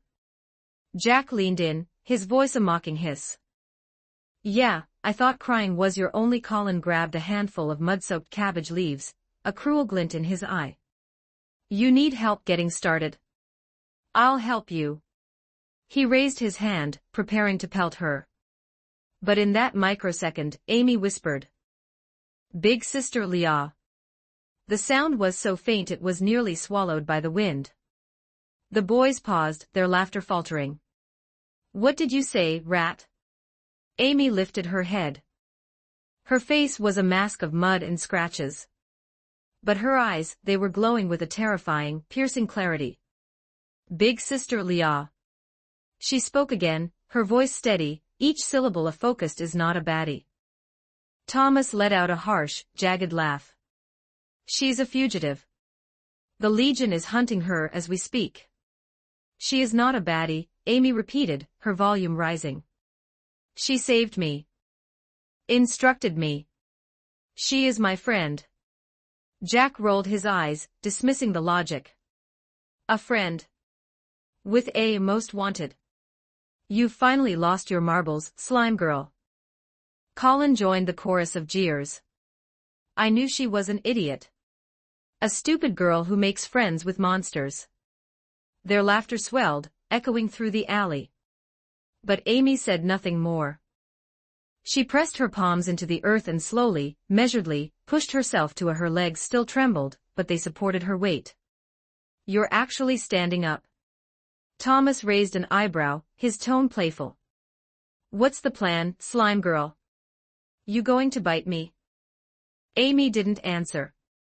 Her mind replayed the data points of the last few days, the flickering amber light of the lantern, the sound of undulating gelatin, the unreadable face of the silver-haired wraith, and the back that had blocked the world's malice for her. Under no circumstances are you to let your enemy leave your sight. Amy took a deep, steadying breath. And then, she took the stance. Left palm forward, held before her chest. Right hand coiled into a fist at her feet apart. Center of gravity lowered. The boys stared for a heartbeat, then erupted into a roar of mockery. Ha ha ha ha. Look at her. The slime girl thinks she's a knight. Slime uprising has begun. Thomas laughed so hard he had to lean on his knees. Who do you think you are? Grandmaster from the Evernight Academy. Jack wiped a tear from his eye. This is gold. Simply gold. But Amy didn't drop her hands. She stood like a stone, staring into their eyes with a flat, clinical focus. The laughter began to taper off. The boys realized that the look in Amy's eyes had undergone a structural shift. The cowardice was gone. In its place was a quiet, unsettling determination. TCH, Thomas spat. Enough posing. Colin, handle her. The heavy-set boy, Colin, scratched his head. Yeah, you, Thomas shoved him forward. She's a girl, for the God's sake. You afraid of a girl? Colin swallowed hard, his confidence wavering. I'm going in. He waddled toward Amy, his arms extended to deliver the usual shove that would send her back into the dirt. But this time, Amy didn't flinch. She anchored her center. Her feet rooted into the earth, her knees slightly just like Big Sister taught me. Colin's hand slammed into her shoulders. Amy's frame swayed, but her boots didn't budge. Colin gasped. He put more weight into it, delivering a second, harder. Amy gritted her teeth. Her feet skidded a fraction, but she remained upright. Colin snarled, his face reddening with embarrassment. He lunged for a third attempt, pouring everything into his momentum. That was the flaw. Amy moved. Her right fist exploded from her waist. Her hips pivoted, the force flowing from her heels through her core. Her fist connected squarely with Colin's soft stomach. The boy's eyes went wide, his mouth popping open in a silent, jagged gasp. He let out a strange, wheezing groan before clutching his midsection and sinking to his knees. Thomas and Jack charged simultaneously. Amy didn't retreat, she reset her stance, her eyes tracking both targets. Together. Thomas bellowed. They lunged from either side. Amy performed a small, tactical hop, evading Thomas's swing. But she couldn't clear Jack's shove. The impact sent her stumbling back several paces. The opening was wide. Thomas seized it, delivering a heavy punch to Amy's agony flared. It was sharp, searing. But Amy didn't break. She gritted her teeth, spun on her leading foot, and threw a straight punch aimed directly at Thomas's face. The boy's eyes flared with shock, he barely managed to twist aside, the blow grazing his ear. Before Amy could follow up, Jack lunged from behind, wrapping his arms around her waist in a desperate grapple. Thomas reset himself, his face a mask of rage. He lunged in with a flurry of wild boar swings, a chaotic barrage of strikes. One heavy fist slammed into Amy's gut. Amy's internal damage sensor triggered. She let out a muffled grunt, her breath stalling for a microsecond. But the fight wasn't over. She forced a surge of power through her torso, performing a violent twist that threw Jack off balance. Sensing the flaw, she didn't hesitate. She drove her elbow back with a focused, bee-sting strike into Jack's solar plexus. The air left Jack in a pain shriek. His grip loosened, and he fell away. Just then, Colin managed to recover. He scrambled up, his face a vivid, angry. He re-entered the engagement with a classic villain's monologue. You're dead meat. The three closed in again. Fists, shoves, and pulling hair. As the seconds bled into minutes, Amy's vision began to haze. She took several more strikes till the warm blood began to trickle from her nose, and her lip was split. But she didn't fall. Again and again, she was pushed down, only to scramble back up. The three boys began to feel a creeping, cold dread. They realized that Amy's eyes hadn't changed once since the start of the brawl. No weeping. An expressionless, machine-like persistence. What is wrong with her? Thomas panted, wiping blood from his own lip. Won't she stay down? Jack, whose face was a map of bruises, began to tremble. I don't know. Muttering about bonds and friendship like some novel protagonist. Being farmed like low-tier mobs. Colin, clutching his stomach, remained silent, his damage-taken frequency currently leading the group. Thomas refused to accept the reality. He gritted his teeth and lunged for a final strike. But Amy had already analyzed the data of his movements. The moment he swung, she dropped into a low crouch. As his fist whistled over her head, she surged upward, driving an uppercut into Thomas's jaw. Thomas's head snapped back. He hit the dirt, his internal mana completely burned out. Jack and Colin stared at their downed leader. The fear in their eyes was now this was Jack's first encounter with the bonded mode slime girl. She's possessed. He shrieked. Thomas, currently contemplating his life choices on the ground, scrambled up and bolted without a second's delay. Colin followed suit, his retreat a frantic, wobbling sprint. Amy didn't stop. She opened her stride and gave chase. Nosebleed dripping down her chin. Face a mosaic of purple and blue bruises. Her pace was accelerating. She didn't shout, she didn't scream. The silence of her pursuit was more terrifying than any war cry. The three boys, nearing a total system collapse under the pressure, began to wail as they ran. She's trying to kill us. Skeleton uncles, save us. At that moment, a Punishment Legion patrol preparing for a shift change rounded the corner. They turned to witness a surreal tableau. A bloody, bruised little girl, chasing three equally bruised, hysterical boys down the thoroughfare in total silence. Then, the girl accelerated. She launched herself into the air, delivering a textbook flying kick squarely to Colin's backside. The boy let out a final shriek before face-planting into the dirt. A crowd of townspeople swarmed the scene. By the gods! What is happening? Is that little Amy Green? Why is she beating those boys? Several adults lunged forward, catching Amy and pulling her back. Amy, stop. Amy ceased her movement. She stood in their grip, her breath coming in heavy, rhythmic heaves. Slowly, she raised her hand and wiped the blood from her nose with the back of her wrist. She looked down at the three weeping boys on the ground. A small, cold smile touched her lips. Pathetic, she whispered. The voice was quiet, but in the sudden silence of the street, everyone heard it. The boys froze. The townspeople stared. Even the skeleton soldiers felt their soulfire pulse with a flicker of recognition. Amy turned her back on them and began the long, limping walk back toward the sewer entrance. No one moved to stop her. They simply watched the small, retreating figure, silhouetted against the dying sun. She looked like a warrior returning from a battlefield. 20 advanced chapters now available on Patreon.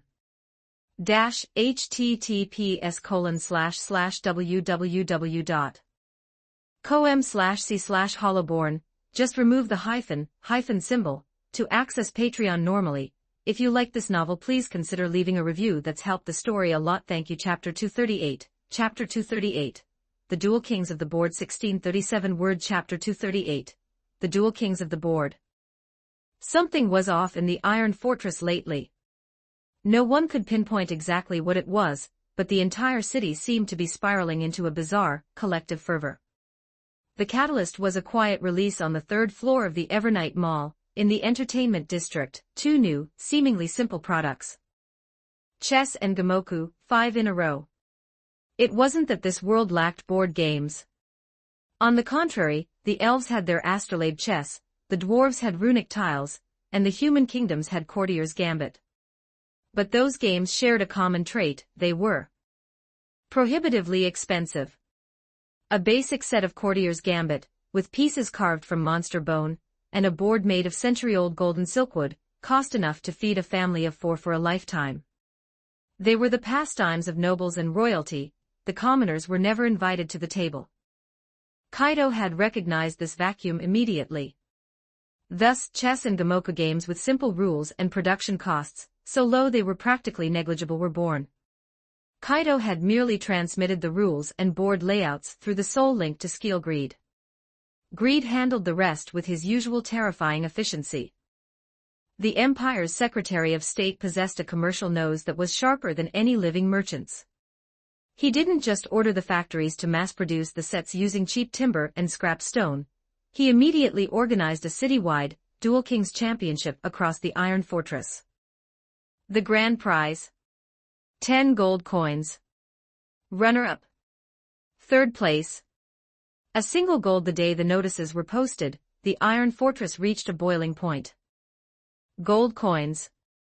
That was enough to book a private suite in the Empire's finest restaurant for a full year, order the entire menu, and still have enough left to hire 3 dark elf minstrels to play during dinner. The third-floor counters of the Evernight Mall were swamped. Countless citizens clutched their copper coins, frantically snatching up the crude wooden boxes. Half of them didn't even know how to play yet, but that was irrelevant. Mattered was the potential for 10 gold coins. Over time, the motivation shifted from simple greed to genuine obsession. Discovered that these games were addictive. 2 minds huddled over a tiny board, engaging in a battle of wits, calculating their opponent's every breath. The rush of finally lining up 5 stones, or achieving a checkmate, the sense of accomplishment, was more satisfying than a flagon of the finest ale. Consequently, the parks of the Iron Fortress gained a new, peculiar landscape. Greed, with his usual foresight, had commissioned craftsmen to cast dozens of stone gaming tables in the public squares. From dawn until dusk, these tables were surrounded by crowds, players, spectators, and self-appointed grandmasters, shouting advice from the sidelines. Jump the knight, you fool. You're blocking your own line. Move the elephant. Protect the general. He's got 4 in a row. Are you blind? Block the line before he finishes the 5. Ignore the peanut gallery. A cacophony of accents and arguments rose and fell, turning the park into a noisy marketplace of strategy. And today, the epicenter of this chaos was the most inconspicuous stone table in the far corner. Kaido had been sitting there all morning. From the moment the park gates opened, he hadn't moved from his stool. According to the park's winner stays rule, the victor kept the seat while the loser rotated out. The line of challengers before Kaido had exceeded 20. Orcs, elves, dwarves. Humans, even a succubus who tried to use mental interference to cheat. Exception, all had been systematically dismantled within 10 moves. Kaido tapped a black stone against the table, the sharp clack echoing through the quiet of the corner. From the long queue, a white-haired human elder elbowed his way to the front, looking remarkably energetic for his age. He held a stiff, laminated card high in the air. I'm using a priority plate. A collective groan of disappointment rippled through the crowd. Priority plates were special items sold in the mall's entertainment district. Only 10 were released per day. Their sole function was to allow the holder to bypass any queue in the park's gaming sector and jump straight to the front. Kaido extended a bony hand. Show me the plate. The old man handed it over. Kaido held it up to the light of Evernight, flicked it with a finger bone to hear the ring, and inspected the ink. Is authentic. The magical anti-counterfeit seal is clear, and the date is. Kaido handed it back. The old man didn't hesitate, dropping onto the stool opposite Kaido. Burned with a competitive fire as he stared at the board. Young skeleton, today, I shall be the one to terminate your streak. Kaido's soul fire flickered. This pops has spirit. Kaido was currently playing Gamoku. It wasn't that he disliked chess, but the current state of chess in the Empire was. The populace was still in an experimental phase where the knight moves in a square, and the cannon jumps over 3 pieces were common arguments. He'd even seen a player charge his king into the front lines, claiming the king was the strongest unit. Kaido felt that playing chess with them would lower his own tactical IQ, until they eventually defeated him through sheer, illogical experience. Old-timer, seeing as you're up there in years, your eyesight must be failing you, Kaido said smoothly, his hand naturally drifting toward the box of black. These black pieces are hard to see against the stone, they're a real strain on the eyes. Since I'm young and have perfect night vision, I'll take the black. You take the white, they're much easier to track. The old man's eyes narrowed. His hand moved like a striking viper, pinning Kaido's hand to the table. Wait, the old man rumbled. Skeleton, I admire your craftiness. He leaned in, his voice dropping. But I think I'll take the black pieces. Old, I don't mind a little extra effort for my eyes. It's the burden of the elder, you see. Kaido gave him an impressed look. Only a few days in and people have already figured out the first move advantage. Pops, you misunderstand, Kaido said with a facade of total sincerity. Taking black to gain an advantage. I'm doing it for your reputation. If you win using the white stones, you'll be a legend, the man who overcame the disadvantage of the second move. If you lose, well, everyone will say it was because the skeleton cheated and took the first turn. It's a win-win for you. Am I right? The surrounding crowd, always eager for more drama, began to cheer. Let him have the black, old Bobby. If you win with white, you're the new king of the park. Bobby, find himself backed into a corner by public opinion, huffed, his face turning a shade of mottled red. Finally, he gritted his teeth and released Kaido's hand. Take the black. Let's see if your advantage can save you from me. Kaido pulled the box of black stones toward him, his internal monologue cackling with glee. The game began. Kaido's first stone hit the exact center of the board, the Tianyuan point. Aggressive. Bobby remained unmoved. After a long period of contemplation, he placed his first white stone nearby. Stones began to populate the board as the two traded. The crowd held its collective breath, watching the silent, abstract slaughter. Sweat began to bead on Bobby's forehead. He realized that every move he made was being countered with surgical precision. When he tried to form an open three, Kaido was already there to seal the line. When he tried to pivot to defense, Kaido's stones seemed to manifest out of thin air from an impossible angle, creating a new offensive vector. He's too strong. This skeleton's depth is bottomless. As Bobby held a white stone between his fingers, hovering indecisively over the board, Kaido placed his next black stone with a sharp clack. The position looked ordinary. Borderline redundant. Bobby paused, failing to grasp the intent. But his instincts, honed by decades of street-level survival, screamed of danger. His hand began to tremble uncontrollably. Cold sweat trickled down his temple. Where is the break? Where is the opening? There was no opening. The entire board was now a seamless, suffocating net. He had been lost since the third turn, though he was only just realizing it now. A raspy, clicking laugh erupted from Kaido's jaw. He rose slowly from the stone stool, spreading his arms wide like an artist unveiling a masterpiece.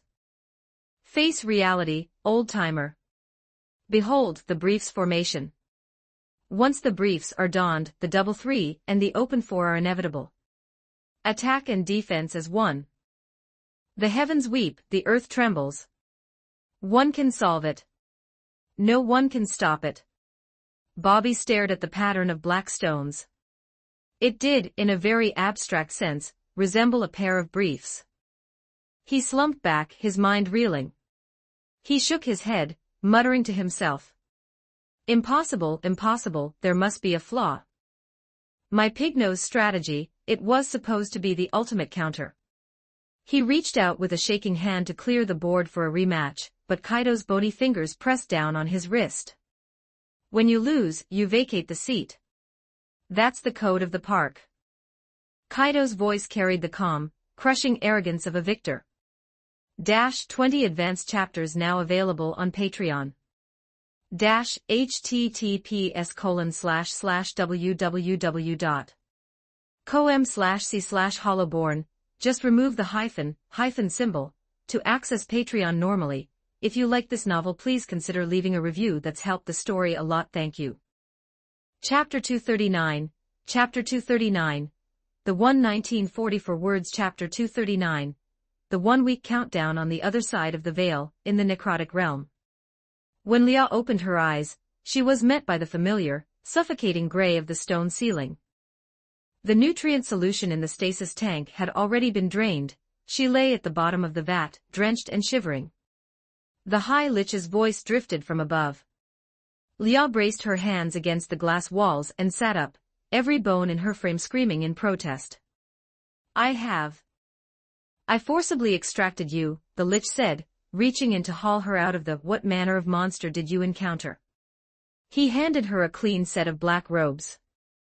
To reduce you to such a state, must have engaged a powerhouse of at least the tier 6 rank. Lia accepted the robes, her movements stiff and mechanical as she covered. The lich spared her a clinical glance. Can you maintain a vertical posture? Lia nodded. Her body was still racked with tremors, but she forced her spine to seeing her stability. The lich turned toward a rack of vials and pulled down a bottle of cobalt blue liquid. Consume this. It will accelerate the stabilization of your OD. Lia uncorked the potion and downed it in a single gulp. The lich stood before her, the soul fire in his sockets burning with a low, steady flame. Speak, he commanded. His tone was flat. Report the status of the target. Lia opened her mouth, but for the first time in her life, she didn't know where to begin the data stream. Unit 1, the lich prompted. You are idling. Lia took a jagged breath. My apologies. She began to organize the information in her mind, speaking with the cold cadence of a scout. The target plane is governed by a nation designated as the Evernight Empire. The ruler calls himself the sovereign of Evernight. Estimated power level, tier 7 or higher. The plane achieved continental unification in a window of barely 2 to 3. They have subjugated all major factions, including the Holy Empire of Gustico, the Beastskin tribes, the Elven forests, and the Empire of Wallachia. The ruling class is predominantly undead, but they employ a policy of benevolent integration toward the living. They have established a highly sophisticated administrative infrastructure. Civilian life is stable, public order is absolute, and magitech development is accelerating at an anomalous rate. The lich listened in silence, recording the data points. Lia continued without, I remained in a sector known as Orlando for several cycles to observe daily operations. The mana density of that world is extreme, far exceeding any tier 7 plane we have previously consumed. I have not localized the plane core, but I hypothesize it is situated within a territory called the Iron Fortress. She paused, her voice dropping an octave. And then, my presence was compromised. The lich's soulfire flickered. A skeleton, Lia whispered. His rank was unquantifiable. And a red dragon, tier 6 peak. The lich was silent for several seconds. And how did you manage to drag your terminal husk back through the gate? Lia shook her head. I did not escape. They declined to terminate me. Allowed my failsafe to trigger while I was in a near-death state permitting my extraction. The lich's soulfire dimmed for a fleeting moment. He turned back to the console, staring at the now dark magical array. Which means you were exposed. They are aware of your origin. Furthermore, they likely tracked the mana rebound of your teleportation. Now possess our planar coordinates. Lia bowed her head. It was a failure of execution. The lich said nothing. The laboratory fell into a heavy, ringing silence, broken only by the low hum of the mana turbines. After a long while, the lich spoke. The sovereign awaits your testimony. Lia's frame went rigid. The lich headed for the exit. A direct report is required. Lia trailed behind him, her footsteps feeling heavier than the leaden air of the she knew this moment was inevitable. They traversed the long, ossified corridors. Lia had walked this path 1,000 times, but today, every step felt like a mile. Along the walls, gray gemstones emitted a sickly, dying light. In that radiance, Lia saw her own shadow stretched, warped, and jagged. It mirrored the state of her soul. Finally, they stood before the massive doors of the throne hall. Stepped aside. He is within. Lia took a deep breath and pushed the heavy doors open. The throne hall was a terrifying expanse of empty space. Thanatos sat upon his throne, his violet gold soulfire burning with a steady, haunting rhythm. Didn't speak. He simply watched her. Lia marched to the center of the hall and dropped to one knee. Thanatos offered no immediate response. He looked down at her from his height, the silence stretching until Lia felt her heart rate begin to accelerate. Finally, he spoke. Commence the report. Liao repeated the data she had given the Lich. The state of the plane, the sovereign's power, the social cohesion, the mana density. She detailed her discovery, and the circumstances of her return. Thanatos listened to the end. He remained silent for a long time, contemplating the report. Then, he asked a single question. Do you believe that plane is worthy of conquest? Liao froze. It was a question she hadn't anticipated. She opened her mouth, but the words were a chaotic static in her throat. Is it worth it? From a strategic standpoint, the answer was absolute. A growing Tier 7 world if devoured whole, the necrotic realm would ascend to Tier 8 instantly, inheriting that momentum of growth. The people. The pests. If the legions of the dead descended upon Orlando, what would become of the warm rye bread and the blue orchids? Liao knew the answer. She had seen the conclusion of a planar war too many times. Where the legions marched, life was extinguished. Not a single spark would. Unit 1, Thanatos prompted, his voice a low vibration. I am awaiting your assessment. Liao found her voice. It is worthy, she whispered. That plane is worth the Thanatos nodded. Excellent. He rose from the throne, stepping down the dais. Then I hereby decree, the necrotic realm shall enter a state of total mobilization. Target, the Evernight Empire. Projected deployment window, 1 week. Leah's pupils contracted violently. 1 week. Is there a logistical issue? Leah gritted her teeth. Father, according to the grand strategy, we were to recuperate for 3 centuries. It has been less than a year since the last. If we commit our forces now. The numbers are irrelevant, Thanatos interrupted. You stated that world achieved unification in barely 3 years. What does that signify to you? Liao remained silent. It signifies an evolution rate that defies planar logic, Thanatos said calmly. If we wait 300 years to strike, what will that Evernight Empire look like then? Tier 7 peak. By then, we would not be the conquerors. We would be the prey. Liao had no rebuttal. The logic was ironclad. Furthermore, Thanatos continued, your return has exposed our coordinates. They are as capable as you suggest, they are likely tracking the breadcrumbs of your transit even now. Better to strike while they are in their infancy than to wait for them to become a titan. Liao lowered her head. Understood. Thanatos stopped in front of her. He reached out and lifted her chin with a hand. Of black bone. Unit 1, he said softly. Is there something else you wish to convey? Leah's body went cold. She looked into the violet gold pits of his eyes. Was no anger there. No disappointment. Only a terrifying, stagnant peace. No, Liao said, her voice firm. I have nothing more to say, father. Thanatos watched her for a long while before releasing her. Return to your quarters. In 1 week, you will lead the vanguard as our guide. You shall show our legions the way into the heart of the Evernight.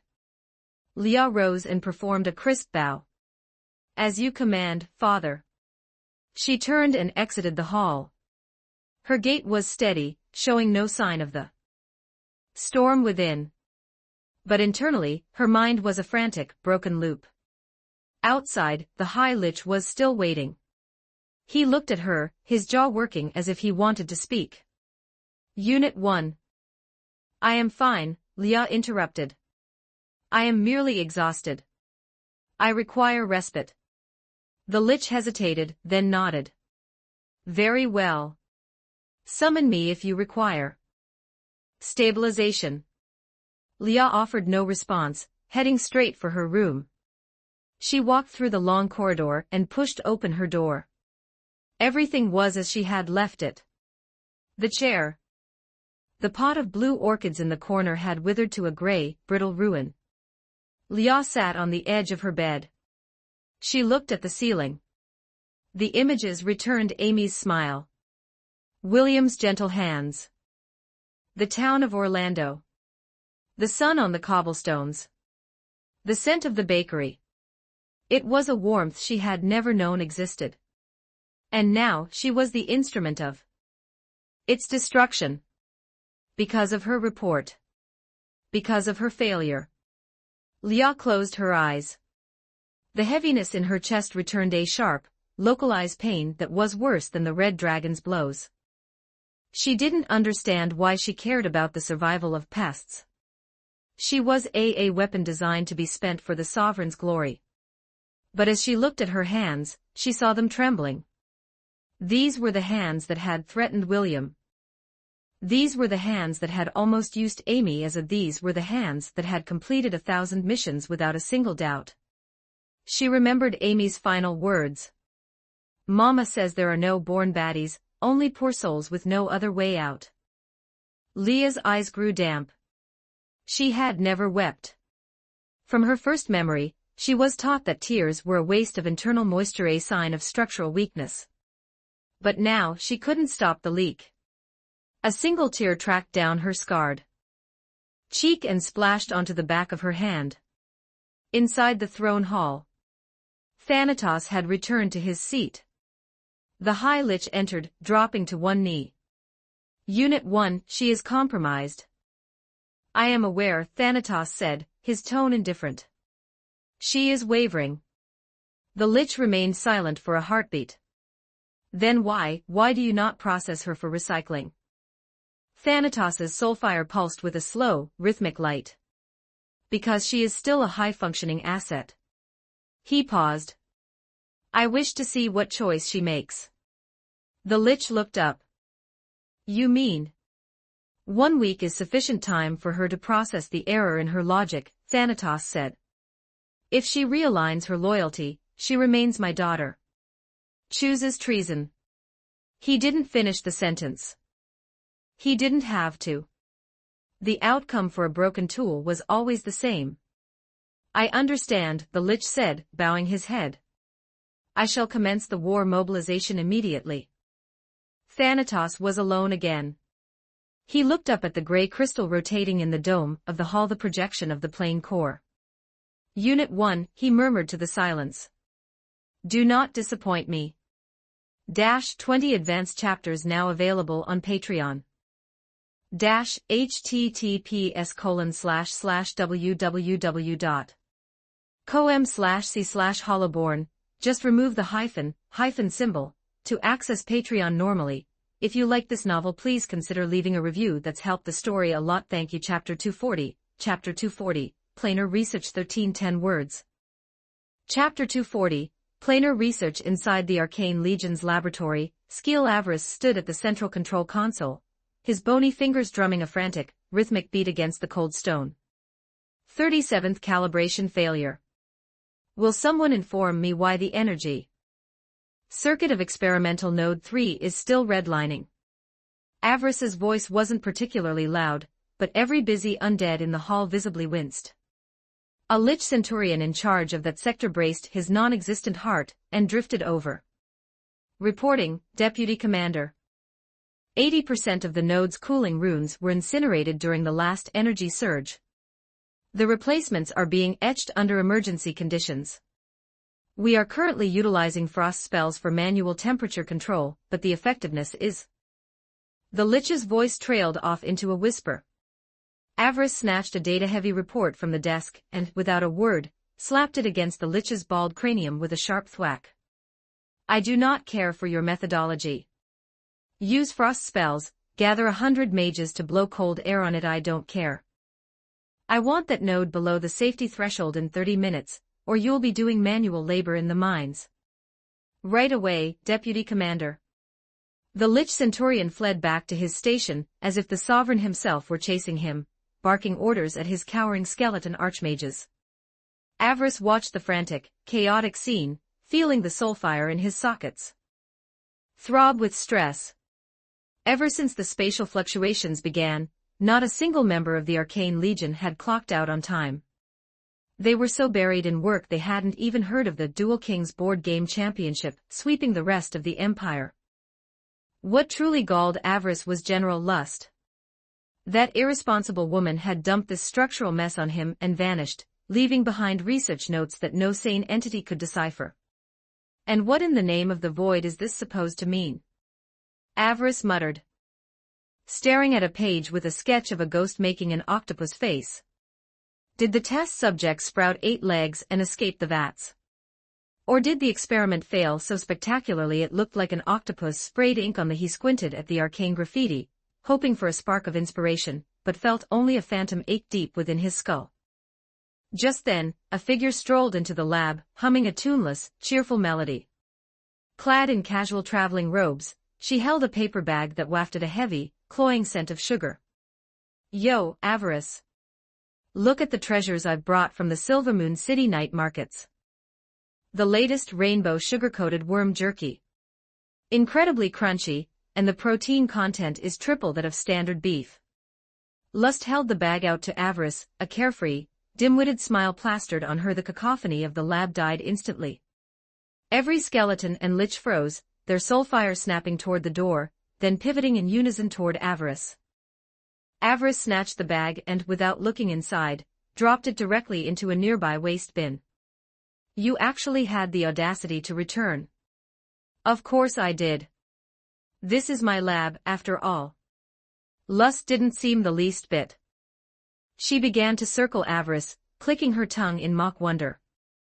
It's only been a few weeks and you've turned quite grim. Your bones have lost their luster. Are you neglecting your polishing? Is work being mean to? My condition is a direct result of your absence. Avarice gestured wildly at the chaotic laboratory. While you were out, the teleportation arrays suffered a total system failure. More importantly, an unidentified infiltrator manifested within the Empire's borders. How exciting! Why wasn't I notified? Lust's expression held zero tension. Instead, she looked genuinely intrigued. Where is this intruder? Did we catch aesthetic rating? What are their combat traits? Any peculiar psychological quirks? Avarice's jawbone clicked with suppressed rage. You have the mental bandwidth. General pride already drove her back to her origin point. The notes you left behind were utterly useless for stabilizing the rift. They weren't useless, they were my precious research insights, Lust huffed, pulling a fresh notebook from her spatial storage.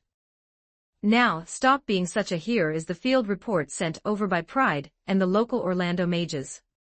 I've already skimmed it. Avarice snatched the report and began to read with clinical focus. Target confirmed, originates from an unknown plane.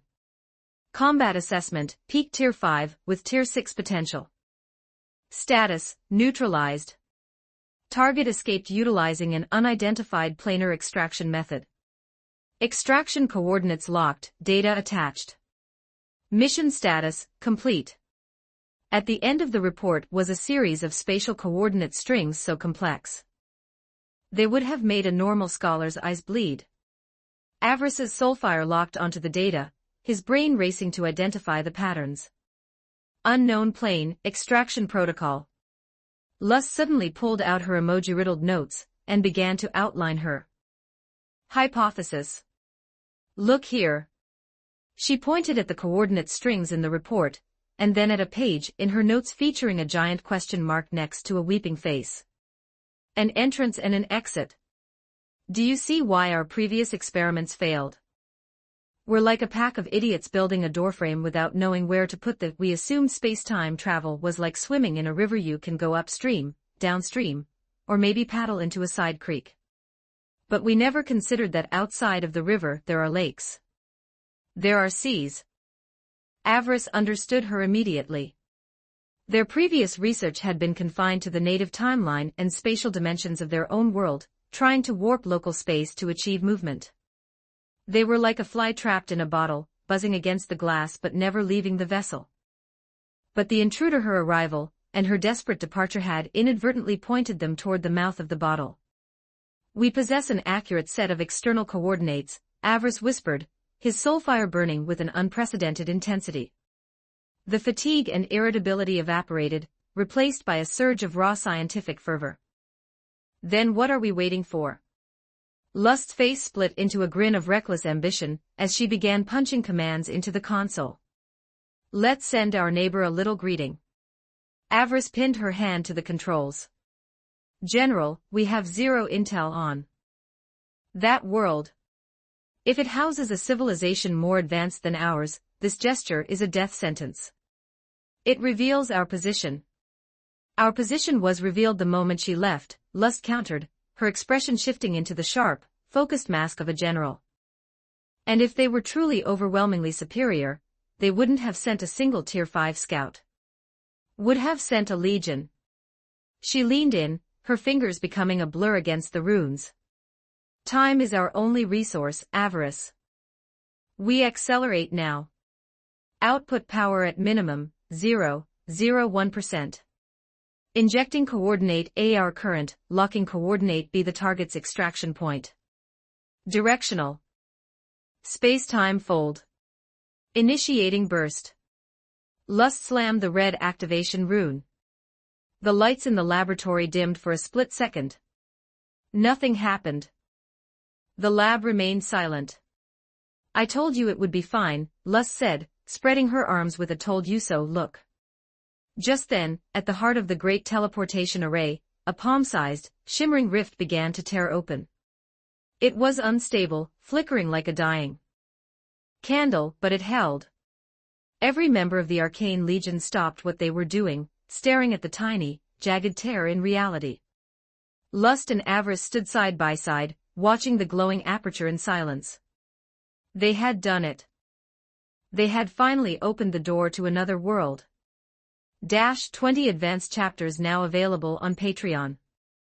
https://www.com/c/hollowborn. Just remove the hyphen symbol to access Patreon normally. If you like this novel, please consider leaving a review. That's helped the story a lot. Thank you. Chapter 241. Chapter 241. The House of Pass 1662 words. Chapter 241. The House of Passanger. The Dual Kings Championship in the Iron Fortress territory spread like a wildfire, scorching every corner of the empire. The notices posted on the bulletin boards, written in the simplest language imaginable, possessed a magnetic pull stronger than any king's call to arms.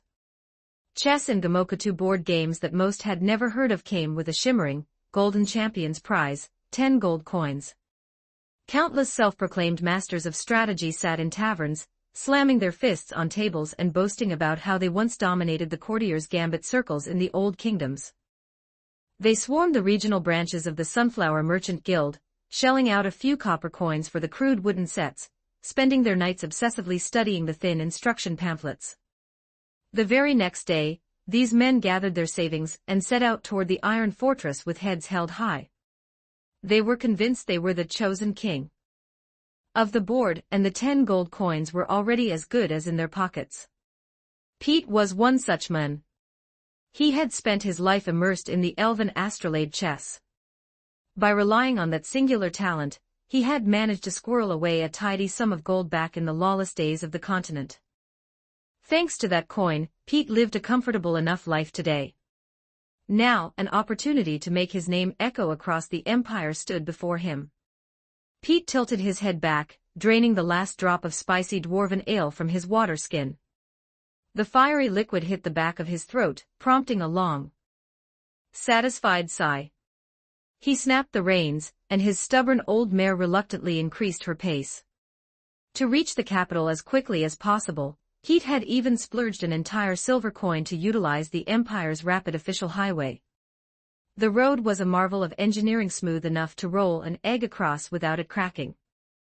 Along the way, at precise intervals, one could see the skeleton knights of the Silent Extinction Legion, and the fearless vanguard standing sentry, providing a sense of absolute security. Seeing the towering obsidian walls of the Iron Fortress on the horizon, Pete's spirits soared.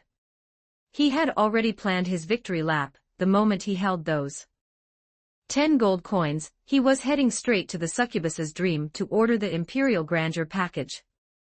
Just then, his progress was halted. The road ahead was blocked. 3 knights from the fearless vanguard, mounted on their terrifying skeletal warhorses, stood across the center of the thoroughfare. Beside them, a dozen standard skeleton knights were weaving through a long queue of stalled carriages and wagons. Anyone attempting to pull a U-turn was promptly escorted back into line by a pair of skeletons flanking them like jailers. What in the blazes is this? Pete clicked his tongue in annoyance, stretching his neck to see the front of directly ahead of him was a luxury carriage with heavy silk curtains. Because of the carriage's bulk, Pete could only partially see a skeleton knight approach the driver, holding a strange, glowing rod. The knight held the rod to the driver's mouth, gesturing for him to blow. Driver looked puzzled but complied, letting out a long breath. The rod didn't. The skeleton knight nodded and gave a crisp signal to pass. But just as the carriage prepared to move, a young apprentice sitting next to the driver spoke up. "May I try to? I've been dying to see how the Arcane Legion's new alchemical breath analyzer works." The skeleton knight seemed to pause, then handed the rod to the boy. Apprentice took it excitedly, took a quick swig from a hidden flask, drew a deep breath, and blew with all his might. A second later, the crystal at the tip of the rod flared with a violent, blinding red light. The boy gasped. It actually lit up. Incredible. The driver leaned over to look, and the two of them marveled at the glowing stick, as if it were a legendary relic.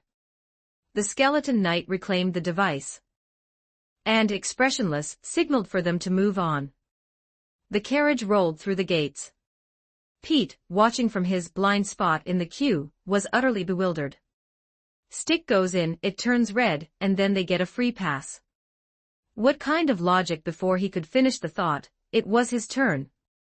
A skeleton knight walked up to his horse, extending the rod. Pete took the rod and blew.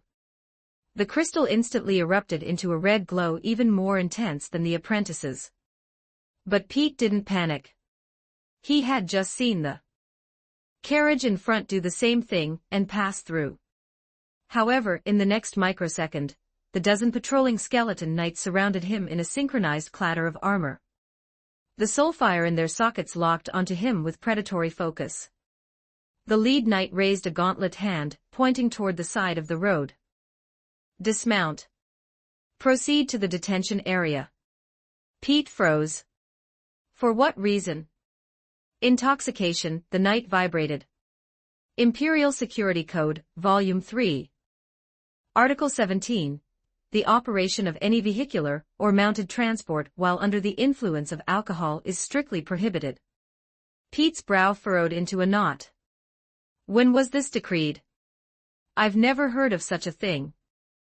Promulgated on the day of the Empire's founding. Posted on every public board. You failed to review the laws.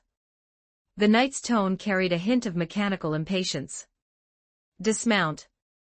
Do not obstruct the citizens behind you. The fire of indignation flared in Pete's chest. Then explain this. Why was the carriage in front allowed through? The light from his wagon was redder than a dragon's heart. He pointed a shaking finger at the carriage disappearing into the city.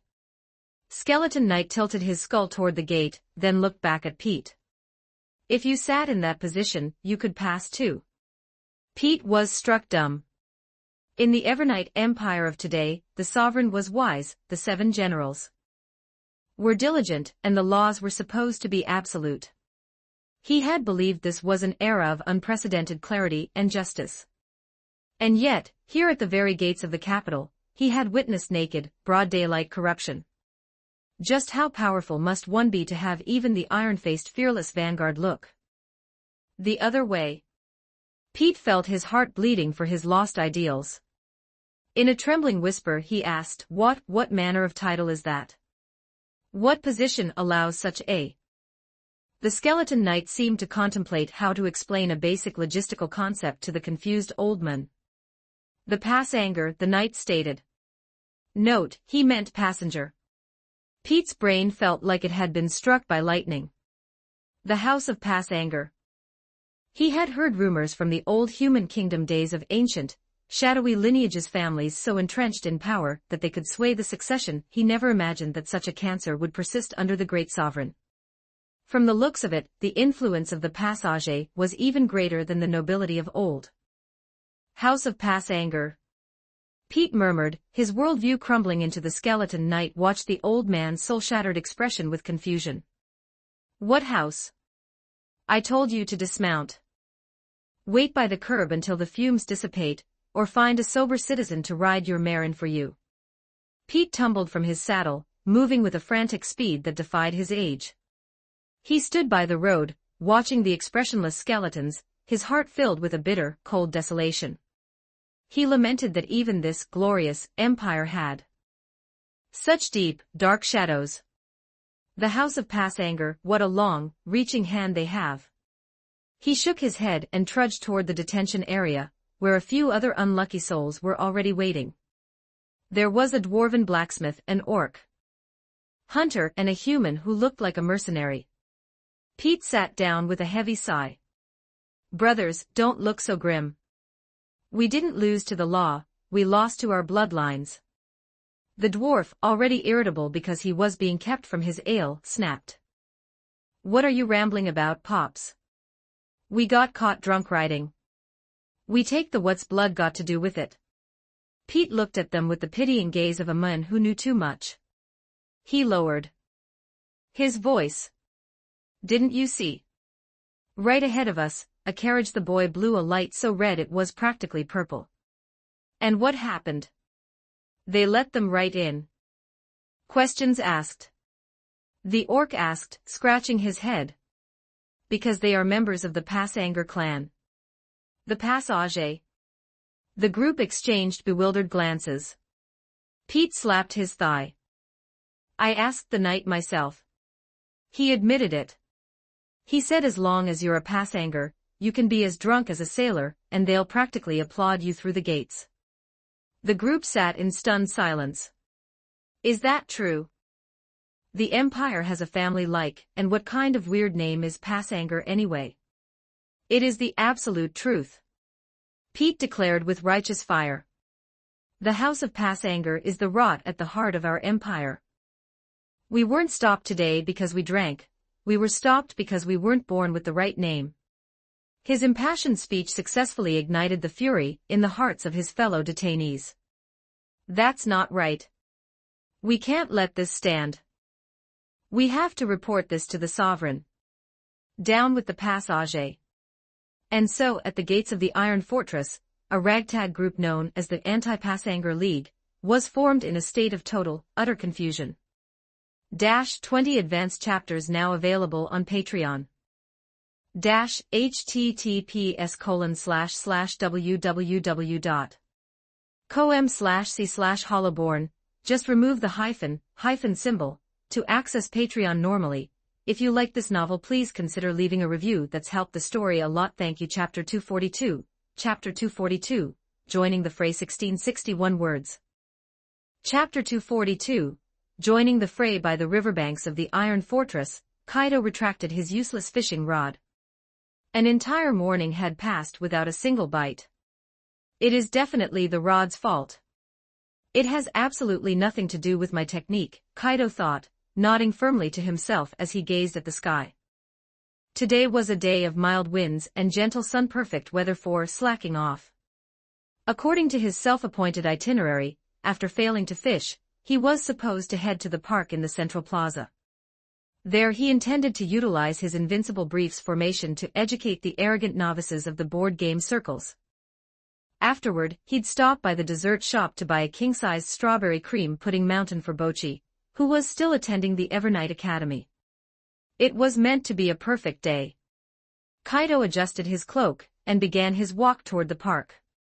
However, before he even reached the plaza, a cacophony of shouting erupted from the direction of the city gates. Down with the House of Passanger. Restore justice to the Empire. The Empire belongs to the sovereign, not to the Passage. Why are the Passage allowed to drink and ride while we, the sovereign's loyal subjects, are detained? Kaido's footsteps halted. The House of Passanger. His soulfire flickered with confusion. When did a family named Passanger emerge within the Empire's core?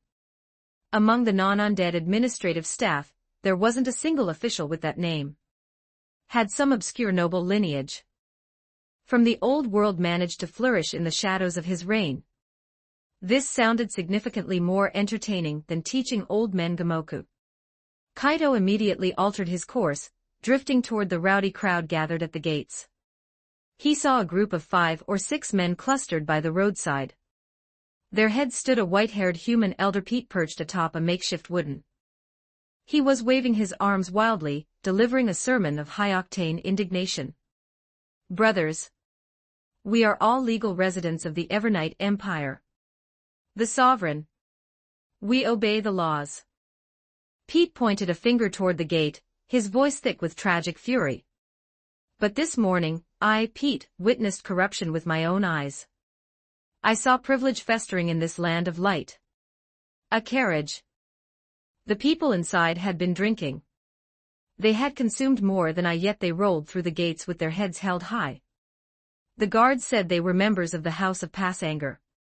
Beside him, a dwarven blacksmith slammed a warhammer into the dirt with a resonant clang. Damn right. I only had 2 pints of ale, and I'm stuck here. Is this Passanger? Is his ale brewed with gold? An orc hunter let out a guttural roar. Absolute tyranny. We demand an audience with the sovereign. We must purge these parasites. A crowd of curious residents had gathered, but most looked bewildered. Whispered and pointed, but few joined the shouting.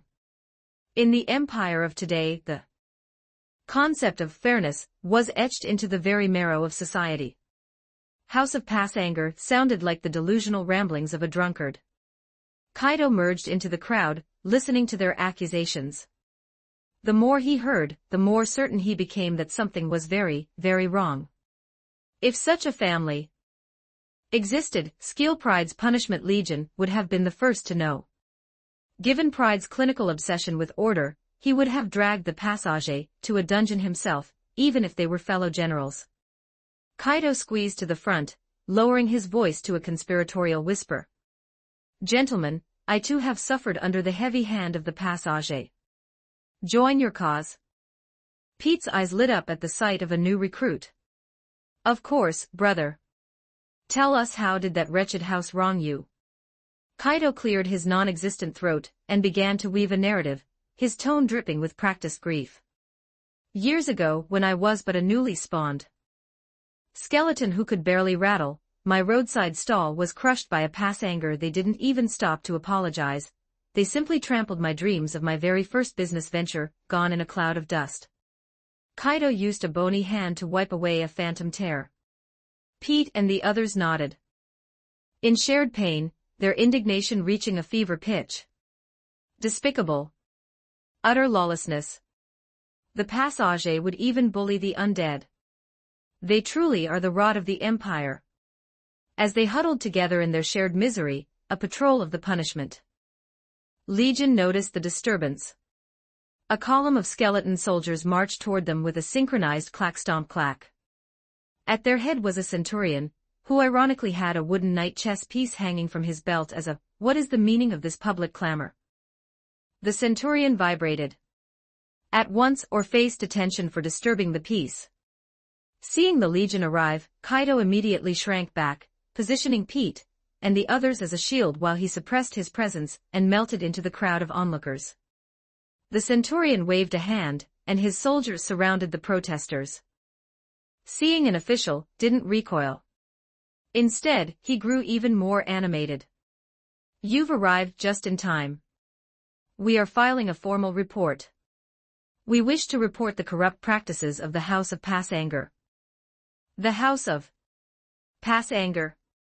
The soulfire in the centurion's sockets flickered with visible confusion. Circled Pete twice before stopping directly in front of him, tapping a bony finger against his own helmet. Speak clearly. I have no record of such a. Pete recounted the morning's events with even more flavor than before. Knight said it himself.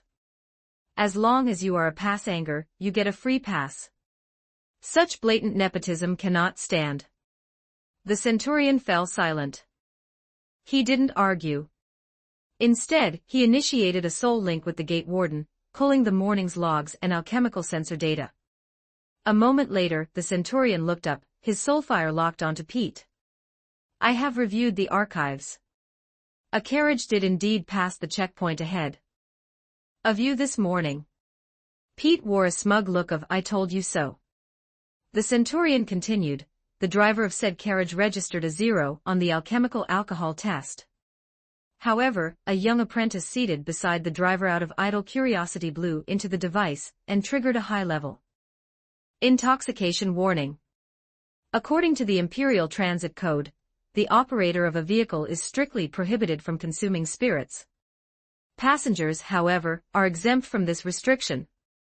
Therefore, the carriage was authorized to proceed. The Centurion's voice was as flat as a tombstone. As for your House of Pass Anger, the original statement from the fearless vanguard was, if you were sitting in the passenger seat, you could pass too.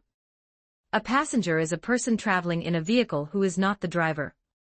A family name. The explanation hit the crowd like a thunderbolt. The clearing fell into a deathly, ringing silence. The tragic fury on Pete's face froze into a mask of pure horror. The dwarf's warhammer slipped from his hand, hitting the dirt with a dull thud. The orc hunter's jaw dropped so low a fist could have fit inside. Kaido, still hiding in the crowd, had to physically hold his jawbone to keep from laughing out loud.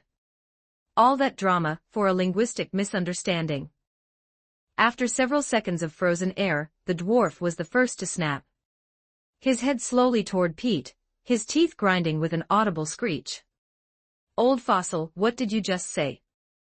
The House of Passenger. The orc hunter's knuckles cracked as he balled his fists. I skipped my wife's special roast to support you today. And you're telling me it was because your ears are full of cobwebs. The mercenary who had joined them silently pulled a dagger from his boot. An escort contract worth 50 silver. Because of this protest, the deadline has passed. The contract is void. Pete looked at the predatory glints in the eyes of his allies. Cold sweat poured down his face. It's a misunderstanding. I'm a victim too. I was misled. Where is our undead brother? He was bullied by them too. He can testify. Pete whipped his head around, searching frantically for the brother, who had shared his tragic story about the trampled stall. But there was no sign of a vengeful skeleton. Aside from the Punishment Legion patrol, and a crowd of residents struggling to suppress their laughter, the street was empty of allies. Misunderstanding, my foot. The dwarf roared, lunging forward with a textbook tackle that sent Pete sprawling. Give me back the ale I didn't get to drink. The orc was next, pouncing on Pete like a starved lion. Give me back my special breakfast. The mercenary said nothing, merely joining the fray to see if Pete's fine silk tunic could be stripped and sold to recoup his lost contract fee. Kaido quietly retreated further into the shadows of the alley, watching the group of men, who had united for an absurd reason, now tearing each other apart. For that very same reason, the Punishment Legion stayed on the sidelines, showing zero intent to interfere. The Centurion even began to offer a play-by-play commentary to his subordinates. Observe the dwarf excellent center of gravity, but his follow-through on the punch is sluggish. The orc has raw power, but zero technique. As for the surprisingly durable. Kaido shook his head. He had seen enough entertainment for one day. For Gamoku was entirely gone. Bochi needs pudding. Kaido turned his back on the chaos, and drifted toward the dessert shop. 20 advanced chapters now available on Patreon. https://www.com/c/hollowborn, just remove the hyphen symbol, to access Patreon normally. If you like this novel, please consider leaving a review. That's helped the story a lot. Thank you. Chapter 243. Chapter 243. Denomination errors 1471 words. Chapter 243. Denomination errors. The third day arrived. The Dual Kings Championship officially raised its curtains. The entire Iron Fortress territory had descended into a state of collective mania. The central plaza was a literal sea of people. Bocchi was no exception. He bounced through the crowd, his gelatinous body allowing him to slide through gaps that would have trapped a human. Make way. The champion is arriving to register his claim to the. He finally reached the registration desk, though the length of the queue had been enough to make his blue coloring turn a shade paler from exhaustion. A full 30 minutes of waiting, it was finally his turn. The registrar was a tall, elegant lizard-folk woman. She wore the official uniform of the Sunflower Merchant Guild, a professional smile fixed on her face, as her tail swayed rhythmically behind her. Name, race, and tournament category, she droned. Bocchi puffed out his non-existent chest, shouting with every ounce of his internal pressure. Sapient slime. The lizard-folk lady's pen paused. She looked up, a flicker of curiosity passing through her slitted pupils. It's been quite a while since I've encountered one with such vocal capacity. She scanned Bocchi once before returning her gaze to the ledger. Registration fee, 8 copper coins. Bocchi froze. Registration fee. Since when did glory require a down payment? He stood rooted to the spot, his black bean eyes blinking in a rapid, confused. The registrar looked up at the motionless blue jelly. Do you lack the? Bocchi snapped out of it and began a frantic internal search. Having no pockets. Everything he owned was stored within his own body. Thus, under the bewildered stares of the crowd, he began to exhale his worldly possessions. A half-gnawed grilled fish bone. A melted and re-solidified block of chocolate covered in grass clippings. A dried, unidentified claw from some desert and several withered, crushed flower petals given to him by Lily. He piled his entire inventory onto the registration desk, and looked up at the lizard-folk lady with an expression of pure, pleading hope. The registrar's mouth twitched. She extended a white-gloved hand, used the tip of her pen to poke at the pile of junk, and then looked back at him with a tone that was gentle yet absolute. None of these can be utilized as legal tender. Without coin, you cannot. She even reached out and gave Bocchi's springy head a sympathetic pat. Bocchi's body deflated at a visible speed. The dream of the championship. The 10 gold coins shattered like glass. He dejectedly reabsorbed his treasures and bounced out of the line. Who has the gold? The master has the gold. But Kaido had mentioned he was going fishing today, and God only knew which riverbank he was slacking on. Uncle Greed has the gold. He was the Empire's living treasury. But if he went to find him now, that workaholic would likely press gang him into moving tables for the event. He'd be worked to death before he even saw a game board. Bocchi's brain processed at high speeds. There is another. Someone who was always smiling and full of joy. The Academy's own little. Vitality returned to Bocchi's form. He pivoted and sprinted toward the Evernight Academy at his maximum velocity. At that moment, Lily was sitting in the Academy's lounge area with Mig. Published copy of Imperial History sat open on the table between them. Brother Mig, how do you pronounce this word? Lily pointed at a term. Glanced at it and read in a steady, academic tone, macroeconomic stabilization.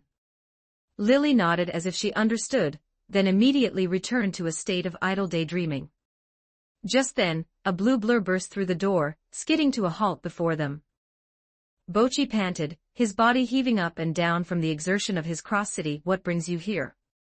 Lily stood up, happy to see her friend. Bocchi rubbed his 2 tiny tentacles together, his gelatinous face contorting into a smile that looked more like a grimace of agony. I was wondering if I could perhaps borrow a small amount of currency. His voice was a tiny, high-pitched buzz. Lily blinked, then waved a hand generously. Of course. How much do you need? Bocchi extended a small tentacle and traced a shaky, crooked 8 in the air. Stared at the number, tilted her head, and began a very Lily-esque chain of Bocchi is a sapient slime. He is tier 3, nearing tier 4. For a powerhouse of that stature to borrow money, it cannot be a small sum. That must mean 80. As for the denomination, given his status as the sovereign's pet, it couldn't possibly be copper or silver. It must be gold. 80 gold coins. Lily concluded, looking at Bochi with a look of extreme seriousness. I don't have that much on my person. Wait here, I'll go find Hans. And ask him for an advance. She turned to run. Bochi was paralyzed with shock. 80 gold. He could buy his favorite dessert shop with that. He lunged forward, using his body to block no. Not 80 gold. Lily stopped, looking down at him with confusion. Not gold. Then 80. It seemed a bit low to her, but she tried to remain understanding.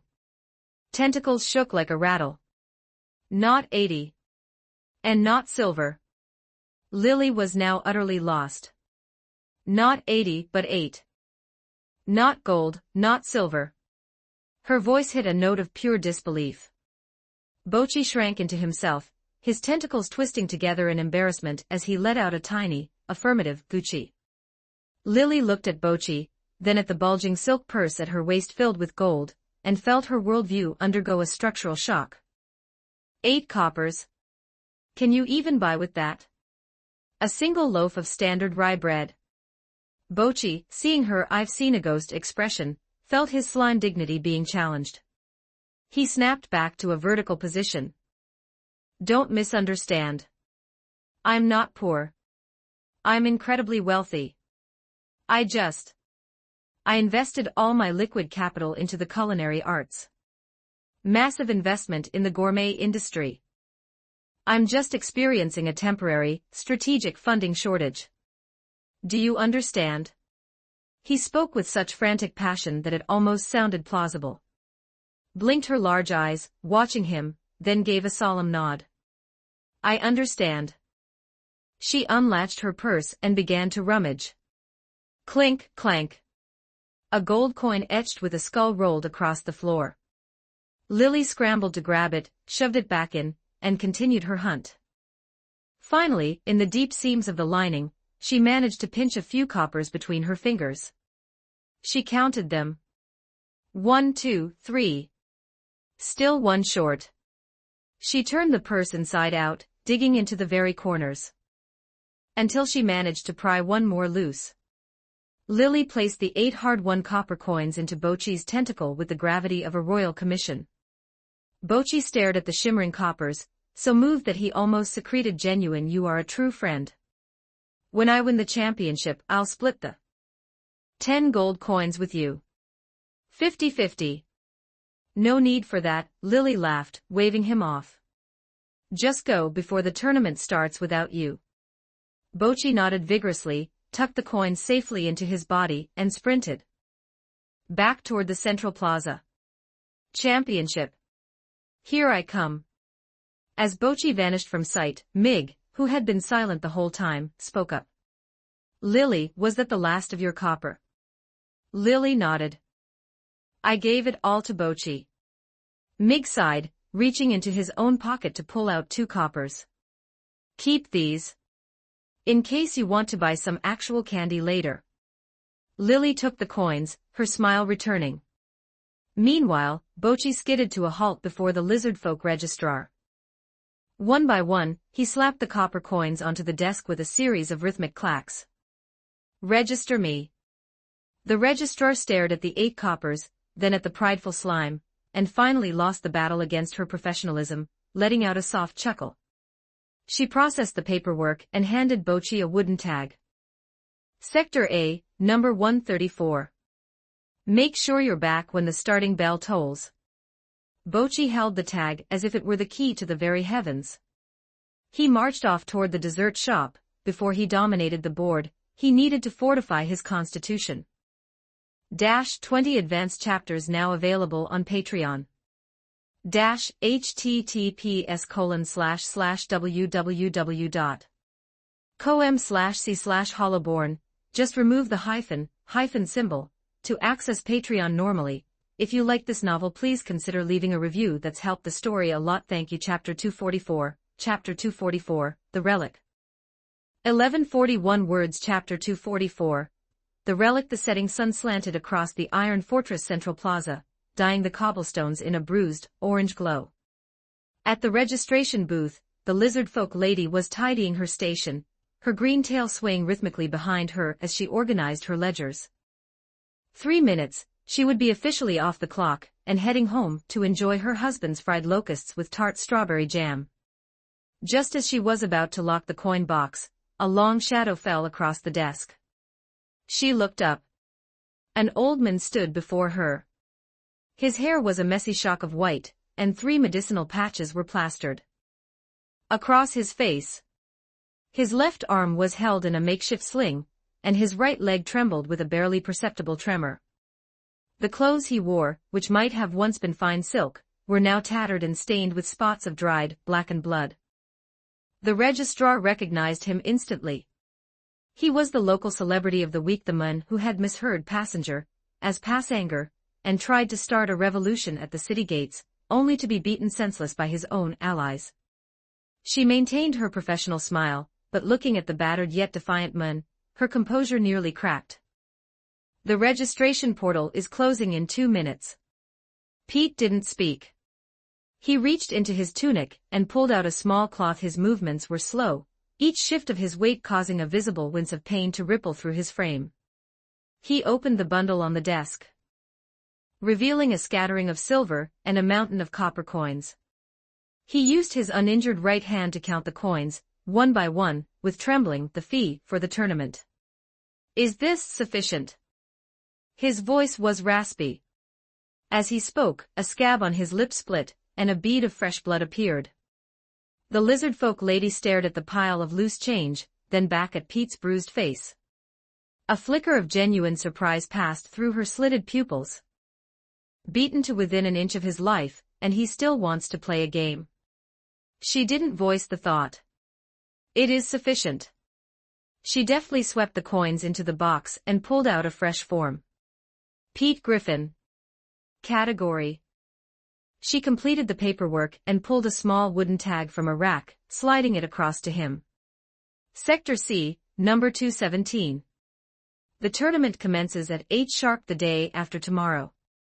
Pete took the tag, gripping it firmly. Though it was merely a scrap of pine, to him, it felt as heavy as a lead weight. He turned to leave, but the registrar's voice stopped him. Pete paused, turning his body halfway around. He looked anxious, as if fearing some administrative error would snatch his tag back. But instead of an objection, the savage lizard folk woman he had once looked down upon offered him a closed-fist salute. Good luck, she said with a small smile. Pete blinked, gave a shallow nod, and continued his limping walk toward the few residents still lingered in the plaza. They spotted him immediately. The House of Passanger guy. He still has the sling. Look at those bruises. He really took a thrashing. Serves him right. Ears are full of wool, and he caused a 3-hour backup at the gates. The whispers followed him, but Pete ignored them, one agonizing step at a time. In the crowd, a young human student who had just heard his name let out a sharp Pete Griffin. I know that name. The people around him scoffed. Yeah, he's the town drunk with the bad hearing. Everyone knows him now. The student's voice shook with excitement. Don't you remember the 20 years ago, at the grand tournament in the old capital? Griffin took the bronze. Wait, for real? That old wreck. It was the old era, the student insisted. Back when Courtier's Gambit was the only game that mattered. They said only 10 men in the world had a deeper tactical mind than him. The crowd's mood underwent a subtle shift. The jeering turned into a low hum of curiosity and surprise. The old era, huh? A master of the gambit playing the sovereign's chess. That could be interesting. Pete heard the whispers. His mind drifted back across the decades. Before chess. Before Gamoku. Back when the astrolabe and the gambit ruled the A-game of 108 pieces moving across a celestial board of shifting gears. In those days, they called him Master Pete. He was the youngest champion in the kingdom's history. His tactical patterns were recorded in textbooks. His name had been etched into the hero's pillar beside the king's own. He had thought that glory would be eternal. Then, the Evernight came. The kingdom vanished. The court games were buried under the dust of history. One cared for complex, aristocratic puzzles anymore. Master Pete became a ghost. He had tried to adapt. He went to the merchant guilds, but the undead cared only for logistical efficiency and profit margins. He went to the academy, but the young mages and scholars told him politely that his antiquated theories had no place in modern magitech. Having lost his identity, he had spent years wallowing in drink, waiting for the it was only when he was deep in a bottle that he could see the silhouette of the man in the silk tuxedo, surrounded by admirers. Pete exited the plaza and turned into a narrow alley. It was dark here. The setting sun couldn't reach the damp bricks. He leaned against the wall and slowly slid down to sit on the cold ground. The wounds beneath his bandages throbbed, but the physical pain was a dull echo compared to the ache in his soul. He pulled the wooden tag from his pocket and stared at it in the dim light. Sector C, number 217. He let out a short, jagged laugh that turned into a wince as it pulled on his split lip. "You old fool," he whispered to the silence. "What are you doing? If you win those 10 gold coins, how much ale will it buy you before the curtain finally drops?" He asked the question, but he already knew the answer. He wasn't going for the gold. He wasn't going to prove anything to the world. He was going because his name was Pete Griffin. And he was a player. 20 advanced chapters now available on Patreon. https://www.com/c/hollowborn. Just remove the hyphen symbol to access Patreon normally. If you like this novel, please consider leaving a review. That's helped the story a lot. Thank you. Chapter 245. Chapter 245. The Touch of the Board. 1719 words. Chapter 245. The Touch of the Board. Pete hauled himself up from the dirt, slapping the worst of the dust from his tattered clothes. The sky had already bruised into a deep indigo. He fumbled through his pockets, feeling the few coins that remained, and hesitated. He should go home, but the pull of the spirits was too strong. Besides, the tournament was the day after. If he didn't drown the ghosts tonight, they'd likely haunt his every move on the board. The Bone Dry Tavern was just around the corner, one of the rowdiest pits in the Iron Fortress. Pete pushed open the heavy oak doors, and a blast of heat saturated with the scents of bitter ale, roasted meat, and unwashed bodies hit him square in. The tavern was packed to the rafters. Humans, dwarves, orcs, and even a few stray dark elves were huddled around the scarred wooden tables, either drowning their sorrows or bent over game boards. "Barkeeper. A pint of the strongest." Pete found a cramped stool in the corner and slapped a few copper coins onto the ale arrived moments later, dark and frothing. He tilted the mug back, draining half of it in a single, desperate gulp. The taste was harsher than the brews of the old kingdoms, but it carried a fragrance that settled the tremors in his hands. "Is that really you?" a voice called out from the neighboring table. Pete turned to see a middle-aged human in a merchant's tunic staring at him with wide, incredulous eyes. "You are..." Pete squinted, his mind digging through a fog of years. "It's Carl. Carl Morris. 20 years ago, at the grand tournament in the old capital. Don't tell me you've forgotten." The man scrambled over, seizing Pete's hand with a frantic grip. "You took the I was 7th. Gods, I haven't seen you since the unification." Pete blinked, a flicker of clarity returning. "I remember. Favored the hidden moon opening. I knew you were still in there." Carl dropped into the seat opposite Pete and barked at the bar, "Another round. Put it on my tab." Soon, a small crowd had gathered. They were all relics players from the old era. Some Pete recognized, others were just names he'd heard whispered in the courts before the Evernight took the world. They sat together, the shared language of the board bridging the gap of decades. "Have you heard?" a dwarven player whispered excitedly. "The champion's purse is 10 gold coins. To hell with the gold." Carl slammed his hand on the table. "I want the title. Think of it, the first chess king of the Evernight Empire. Our name's back in the history books." An orc player snorted. "You couldn't beat me in a street hustle, Carl. What makes you think you can claim a crown?" "Try me, then." Carl snapped. He pulled a portable wooden set from his tunic and slapped it onto the table with a defiant clack. "This new chess isn't like it's pure, clinical logic. No noble fluff. Big talk for a man with no knight," the orc sneered. "Let's settle it now." The two began their duel. Around them, others pulled out their own sets, the tavern transforming into a battlefield of focused silence and sudden shouts. Pete sat in his corner, watching his former peers. They had all changed. Had grown fat, some had lost their hair, others bore the deep lines of a hard life under the new order. But the fire was still there. The hunger for the win, the love for the tactical dance, it hadn't been extinguished. "Pete, how about it? A quick game?" Carl asked, beaming after dismantling the. Pete hesitated, his fingers twitching toward the mug. "I'm just here for the spirits." "Don't be like that. You were the bronze master. Let us see if the legend still has its edge." The crowd began to egg him on, the peer pressure mounting like a physical, "Come on, Master Pete. Show us the old guard's pride." Trapped by his own legacy, Pete gritted his teeth and sat before the board. The game commenced. Pete took the black pieces, Carl took red. For the first dozen moves, Pete played with a clinical, almost fearful conservatism. He was testing the waters, feeling the weight of the wood. The pieces began to trade and the board opened up, he felt it. The touch. The tremors in his hands ceased. His bloodshot eyes sharpened into the gaze of the noise of the tavern faded into a dull hum, as his brain began to calculate the kinetic chains of the board. 20 minutes later.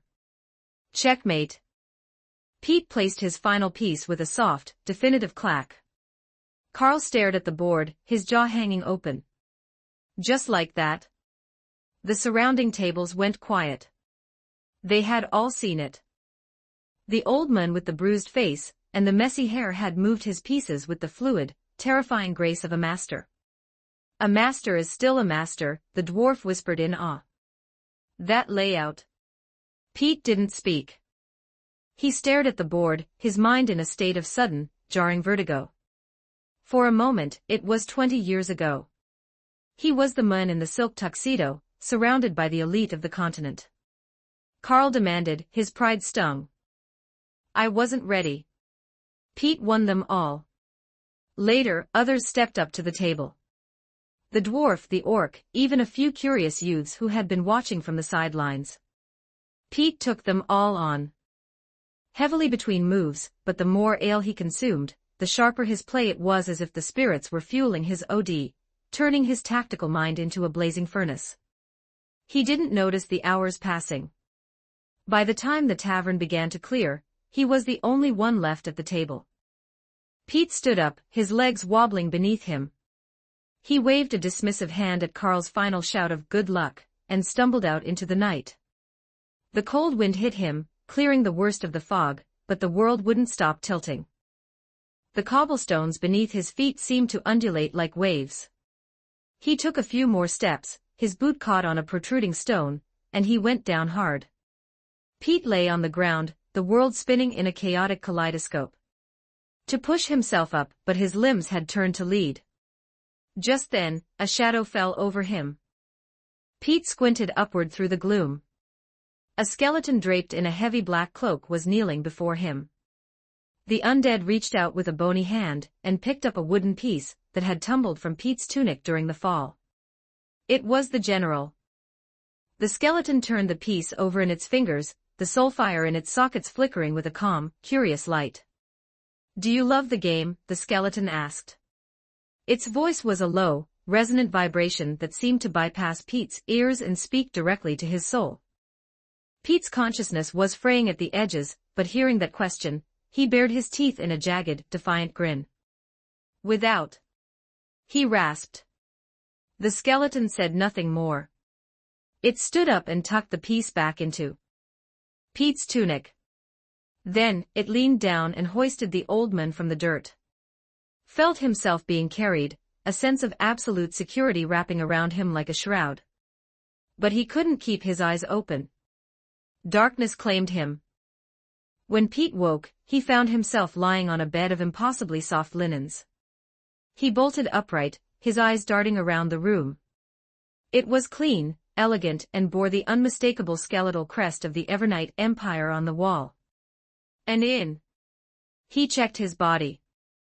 His wounds had been cleaned and expertly redressed with fresh bandages. He checked his pockets. His coin was untouched. He checked the general was there. Pete walked out of the room in a daze, reaching the front desk. A vampire in a sharp uniform was filing reports. "Excuse me, how did I arrive here? And where exactly is here?" Pete asked tentatively.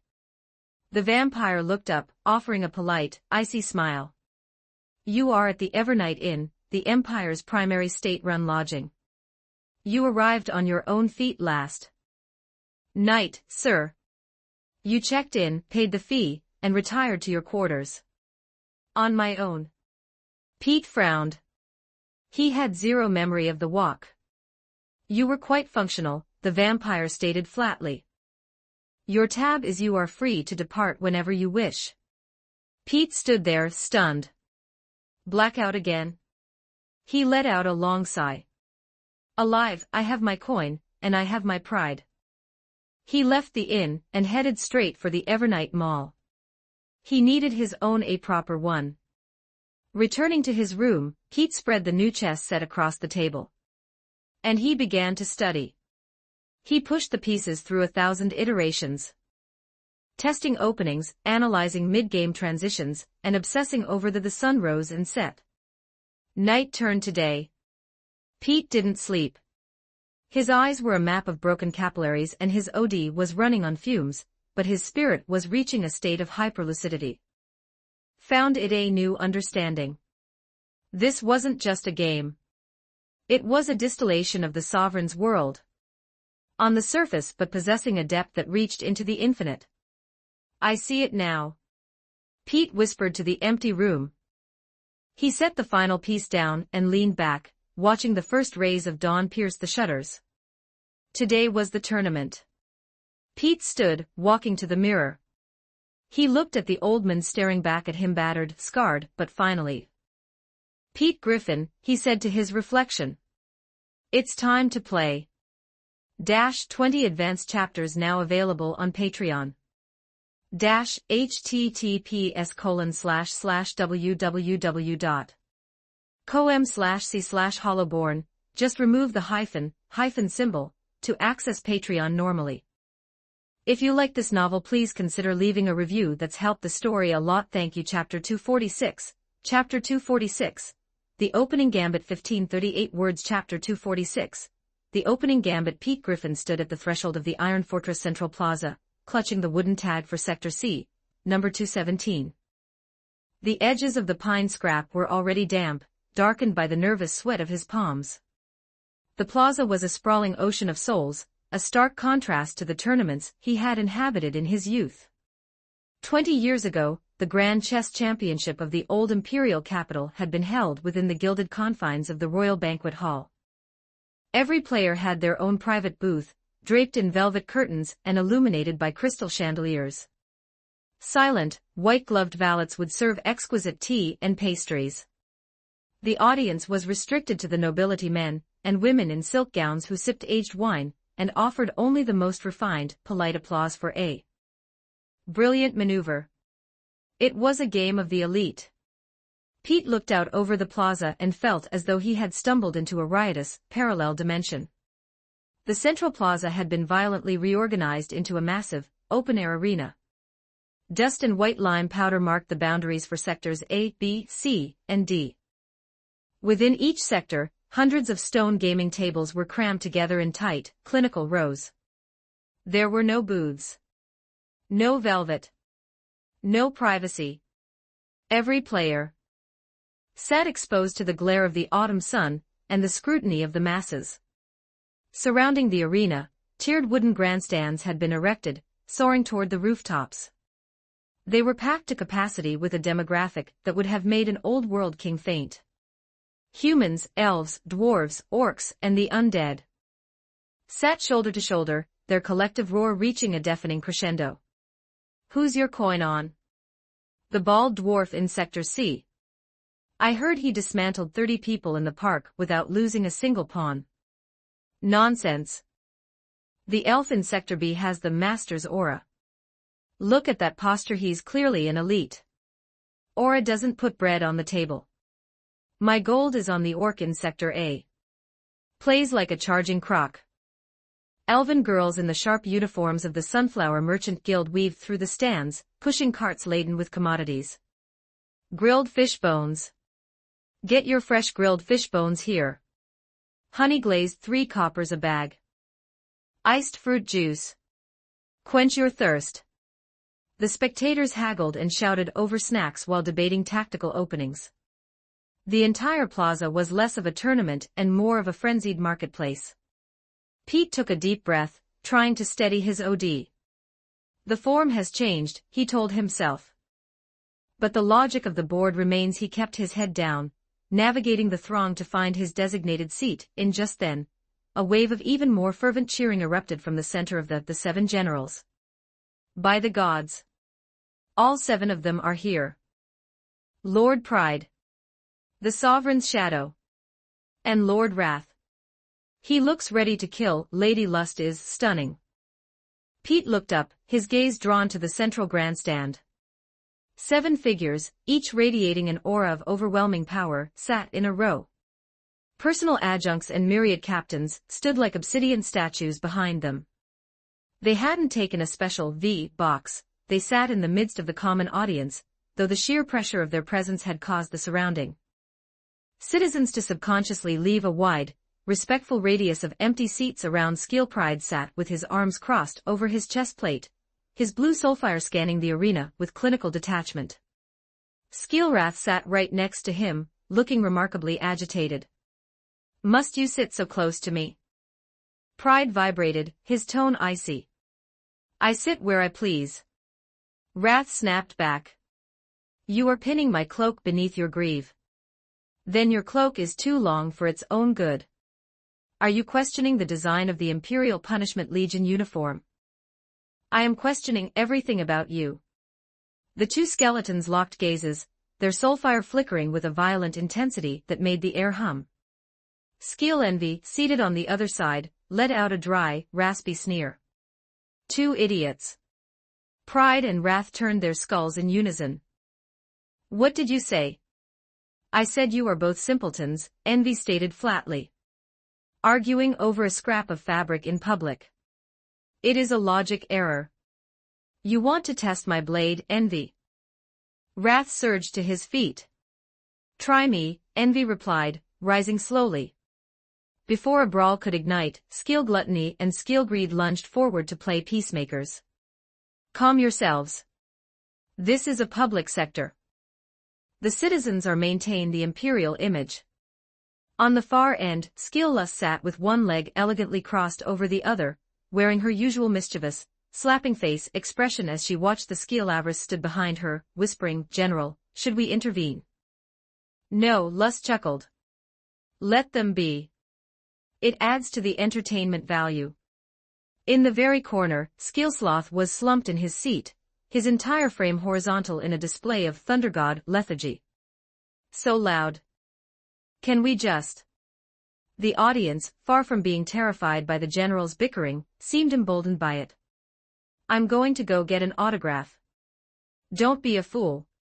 Look at those myriad captains." It was true. Every general was flanked by an elite, fully armed undead officer who stood as immovable as a mountain. Their passive intimidation was a physical. Suddenly, a blue blur bounced out from the crowd below. It was Bochi. Through the legs of the guards and reached the foot of the general's section. Bochi waved his tiny tentacles frantically. I'm here for the 7 generals looked down at the slime. Pride's soulfire pulsed once. Compete well. Do not bring shame to the master. Wrath nodded. Bring home that crown, little jelly. Envy tilted his head. Try not to lose your Gamoka match in 5 turns. Be a statistical embarrassment. Bochi puffed himself up into a perfect sphere. I'm going to win. Lust smiled. Good luck, little Bochi. Greed and gluttony added their voices. We're counting on you. Champion gets a feast on my tab. Sloth lifted a single finger in a half-hearted wave.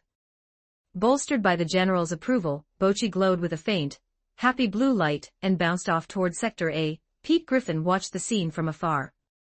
He realized then that the stakes of this tournament were astronomically higher than he had calculated.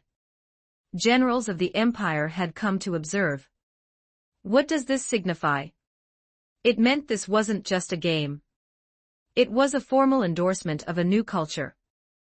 A new era.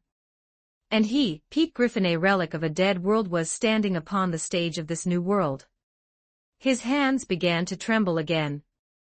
Not with the tremors of withdrawal, but with the vibration of raw, electric excitement. He gripped his wooden tag and pushed. Finally, he found Sector C.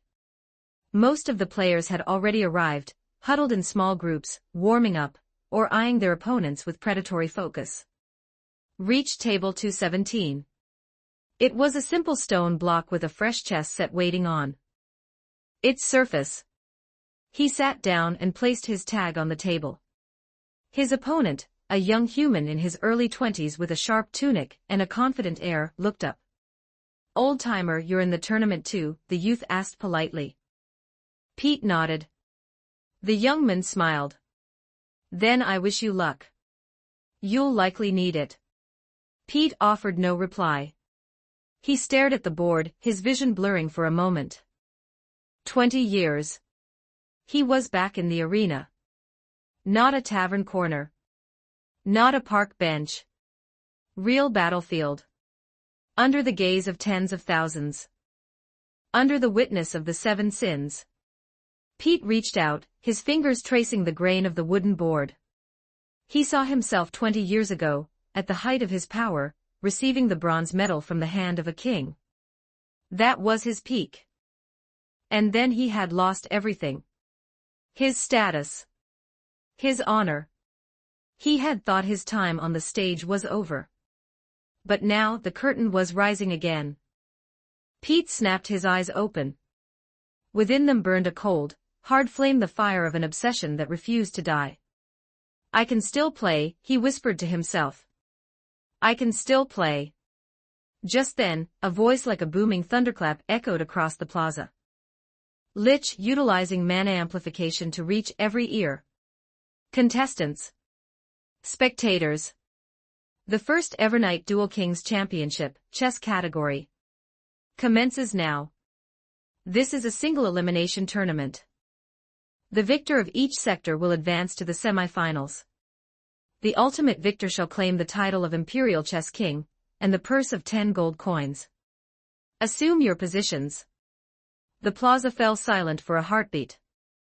And then, it exploded into a roar that shook the very foundation of the Iron Dash. 20 advanced chapters now available on Patreon. https://www.com/c/hollowborn. Just remove the hyphen symbol to access Patreon normally. If you like this novel, please consider leaving a review. That's helped the story a lot. Thank you. Chapter 247. Chapter 247. The first match. 1451 words. Chapter 247. The first match. As the resonant tolling of the heavy iron bell echoed across the plaza, the tournament officially commenced.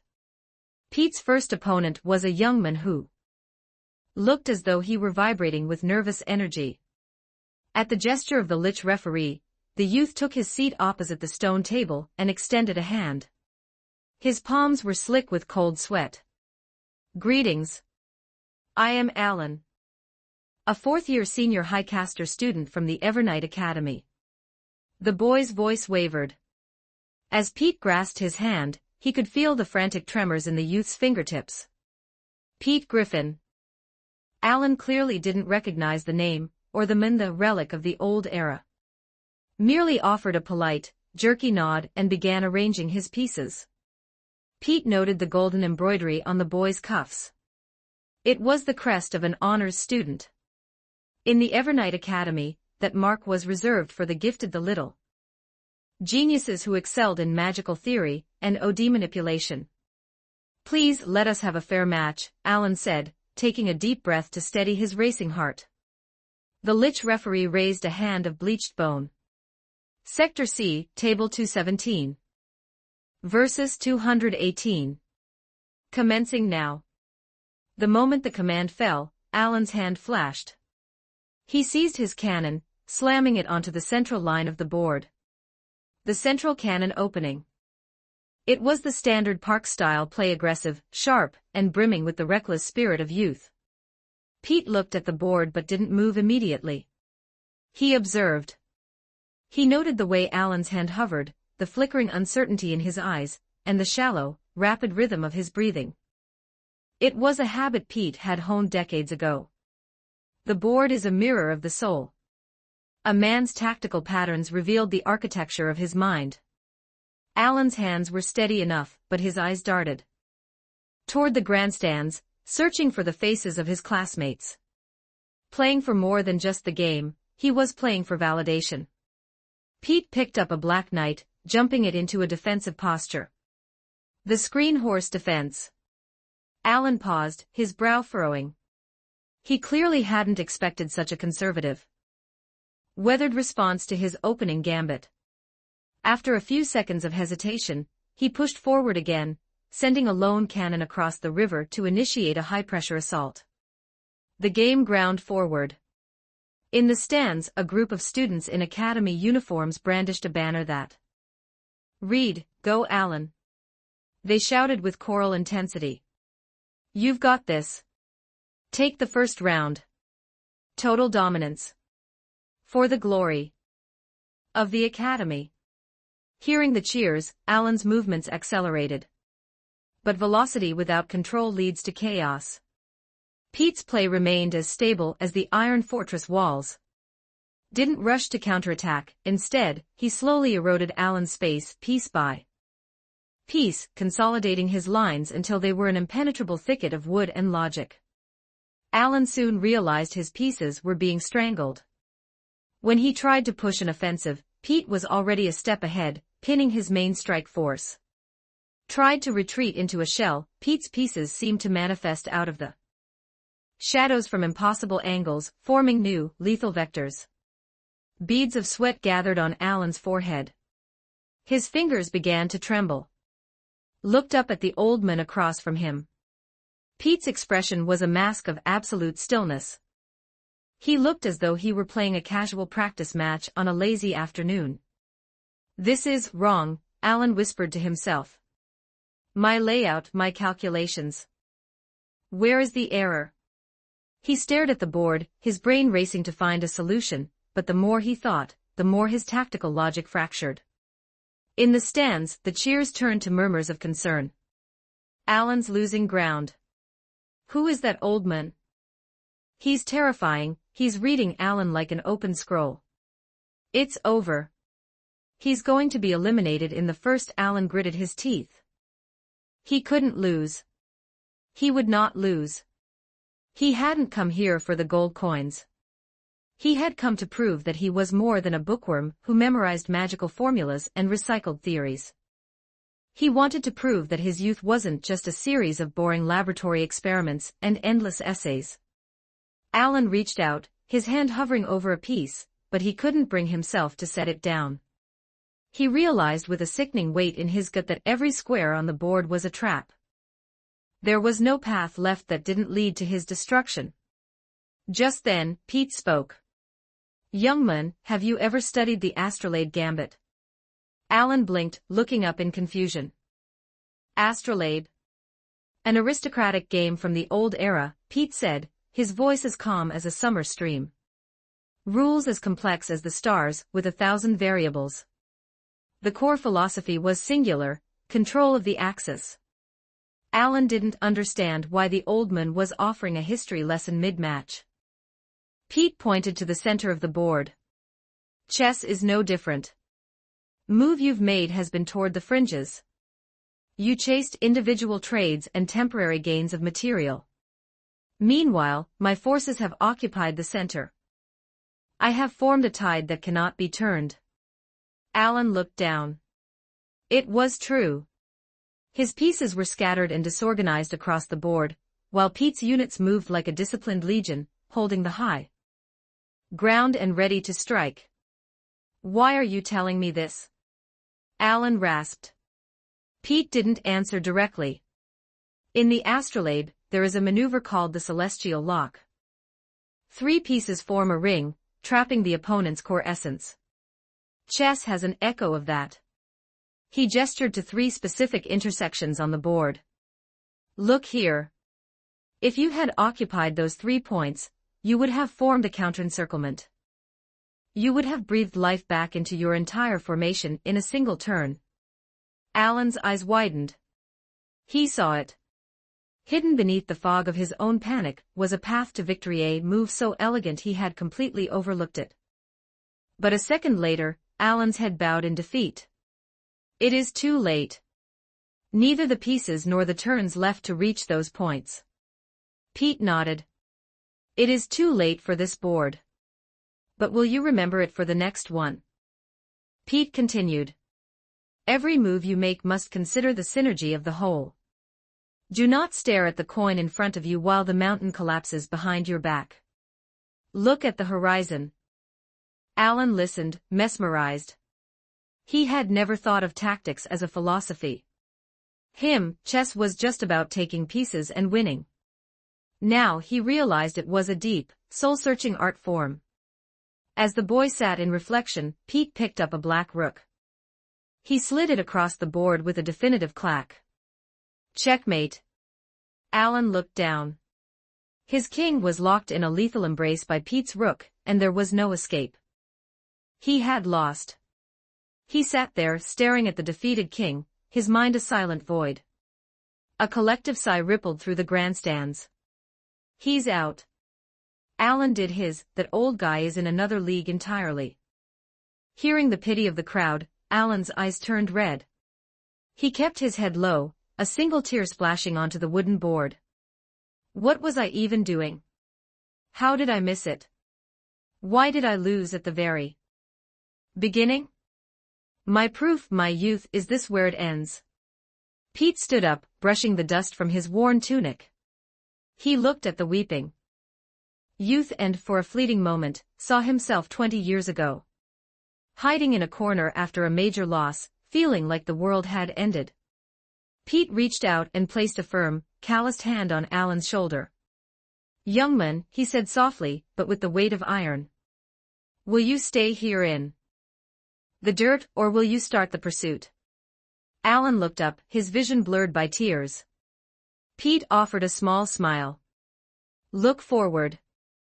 Throwing your entire self into a single purpose, even if you fail. That is what youth is truly for. Way to spend it at all. With that, Pete turned and walked away. He left Alan alone with the board and the fallen king. Pete didn't look back as he headed toward the staging area for the next round, his limping gait steady and full of purpose. 20 advanced chapters now available on Patreon. https://www.com/c/hollowborn. Just remove the hyphen symbol to access Patreon normally. If you like this novel, please consider leaving a review. That's helped the story a lot. Thank you. Chapter 248. Chapter 248.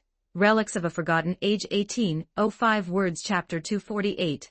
Relics of a Forgotten Age. Pete strode into the staging area. The space was a churning ocean of noise. Victors were high-fiving their companions, faces flushed with a manic, electric heat.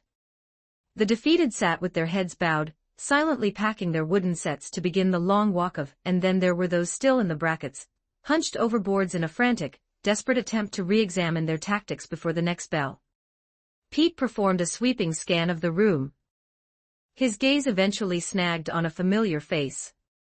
The middle-aged human was huddled in a corner, gnawing on a piece of hard rye bread with a slow, mechanical rhythm. Hearing his name, Carl lifted his head.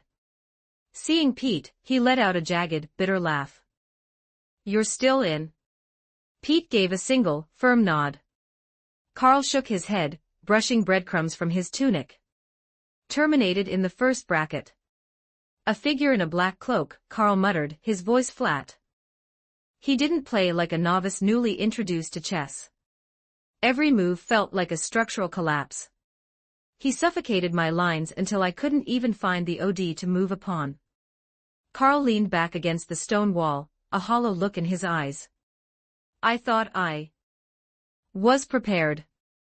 I thought my decades of experience counted for something." Pete sat beside him. They shared a heavy, ringing silence for a few minutes. "You know, Pete," Carl said suddenly, staring at the ceiling. "Ever since the first notice for this Duel Kings Championship was posted, I've done nothing but I cut my shifts at the Merchant Guild by half. I spent every waking hour in the park, grinding matches against these new-era youths. I lost more than I won. But I told myself it was fine. I was learning." He squeezed his eyes shut. "Last night, I couldn't sleep. My mind was just a chessboard of shifting variables. I told myself I had to win. I had to prove that I, Carl Morris, am not just a piece of discarded trash from a dead world. And the result? Terminated. I didn't even make the quarterfinals." Pete remained silent, watching his old rival. This was a man who had taken the 7th-place ribbon in the old capital. He saw the resentment, the loss, and the naked, unadulterated confusion in Carl's eyes. "Pete," Carl whispered, turning his head. "Do you think there's actually a place for the relics of the old era? Or is this new world just a stage where we're meant to be the scenery?" Pete paused, his mind wandering back to the Anti-Passanger League, and his own bruised ribs. Then he spoke, his voice low and steady. "I do not know the answer to your query, Carl. But I know this, if you stop walking, the answer remains a statistical 0. You must keep moving to find the." Carl blinked. A flicker of genuine clarity touched his face. Spoken like a man who survived a street brawl. "Go on then, Pete. Go and finish it for the rest of us fossils." Pete stood, thumping Carl's shoulder once. "I intend to." Just then, the Lich Grand referee's voice vibrated through the hall. "Second elimination rounds commence now. Surviving contestants, report to the arena slots." Pete's second opponent was a dwarven blacksmith. The man had arms like tree trunks, and a beard that smelled of coal and ozone. When the dwarf sat, the stone stool let out an audible groan. "Listen, Pops, I don't go easy on the elderly," the dwarf rumbled, his hand already twitching toward his pieces. Pete didn't respond. He simply stared at the center of the board. 15 minutes later. The dwarf stared at the board, his face turning a shade of angry violet. How in the blazes? His chariots, knights, and cannons were pinned in a lethal deadlock. His general sat exposed and alone, staring into the face of Pete's advancing infantry.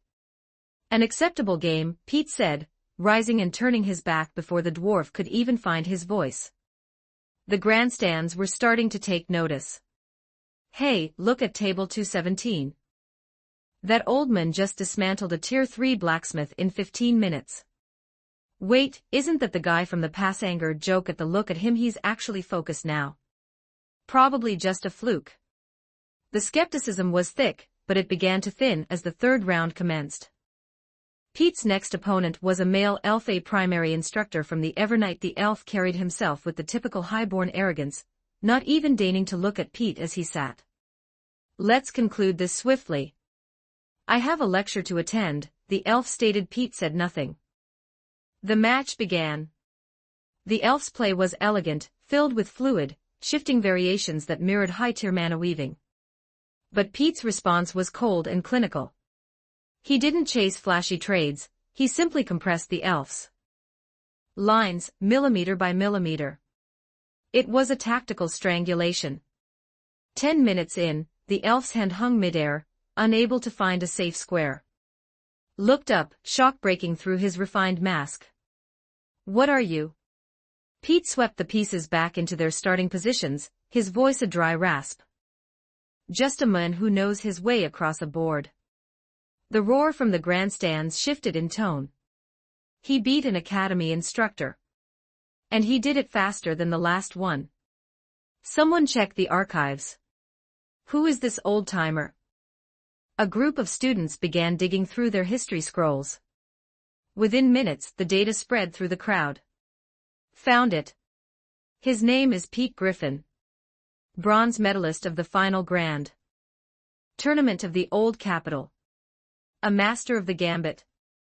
No wonder he's farming the brackets. But wait, isn't he also the village idiot who couldn't hear the word passenger? Who cares? Look at those maneuvers. He's a tactical." The atmosphere of the plaza transformed. Mockery was replaced by a burgeoning fanatical curiosity. Round 4. Round 5. Round 6. Pete didn't just win, he dominated. The match durations continued to shrink. 20 minutes. His opponents transitioned from shock to indignation, and finally to a grudging, fearful reverence. Master Pete is starting again. 7th round. He hasn't dropped a single match. He's playing like a machine. Is this the power of the old? The cheers became a rhythmic chant. Pete felt the vibrations in the soles of his he hadn't heard that sound in 20 years. As the 8th round concluded, Pete stood to depart for the break area. Wealthy human merchant in the front row stood up, waving his hat frantically. "Master Pete. Give them hell. Show these kids what real tactical OD looks." A wave of applause erupted, starting from a few individuals and swelling until it consumed an entire sector. Pete stood there, his eyes stinging. Deep breath, looked toward the grandstands and raised a single, clenched fist in the air. The roar that followed was deafening. Section of the 7 Generals. Pride's soulfire pulsed with rhythmic interest. An intriguing variable. Wrath nodded, his armor clanking. "The old man has spirit. I respect the grit." Envy let out a dismissive click. "He is simply optimizing his moves against inferior AI. It is basic logic." Lust chuckled, her hand on her hip. "Don't be such a bore, Envy. He's a bronze master from the old world. It's poetic, really." Gluttony watched the board with intense focus. "His movements are lean. Efficient." Greed rubbed his chin bones. "He has the veteran meta. This could be a very lucrative story for the literature department." Sloth let out a long yawn. Thinking. The semifinals were announced. Pete Griffin had cleared Sector C. He was the undisputed victor of his bracket. Now, he would face the champions of the other sectors. His opponent for the semifinal was a hulking orc warrior named Gru. Flattened the competition in Sector B with a style of play that was as brutal and direct as a war axe. The two met at the central grand table, a massive block of polished obsidian surrounded by a literal wall of spectators. The Lich referee raised a hand. Semi-final match 1, Master Pete of Sector C versus Gru of Sector B. Gru seized a cannon and slammed it down with a heavy thud. "Elder, I respect your legacy," Gru grinned, revealing his tusks. "But on this board, I show zero." Pete moved a knight with a soft, steady touch. As it should be. The kinetic energy of the match was staggering. Gru played with a ferocious pressure, trying to overwhelm Pete's defense through raw aggression. Other match, it would have worked. But Pete was a wall of cold stone. He neutralized every lunge, parried every trade, and while Gru was focused on the assault, Pete began to weave a web behind his lines. 10 minutes later, Gru froze. He realized his momentum had vanished. His pieces were trapped in a pocket of the board, unable to pivot. Meanwhile, Pete's units had silently infiltrated his rear guard. Logic error detected, Pete whispered. Checkmate. Gru stared at the board, his jaw slack. He had been dismantled so thoroughly he didn't even see the final blow coming. The plaza erupted into a sound so loud it seemed to ripple the clouds. Master Pete. Pete stood and gave a shallow, respectful bow to the grandstands. On the other side of the arena, the other semifinals concluded. The victor of Sector A was the mysterious black-robed figure Nameless. Knew his origin, only that his tactics were surreal and unsettling. The victor of the Sector D resurrection bracket was a beautiful human girl with silver-white hair. She played with a cold, predatory intensity that had earned her the nickname the Bored Valkyrie. The Lich referee announced the final standings. Semifinals concluded. The three finalists are Master Pete Griffin of Sector C, Nameless of Sector A, and Alia of Sector D. Based on tactical efficiency and point scoring, the victor of Sector A will receive a bye. Master Pete and Alia shall duel tomorrow morning. The victor of that match shall engage Nameless for the title of Chess King. Pete stepped off the dais, his legs shaking with a mix of fatigue and raw, white-hot adrenaline. He had done it. He had reached the summit.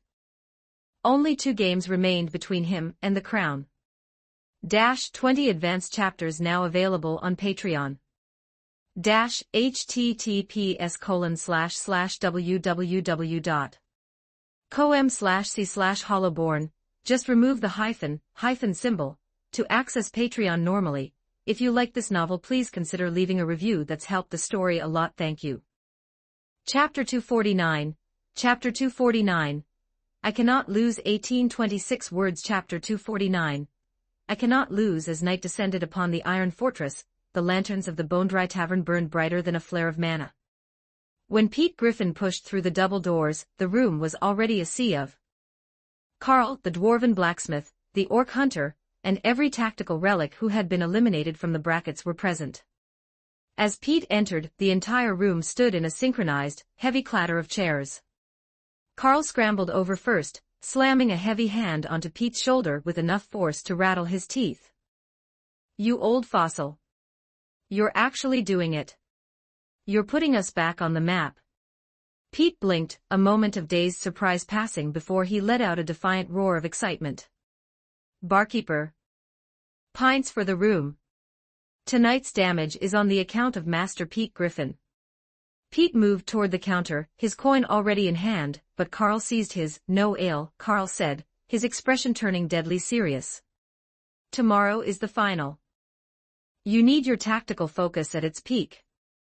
Your OD must. Carl reached over the bar, grabbed a glass of spring water, and shoved it into Pete's hand. Tonight you drink the clear. Pete stared down at the water. The surface reflected the amber glow of the hearth, and the deep, map-like wrinkles on his own face. Pete, the orc hunter rumbled, his voice low and heavy.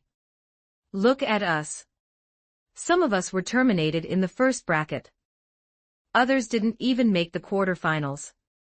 He paused, a flicker of raw resentment dancing in his eyes. But you're different.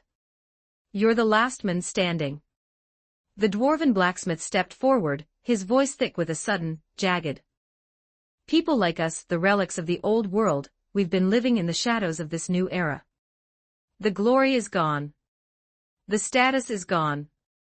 We're just scenery now.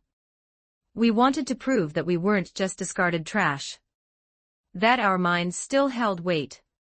He raised his own mug, his hand trembling. But we failed.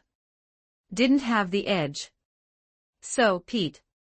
The dwarf took a sharp breath, staring directly into Pete's eyes. You must win. Take that crown for the rest of us. The tavern fell into a heavy, ringing silence. Every pair of eyes in the room was locked onto Pete. In those gazes, Pete saw a terrifying mixture of expectation, desperation, hope, and an ancient, shared burden. Pete's grip on the water glass tightened until his knuckles turned white. Carl, sensing the weight of the moment was becoming a crush, let out a booming laugh and raised his own mug. To hell with the logistics. Regardless of what happens tomorrow, you're already our king. The room erupted. Mugs were hoisted high. To our champion. To the old guard still in the fight. Pete looked at them. He saw the tears glistening in the eyes of battle-hardened mercenaries and stubborn craftsmen. He suddenly smiled a jagged, ugly grin that made his bruises throb. You bastards. He wiped his eyes with a rough sleeve. I accept the I will not lose. He raised the water glass high. The fossils who refused to turn to dust. They drank as one. The tavern exploded into a roar of cheers. That night they didn't talk of chess. They talked of the glory of the old kingdoms, the confusion of the transition, and the things they had lost and found under the sovereign's banner. Pete sat in his corner, listening. Speak much, only offering a nod or a small smile, but the fire in his eyes was reaching a white-hot intensity. The next morning, Pete woke earlier than the sun. He hadn't slept well, but his mind was in a state of hyperlucidity. He walked to the window and pushed the shutters open. The light was pale and promising. It was a good day for a revolution. Pete donned his most noble attire, a deep blue robe that had grown threadbare at the cuffs, but still carried the silhouette of his former stature. Meticulously straightened his collar and smoothed his hair in the mirror. He exited the inn and headed toward the central plaza. The streets were already choked with people, a river of humanity and demi-humans flowing toward a single destination. The finals are commencing.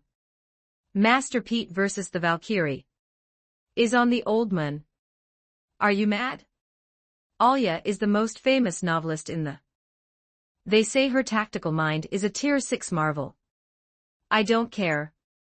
Moon is a juggernaut. Pete moved through the murmurs, his heart hammering a rhythmic beat against his. Finally, he reached the plaza. It was a fortress of souls. The grandstands were packed to the rafters, with thousands more standing on the periphery, straining for a glimpse of the grand. The seven sins were already in position.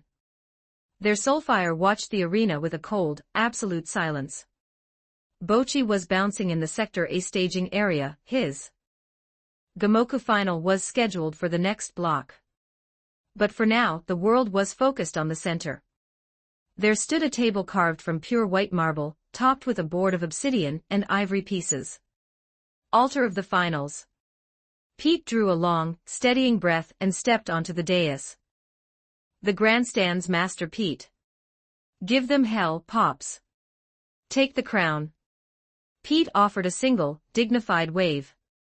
Then he sat. Opposite him, a figure slowly approached. It was a young elf woman, possessing the haunting, refined beauty of her race. She had cascading silver hair and eyes the color of emeralds. She wore a simple, elegant white dress and carried a small leather-bound notebook. The most celebrated novelist in the empire. Her stories were sold by the millions. There wasn't a literate citizen who hadn't walked through the worlds she created. Alya reached the table and offered a graceful hand. Greetings, Master Pete. Is a profound honor to meet the legend. Pete paused, then shook her hand. Recognize me? Alya nodded, her emerald eyes shimmering. Of course. Master Pete Griffin, the bronze of the final grand championship. In my research for my historical fiction, your name appeared in the archives more than any other. She sat, opening her notebook to a blank page. In truth, I entered this tournament primarily for field research. I wanted to capture the psychology of an old-era strategist for my next book. And you, Master Pete, are the perfect protagonist. Pete went silent for a moment. You are not here for the crown. Alya offered a small, knowing smile. I wouldn't decline the gold. But more than a title, I want a story. I want a match that will make the reader's OD pulse with excitement. She looked Pete directly in the eye. So, Master Pete, I ask that you give me everything. Show me the true path of the board. Pete adjusted his sleeves, his mouth curving into a smirk. As you wish, little. The Lich referee stepped to the table, raising a bony hand. The Duel Kings Championship, Chess Grand Finals. Sector C, Master Pete Griffin vs Sector D, Alya. The crowd's roar was like a physical blow. Pete took the black pieces, Alya moved first. Central cannon. Pete countered with his knight. Screen horse. The lines were drawn. The game was no longer a match, it was a conversation between eras. Alya's play was mesmerizing, every move was a calculated masterpiece of pacing. She didn't hunt for a quick kill, she methodically constricted Pete's breathing room, using her pieces like a slow-moving flood. Pete soon realized that this author possessed a tactical depth that rivaled the mages of the academy. Her moves were perfectly timed, never too fast, never. She played like a veteran who had seen 1,000 endgames. Sweat began to bead on Pete's forehead.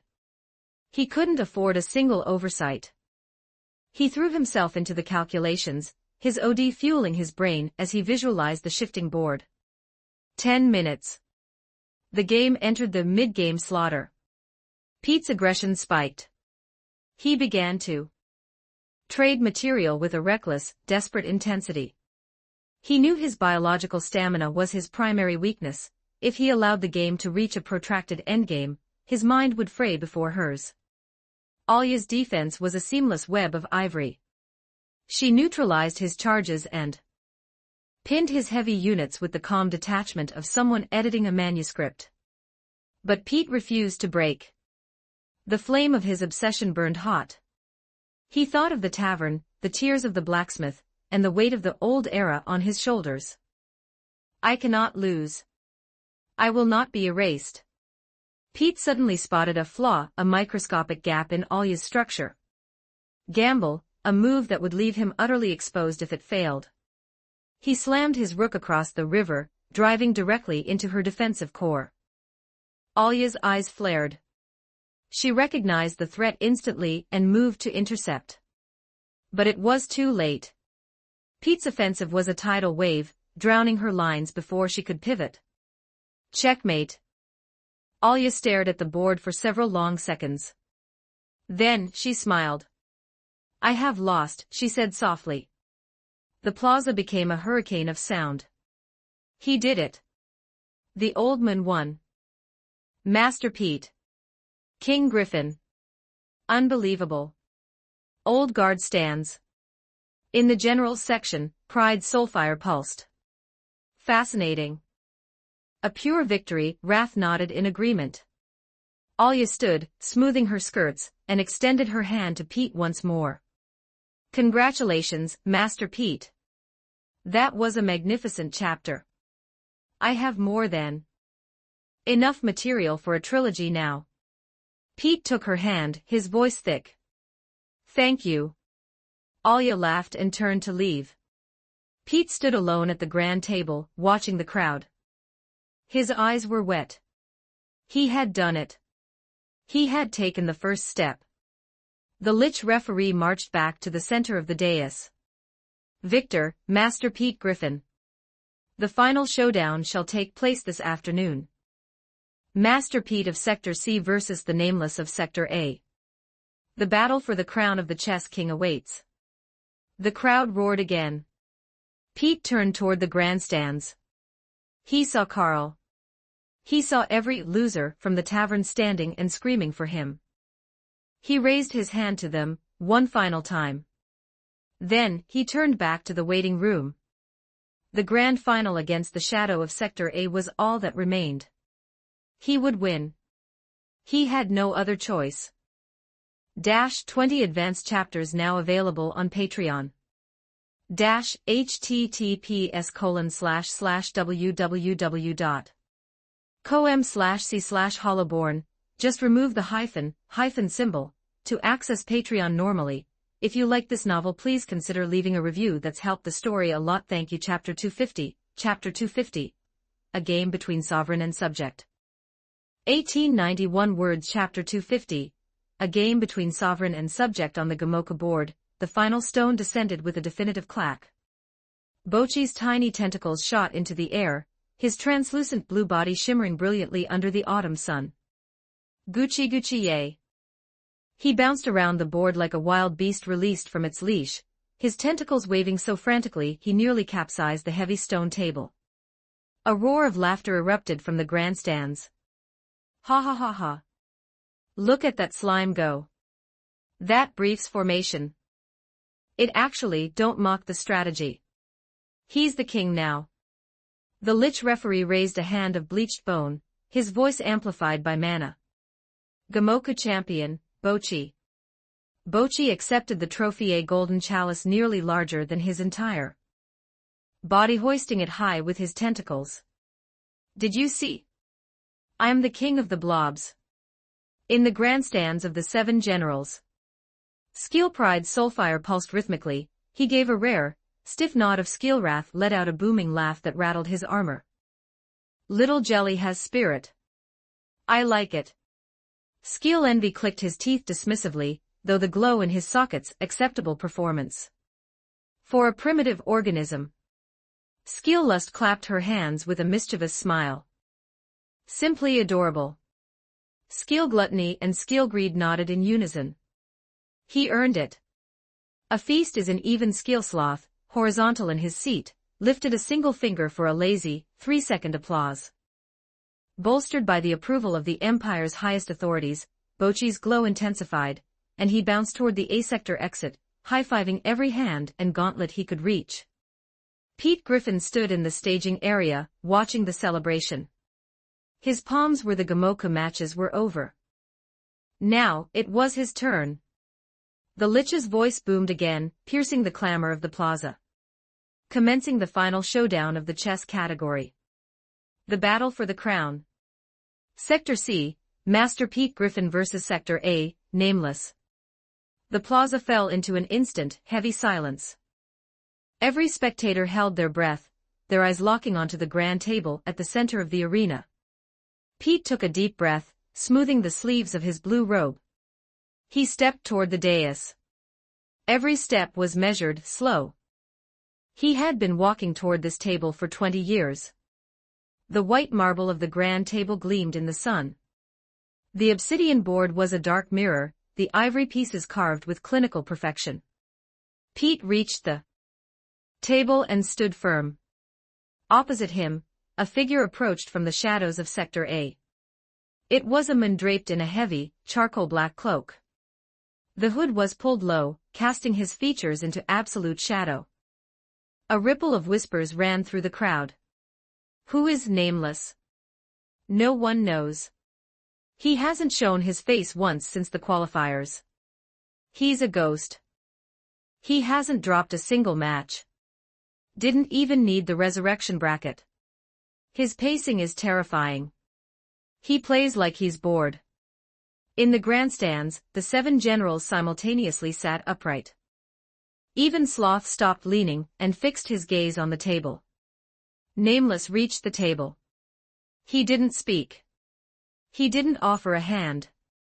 Sat, his movements fluid and silent. Pete paused. According to the old world codes, a handshake was mandatory before the first move. But the shadow before him clearly had no interest in tradition. The Lich referee glanced at Nameless, his soulfire flickering with a strange, respectful intensity, but he said nothing. Pete hesitated, then lowered himself into his seat. If the officials didn't care about the breach of etiquette, he wouldn't either. He had a crown to claim. The Lich raised his hand. Chess Grand Final. Griffin versus Nameless. The crowd went silent. The air grew heavy with the weight of concentrated OD. Pete took the red pieces. First move. He slid a pawn forward. The Celestial Sentinel. It was his signature opening, the one that had won him the bronze 2 decades ago. Nameless didn't hesitate. His hand emerged from the cloak, a hand covered in a dark glove, and moved a knight. The Screen Horse. The textbook counter. The game ground forward. Pete calculated every move with the intensity of a mage weaving a Tier 7 spell. He couldn't afford a single structural error. Based on Nameless' previous matches, the man's depth was unquantifiable. At the start, Pete held his own. His layout was a masterpiece of balance, aggressive yet fortified. Nameless responded with a calm, almost lazy detachment, his pieces moving in a rhythmic, unhurried cadence. 10 minutes passed. The game entered the mid-game. Pete began to feel a chill. He realized that every move he made seemed to have been anticipated. When he pushed an offensive, Nameless was already there to neutralize it. When he tried to fortify his general, Nameless units had already begun a silent infiltration of his rear. Worse yet, he found himself stepping into a series of hidden blades, squares that looked safe, but were actually traps laid 5 turns in advance. Sweat poured down Pete's face. His fingers began to tremble. The grandstands noticed. The cheering died away. It was obvious to everyone, Master Pete was being strangled. Carl sat in the front row, his knuckles white. "Come on, Pete." The dwarven blacksmith gritted his teeth, refusing to look away. Hunter's fists were balled so tight his arms shook. Every fossil from the tavern was praying for a miracle. 20 minutes passed. Pete's units were pinned. Every attempt at a counterstrike was swatted aside with clinical ease. He felt like a bird in a net. The more he thrashed, the tighter the cord grew. 30 minutes. Pete kept his head low, staring at the board. His brain was a furnace, burning OD to find a way out. A single variable. But there was nothing. Nameless held the board in a state of absolute equilibrium. A sigh rippled through the audience. Pete's finished. Nameless is just too efficient. It's not even a contest, it's a dismantling. Carl closed his eyes, unable to watch the legend fall. Just then, Pete spotted it. A gap so small it was almost a hallucination. If he moved his rook now, and coordinated it with his 2 remaining pawns, he could trigger a counter-encirclement. It wouldn't win him the game, but it would buy him 10 more turns. A stay of execution. Pete didn't hesitate. He seized the rook and slammed it across the line, driving into Nameless' defensive core. Nameless' hand paused for a microsecond. Then, the shadow moved a piece. Pete's heart plummeted into his boots. Nameless had seen it. His move didn't just block the rook, it sealed every extraction route Pete had left. The game reached its final descent. 5 minutes later, Pete stared at the board, his body going rigid. The threshold of a kill sequence. In one more move, he would have mate. Nameless was also at mate. And it was Nameless' turn. In the logic of the board, the first to move wins. Pete knew. He had lost. He sat there, staring at the pieces, feeling the weight of 20 years of failure finally crush him. His dreams, his pride, his proof it was all ending. Here, in the dirt of the new world. The grandstands were a tomb. Everyone saw the reality. The match was settled. Carl's eyes turned red. The dwarf bowed his head. The orc's hands fell limply to his sides. Just then, Nameless spoke. His voice was a low, quiet vibration, yet it reached Pete's ears with the clarity of a bell. "Do you love the game?" Pete froze. He lifted his head, trying to see the face beneath the hood. But that voice, it was familiar. He had heard it before in the dark, on a night when the world was tilting. Pete processed the memories: the bronze ribbon, the tavern, the black-cloaked skeleton who had carried him home. He swallowed his pride, accepted his defeat, and bared his teeth in a wide, honest grin. Without. Nameless was silent for a heartbeat. Then, his hand emerged from the cloak. He reached for his knight. The audience held its breath. They waited for the killing stroke. Nameless' hand hovered over the square that would trigger the checkmate. And then, he moved. He placed the knight in a seemingly mundane, defensive position. A redundant gasp of shock erupted from the grandstands. Why didn't he take the win? Did he miss the sequence? Nameless has committed a logic error. The plaza turned into a riot of confusion. A tier 1 mistake in the finals. He threw the match. Pete has but Pete didn't move. He stared at the board, his OD shivering. Nameless hadn't made a mistake. Nameless had looked at the mate, acknowledged it, and then chose to look away. It wasn't a trap. It was a gift. Pete's hand shook as he reached out. He looked at the man in the black cloak. Nameless offered no reply. He sat motionless, a shadow in the sun. Pete took a jagged breath. He seized his rook. He drove it into the general's checkmate. The plaza exploded into a hurricane of sound. Master Pete won. The old guard takes the crown. King Griffin. The roar was deafening. The citizens were screaming, throwing their snacks into. Carl was leaping on his seat, tears streaming down his face. Was howling, his fist pumping the air. The orc was roaring at the sky. Loser from the tavern was losing their minds. The 7 generals said nothing. They knew. That move wasn't a failure of it was the sovereign's choice. The Lich Grand Referee marched to the table, raising a hand. Master Pete Griffin. The first chess king of the Evernight Empire. The cheering intensified. Pete stood up. He didn't raise the chalice. He kept his gaze fixed on the shadow across from him. Nameless rose as well. He turned to depart. Pete called out. The shadow stopped. Pete drew a long breath, his voice trembling with a question that had haunted him for decades. Tell me. Can even we, the relics of a dead world, find a place in the heart of this new era? Nameless was silent for a long moment.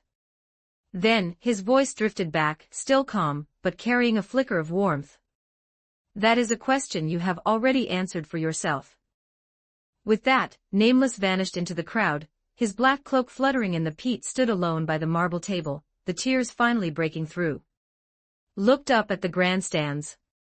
Carl was charging toward the dais. The blacksmith, the hunter, they were all coming for him. They swarmed him, lifting him onto their shoulders, weeping and laughing. Pete hoisted the golden trophy toward the sun. It gleamed with a blinding light. Next time, Pete whispered to the wind, his grip tightening on the gold. I will win for Real. 20 advanced chapters now available on Patreon. https://www.com/c/hollowborn. Just remove the hyphen symbol to access Patreon normally.